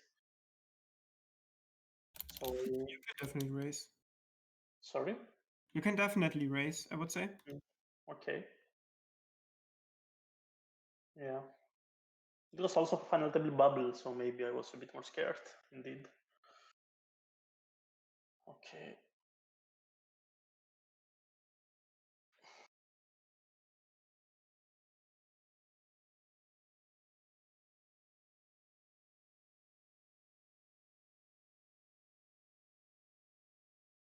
And he folds even with a big stack. That was big. Yeah, still makes sense, right? Still gonna raise like queen 5 suited. Yeah. Okay, and this is the final table now. Yeah, final table hype. Yeah. After 8 hours, yeah. That's definitely the longest review we've ever had, right, Yeah. Zombie? For sure. And this was the day 3. The day 3 started when the final table started, so it was a fresh start. And I remember this guy was good. This guy was good. This guy was good. This guy was, I think it was a fizz, but his stats are not very. Anyway, he was maybe not very bad, but not very experienced as well. This guy was bad. He was losing a lot, and this guy was decent. And this guy, I remember because we also played one big pot. He hit like a score, something like 50, 60K, and his graph was like up. And after he was losing for 2-3 years, he was still profitable, but it was a classic case of someone that being something, and after they just start losing. We have the chat hyping about reaching the final table. Everyone. I guess the people that left in the chat, they are really waiting for the final table. Yeah, probably. Okay. But thank you guys for staying 8 hours of study session. Like a lot of you guys This guy, it's very weird. are still here. Very suspicious. Thank you. He's never done any hand. Yeah. I think I just don't want to get. Probably can just punish him by ISOing. By raising? By raising, yeah. Yeah. Raising pre-flop, not on the flop. Because his range is just gonna be like 9-5 offsuit. Or like Jack-2's offsuit. But it's fine to just not do anything fancy. Yeah. I think I thought about this, and he was playing so aggressive, so aggressive, and I think he raises here almost all of his range. He raises a lot, almost any two. So I thought that he would trap a lot of strong hands here. And that's why raising is good, right? Like, sure, he does have like, what is he not raising? He has like queens and kings and jacks and tens, but he also has all these like Jack 5 offsuit, you know. Yeah. Okay. But I agree, he shouldn't have any limping range here.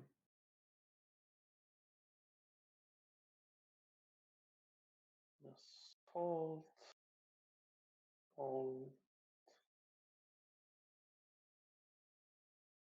We're playing super tight now. We're waiting people to bust.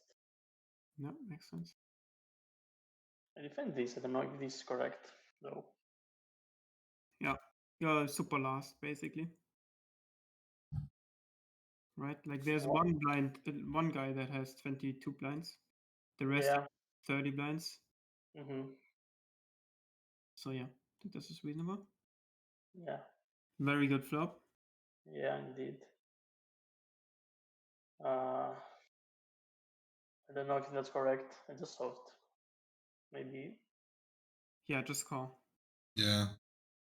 Like it's The a only big bad turn opportunity. is a 10. Yeah, it's a big opportunity to get a lot of value here. Yeah. Like, Like, let's say the turn is an ace. Let's say the turn is a king, right? You get so much more value from him bluffing. Or even like an 8 and he starts bluffing more, you know? So you really want to underwrap your hand. Yeah. Yeah, makes sense. Yeah, I think I was very, about the ICM. I said, okay, just jump and try to. Yeah. Because like if he has ace queen or kings or aces or like king queen, it's not gonna check the turn anyways, right? Yeah, no, he's gonna bet. Yeah. like these spots are so important to get max value because if he somehow finds the courage to triple barrel his pair of 6s or 7s here, and so huge for us to go up.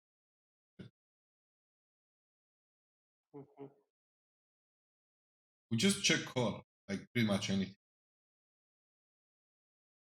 Yeah, now that I see it again, I like the check. I mean, unless there is a club, then we just hit our life. Yeah, I mean, we could jam some like 5-6 in clubs, for example. With a pair where we have a flush draw and we want to protect now. Those hands can jam. But like top 2 pair or like sets don't really want to jam. It's just too strong. And you do have a lot of hands that don't want to jam, right? You have like 10-9 here, 10-8, 5-6. No club. And also his sizing here is 100% range bet, yeah. Very weak, yeah.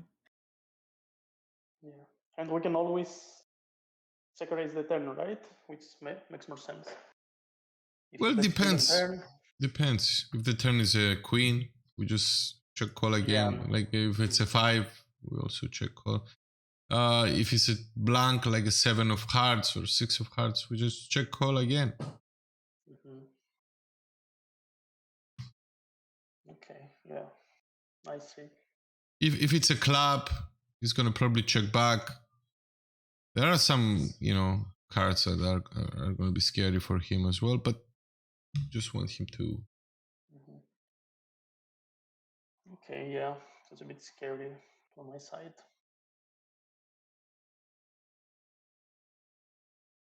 I can't judge you. It's big money on top. Yeah. Yeah.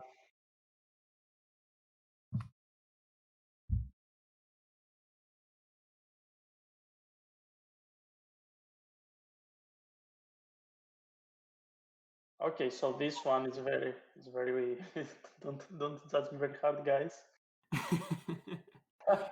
Let's just skip it, but yeah. Yeah. But yeah, it's an easy jump, right?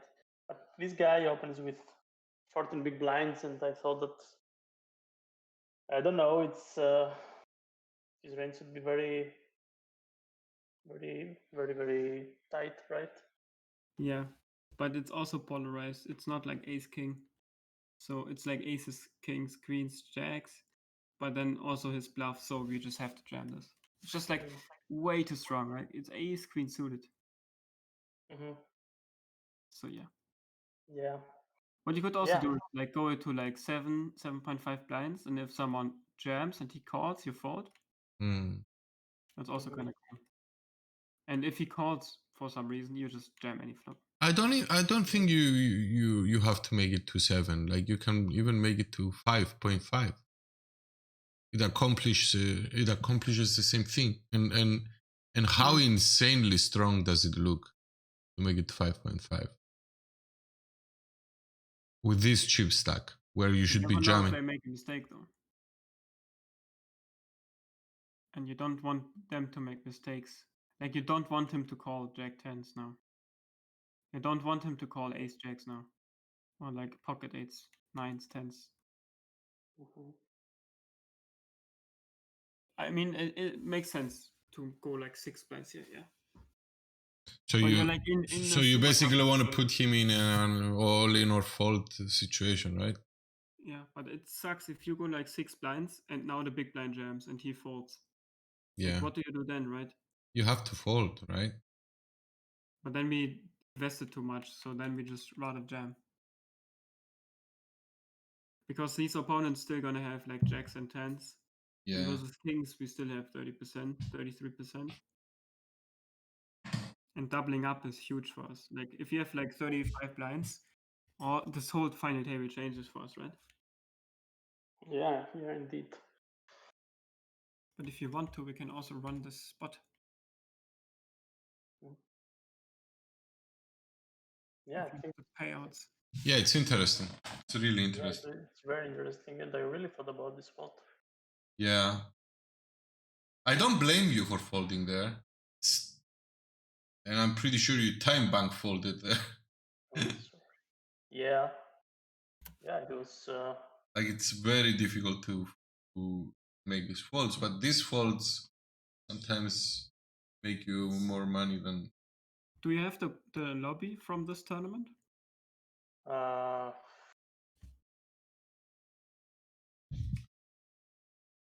Wait. No, I have it You're in at work. I can't do it. social, but Yeah, that's enough. yeah. Glad to keep you Not company, in man. your channel, right? Sorry, what? The lobby is in the channel. The payouts?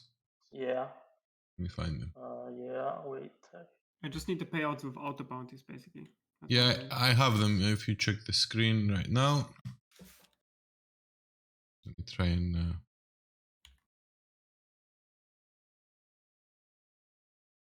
Are they too small? You see them now? How do you mean on stream? Yep. Still too small? It's not there yet. I just see the table.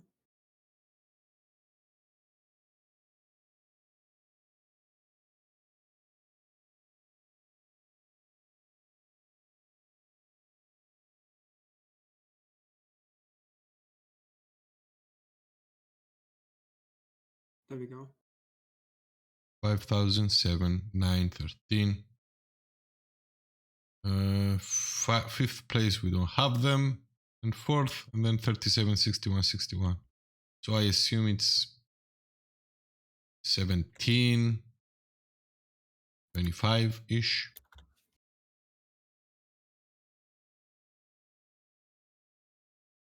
Maybe even 30, I don't know. Wait. I think I have this. I guess my stream is way behind. I still just see the lobby.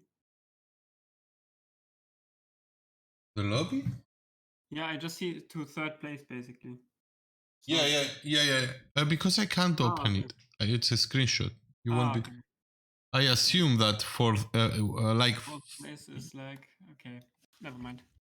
I'm just gonna look at Sharkscope then.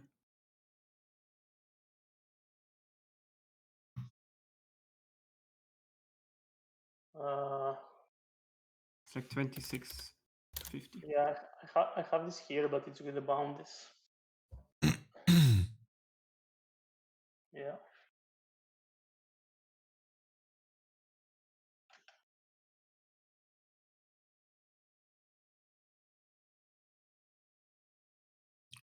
So apparently, Rombin and number 4 and number 5 are known players.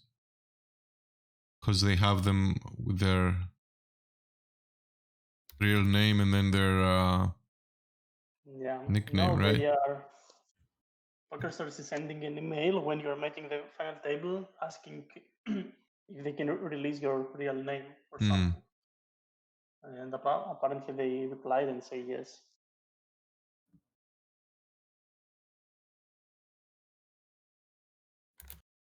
So I found it. It's 12, right? 12.50. Like, how Sorry? much do you get for the min bounty? It's 12.50. Oh, there it is. There it is. Did you Yeah, find I this have it zombie? here. 5, 7, 10, 14, 19, 26, 27, 37, 62, 60. Now I Yeah, and can you show the tournament again? I have the payouts and the bounties now. okay. So what is missing? Just the table again. Okay. Okay, and I guess I need to. Just the I'm big just blinds. gonna do the stack sizes first, and then I'm gonna do the bounties. Mhm.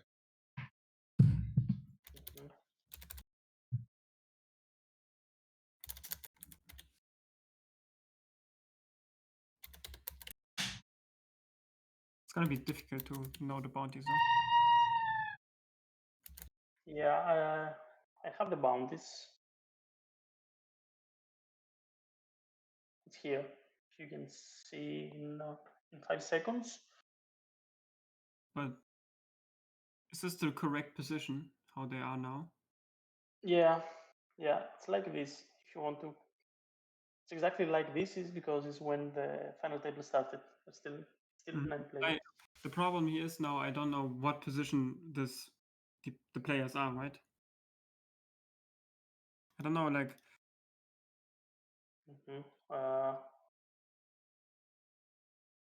I guess if I see, yeah, I guess so. Yeah, the position changed. That's true. Can you show the table again? It's gonna be a bit of a shit show to get the correct numbers in. It's okay. We can anyway. I just need to see the chip stacks again. Mhm. Then if I have all the chip stacks, I'm just for small blind and big blind now, and then we can do the bounties. Okay. Yeah, I think I just put now. Wait for Yep. some Now I seconds. have it. Okay, you want this? I'm sorry. Yeah. Okay. Now I have all the chip stacks. So and now we have to look at where they're at basically, and then the name, and we have to start from under the gun to big blind basically.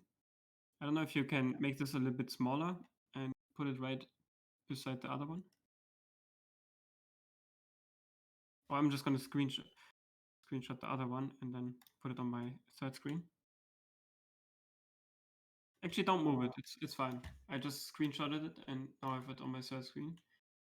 So now I should be able to do it so. Yeah, just make the bounties very big now. I have the table screenshotted. Okay.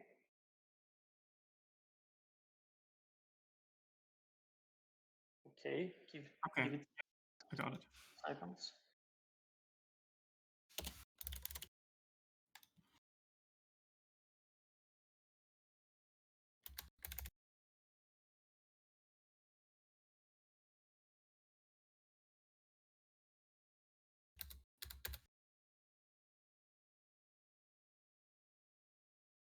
In the end, I know what he had because it was replayed by PokerStars. So was it a correct call? That's all we want to know.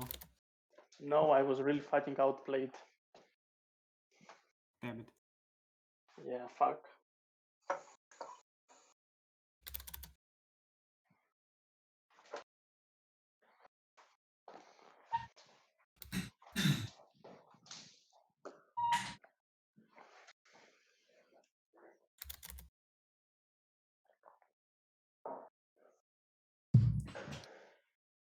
All right. I have the bounties now. Good. I see you're using Ice Miser. It's you are not using the Hold'em resources. You prefer the Ice Miser. Yeah. But maybe I'm gonna switch at some point.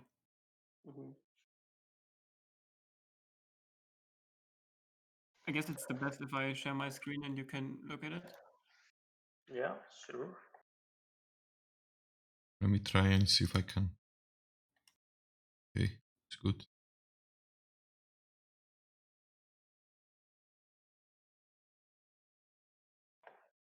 It's gonna need a long time just because it's a very difficult spot. Like his range should be super polarized and super tight, right?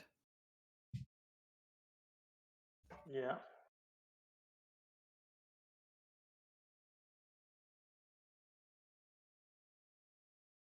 All right, let's adjust his range. What do you think he opens?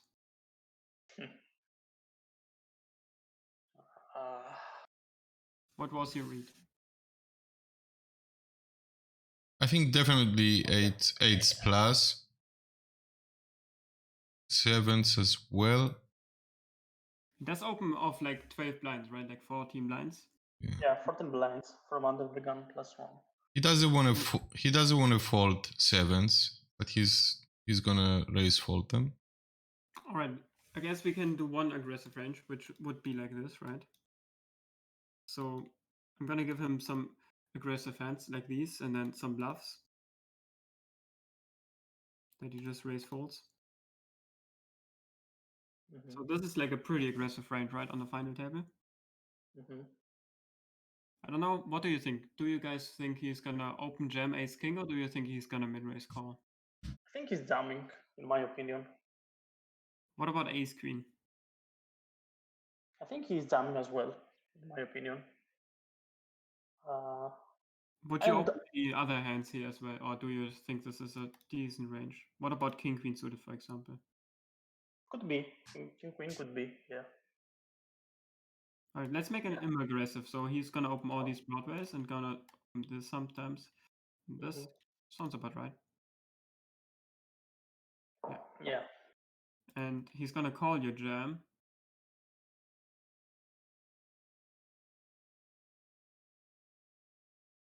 With like jacks plus, right? Yeah, probably tens, but jacks, yeah. ICM Miser actually gave him only aces, so he's raise folding kings, which is like kind of fun. Yeah. Which basically shows us how tight we have to be and how tight he should be.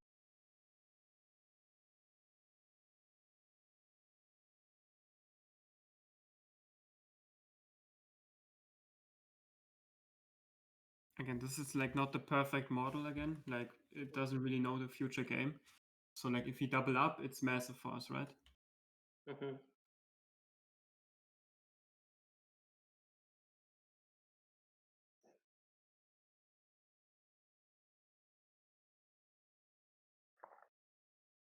Yeah, but we still print. We really print money here. Yeah. Like we take every spot that's 10% of aces. So we take every spot that's more than 0.8. So we take ace queen and jacks plus in this spot. Okay. If he has this aggressive range. So now we give him a very tight range, okay? So now we give him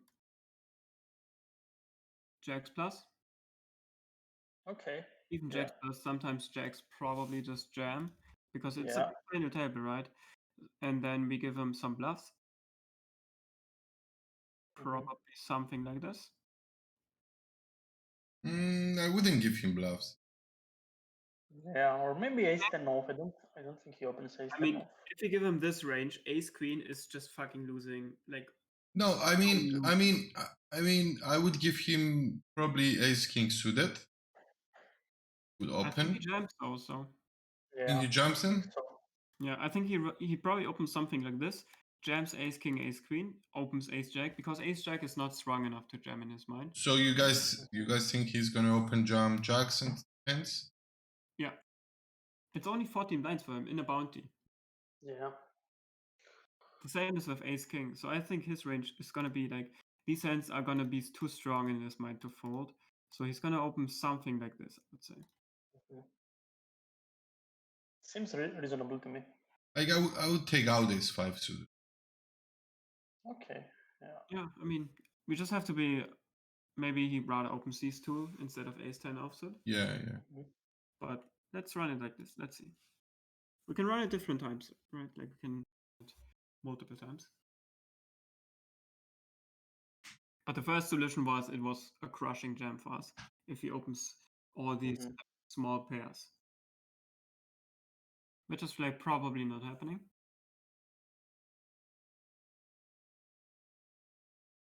And the overcalling ranges based on NAS equilibrium are okay or not? Or do we need to adjust? Looks like reasonable. Queens plus, ace king plus. If you jam, I think that's reasonable. Yeah. Even though I highly doubt that somebody will ever fold to jacks with two bounties and anyway. Yeah. You think they call jacks? Yeah, I think so. But we assigned them as an open jump, so we can't have them as a. No. Like the cutoff could wake up with the hand. Oh, yeah, okay. I mean, yeah, they overcall the other guys. Yeah, cutoff overcalls ace king queens plus in this simulation. So if he opens, we jam. Cutoff is rejamming queens and ace king suited plus. Which is like, I think this happens on the final table. Like, sure, you can make an argument for sometimes he's gonna go with jacks, but I think he's gonna fold ace queens. Yeah, indeed, ace queens, yes. So let's just let it be. So yeah, ace queen is still a jam. It's going closer, right? But if he take this 10% rule, it's still basically too strong. Like this is like super close to 10%. Yeah, it's like 8% on the final table in a bounty. And we gave him a very pessimistic range, right? We gave him a very tight range. So it's a very powerful hand, even with this range. Yeah, it's crazy. Especially like if he starts opening some of these hands, you know, then it's going even better for us. If you give him more of these bluffs, which is like probably unlikely. He's probably very snug, so he probably has even some of these, and then just like this more often. Okay, yeah, so it's just printing in any scenario. Yeah, okay. Okay, so in the end, he had ace jack off, so he's just outplayed us. So he got called by someone? No, but it was sold by PokerStars with the full cards. Oh, okay. Okay, you have to make it a little bit bigger. Yeah. There you go. Yeah, I wish 888 had the WPT final table with open cards. I would love to see it. Yeah, it was funny. A bit disappointing, but funny. We are actually. Yeah, so yeah, he opened. It's a long session. I didn't expect that. I was expecting, but yeah. Yeah, it's one of his bluffs, basically. Yeah. Yeah, it's one of his bluffs, indeed. But anyway, even if it's not, we saw that it's printing, so yeah, anyway. What run it with if he jams? That would be probably also interesting, right? I think if he jumps, I'm rejamming more happy than. I don't know if this is correct, but if he jumps, I think I rejam more happy because he jumps a lot of pairs. He jumps maybe 7s, 8s, maybe ace jack suited. You know, we're ahead a lot of the times. Yeah, in ICM situations, this is like the wrong mindset, because in ICM situations, you really don't want to flip. This is like very important. So he's probably going with like jacks plus. I think he's gonna min raise queens, and then like ace queens, maybe ace jacks, right? So ace plus to jacks and ace jack, ace queen. Let's give him this range. Okay. Finitel is saying, Holly said, you guys still going? Yeah. Just some more hands, don't worry. Yeah. Okay. Very, very nice spot. Okay. And he see bets also with ace jack off. I don't remember if he had the ace of spades or not. Yeah, but now you see how we don't want to call ace queen. Mhm. Like we can't call ace queen, but we can jam it if he min raises. Because if he jams, he's all in, right? Like we have to fight for the chips. While if he min raises, we still have fold equity. Mhm. So yeah. Yeah. In these situations, we hate to call off if like even ace king is close, but like queen is crushing versus this range. Mhm. Yeah. Very interesting. And tens, it's a call, and ace queen suited, it's a fold. Yeah. Mhm. If Okay. they overcall very tight as well, which is like maybe. So like if he jams and we jam, he folds ace king. Mhm. I guess sometimes they call. Yeah. Let's put him a bit more aggressive.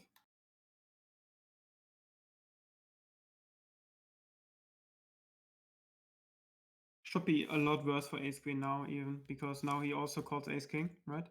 So we're behind versus ace king as well. So the pair should print more and the ace queen should lose more.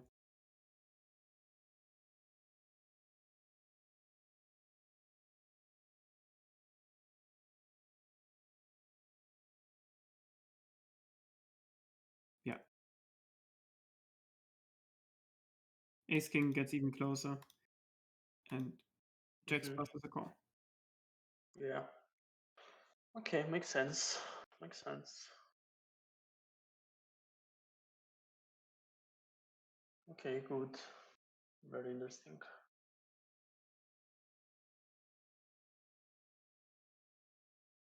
Okay. First mistake of the final table. So let's see. Happens. This fight me money. It was big money, that's why. I think I will never do this mistake in if it was 2K up top, I would just, solve happily. Don't be so hard on yourself because it's a very tight spot, anyways. Yeah. Guy Exactly. opening It's under not the like gun, super printing. 14 big blinds, leaving 12 behind. Yeah. Like I would snap fold ace queen off, but ace queen suited feels wrong. Feels wrong to fold, yeah. Yeah, feels wrong indeed. I had the same feeling, but I just press a button. Okay. Let's move on. He's out. Exactly. Yeah, he's out. Yeah. How did he bust? Let's see how he busted.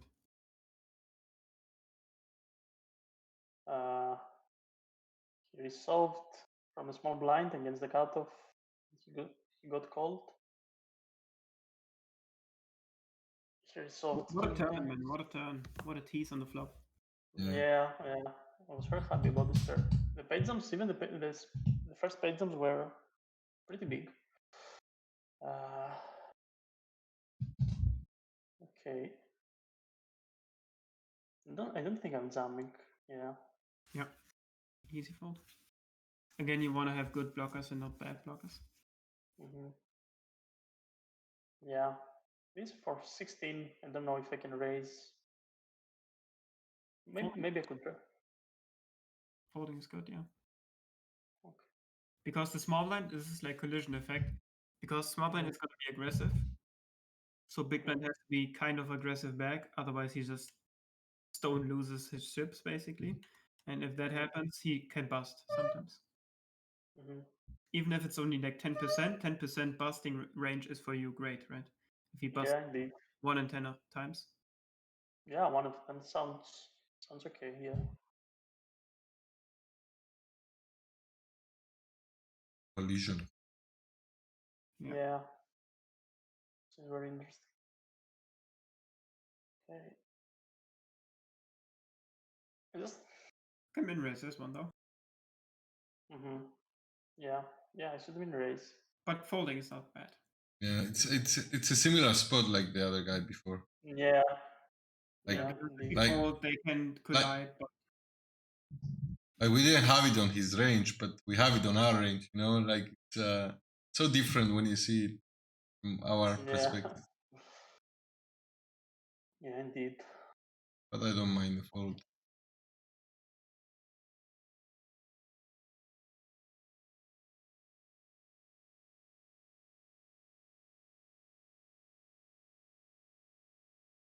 Let's fold.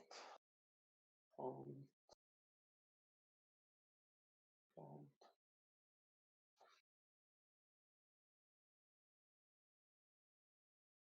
There we So go.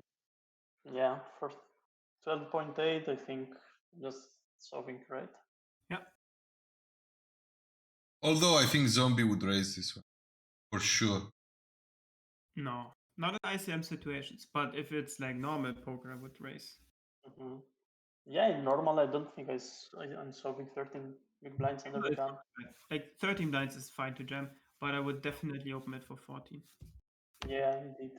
Maybe I would jump nines, you know, nines. Maybe eights. Maybe eights is the only hand that I'm jamming with 13 under the gun. Anyway. Yeah, this is.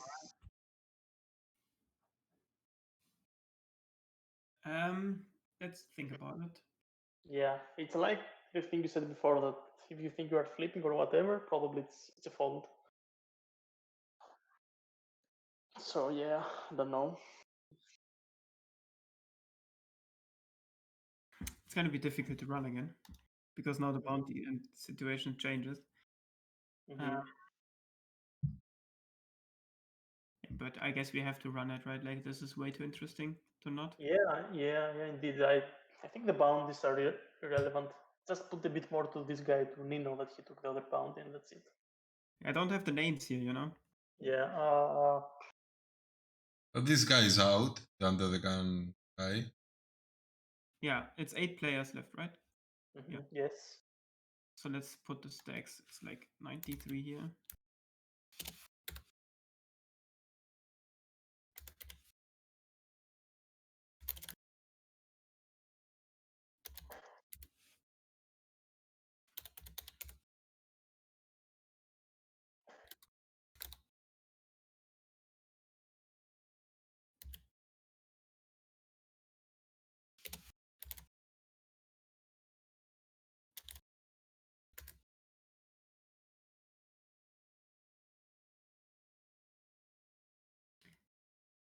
Okay.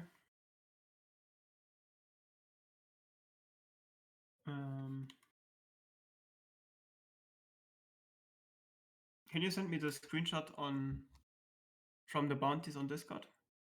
Yes.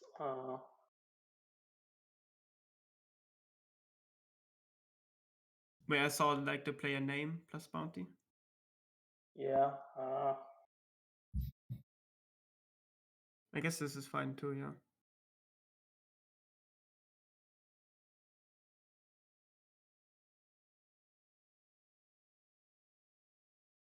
Is that okay? Yeah, that's okay. Now I need your screen again, the normal screen, so I can see the names where I have to put them. Perfect. Yeah. Yeah. This guy is 5,000.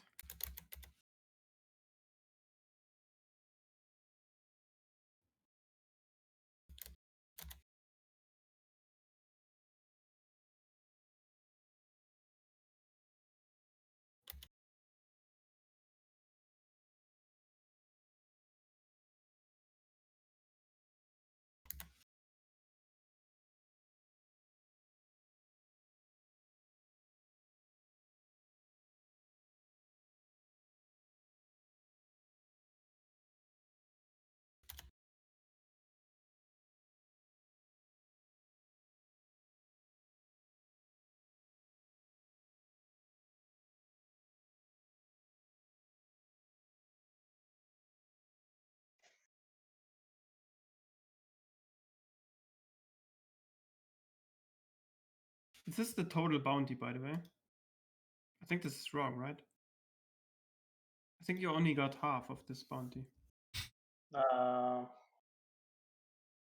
I think it was Because in something like. screenshot before you had like $800 bounty. I think I think I know what happened there, but it's still interesting to find out Yes, what indeed. the right play is. But I had many other bounties before, so I think that's okay. I think this is what I had more or less. So on the table there were like 6k bounties.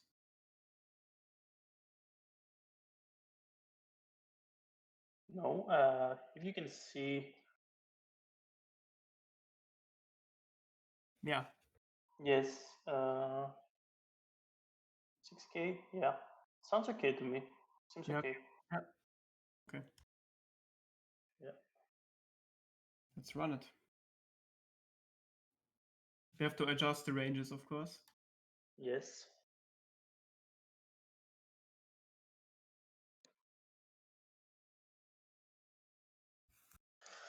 No need to analyze anything. I think the donk that must found the hitter. That's all. That happens sometimes. Yeah, I see the chat. So what do you guys think he jams? What he jumps for? 14 blinds, 13.8.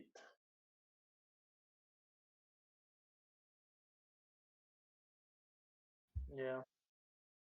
I would say something like this. I agree. Hmm. Do you think he's more aggressive or less aggressive? No. I think that's. I'm not even sure about sixes, but okay. Doesn't change much. Yeah.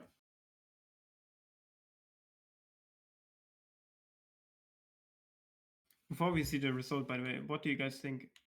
I think it's gonna be a fold. Yeah. Just before. I think I think tens plus, maybe jacks plus, ace queen suited Yeah. plus. Yeah, it's 10 probably plus. like 10 plus ace queen suited plus. Yeah. My guess. Yeah. Yeah. Fuck. But ace queen off could be a call as well. Yeah. But we probably didn't give him enough suited ace-x, so we don't dominate a lot. Let's see.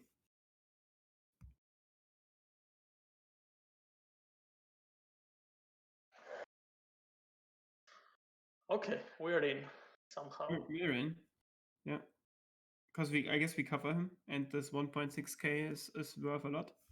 Because the pay jump is worth like, the pay jump is worth 2K. So 2K. it's another. 2.9k, yeah. Yeah. And also, like you said, plus the future game. Which this doesn't even calculate, so this is Yeah. like a crushing jam actually. So we call like 9s plus basically. Mhm. Okay, good to see this. I would have a very tough time calling nines there, but yeah. 16, right? Yeah. So we call like 9s plus ace queen. So nice call, I guess. Like, Yeah. Finally. Yeah, that's good. Let's make him tighter. Let's see what happens. Yeah.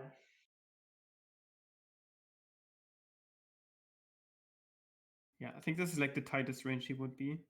Mm-hmm.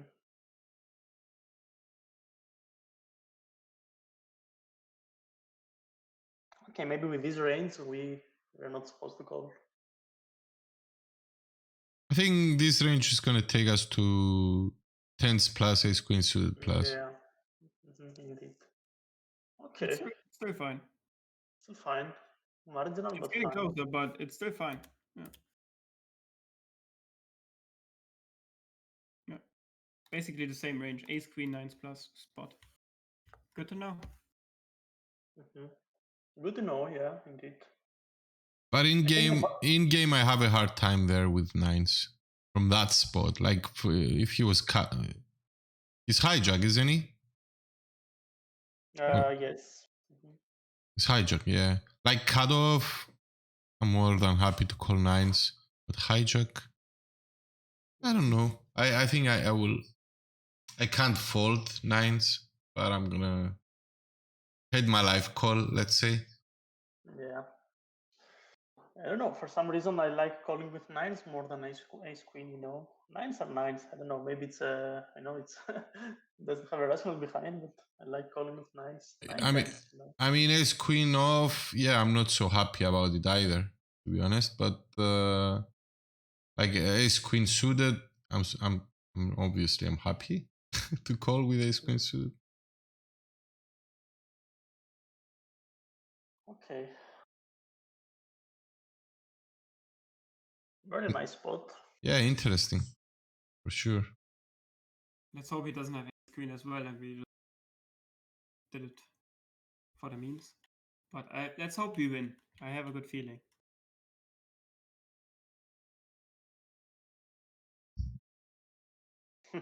So let's see. Oops. What the? Sorry, I lost it. This is funny, right? What the fuck? Sorry. So yeah, we fold this. There you are. Yeah. Okay. So in the end, he had sevens. So So he does Yeah. jump sevens. Yeah, it was huge river.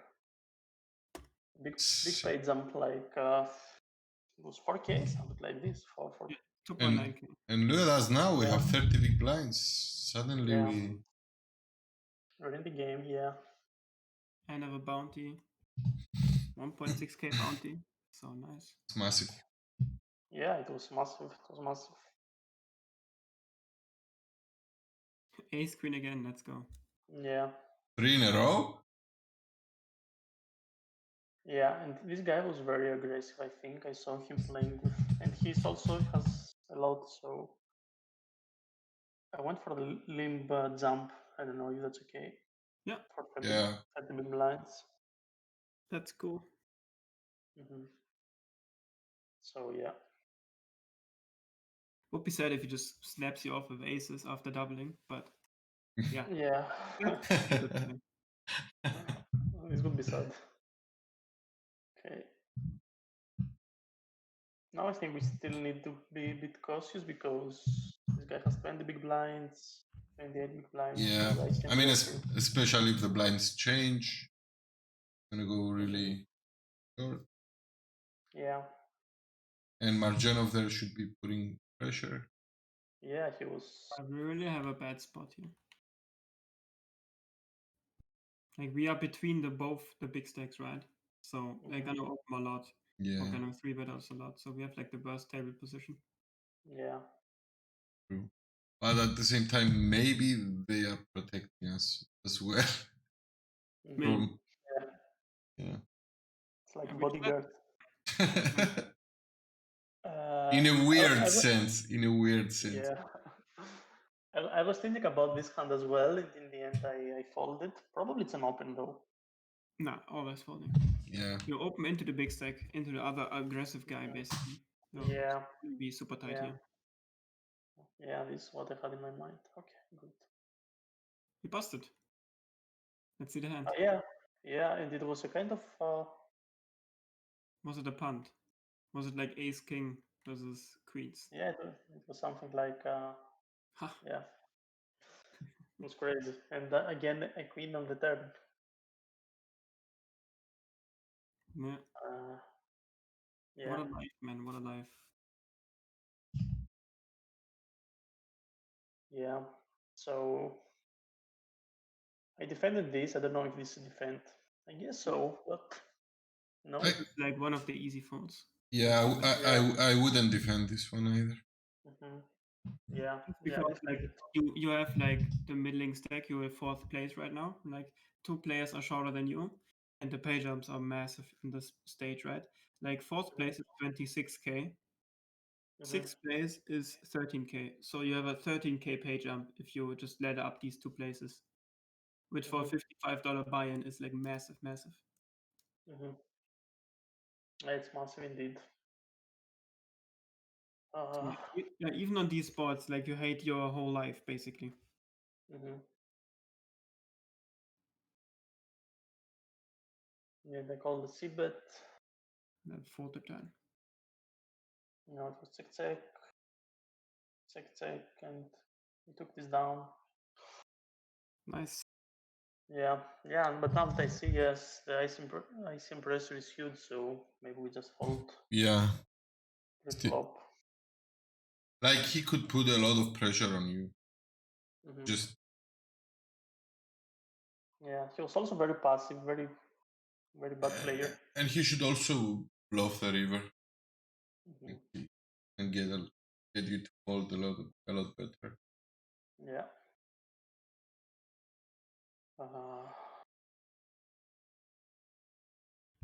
Just fold. I don't know. I don't want. Just call. Yeah.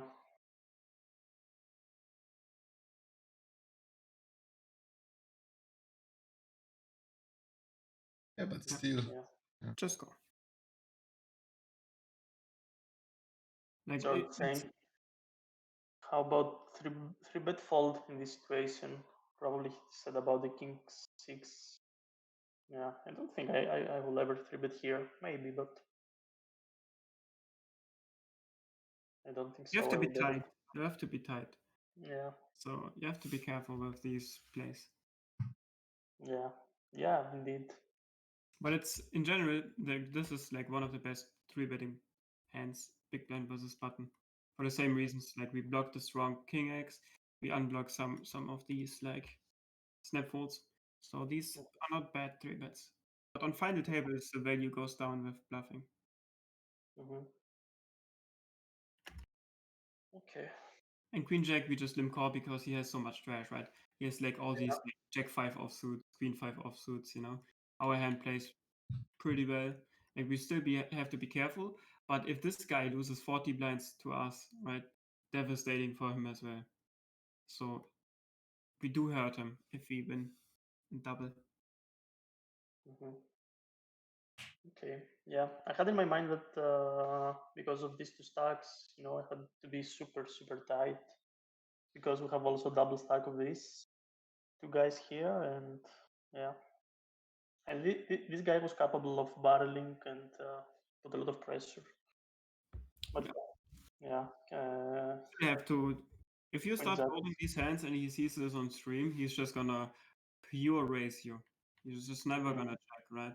Because if you fold like all these hands, all these queen jacks, and you start folding like ace 5 offsuits and stuff like that, he just can exploit you. Yeah. But passive is correct in this spot for sure.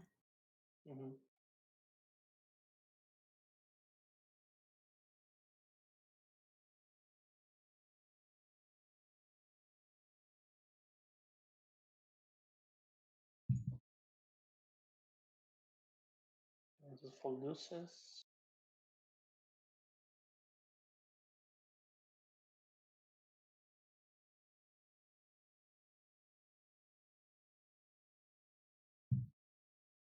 You think here? Fold? Yeah, I think this is. I think it's a fold. I know. Yeah. Like the ranges are so different than on normal tables. Yeah. Normal tables. Like, what do you think the 12.3 guy has? Which one? The guy that flooded here? Yeah. I don't know. He was a very weird player. I don't think he's very strong, to be honest. I think he's solving all the strong hands.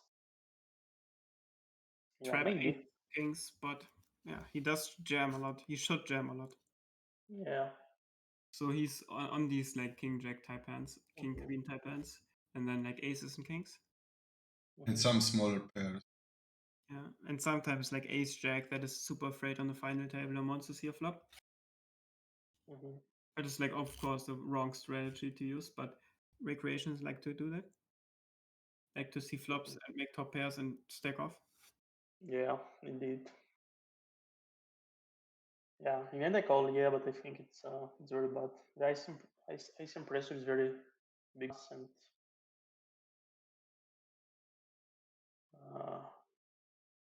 Bets half a stack. Perfect. Yeah. Yeah, this guy probably had like king queen. Yeah, could be. Seems like.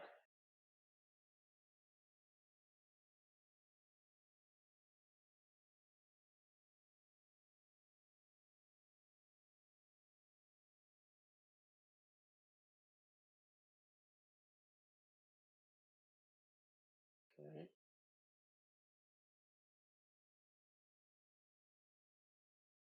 Yeah. Probably Why I should bet. Why did you check?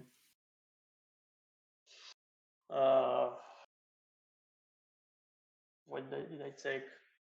I don't know. This guy was a bit crazy. It's the same guy that I was resolving all these hands, and he was talking to me all the time. I thought that he would be more crazy to me, a bit out of line.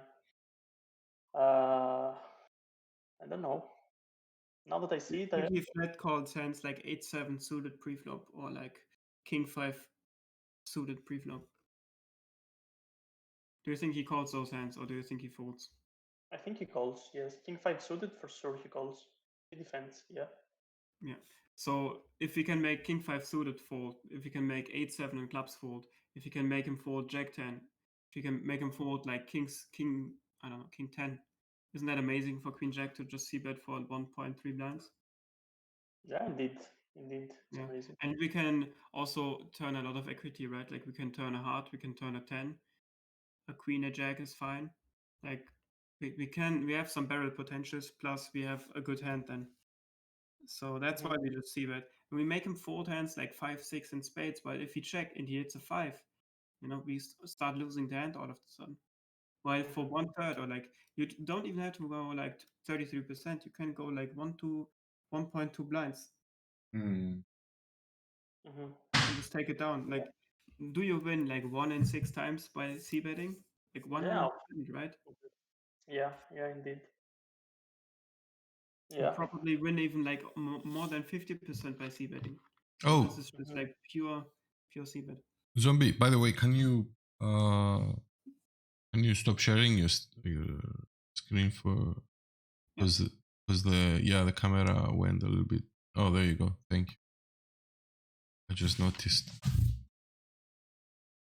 Messed up the screen capture. Yeah, it's okay. So we checked. Yeah, we checked in the end. Yeah.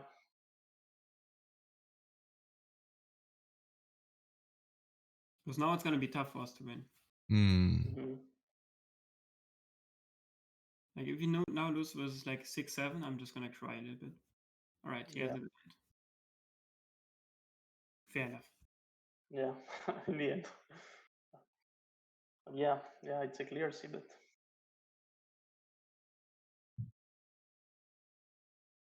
That's a good fold. Yeah. There's no need to go aggressive against a big stack. When there's 11 big blind stack, you just get punished. Yeah. Yeah, this guy, he's solving. Basically, yeah. Yeah, that's a good play by him. Here, I think I just saw for 27. Yeah.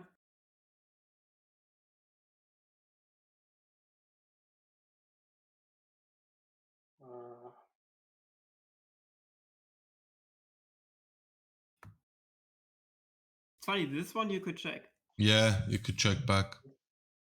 Or bet 1 blind again. It's the same thing again. Is he gonna fold king 5 in clubs, for example? If the answer is yes, just bet 1 blind. Okay. And he doesn't really have too many pairs, right? Like, does he have pocket 7s? No, he's just jamming preflop, right? No. Yeah.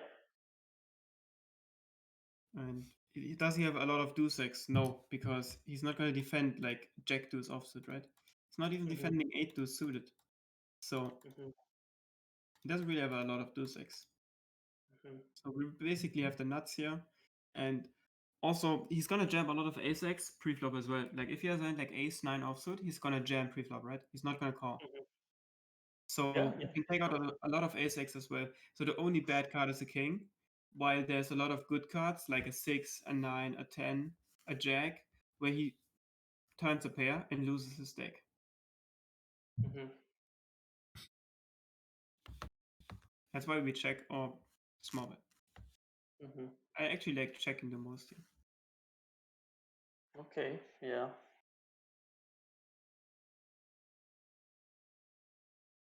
Yeah, makes sense. Makes sense.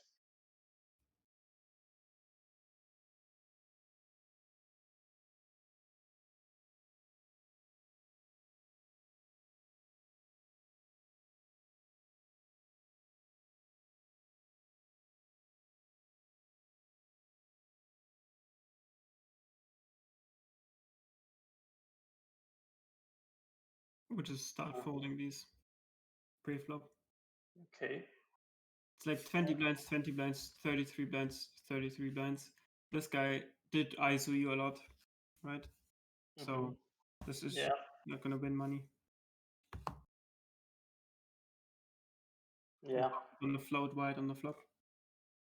And let's say you win the spot for 5 blinds, it's not really good for you. Like it's okay, but it doesn't really change the situation that you have to be tight, right? Mm-hmm. But let's say you lose 10 blinds or 5 blinds, that's pretty bad for you. Yeah, just fold. Yeah.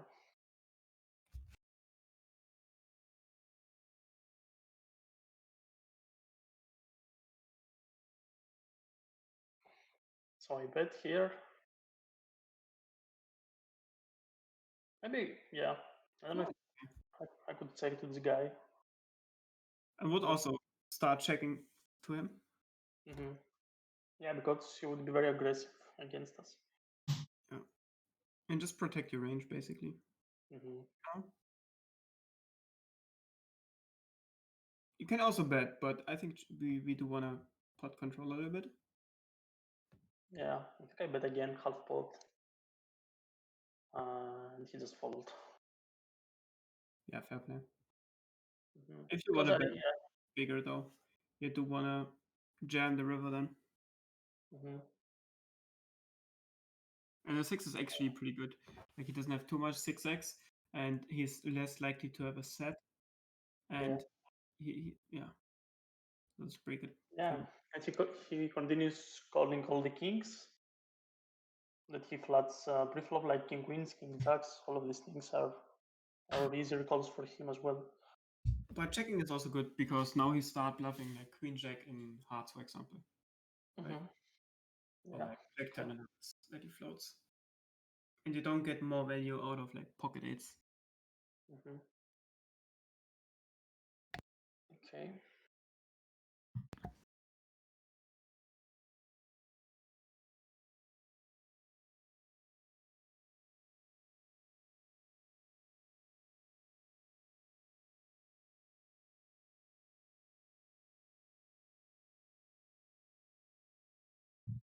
Yeah. I think this is an okay open. Yeah, it's okay. Not loving it though.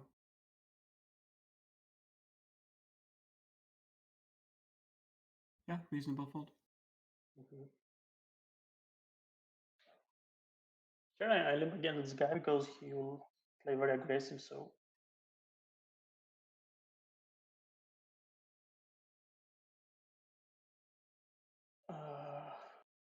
Check, check back. Check again. Checks. Check, he bets. I called this because, you know. It's like jack 10s, queen 10s, too much. Yeah, it doesn't make much sense, and he's very aggressive, so. I don't know. I think just. It did work, but. Yeah, I think he just bets without much sense. Yeah, he's basically wrapping a 10. Or like yeah. 8-3. 10-3. Yeah, for sure he could have these hands. Yeah. But he was playing very weird. It was very weird. I think his play is good. Like sure, he could also just c-bet. make you forward some hands. But I think the isolate is good. But we limped pre-flop and he raises. So do you think we should lead the flop? No. Oh. He could see bet the flop. I mean. Okay, he could see bet. Yeah, sorry, I thought you said I could see bet. Yeah. Of course he could. Yeah. But like checking is not bad because 4 deuce has really bad equity on this board, and your range is king x and queen jack heavy, jack 10 heavy. So I actually really like his line, to be honest. Because you're gonna fold hands like ace jack, never on the flop, but sometimes on the river.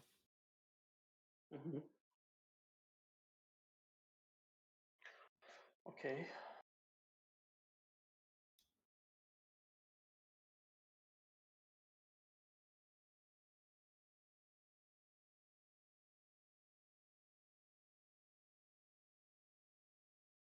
Yeah, I defend this and I think it's okay. Close. Close.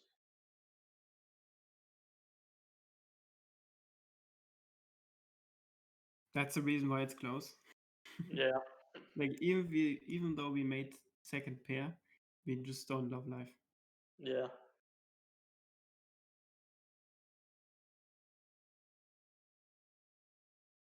I just fold. It's okay. Yeah, so two.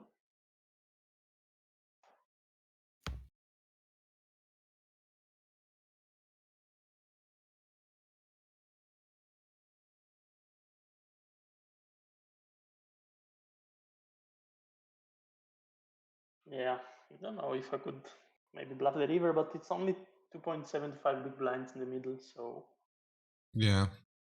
But you don't have to big bet, and you do have some hard draws. I don't want to bluff. Yeah, maybe. And you never really win with 9 high. Yeah. Let's say he has like ace 7, no heart, probably folds. Yeah, probably folds. Not probably, he folds for sure. Most likely. Okay. I folded this one, I think that's okay. Mm-hmm.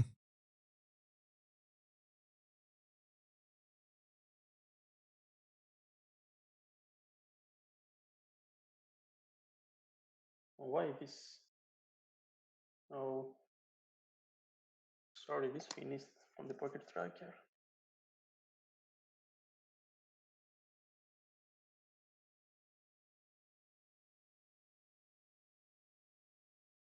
You don't have the hand?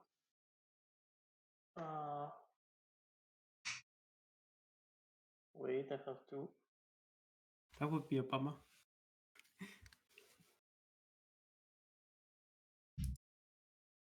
Yeah, truth is I didn't sleep today. I woke up early. I had my second vaccine. I am a little bit tired, but I'm okay. I am here. I'm still here. That's by far the longest study session we ever had. Okay. On stream, because we did have study sessions off stream.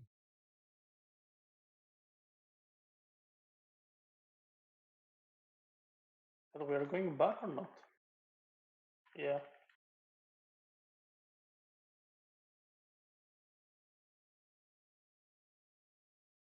Sorry, guys. Okay, here we are.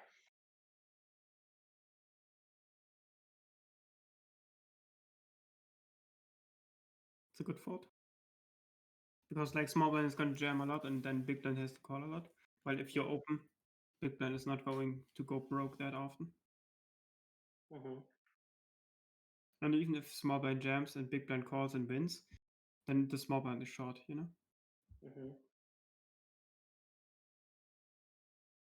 Okay, here just fold.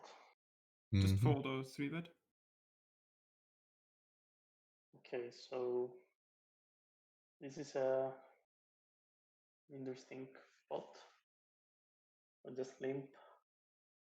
Again, we probably can just fold. Yeah. But limping is not that bad. But like he did ISO us low like every 50% probably, maybe more.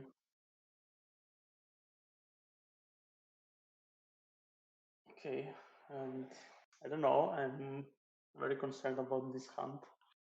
So I just stab, and he calls here.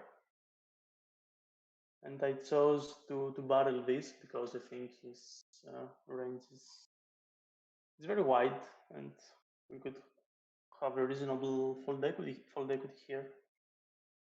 And if we hit, he was playing very weird. I think he was not a very good player. So I chose for the big bet here. How does this seems to you guys? I know the ICM is huge on me because we are even with the two guys and one sword stack, so it's huge. Yeah, the problem kind of here is now he has a lot of hands that have a draw, but they don't fold because they are not draws. So like a hand like 10-9 doesn't really fold, right? Or a hand like King 10 doesn't really fold. So we target hands like King 9, 10-8, and weak 5x and some ace size, which is fine. I guess it's okay. If those hands always pure fold, it's good. If he starts calling King 9, it's bad for us. But yeah, on the river, I would be very honest. That's a good river, though. Yeah. So how much do we bet here? We go super big, we go small. You go very big, yeah. You go like 10. Yeah. Because if he does have King 10, he's just pure calling. If he has a queen, it looks like you want him to get off because you don't really have a lot of ace-x that you double barrel. You have like ace queen, you know. You don't bet ace 5, for example, on the turn, or ace 3, or ace jack. So you're pretty polarized to like King 10 and flushes and two pairs. And then you could have hands like your bluffs are like 10-9, 10-8, you know, 4-6, 6 deuce, some of these hands, 6-7. Yeah. So you want to go big, like 9, but I guess he jammed on you. Yeah, in the end I went like a bit less than half pot. And he did, it's like a mini raise. You cannot see it very well. It's a mini raise. It's not a mini raise. Yeah. So it's a mini raise actually. He Maybe did never. the 8 point something. We just called them. We can't go over the top there. Yeah, I mean, I guess he does have some jack X and spades. That makes sense. But yeah, we have a flush and we used a very weak sizing on the river. Jack 9 maybe. Yeah. Don't tell me we shove. Okay, that's. No. I'm never shoving here. It's like this mini raise. It's so obvious that he's so strong, and I was even considering to fold, but I don't think we can ever fold 4 blinds to take out 25 blinds. I don't think. Maybe he has smaller. And then he had this. He does have jack X and spades. Yeah. This was rough. That makes a lot of sense. Like it doesn't need to raise ever. Yeah. Blocks Yeah, you from having jack X in spades, but yeah, it's very unlucky river. Yeah. Yeah, that on my call. I mean, what would you do if you bet, 10 big blinds and he jumps? Find the fold? I don't think. Easy fold, you said? Yeah, easy fold. Like he never bluffs. Yeah. Even for this size, he never bluffs probably. So we Yeah. can probably find some folds, but like you chose such a weak sizing. You chose like 1/3 on the river, Yeah, it's ridiculous. His sizing. Maybe he could have king 10 and he chose to just min raise, or maybe even smaller flushes. Yeah, I think he could have some worse flushes as well. So I guess we have to call. Yeah. I don't love it though. I would just big bet myself on the river Hmm. and lose the same amount, but Yeah. it's okay. But just lose it in an But I get another more value way. from like Jack X and Queen X. Yeah. Yeah. Makes sense. Yeah. I don't know. I think yeah, it was a bit unlucky for this spot. Yeah, very unlucky. Blind versus blind, flush over flush. Hmm. Yeah. And in Yeah. this high ICM pressure situation, because look, 30 big blinds here, it's huge, you know. It's yeah, but it is what it is.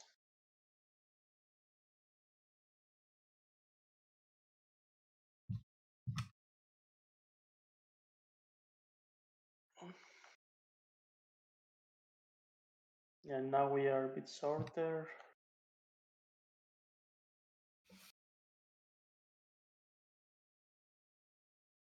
And it was What? also unlucky. Yeah. 1,000 hands we did. Yeah. That's so crazy, man. Yeah. Crazy. 9 hours and still going. Yeah, what a marathon. 2 hours coaching, by the way. Yeah. He booked me for 2 hours. God damn. Yeah. No, it's amazing for me as well. It's just so important for me, so huge, so big. It's very nice. Okay, and This is the last hand. it's the last hand, yes. So Human raise with effective our stack 15 blinds, and they just resolved. Even Yeah. though this guy was very tight on the final table. But I think Yeah. ace 10 here is very strong. Yeah, we just can't do anything against it. Like, if he has it, he has it. Yeah. And in the end, he called with pocket fives. I think you could just solve pre-flop. I think it's the best play. Yeah, that's a really terrible call by him. Yeah. Yeah, it's very bad. I think yeah, the best place to jump. If he jumps, I don't know if we call actually. I think we still call. What do you think if he jumps? Yeah. Do It's you want to close. run Yeah. No, it's okay. It's the last hand. Never. It's okay. it? Yeah. Yeah, we probably call, yeah. Yeah. And we don't cover for bounty. If we cover, maybe it's easier. It's much easier to call him. Yeah, I mean, as played, it's super unlucky for you. It's a terrible call by him. So we did everything correctly in this hand. Mm-hmm. Oh, yeah, sucks to lose the flip. Yeah. But still a great score, man. Like, you got like 16,000. Yeah, indeed, man, indeed, it's huge. If you guys imagine that my second biggest score is 4K, so it's like 4 times bigger, so it's still huge. Yeah, my biggest score is like 9K. So it's even bigger than my biggest score. Yeah, that's crazy. It's crazy. But I guess you have many scores of this, and it's not scores doesn't mean anything, man. It's the overall results, of course. Yeah. I think you played very well pre-flop. Post-flop, you were sometimes too tight, checking too many flops, small betting too many flops. But I would say overall pre-flop, you're really solid. You're really open enough. You really 3-bet enough, which is like very unusual. Like I see a lot of players fuck up pre-flop because they're just like way too tight. They don't open like the queen 5 suited in the cutoff, Don't 3-bet the ace 3s, ace 4s enough. But I did see that a lot. I guess in my opinion, what you should work on is post-flop play and post-flop sizings. So if you can get like the flop sizings, like why do I want a big bet? Why do I want a small bet, for example? If you get these right, I think you're right path. Yeah, great, man. Really appreciate the feedback and all the infos. I think I will think 10 times now when I'm gonna see bet small. It was a huge lesson for me. Yeah. Yeah, and I really thank you, both of you, for this chance. It's means a lot. Thanks. It was a pleasure for me It was fun. to have you guys. It was definitely a good session. A long one. A long one. Yeah, long I'm gonna upload it on YouTube in the next couple of days in my YouTube channel, so you guys can watch it again. All the 9 hours, 20 minutes, anytime you want.